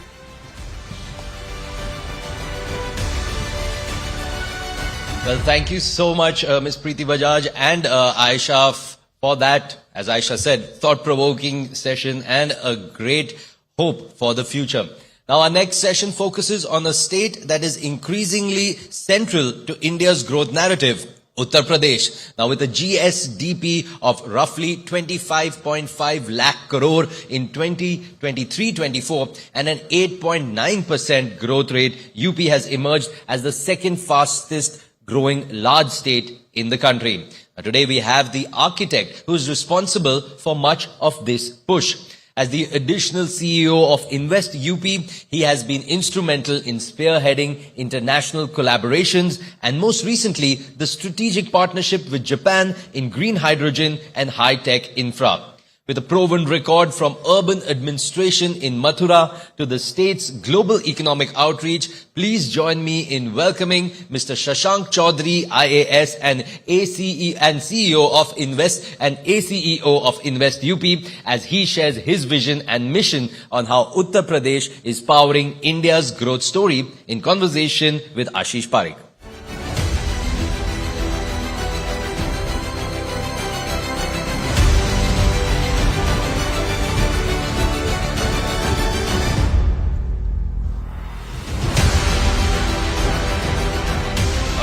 Over the past couple of days, we've been speaking a lot about India's growth trajectory. What could be the key drivers of India's growth? And I think a lot of people sitting here in this room would agree with me when I say that India's growth, as far as its economy is concerned, starts with Uttar Pradesh. When Uttar Pradesh grows, India will also see the effects of it. And like Sumit rightly said, I have with me the architect of Uttar Pradesh's growth right now, Mr. Chaudhary. One of the first things we hear about Uttar Pradesh over the past many years, when we spoke about Uttar Pradesh, was its size, its population, and more importantly, the law and order situation. Over the last few years, we've seen a change in perception. There's a lot of talk about the economy. Yogi ji says, UP is headed towards a $1 trillion economy. There are a lot of skeptics. People don't believe that number. But help us understand why Yogi ji is that confident about $1 trillion economy, and what are the 2 or 3 major sectors that are going to take UP there? Yeah, first of all, thank you so much for having this conversation where we can talk about UP's growth story. So in last few years, the state has transformed not only in terms of internal infrastructure, but the overall image of the state. Earlier when we talked about UP, we used to talk about the law and order situations, the agricultural state that UP was known as. But now, as you rightly said, we think UP as the state of expressways. We are the state known by the expressway state with, in 2017, we had a network of almost 600 kilometers of expressways, which has now increased to 1500 kilometers. Alone 600 kilometers attributed to Ganga Expressway, which is connecting right from Meerut to Prayagraj, 600 kilometers across the state. It is connecting each and every important urban center of the state. In terms of economy, we were a 15 lakh crores economy in 2017, and we have doubled it. We are right now 30 lakh crores economy as a state, with 15% of CAGR, more than India's 13% growth rate. We are growing at a much faster rate. I'll give you a very interesting fact. In 2014-15, we used to register almost 500, 600 factories in a year. Last year, we registered almost 3,000 companies in 24-25. And this year, we are aiming to register almost 6,000 factories in a year. This is a number which in itself is the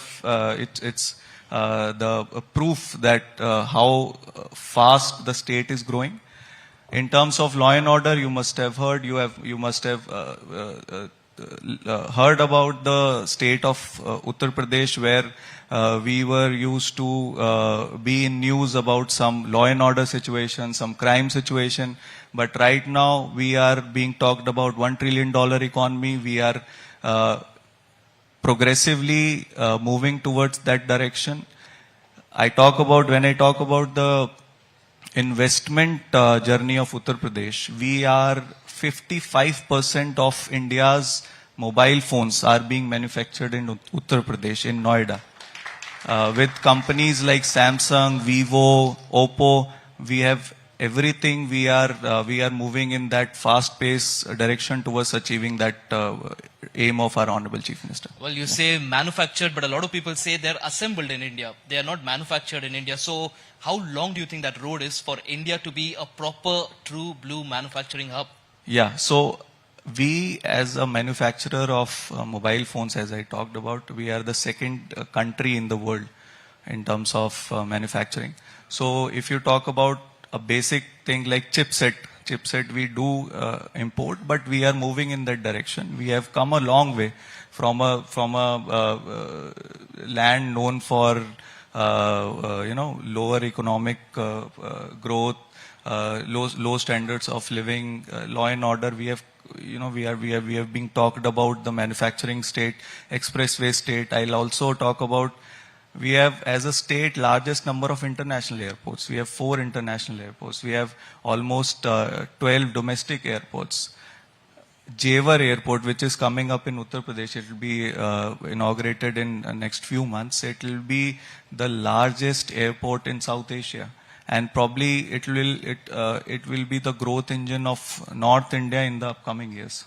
I'm glad you spoke about misconception, because that still exists, especially in certain parts of the country. I was just looking at the numbers, and UP has signed nearly 19,500 MOUs worth 33 lakh crore with a 38% conversion rate, which is good. The problem is people still do not talk about Uttar Pradesh in terms of all these numbers. The numbers somehow get diluted when it comes to law and order. Do you think Uttar Pradesh is lacking in terms of marketing? Because a lot of other states which do not really have such glorious numbers on paper seem to have a perception of being developed, but Uttar Pradesh still doesn't. Yeah, so me sitting here and we are talking about this, I think this answers your question that UP is aggressively now marketing itself as an investment destination. In 2023, we did our Global Investor Summit, in which 33 lakh crores of intents we received, and out of those, almost 12 lakh crores of intents we were able to give land, and out of those, almost 6 lakh crores of investments are already in commercial operations. We are going to we were planning our next groundbreaking ceremony in December, January, this in the upcoming days, and we are going to do groundbreaking for almost 6 lakh crores of further projects. Then we are also planning for a global investor summit next year also. So this is not a normal thing, not a normal journey. We are aggressively into investment promotion. We are aggressively into attracting companies to Uttar Pradesh. This has happened because in last 7 to 8 years, we have done our homework right. In terms of infrastructure, we have developed expressways. In terms of airports, international airports, I talked about. In terms of local investor-friendly ecosystem that we have developed. So UP is the only state with, we have 75 districts where we have in each district one Udyami Mitra. So it is like an investor friend where his sole responsibility is to engage, build a relationship with the investors in the district and handhold their investments right from the stage of intent to commercial operations. UP is the first state to do this kind of project. We are, in terms of ease of doing business, we are achiever state at the national level. We have a single window system of Nivesh Mitra, where you can just register your intent and our team will contact you. Our team will be in constant touch with you. We'll ensure your licenses, NOCs from each department, be it pollution, be it labor, be it fire. We ensure everything at one point, one single point, one window, single window system. We actually not only believe in it, but we also live it every day. As Invest UP, we are the nodal agency for the state single window system. Another thing, as you rightly talked about the population, with a population of almost 25 crore people, you'll be surprised to know that out of those 25 crore people, 56% of the population is in working age population. This number is huge considering the global working age population declining. You talk about South Korea, you talk about Japan, Singapore. So UP is the next destination for investments with advantages in terms of infrastructure, in terms of ease of doing, in terms of manpower. So we have everything for being projected as a good investment state. Well, you spoke about countries like Brazil, you spoke about Japan. The reality is Uttar Pradesh has a larger population than these countries, and people don't really get that context when they talk about Uttar Pradesh. Now, one of the things that people say is that, again, we've called you the architect of the growth in Uttar Pradesh. One of your focus is expressways and the road network as well. How are you ensuring that parts of Uttar Pradesh like Eastern UP, Bundelkhand, all of these places also get an equitable growth, and particularly through expressways? Yeah. So, as I already talked about, we as a state, we believe in doing first our homework right. We as a state believe in first doing the required infrastructure, first building the required infrastructure, so we also have 33 sectoral policies. You talk about manufacturing, textile, electronic manufacturing, semiconductor, startup. We have policy, GCC policy, we have policies to cater each and every sector which requires institutional way of development where investor can be sure of the incentives he is going to get when the investor comes to the state. The expressways, I think, are the core of development in UP. We have so I'll talk about the expressways going right from northwest part of the state to eastern south part of the state. Along those expressway, we have developed 27 nodes, where on these 27 nodes, we have bought land, we have acquired land, and we have made plug-and-play services where the investor can right away get land and then they can set up their factories. If I talk about Bundelkhand, we have 5,000 acres of readily land available there. In Purvanchal, we have 35 acres of land available. You talk about districts like Amethi, Ghazipur, which are as you rightly said, they are like far off districts, kind of left out right now. But to ensure that economic development reach those districts, we have planned the industrial land in such a way that we have placed the expressways and land along those express so that the factories come there, the industries can come there and set up their factories there. Yeah. All right. We've spoken a lot about factories. Let's also talk about agriculture, because UP is second to none when it comes to that. As part of UP's diversified agriculture push, what sort of a change do you think farmers will witness over the next 5 years in terms of market access, in terms of income, or value addition overall? Yeah, so as I talked about the industrial development in the state, we have strategically planned these investment regions along the expressways to ensure that the area will witness an overall development. We are not leaving any sector of the state untouched, be it agriculture, manufacturing. UP as the highest producer of food grains, we are very much focusing on food processing industries, and we are pushing food processing industries in the area of Bundelkhand and Purvanchal region, where the farmers, there is a huge chunk of farmers who require handholding from the state. Also, with the vision of doubling farmers' income, we are very much pushing FPOs, farmers producer organizations, and you will be surprised to know that FPOs of Uttar Pradesh are exporting to other countries also, and we are also bringing them into the ambit of this industrial growth, where FPOs can also be connected to the food processing industries, and the value chain can be integrated, and the fruits of growth can trickle down to farmers as well, and also small towns. You spoke about international markets just now, and one of the things that we said in your introduction also was that you personally are very keen on international investments. Is your target only ensuring good quality investment, or are you trying to ensure that UP as a state with all the resources, particularly human resources, opens up to international markets? Yeah. So, UP as a state, we are the first state to have a FDI FCI policy. We give upfront land subsidy up to 80% for companies who are getting FDI into the state. So this is something no other state is offering. We have had a huge line of investments from all over the world. In last Global Investor Summit, we got participation from 40 plus countries, and 25,000 delegates participated in our Global Investor Summit. We did road shows in almost 18 plus countries.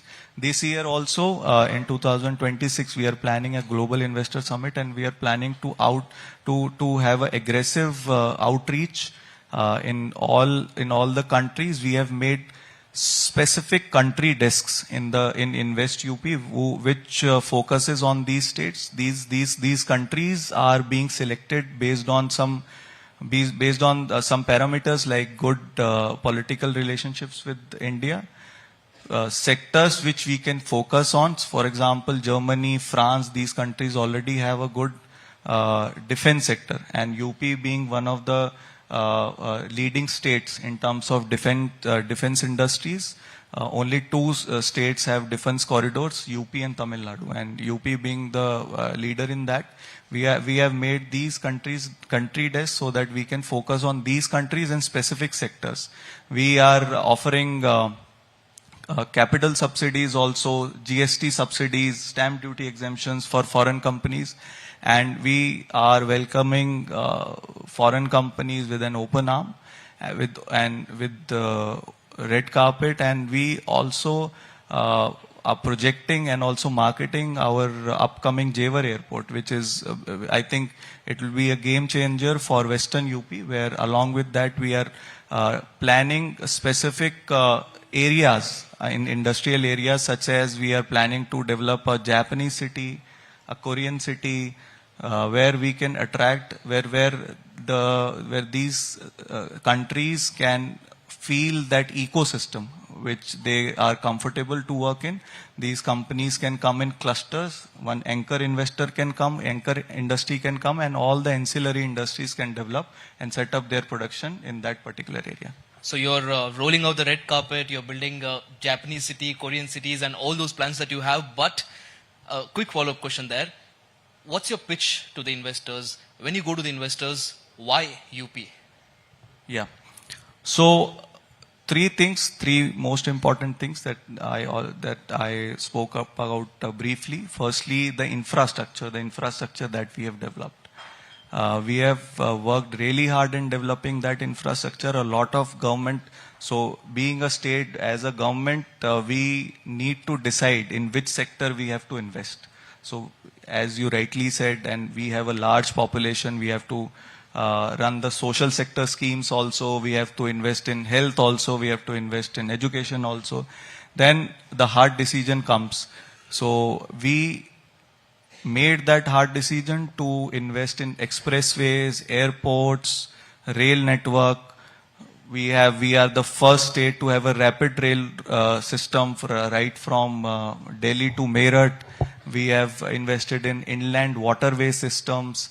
We have invested in road and rail networks. So the preparations we have done. Now we have a good infrastructure that we can offer to the investors. Secondly, policies. The government is very much clear about institutionalizing and formalizing and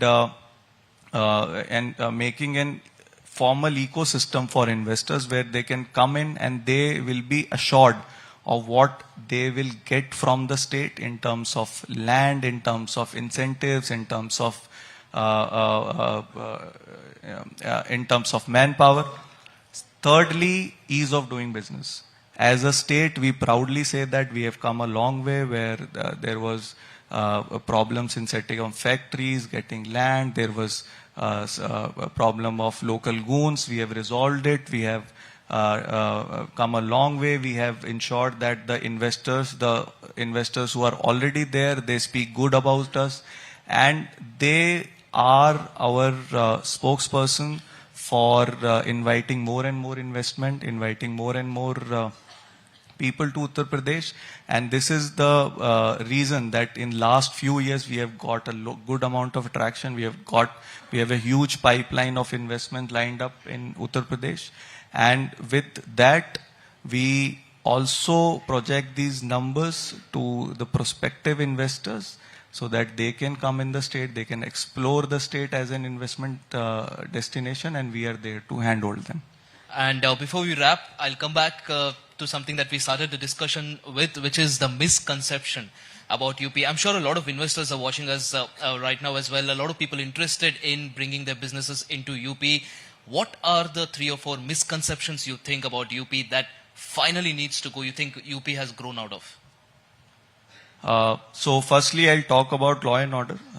Law and order, as you must have seen in last few years, it has changed drastically. We have, if I talk about tourism, tourism is a big indicator of how good a state doing in law and order situation. So I'll give you some numbers. Varanasi, Mathura, Ayodhya, Prayagraj. We did our Mahakumbh last year, and you must have witnessed how successful that event was. If I talk about religious tourism, Varanasi is a place which gets almost 8 crores people per year. Mathura on second number gets 6.5 crore people per year. These numbers indicate that the kind of confidence and belief, the kind of ecosystem the state has developed in terms of good law and order, good staying places, good hotels, good infrastructure in terms of connectivity. So UP has transformed itself in terms of tourism. We are working on it more aggressively now. Secondly, ease of doing business. We have come a long way in that terms also. We have there is the problem of single window is solved. We have single contact system there. We have a dedicated team who can ensure that you don't need to go from pillar to post to ground your investments.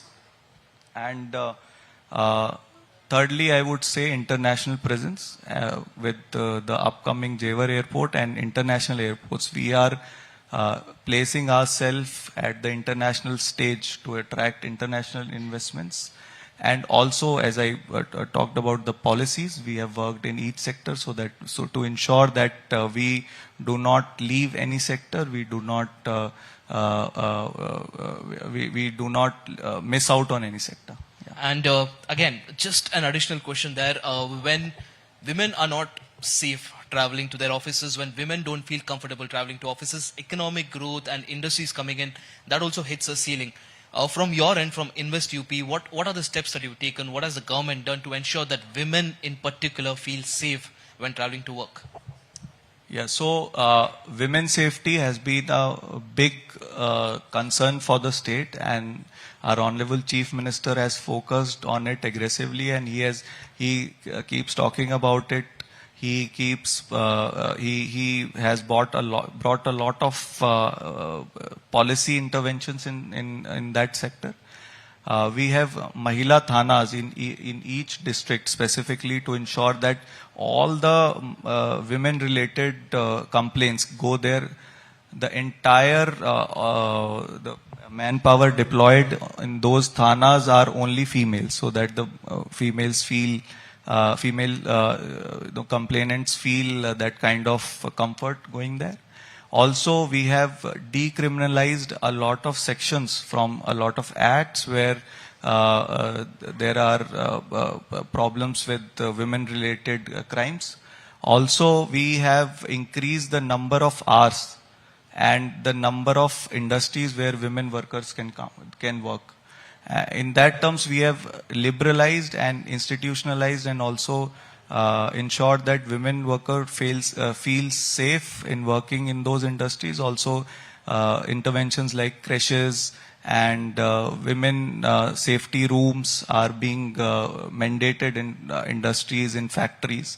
Labor laws has been liberalized to attract women workforce, and there have been dedicated teams, Dial 100 team, 911, all these teams are being deployed in the districts and especially in industrial areas, so that women's safety can be taken care of. And we need to end this conversation on this particular note.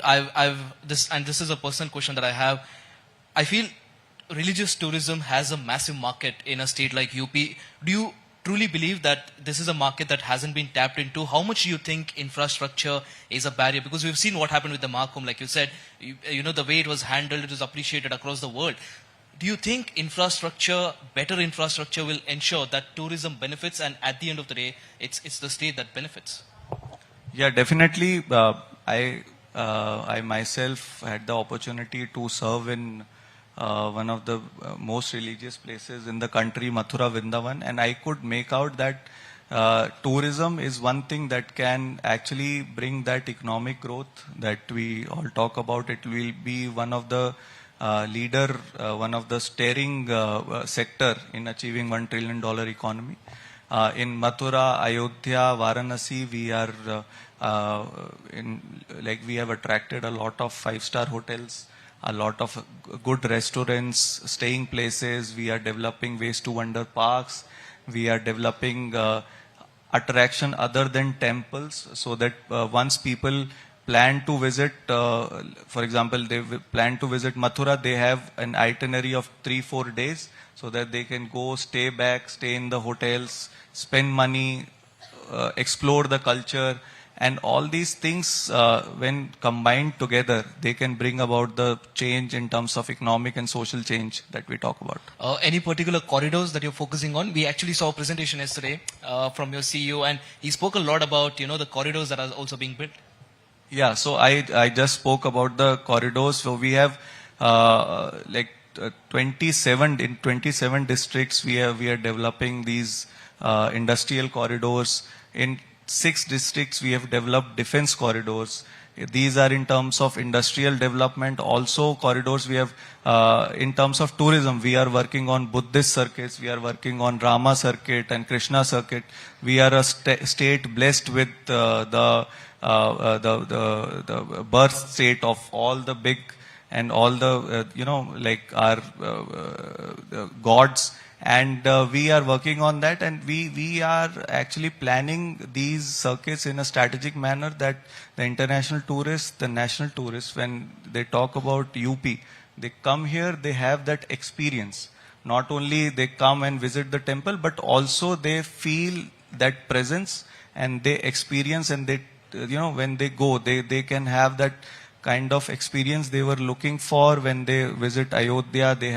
They go to the temple, then they go to Hanuman Gadi, then the entire 4 or 5 locations we are projecting, and we are connecting them in that way that the tourists can come there, feel that vibe, feel that connection with that place, and go back with a happy heart. Well, it's interesting how I asked you about religious corridors, and you also snuck in a point about defense corridors. A lot of work happening there as well. And of course, like Mr. Chaudhary pointed out here, UP has been doing a lot to ensure that they bring in businesses, a lot of ecosystem building as well. At the end of the day, it's the perception that matters, and hopefully that's not something that holds UP back. Thank you for the conversation, and thank you for the insight. Thank you so much.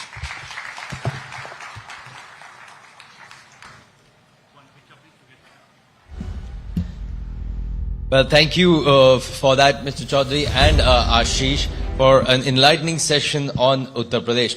All right, let's move on to our next session. India's digital payments infrastructure has become a global model. And our next speaker is a leading voice on global fintech, focusing on advancing regulated, interoperable payments infrastructure and shaping the future of cross-border digital finance with a strong emphasis on India's growing role in the global payments ecosystem.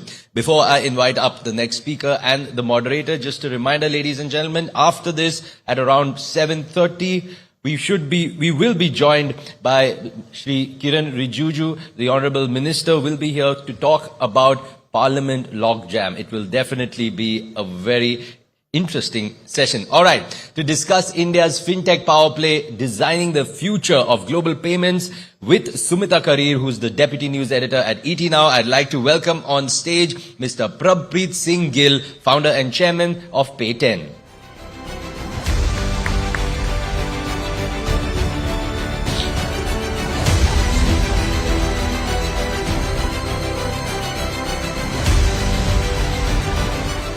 Thank you very much, Sumit, for that introduction. And ladies and gentlemen, as we come to the second last session of what's been a fulfilling and an insightful day over the past 2 days, I'm sure you'd agree with me. We've had the opportunity to listen to some of the best in the business from government, from, of course, various business houses as well. And I promise you that this session is only going to be building up on the learnings that we've gathered over the past 2 days. And let me welcome once again Mr. Prabpreet Singh Gill. He's the chairman of Pay10 Global and Eastern Fortune Investments. Thank you very much, Mr. Gill, for taking the time out and being here with us at the India Economic Conclave. And we're going to be building up on what we've been discussing over the past 2 days, which is essentially around geopolitics and geoeconomics and how that's impacting how businesses are doing and operating operating differently across very many geographies that they operate in. And you are operating not just in India, but very many geographies across the globe. So how have you, sort of navigated these very, very turbulent past couple of months in your experience as a businessman, as a CEO? How are you navigating these turbulent times? Thank you so much. Thank you so much for having me here. I think as we are currently operating in about 10 countries and licensed in about 4 countries, we understand it has been a turbulent past couple of months or probably a quarter.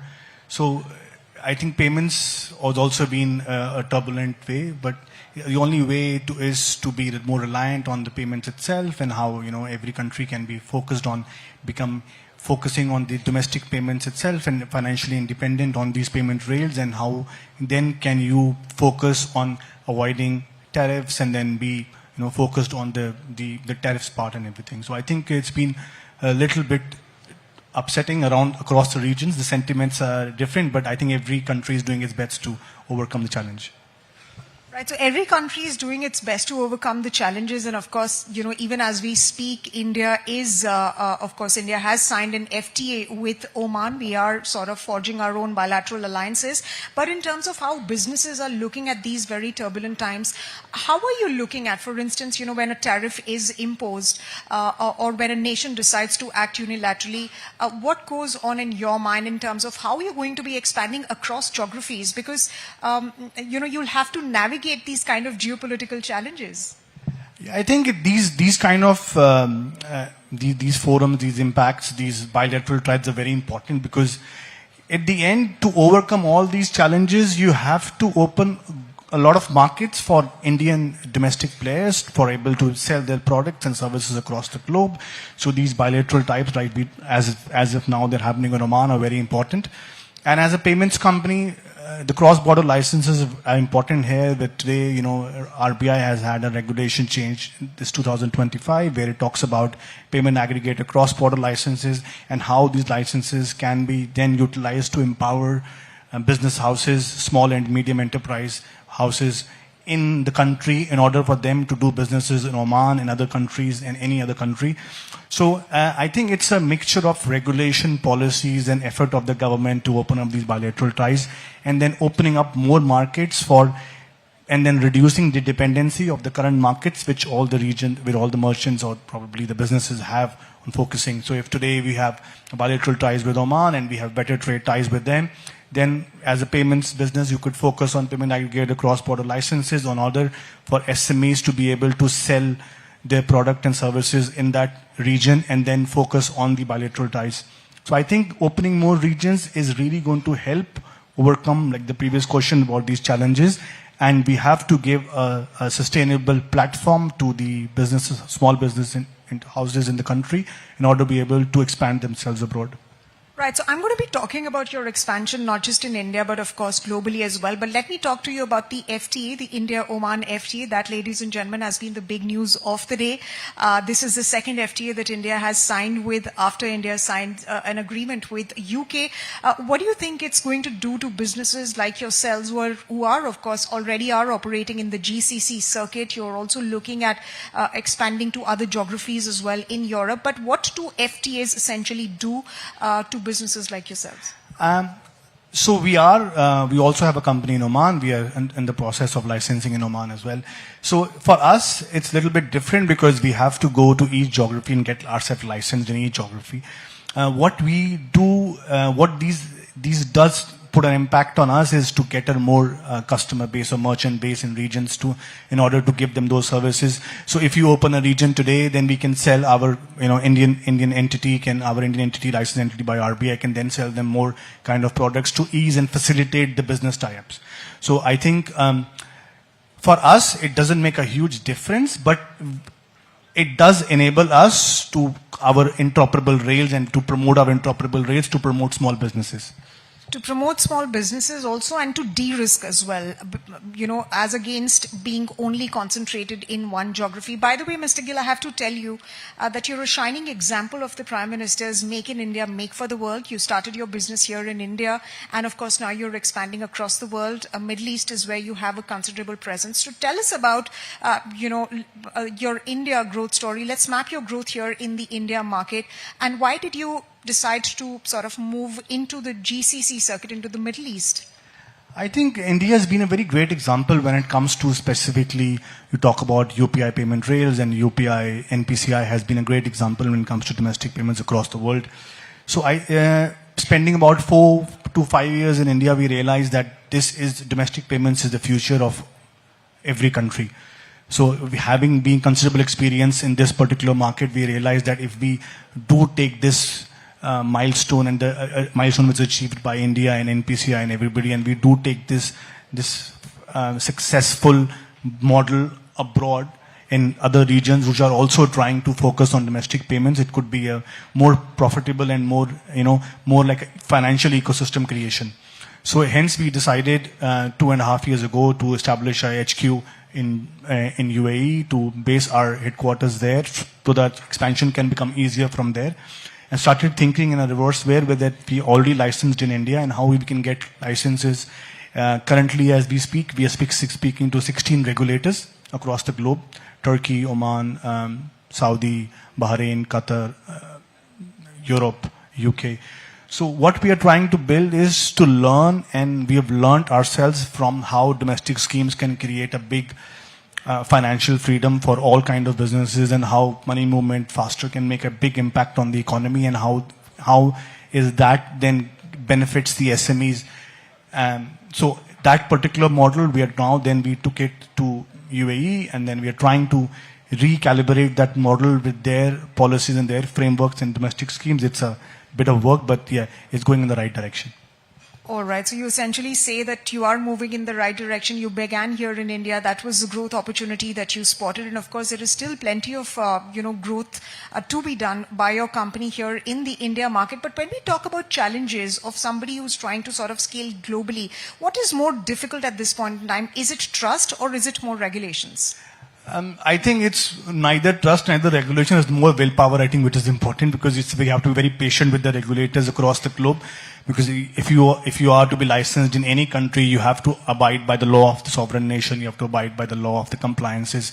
So I think more than that is the patience which you have to kind of be focused and patient that does, because a regulatory process has its own course of time and course of law. So you have to kind of understand there is investment involved, there is patience involved, there is compliance involved, and how you can just be patient and then go past that stage of where it takes 1 to 2 years to get a license, 6 months in some countries, faster in some countries, it could take more than 2 years in some countries. So, and how you have to kind of navigate, because every country has their own compliance regulations, own compliance policies, different regulations, and how you have to adopt yourself and try to be regulated and then work towards the license of that particular country. So I think it's a mixture of willpower and patience. Then when it comes to compliance and law, 90% of compliance norms across the globe are same. There's only 10% variation where you feel that the compliance law in India would be very different than compliance law in the UK. I think the variation is not more than 10 to 15%. 80 to 85% is mostly the compliance norms are same. But why is it that, Mr. Gill, that many other companies have not sort of scaled up, especially in the payment space? They've not scaled up globally. They've largely catered to the India market. What are some, so for instance, if somebody has to sort of scale to other geographies and replicate the model here in India into some of the other countries, what do you think they should do? What are some of your learnings that they can learn from? I think the companies who have already focused on the payment space in India have not really probably thought about that. Because you get such large transactions here, the market is huge, so you just get involved in such day-to-day and you get overwhelmed with number of transactions you do here, and you just feel that you could grow more and more in India. And so that could be one of the reasons why the fintech players in India are not focusing on getting licenses abroad. That could be one of the reason. I don't know the reason, what reason could be. And on the other hand, it is to create that financial ecosystem, there has to be in business line with them. But I don't think that if we try and focus on, companies should try and apply license across the globe. Yeah, it is possible, and we have done it, and we have been a good example of that. I think more companies should, because the good part is there's a lot to learn, and these companies over here who are working, have good market share, have a lot of experience on working on transactions and amount and higher GMVs. So it is not that we do not have experienced companies in India who do not have the experience. I mean, you talk about, UPI payments today, we account for about 49% of the total transactions across the globe. That's the IMF data which I'm talking to you about. So there is a lot of much more experienced companies than across the globe in India. It is just that it becomes very overwhelming probably for fintech companies in India, and the numbers are so high, so they don't feel the need to expand globally. But I think now the next stage is what every company needs to focus is that we've done a great job with the domestic payments in India and building rails domestically, instant settlements, and great pricing for merchants to grow, and the great ecosystem. It's time for India to actually focus on a financial ecosystem which is globally more acceptable. Absolutely. It's time for Indian companies, Indian startups to build for the world as well, especially as they see success here in the India market. When we talk about the startup ecosystem, you'd know that it is the third largest. And that's something that the government of India has, of course, exhorted businessmen and, of course, startup founders and entrepreneurs like yourselves as well, given the fact that we have tie-ups and we are looking at doing bilateral relationships, having bilateral ties with countries one-on-one, and, countries across the world are looking at doing FTAs with India as well. So what better time than this to sort of make the most of this opportunity? But let me also ask you about, can India become the settlement layer of the global south? Because we've sort of raised their concerns, as far as the global south is concerned. And what are some of the challenges that you foresee? I think definitely the answer is yes. There is no reason why India cannot be the settlement layer for the global south. We already have process in place. We are, just one of example, we are closely working with BIS, and we are part of a project called Project Aperta, where there are about 20 nations who are participating in Project Aperta, focusing on settlement layers, and we have great examples of that, what we have done in India. And I think NIPL is also working, signing MOUs across the globe. I don't think there is a regulation barrier as such in terms of being a settlement layer. I think the guidelines are very clear. There could be, and I feel that there could be, we need more policy level changes at how the money moves and how the settlement happens between the nations. And there could be, we would require more bilateral trades, tie-ups like we're seeing in Oman today. So to even focus on how the settlement can move between the countries. If you talk about infrastructure, you talk about the technological advancement, I think yes, we do have it. But can we export our payment stack as well as we've done with IT services?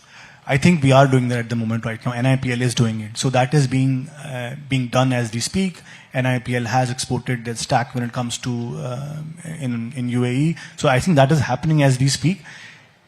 The only thing which is not happening at the same speed and momentum is the adoption of that in those countries.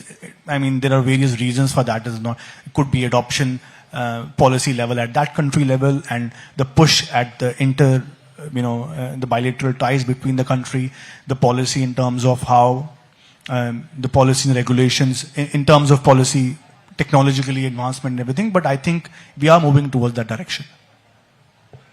Okay, let me also talk to you about the other kind of disruption that we're seeing. I mean, of course, trade-related disruptions are completely on one side of the spectrum, and then you have AI-related disruptions, of course, which are AI is disrupting industries. Let me also ask you about, the payments industry as a whole.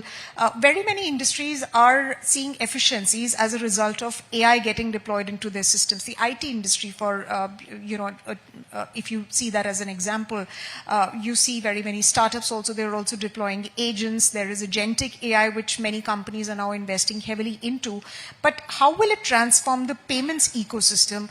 Because there are payments that are happening in a fraction of a second. So what will AI bring to the table? I think AI will play a huge role when it comes to AML and transaction monitoring. I think that's where everybody's exploring right now in AI. How can AI help? How can AI help and detect fraud before it happens? That's something which AI will play a huge role. If you ask me about it, AI can make payments faster. I mean, we're already doing instant settlements. Fraction of seconds will not make a huge difference in terms of payment going faster. But yes, if we actually use AI for transaction monitoring, AML, and right type of screening, and then analyzing the data from different geographies we receive or different departments we receive, and then we try to preempt and predict the transaction behavior, and then accordingly try to stop a fraudulent transaction, is where I think AI will play a huge role. You are investing in AI? Yes, in a big we are. way? Yes, we are we are investing a lot in AI when it comes to transaction monitoring systems, TMS systems. We are building so AI is just how quickly it can learn from the data which you have and trying to preempt a situation to not to happen. And I think cybersecurity compliance and AML screening is a huge priority for all the regulators across the globe. That is the key priority: cybersecurity, AML screening, and data protection. So I think AI plays a huge role there, and we are investing in AI for risk monitoring perspective. Yes. But does it always have to be an expensive affair as far as investments into AI are concerned? It is not expensive. It's not expensive. To be very honest, we don't need millions and billions to invest in it. AI, and that's the beauty of AI. You don't need to invest. We are building a transaction monitoring system. So today, it's not that expensive. Maybe probably 2 years ago it was, but today, no. There are so many tools available. But AI, it looks expensive, but in all fractionality, it does not. Okay. Now, let me ask you about the fintech ecosystem in terms of, what are the next set of trends that you're foreseeing? Where will investments go? Because, if you see India's startup ecosystem or globally as well, fintech is one space where investors have continued to pump in money. In India itself, there are very many unicorn, at least 30 of them, and there are thousands of, companies that are into fintech, into payments as well. Where do you think the next set of growth is going to come from as far as payments is concerned, in your opinion? I think investors are looking at profitable companies at the moment. That's one major area where investors are looking at. They want to invest in fintechs who are highly profitable. Second, either profitable or what that landscape or the distribution network is that fintech creating. Not just domestically, globally as well. Today, if you talk about interoperability, which was a dream in terms of domestic schemes, it was never heard of 4 years ago. I mean, domestic schemes were not heard of 6 years ago. And now, investors are looking more at how fintechs can now stage level 2 solve the international financial ecosystem. And how can they make things faster across the globe as well. So that's one part where investments are going in. Like I previously said about BIS investing in Project Aparta and fintechs participating in these kind of G20 BIS kind of projects to improve settlements, and how can CBDC then be also used as a tool to make fractional payments across the globe. And also profitability is where today investors are looking at to invest in fintechs where profitability. I think profitability and scalability of and interoperability are the three words where investors looking to invest in fintech. Right. Are you also investing in fintech companies? Are you investing? We are in a companies? fintech company. Yeah, I mean, are you investing in other smaller companies, and do you think there's going to be more consolidation? I think we are more focused on expanding in a lot of countries ourselves. So that itself is a very big investment when it comes to expanding in different regions, different countries. That itself takes a lot of our time and investment. So yes, we are currently, as we said, speaking to 16 regulators. So that means 16 licenses. So that itself is a big investment. So right now, yes, we are not considering investment into different companies, but our current focus is to invest and then create a big global platform for interoperability. Right. So, Mr. Gill, you spoke about a very interesting point about, dealing with different regulators. So let's talk about when companies have to scale globally, when Indian companies have to look at sort of building their operations, building their companies into other geographies. What are some of the biggest challenges that they face, and what can they learn from your experience in terms of navigating these very different geographies? I think, like I previously said, patience is very key, and I get to hear patience this. Towards what? Patience towards that license will come, it will take time. It doesn't come in days or months. It does take its own course of action. And secondly, I think that we have to understand that companies, there is a fear, there is a fear of that the regulations are so tough that you will apply for a license, you will get rejected. We have to understand that we are already regulated by RBI, and the regulations are not, different across the globe.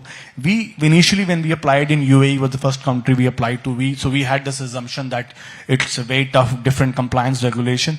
But now that we see 80% regulation and compliances are very similar to what.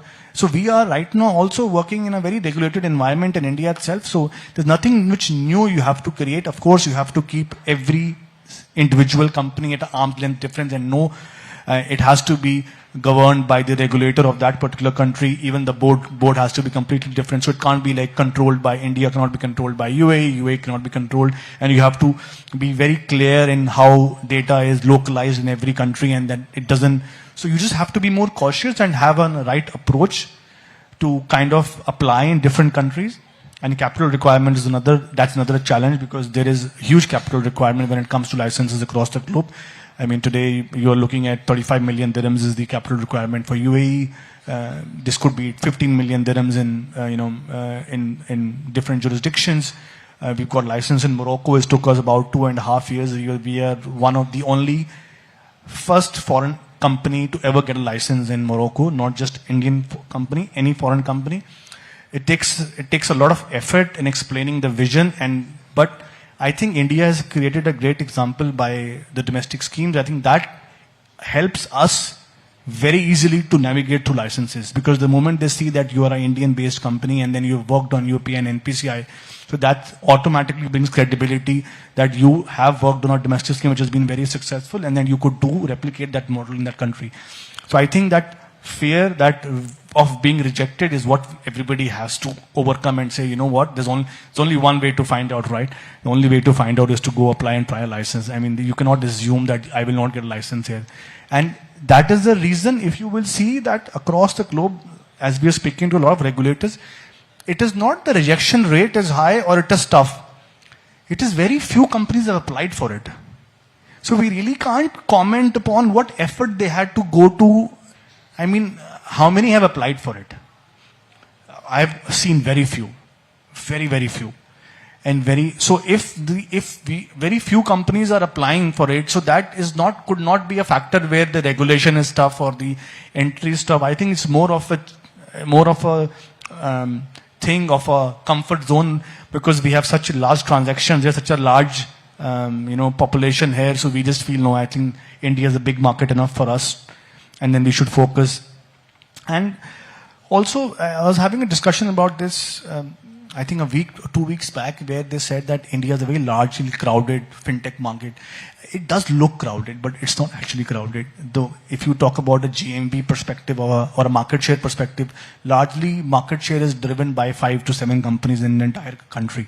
There could be about 50 odd companies or more who are licensed by the RBI. but the large market share still lies between 5-7 companies. So, I mean, there is opportunity available. There's a lot of more profitability in terms of available. India is a very price sensitive market, especially with UPI and everything. So there is opportunity available. And see, and the other part which we are missing, which we have to understand, is that India is a large inward remittance market. And the entire inward remittance market is being encashed by non-Indian entities. So today, the remittance coming into India, which could be anywhere between $80 billion to $100 billion and could grow even larger stage, is right now being operated and controlled by non-Indian entities, which that's why we are focusing on GCC, because GCC is a standing market, and Egypt for us, and Morocco for us, and India is also a receiving end. And so, I mean, if focus is there and the experience is definitely there with the Indian entities, with the large transactions happening, so it is not a dream. It is a very fearful reality, and we've got license, so we absolutely understand it. Right, and of course, you also spoke about inward remittances. So as a business, you are capitalizing on that huge opportunity that really persists in this market. But speaking about opportunities, we did speak about, Mr. Gill, a short while back about the interoperability of UPI, given the fact that UPI and DPI have been one of the biggest success stories of this government, especially in how social schemes have gotten disbursed and how there's been an inclusion of people who were not earlier connected, right? But you were talking about interoperability of UPI using AI, and that is going to unleash the next frontier of growth. Yes, I think interoperability is the next thing. Today, as we speak, that we have been trying to, and we've had successful MOUs, bilateral trades with many countries, but the adoption is still not there. We've had successful tie-ups with various countries across the globe when it comes to NIPL and UPI. The reason for that is not the policy or regulation. I think it is the use case for that UPI in that country. So today, the adoption of UPI has been largely because it is fast, it is much cheaper. So if you talk about interoperability, now hence the reason why we are getting licenses on both sides. Because it will be in our interest in UAE if we have a license and we have a license in India to make this successful. In order for us, for Indian tourists who are landing in UAE, and they can leverage their UPI apps in India and make payments across our merchants which will be in UAE. So when you are only furnishing one leg, so if an Indian entity is right now focusing, and then of course NIPL will do as a regulator, as a enabler, will trying to build the rails and trying to tie up. But it also, there has to be on that end somebody entrusted to adopt it. And for that, the pricing and the settlement time matters. So interoperability will only work if the use case is resolved for somebody in that country. It is not just, and the use case is resolved for somebody traveling there. So if today you go to UAE, it is a matter of convenience for you to use the same UPI app which you're using in India, and then go in UAE, use the same UPI app which is then debited by your bank account, and then you can make a payment. It absolutely makes more sense for you. But that's one part of operability. Then when you talk about interoperability, it should also make sense for a merchant in UAE to accept UPI. Now that only depends on the payment aggregator over there, whose merchant that belongs to, and also depends upon the time of settlement which NPCI is providing to that aggregator, and then that aggregator is leveraging that to the merchant. If that merchant feels that there is an opportunity for him to get a better price, faster rate than the other competition, which could be an international payment scheme, which you would probably use a card or debit card or credit card to make a payment right now. So if there is a value addition for the merchant to not use that card at that transaction and use a UPI, that is where interoperability will be created. All right, but will it not also expose systems and networks in countries to vulnerabilities, especially in this age where cyber attacks are, happening by the dozen, and countries only have to, sort of be alert to avert those kind of cyber attacks because bad actors are getting smarter than regulators? I think it's the other way around. I think you'll de-risk it. Right now, you're heavily dependent on 2 or 3 international schemes to operate these interoperability tie-ups. If you are trying to make domestic schemes interoperable, so if your interoperability is happening in 18 countries, so it is 18 sovereign nations protecting their domestic scheme. So the cyber security threat, or it's more de-risking than risking. Right now, the entire rails are being built by 2 or 3 international schemes across the globe. So if you de-risk it to then 18 nations running their own domestic scheme, and then interoperability between them, then securing your nation, I think all the sovereign nations are wealthy enough to do that. All right. Let me just get in a few final questions because we have a couple of more minutes to go. The kind of growth that you are anticipating from the India market and of course the other markets, since you said that there is a huge opportunity that lies in this market, but what is it the kind of growth that you're factoring here versus the GCCs? We were in a B2B as of this year, and now we're launching the UPI app, the B2C model. So we see there's ample growth to be there, because right now the entire market share is being held by 2 or 3 companies. So we feel there are more players who could come and participate in that. We are leveraging that. We are leveraging that with our interoperability schemes, other nations, that how we can offer a better pricing to, what we call as the GIG economy providers who are sending money back home, and how we can link that to our current app, and then it can promote our share. So we see a lot more market share increase in B2C in our app in India in future, which we do not have right now, which will be launching in Q1 next year. Right. So you're speaking about, of course, growth, and you've not given us the numbers. But let's talk about scaling up across the borders, across different geographies. What is the most difficult aspect? Is it more about trust? Because we've spoken about the regulations, but is trust the big factor given the kind of disruptions that we're seeing across the globe? Is that something that businesses are more worried about? I think it's setting up that business along with the license and everything is what takes more time and more effort and investment. And then it's not easy because because every entity you get a license to has to be operated independently, so have to get the entire stack of, so you cannot have a CEO of India operating the CEO entity in UAE. So then you have to have separate technology stack, separate, the leadership team, completely separate board of directors. So it is that the entire setup is time consuming and investment required, and then the license. So first you have to do this setup and then apply for the license. You cannot get the license then apply for it. So there's also risk involved in it, that you might end up creating an office and a setup for about 2 years to wait for license. Then you may or you may not get license, because at the end of the day it is the regulator who decides at the end whether you should be licensed or not.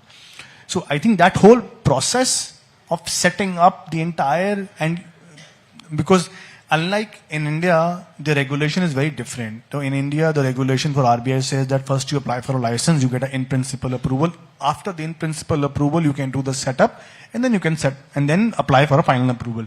This is not the case in every regulator. In Europe, in Egypt, I could name 4 more countries where you have to do the entire setup and then apply for the license. So how would you rank each of these countries that you've mentioned in terms of ease of doing business versus India? I think I should avoid that. I am right now dealing with 16 regulators. I cannot be biased with which one is faster, but I think more or less everybody's taking a similar time. Today, if you talk about licensing issue and time, I think most countries are at par of the timings. So when we talk about the ease of doing business, this is something that perhaps India needs to look at. We are, of course, working in that direction, whether it's related to sort of making funding more accessible to startups, of course, reducing the number of compliances as well. But that you feel is the need of the hour? I think there is enough. I don't think there's a need for reducing compliance. I think that's something which regulator will never do, so there's no point. Like it doesn't really affect, one has to be compliant. There is no other option. Even today, the investors are also looking at companies which are putting compliance first. Yes. Because the moment you try to compromise with compliance is when you could get on a different edge with the regulator. So today, more compliance, or if the regulator has to do their job. If they have to put 5 more compliances on you, you have to abide by it, and you have to take it in a very positive way, and you have to go by it. I think Indian ecosystem now is not the same it used to be 5 or 10 years ago. There's a lot of opportunity here. The regulator is much more friendly and very aggressive. What we have seen, licenses being issued in India in past 3 years, this is not the pace which you see everywhere across the globe. Right, you don't see at that stage. Right. We have time for one final question. 3 trends that you foresee in the space of payments over the next couple of years. I think large creating a distribution network for lending, interoperability, and ease of doing business for, it could be a domestic scheme or something. All right. Well, on that note, thank you very much, Thank you Mr. so Gill, much. for taking the time out and being here with us at the India Economic Conclave. Thank you very much. Thank you so much. Thank you.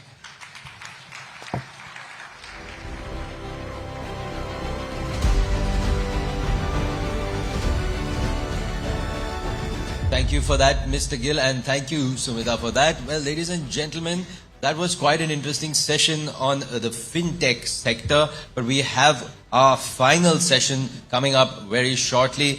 We will have the Honorable Minister, Shri Kiren Rijiju, joining us shortly to talk to us about the Parliament logjam. While we wait for him, Ashish, again, day 2 was just about maybe a little bit more exciting than day 1 as well. We had a stellar lineup of speakers. We started with Mr. Scindia, and then Mr. Mandavia also joined us. What do you think was your favorite session from today? I think the feisty conversation when we got a bit of politics involved as well, I think that went really well. And the most important thing is throughout the conversation, whether it was feisty or more thought-oriented, we've been able to bring out topics, we've been able to bring out issues that actually matter, are on-ground issues, and we've taken questions from the audience as well. I'm not sure how many forums do that. We have taken questions from audiences, we have asked them to our experts here, and I think we have been able to cover a lot of the ecosystem around the economic policy in India. Absolutely, and what I really liked also was usually we have experts, thought leaders, policy makers, leaders of government. Today was also, I really enjoyed the session that I did with the students of Amrita Vishwa Vidyapeetham, because it was good to get an insight into what the next generation, the leaders of tomorrow, what they think, what are some topics that are close to their heart, how they are looking at things. Because so it was great to get, to see both sides of the coin there. Absolutely. And I think over the past 2 days, if you look at the conversation so far, we've come to one conclusion, that India is at a rare inflection point. Global uncertainty is high. There is a lot of volatility as far as economics is concerned, as far as markets are concerned, but also in the same time, there is a lot of opportunity, and India is perfectly positioned. How India navigates geoeconomics, which is the theme of the conclave, that will decide how India's growth trajectory will look like over the next few years. Exactly, and it was great to get, with the theme, Navigating Geoeconomics, it was great to get all kinds of perspectives on it from different sectors, different industries, Indian speakers, international speakers. We looked at consumption, we looked at auto, we looked at the capital markets, renewable energy. It was great to hear what every sector is seeing the impact of these geoeconomics having on their respective space. Absolutely. And like you said, we are coming to the end of the India 11th edition of the India Economic Conclave. And, after the conclave, after the conference, life will move on. Markets will open, businesses will function as usual. But the reality is, at the end of the day, the conversations that we've had here, the analysis, the debate, it really has set tone for a larger narrative. One that can influence how India trades, one that can influence how India sees itself, and also the sort of confidence. We've had a lot of, domestic entrepreneurs also coming in here. They've really put the focus on how important it is for India to be self-reliant and confident. Absolutely, and of course it's been great to have such a lovely audience that has been sharing their thoughts with the hashtag IEC 2025. Ladies and gentlemen, we are joined by the Honorable Minister. And let's talk a little bit about him. In fact, our next speaker, he's a decisive, dynamic and unapologetically direct leader. He represents a new generation of India's leadership and is one of the most compelling voices in contemporary Indian governance. Absolutely, we are honored to welcome the Honorable Minister of Parliamentary Affairs and Minister of Minority Affairs, Government of India, Shri Kiren Rijiju. Mr. Rijiju, sir, may I request you to please join us up on stage? Yes, sir. And I'd also like to invite up the Group CEO of Times Group, Mr. N. Subramanian, to please felicitate and welcome the Honorable Minister. I know, sir, it's been a hectic day, but we are very grateful for you to take out time and to grace the 11th edition of India Economic Conclave. Let's welcome the Minister with a round of applause.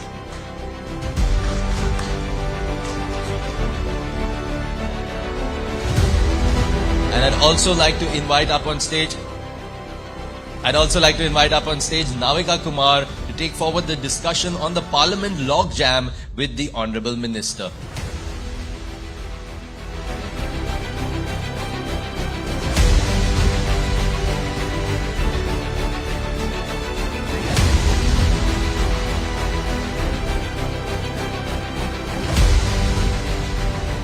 Thank you very much, Sumit.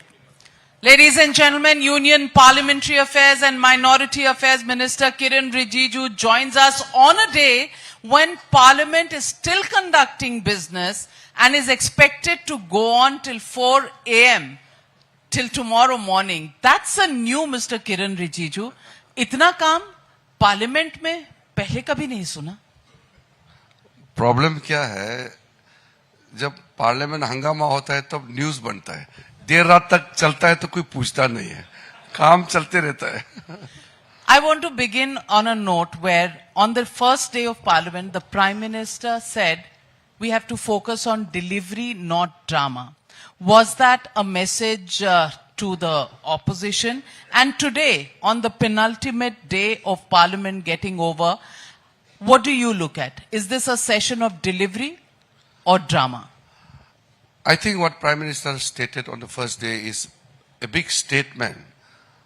In a parliamentary democracy, people expect Parliament to function, deliver through debates and discussion. After all, the nation looks up to Parliament for better policies, better laws. And what we have seen over the years, the standard of debate. When I came as a young member of Parliament, we have seen the level of debates in the House. I was backbencher, in the last row, looking at Atal Bihari Vajpayee ji, George Fernandez, Chandrasekhar ji. They were all in the front. We used to see, learn, and also we got upgraded to the front seats. But it all depends on the leadership. Today, most of the time what we see is the parties come with agenda and they drive their entire performance to send out message to the voters about how they are going to take up certain political agendas without giving their contributions in enriching the debates and discussion. Maybe it will pay a greater political dividends, but it's not good for parliamentary democracy. As a parliamentary democracy, India stands out actually. We are largest, most populated country, largest democracy, most vibrant parliamentary democracy. We need to show the world that we are a thriving, vibrant democracy. I'm sorry to say that in last few years we have seen some kind of downgrading ourselves by our behavior.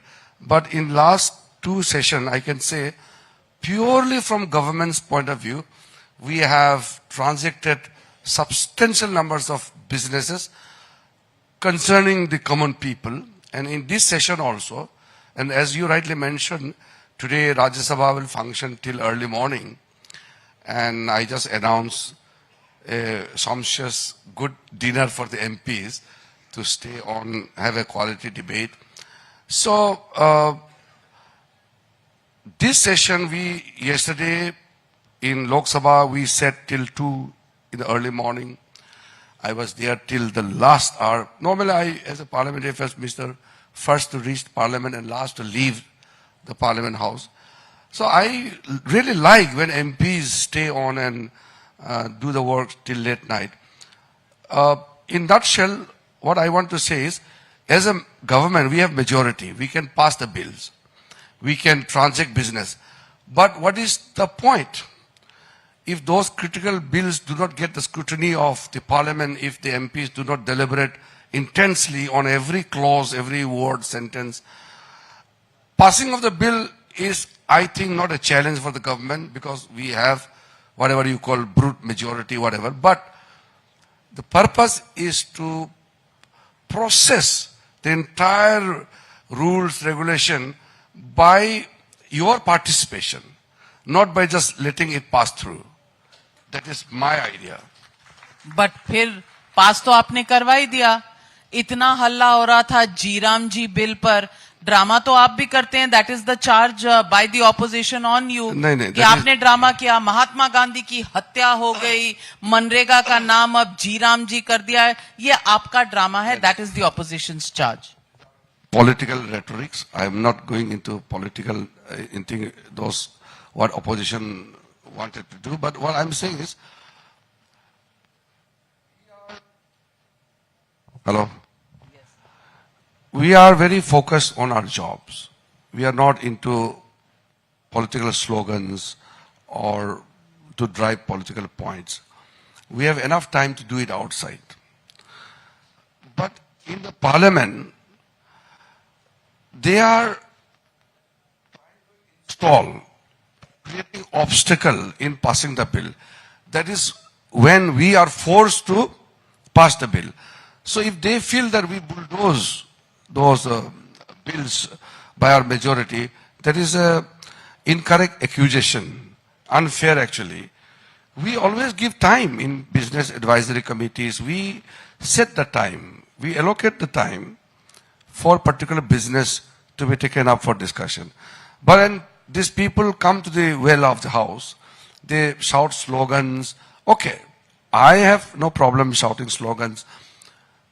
If they come to obstruct the bill, come to the well, stand right in front of Prime Minister, in front of the ministers, and they block even the television screen, camera, and then they will come with the placards. There were rockets flying today with paper rockets. I was sitting in the front. I said, don't come this side, otherwise it will lead to physical scuffle that will be ugly. So we are very, very, very open for debates and discussion. But don't get physical. Physical can be outside, आपने डराया not क्या? inside. आप तो sports minister रह चुके हैं. बिल्कुल Very नहीं डराता health हूं. conscious, health India. आप बॉक्स कर देते किसी को? Nobody will be scared of me. I am the most simple person in the Parliament. I am very honest. I am very, casual in my way of talking to them. Not as a Parliamentary Affairs Minister, as a colleague. We are after a colleague in the same house. I go to meet all of them. I talk to Kharge ji, Gandhi ji, other senior opposition leaders. We have good rapport actually. But the problem is... Rahul Gandhi ji से भी? देखो हमारा दुश्मन तो है ही नहीं. नहीं वो तो नहीं है. लेकिन पार्लियामेंट में ऐसे लगता है जैसे हैं. Dependent on their action. I don't really look forward to confrontation. I look for engagement. That is my character. लेकिन एंगेजमेंट होती है राहुल गांधी के साथ इन conversations? What transpires in the conversation, I don't want to make it public. Every time outside the house, we talk in the room, we discuss for many things, but these are private conversation. But I get disappointed when whatever we agree, it is not implemented during the, functioning of the house. Then it's slightly difficult. And I don't want to, take out the names and accuse the person. Then you lose the trust. See, there's something called Do you trust Rahul Gandhi? I have to trust. I have no option. You have to, matlab doctor's prescription. See, he is he is holding a constitution post as a leader of opposition. So as a leader of the principal opposition party, we are duty bound to give him the space. If he doesn't utilize his position, I'm not to be blamed. Parliament is right in the middle of important bills and all those business under consideration. And he is in Germany. Now, how can I be blamed for that? BMW चला रहे हैं. It is not the time to drive BMW. It is time to perform in the house. So there's a very viral picture of you, I think, last week. You and Rahul Gandhi discussing something near a car. Were you discussing your morning yoga routine or yoga inside the parliament that happens on a daily basis? What was that discussion all about? Well, I think quite a few times we had some soft exchanges of ideas. I think the incident we are referring to is on the birth anniversary of Dr. B.R. Ambedkar. While we were coming out, he was wearing T-shirts. You know, I mean, these days he's wearing most of the time T-shirt even in winters. So I just asked him casually, you don't feel cold? It's winter, a bit chilly, everybody's wearing warm clothes. He says he doesn't feel cold. तो मैंने कहा ये उनका चमड़ा है, मैं क्या कर सकता हूँ? I can't help it. So then he told me that he does some martial arts and some exercise. So he invited me. हम दोनों साथ-साथ exercise करते हैं. करते हैं? He asked me, चलो आइए मेरे घर में आइए, we will work out together. तो आप गए? नहीं, in a lighter mode, I said, नहीं मुझे डर लगता आपको घर आने में. क्यों? राहुल गांधी से डर क्यों लगता है? बिल्कुल डर नहीं लगता, लेकिन बोलने के लिए मैंने बोल दिया है. तो क्यों? अगर इतना soft exchange, such a good exchange between leader of opposition and parliamentary affairs is a good sign for democracy, फिर डर क्यों लगता है? मुझे डर किसी चीज का नहीं है. मैंने उस समय अपने आप को बचने के लिए यही बोलना ठीक लगा. जान बचाने के लिए आपने किया? जान तो क्या है, मेरा जान तो बचा हुआ है. बचा हुआ है. Actually, अवॉइड कर रहे हैं आप राहुल गांधी को. It's good to be, it's good to be physically fit and mentally alert. So I want to just make one request to Rahul Gandhi that please join Fit India movement. Prime Minister Modi ji launched Fit India movement in 2019. He has never promoted it. When we were in opposition, I was in opposition for entire life till 2014. We used to participate in all government programs. Government programs mean what? It is a national program. But Congress party never ever participated in government program, means program of our country. Fit India, Make in India, these are all programs of the nation. He should participate in all these events like Khelo India. Vande Mataram debate. Vande Mataram तो आजकल कांग्रेस लोग नहीं बोलते हैं. क्यों? डर लगता होगा. डर तो आपको लगता है राहुल गांधी से. हमको किसी चीज से डर नहीं है. तो फिर गए क्यों नहीं राहुल गांधी के घर? ये जनता जानना चाहती है. आप मुझे भेज के ही छोड़ेंगे वहां. हाँ, जाना चाहिए. यही तो डेमोक्रेसी है. I have no problem. Martial art से तो नहीं डर लगता कहीं? मैं तो फिजिकली किसी से डरता नहीं हूँ, लेकिन मैं ऐसा है. I entered politics quite early, but I was a good sports person and contact sports and normal conventional sports. I love all kinds of games. When I was made sports minister, I connected with the youth. So physically I am quite good enough. I'm nothing to be scared about. So you don't need Rahul Gandhi as your gym instructor? नहीं, राहुल गांधी जी का fitness और मेरा fitness में बहुत अंतर है. In what way, sir? I'm very अब ये curious to know. इतने आपके यहाँ इतने लर्नेड ऑडियंस है, यहाँ मैं नहीं बोल सकता. नहीं बताइए सर, अब आपने मुद्दा छेड़ा है तो बता ही दीजिए कि उनकी फिटनेस और आपकी फिटनेस में क्या फर्क है। देखो, fittest person in the country is Modi ji. जितना काम कर सकता है वो, he has change the definition of fitness. आप उनका जो, मैं तो आपको बताने की कोई जरूरत नहीं है how fit the prime minister is, but the fitness what we are talking about is normal basic level of fitness, which is utmost necessary for anybody to deliver whatever is required to. If you have a minimum fitness, you can do anything. Otherwise, life, zindagi kya hai? But Prime Minister's fitness level is at different level. Mental, physical, spiritual. So you can upgrade the definition of fitness to a next level. Opposition उन्हें non biological कहती है। वो opposition क्या बोलते हैं, मैं तो उस पर तो इतना interpret नहीं कर सकता हूँ what they mean, but my outlook is very simple, as I am a very simple person. Prime Minister inspires everybody.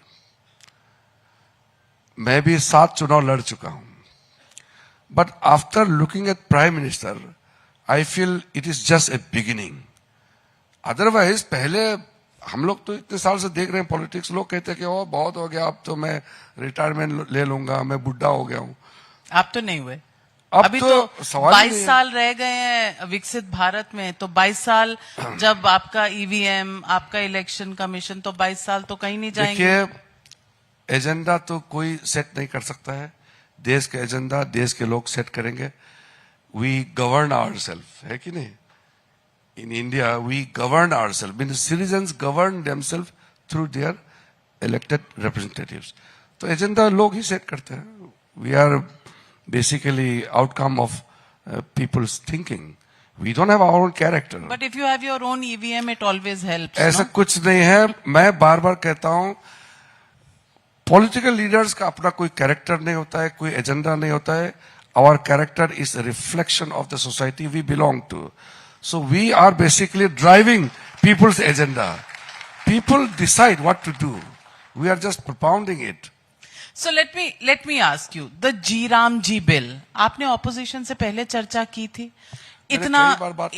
इतना ऑब्जेक्शन है, वो लोग पेपर रॉकेट्स बना के चला रहे हैं, they have boards in their hand, they are saying the name is unacceptable, guarantee has been taken away, 100-day employment guarantee, now you have 125 days on paper, but there is no legal guarantee backing it. Are you guilty of watering it down? Guilty का सवाल ही नहीं। After entire scrutiny, the bill came to the cabinet and we had a very intense deliberation in the cabinet, and then we brought it to the parliament. Now, if they want to say something, we welcome. They can put their views during the debate and discussion. But then pointing out the name change and then trying to hijack the entire discussion is not going to do any good thing for the purpose of the bill itself. We have very clearly stated that when Narega was passed, I was in the opposition those days. We had deliberated then under the UPA 1. The target was to create employment for the rural people. Then 2009, the name was changed, means Mahatma Gandhi name was added later on. And then it was realized that it was mostly, let me be very frank, not to be misquoted. There are lots of misuses in the present MNREGA scheme. आप गड्ढा खोदते हो या आप तालाब बनाते हो, irrigation channel वगैरह, it's all done by JCB machine now. Now people get it done by JCB, and then in the name of the salary component for 100 days, they draw the money. There's no proper way of checking the corruption. I'm not accusing every government, but it's happening everywhere. Now, there are provisions in this new bill to have the district level Lokpal to check the corruption. The the entire, technology will be utilized to ensure transparency and accountability in the implementation, is going to change the entire rural economy. Time has changed. This Manrega was brought in 2006. Now we are in 2025. The law needs upgradation. You need overhauling of the legal system also. Upgradation of bill or name? Naam, I'm not going into the name right now. Why? That is the main issue the opposition Ji is Ramji, Viksit Bharat, guarantee for the employment in the rural, Gramin. So, it is basically, अब राम का नाम से क्या आपत्ति है?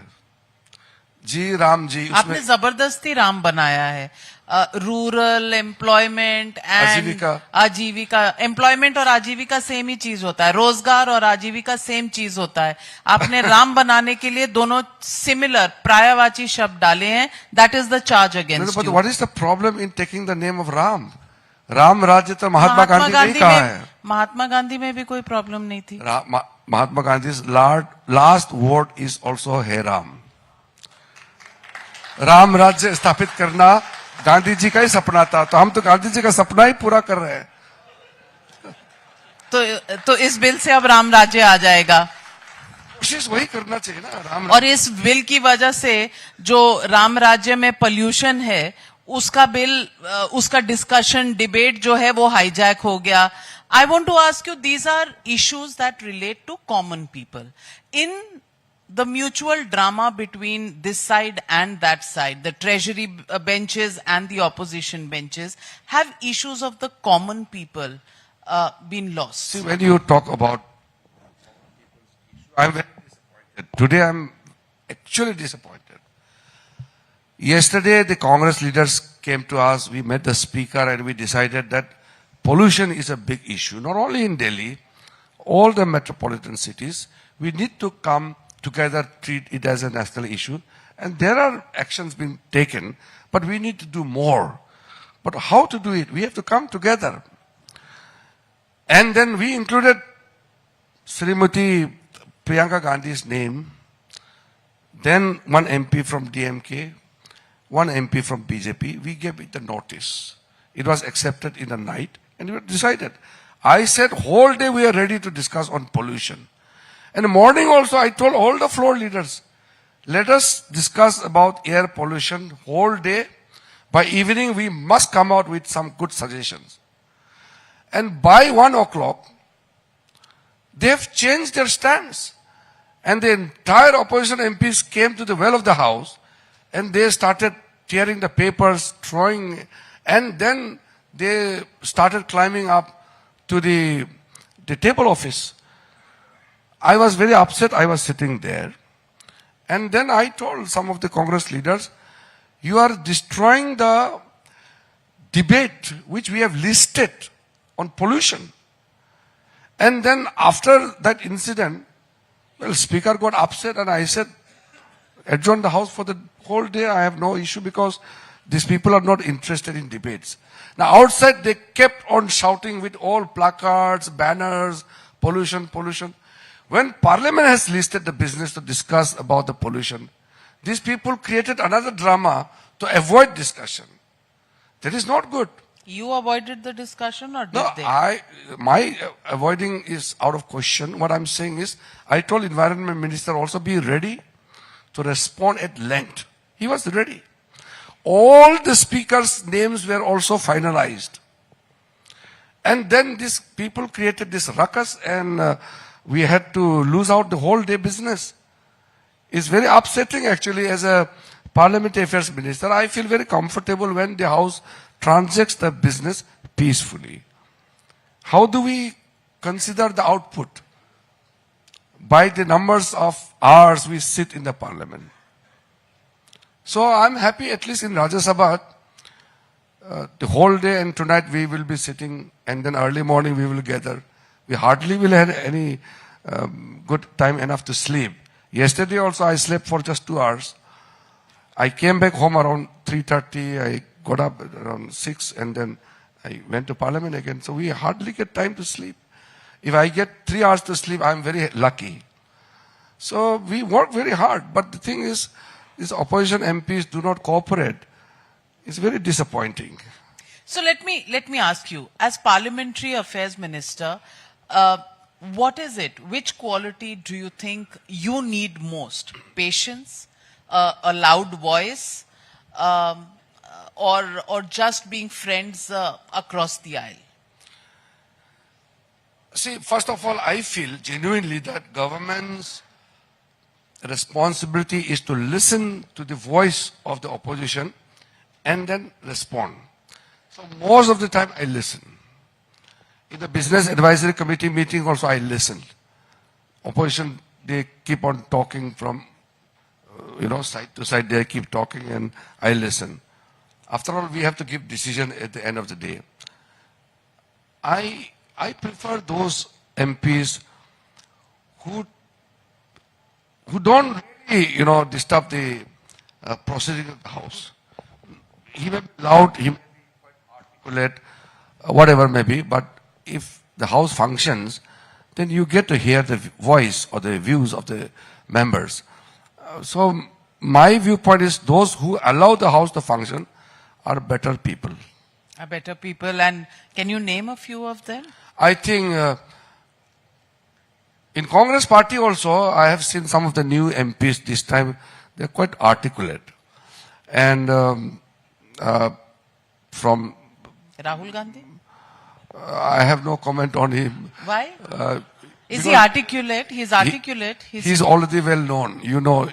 Times now understands him better. We are boycotting. My take is the young MPs should get chance to speak. Otherwise, how will they learn? The opposition also charges you that during the parliament session, you comment on Rahul Gandhi being abroad, but even the Prime Minister is abroad. How would you respond to the opposition? No, these two are incomparable. Prime Minister is going for national duty. Rahul Gandhi is going for private duty. You can't compare. Why is his duty? It's a constitutional position. It's not a parliamentary delegation. It's not a parliamentary trip. It's not even a Congress trip. He has gone for his own whatever meeting fixed. I don't know. Did you fix or did your government fix meetings for him with German ministers? See, as a leader of opposition, he's entitled to all the courtesies which is extended to ministers. We are same category.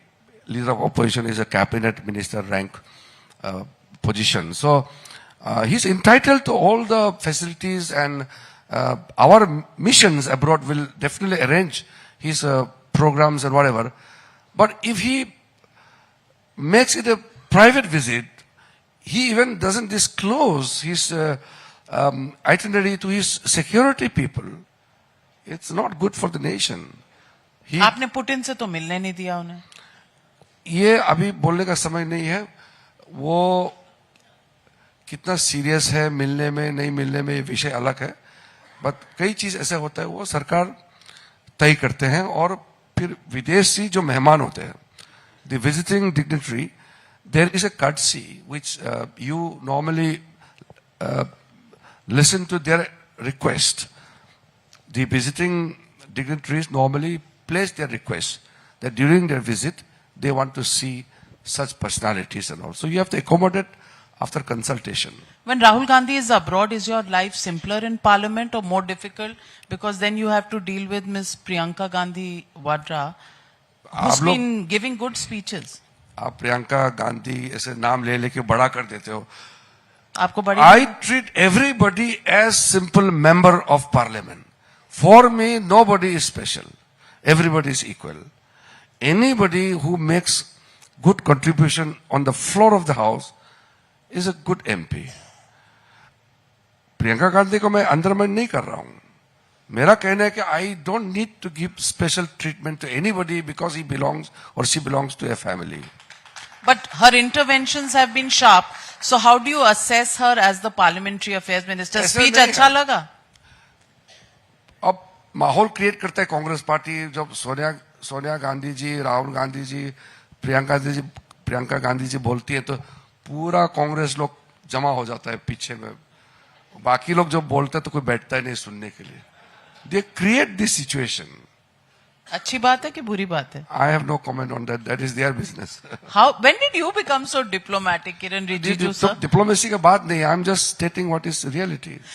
Let me also ask on a serious note the issue of impeachment of a judge.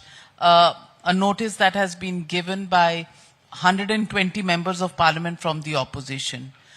You have an Madras High Court.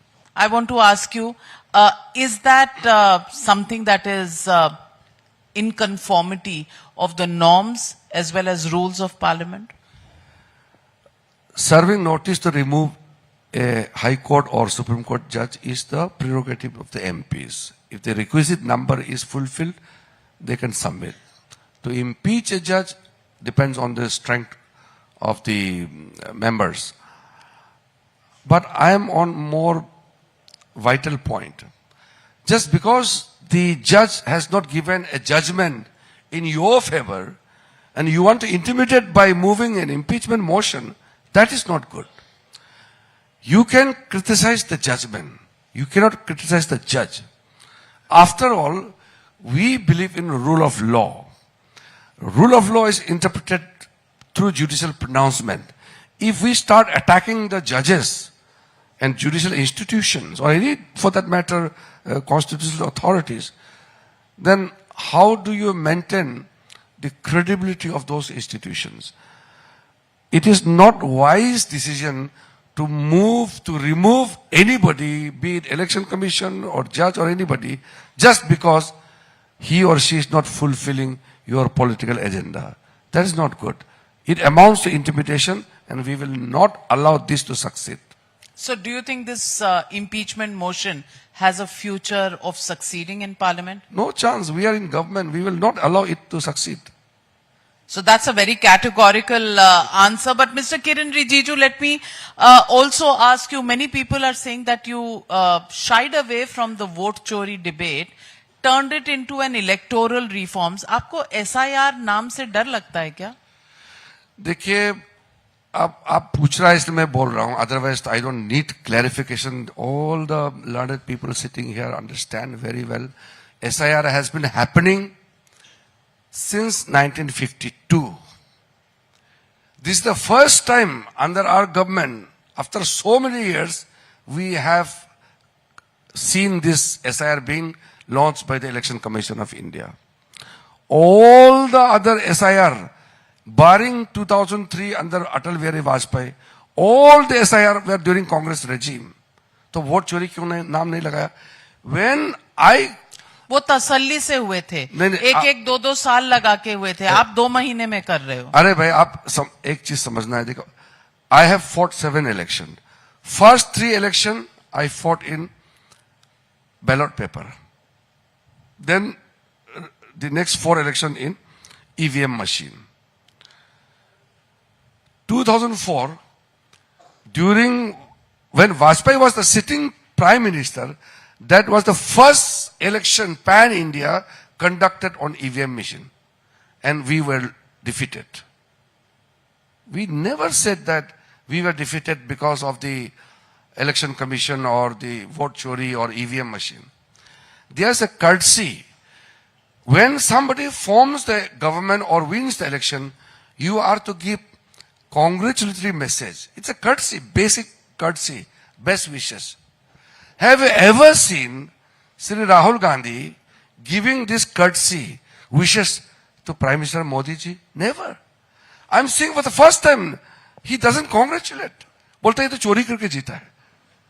अरे भाई, हार जीत होता है. You have to gracefully accept the defeat also, and don't become arrogant in victory. तो ये तो मैं पहले बार लाइफ में I'm seeing for the first time that when you are defeated, you are not gracious enough. You are abusing the system. मैंने कल किसी एक जगह में बोला है, I'm repeating it you now for the benefit of the learned audience here. When you are convincingly defeated consecutively, to get away from the blame, so that your cadres don't blame you for the defeat, you want to shift the entire reason for defeat to the system itself. कितना दिन भागोगे?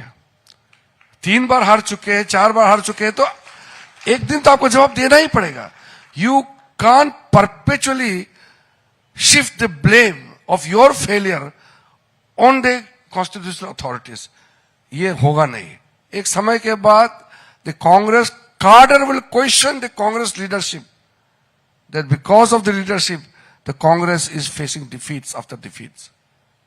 ये तो हकीकत है, आप भाग नहीं सकते. तो फिर मैं इसी बात पे अगर आपको पूछूं कि आप नेशनल हेरल्ड का केस 12 साल से चला रहे हैं, कल उसको कोर्ट ने उठाकर बाहर फेंक दिया, कहा प्रेडिकेट ऑफेंस ही नहीं है, आपका पूरा जो केस है it has no legs to stand on. तो फिर ये आपका भी you are half briefed. The rejection was on technical ground, which is the predicate offense, which is the basic point of the PMLA. Let the matter come to the substantial matter of the case. The substantial question is PMLA says predicate offense होगा तब उसके ऊपर money laundering का case हो सकता है. I can speak in detail, but I don't want to get into the substance of the case which are pending in the court. I don't want to argue for or against. But what I'm saying is, on technical ground, if an FIR is rejected, let us not draw a conclusion that it has affected on the actual substantive matter of the case. Let it be there, but if they want to rejoice of this particular thing, it's their freedom. But it is, for the moment, reprieve for them and a step back for you. It is a setback. How does it is a setback for us? It is a case not filed by BJP. हमारा party का नहीं है case. नहीं, case तो जिन्होंने file किया वो कभी बीजेपी में था, थे. वो नहीं था, but it's a private matter. BJP has not filed the case. Oh. And we are not vindictive And at all. ED is not an agency of the government, it's a private entity. You want the ED should function under British government? No, so अब then, India में है so तो then ED has created a problem, you have to respond, you are the government. No, let us not get into that kind of argument. It will, draw into a wrong conclusion, because I don't want to get into the allegation of misusing the investigating authorities or agencies. It has been like this. Government has certain sovereign duty to perform. As long as we are not getting into the nitty-gritty of the investigative matters, the court, judiciary will decide. What happens to the impeachment case of the Delhi High Court judge, Justice Verma? Justice Yashwant Verma is a very clear case. It is a case of corruption. That is why our party is also signatory to the removal motion. So we have to be very clear. If it's a matter related to conduct of the judge or ethical issues, then I firmly believe that Parliament should not get into impeachment of any judge. But if it's a matter related to corruption, then we must adopt a zero tolerance on corruption. Justice Yashwant Verma case is a matter which has been taken into cognizance by the Supreme Court. They referred it to the Prime Minister and the President. And then only I had talked to all the opposition members that I don't want to make it look like government-driven motion. So Rahul Gandhi, Kharge ji and everybody, we sat together.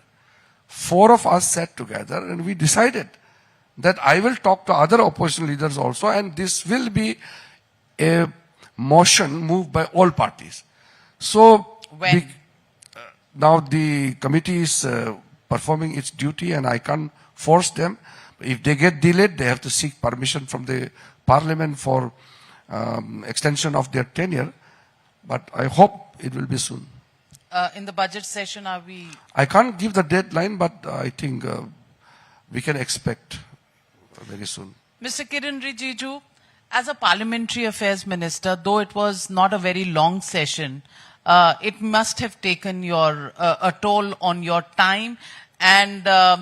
Listen to my voice, is already correct. वो तो pollution से है. Pollution के लिए क्या करते हैं? pollution नहीं, मैं ज़्यादा पार्लियामेंट में चिल्ला के नहीं, ये pollution से, पूरी दिल्ली का यही हाल है. सबकी आवाज खराब है. नहीं, your voice is perfectly all right. आपने क्या पार्लियामेंट में एयर प्यूरिफायर्स लगाए हैं? नहीं, मैं ऑपोजिशन बहुत जोर जोर से हंगामा करता तो मैं जोर जोर से बोल के मेरा खराब हुआ है. Pollution is on a serious note, it's a serious issue. But I am sad today we could not take up for discussion due to opposition. Will we take it up tomorrow? Tomorrow is the last day of the winter session. तो last day में like school children we pack our bags and go home. Last day में वंदे मातरम हो जाता है. So Kiran Rijiju, how do you relax on Parliament days? Do you get any time for relaxation? कि अब Parliament के बाद ही होगा? नहीं, of course, once the Parliament session ends, I get time to look after my ministry. I have got other responsibility also. So I can visit locations, developmental projects, interaction with the stakeholders and all, which I really love to go on the fields. But when there is a parliament session, then I don't meet people also. Those who want to meet me, they have to come to the parliament office. So although it's a comparatively a short session, but quite intensive session, very productive. And by tonight, late, early morning tomorrow, we will be done with all the business of this winter session, and then we prepare for budget session. And before I let you go, I know you love music. I know. Don't ask me to sing. नहीं तो आज मैं सिर्फ आज के मौके में जो ऑपोजिशन और आपके ट्रेजरी बेंचेस के रिश्ते हैं, इस पे कोई गाना याद आता है आपको? गाना तो बहुत याद आता है, लेकिन आप दोस्त दोस्त ना रहा. आप मैं कुछ बोलूंगा, आप बोलेंगे गुनगुनाओ. हाँ गुनगुन. नहीं. अच्छा कम से कम 2 लाइन तो बता दीजिए जो गाना याद आता है. गाना तो आप ऐसे अचानक बोलने से तो याद तुरंत तो नहीं आएगा. I love songs. I love to sing. I love especially old songs. लेकिन अब सेशन के बाद थोड़ा चुप चुप के गाएंगे. चुप चुप के? आपके क्यों? सामने में नहीं. नहीं क्यों चुप? फिर पूछूंगी, डर लगता है. ताकि मैं खुद ही सुनूं अपना आवाज. Well, किरण रिजिजू, पोल्यूशन से जो आपका गला खराब है, I will give you. का हंगामा से. Well, always a sport. Former sports minister, current parliamentary affairs. बहुत मुश्किल लाइफ है आपकी. पार्लियामेंटेरियंस को संभालना मुश्किल काम होता है, लेकिन आप उसके बाद भी इतना मुस्कुराते हैं, इतना हंसते हैं, और सेंस ऑफ ह्यूमर आपका इंटैक्ट रहता है. इसके लिए आपको बहुत बहुत बधाई. Thank you very much for joining us here at the India Economic Conclave, and for being with us in ending this conclave on a very high note. Thank you very much, Mr. Kiran Rijiju, for always being a sport.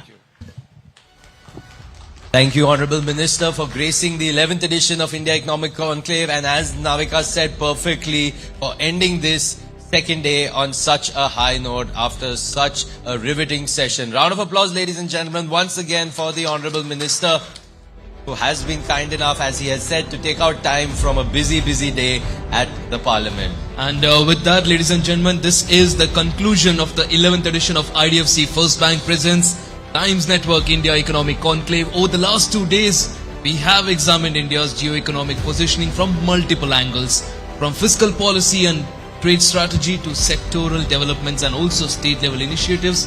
We've heard from ministers, economists, industry leaders and entrepreneurs. That's right.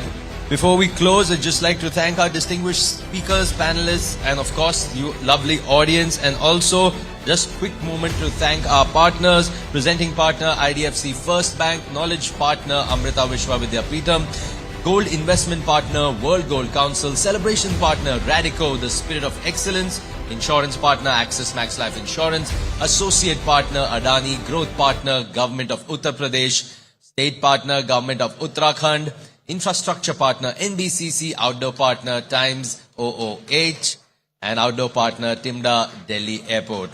Thank you so much. Please do join us for dinner in Shah Jahan.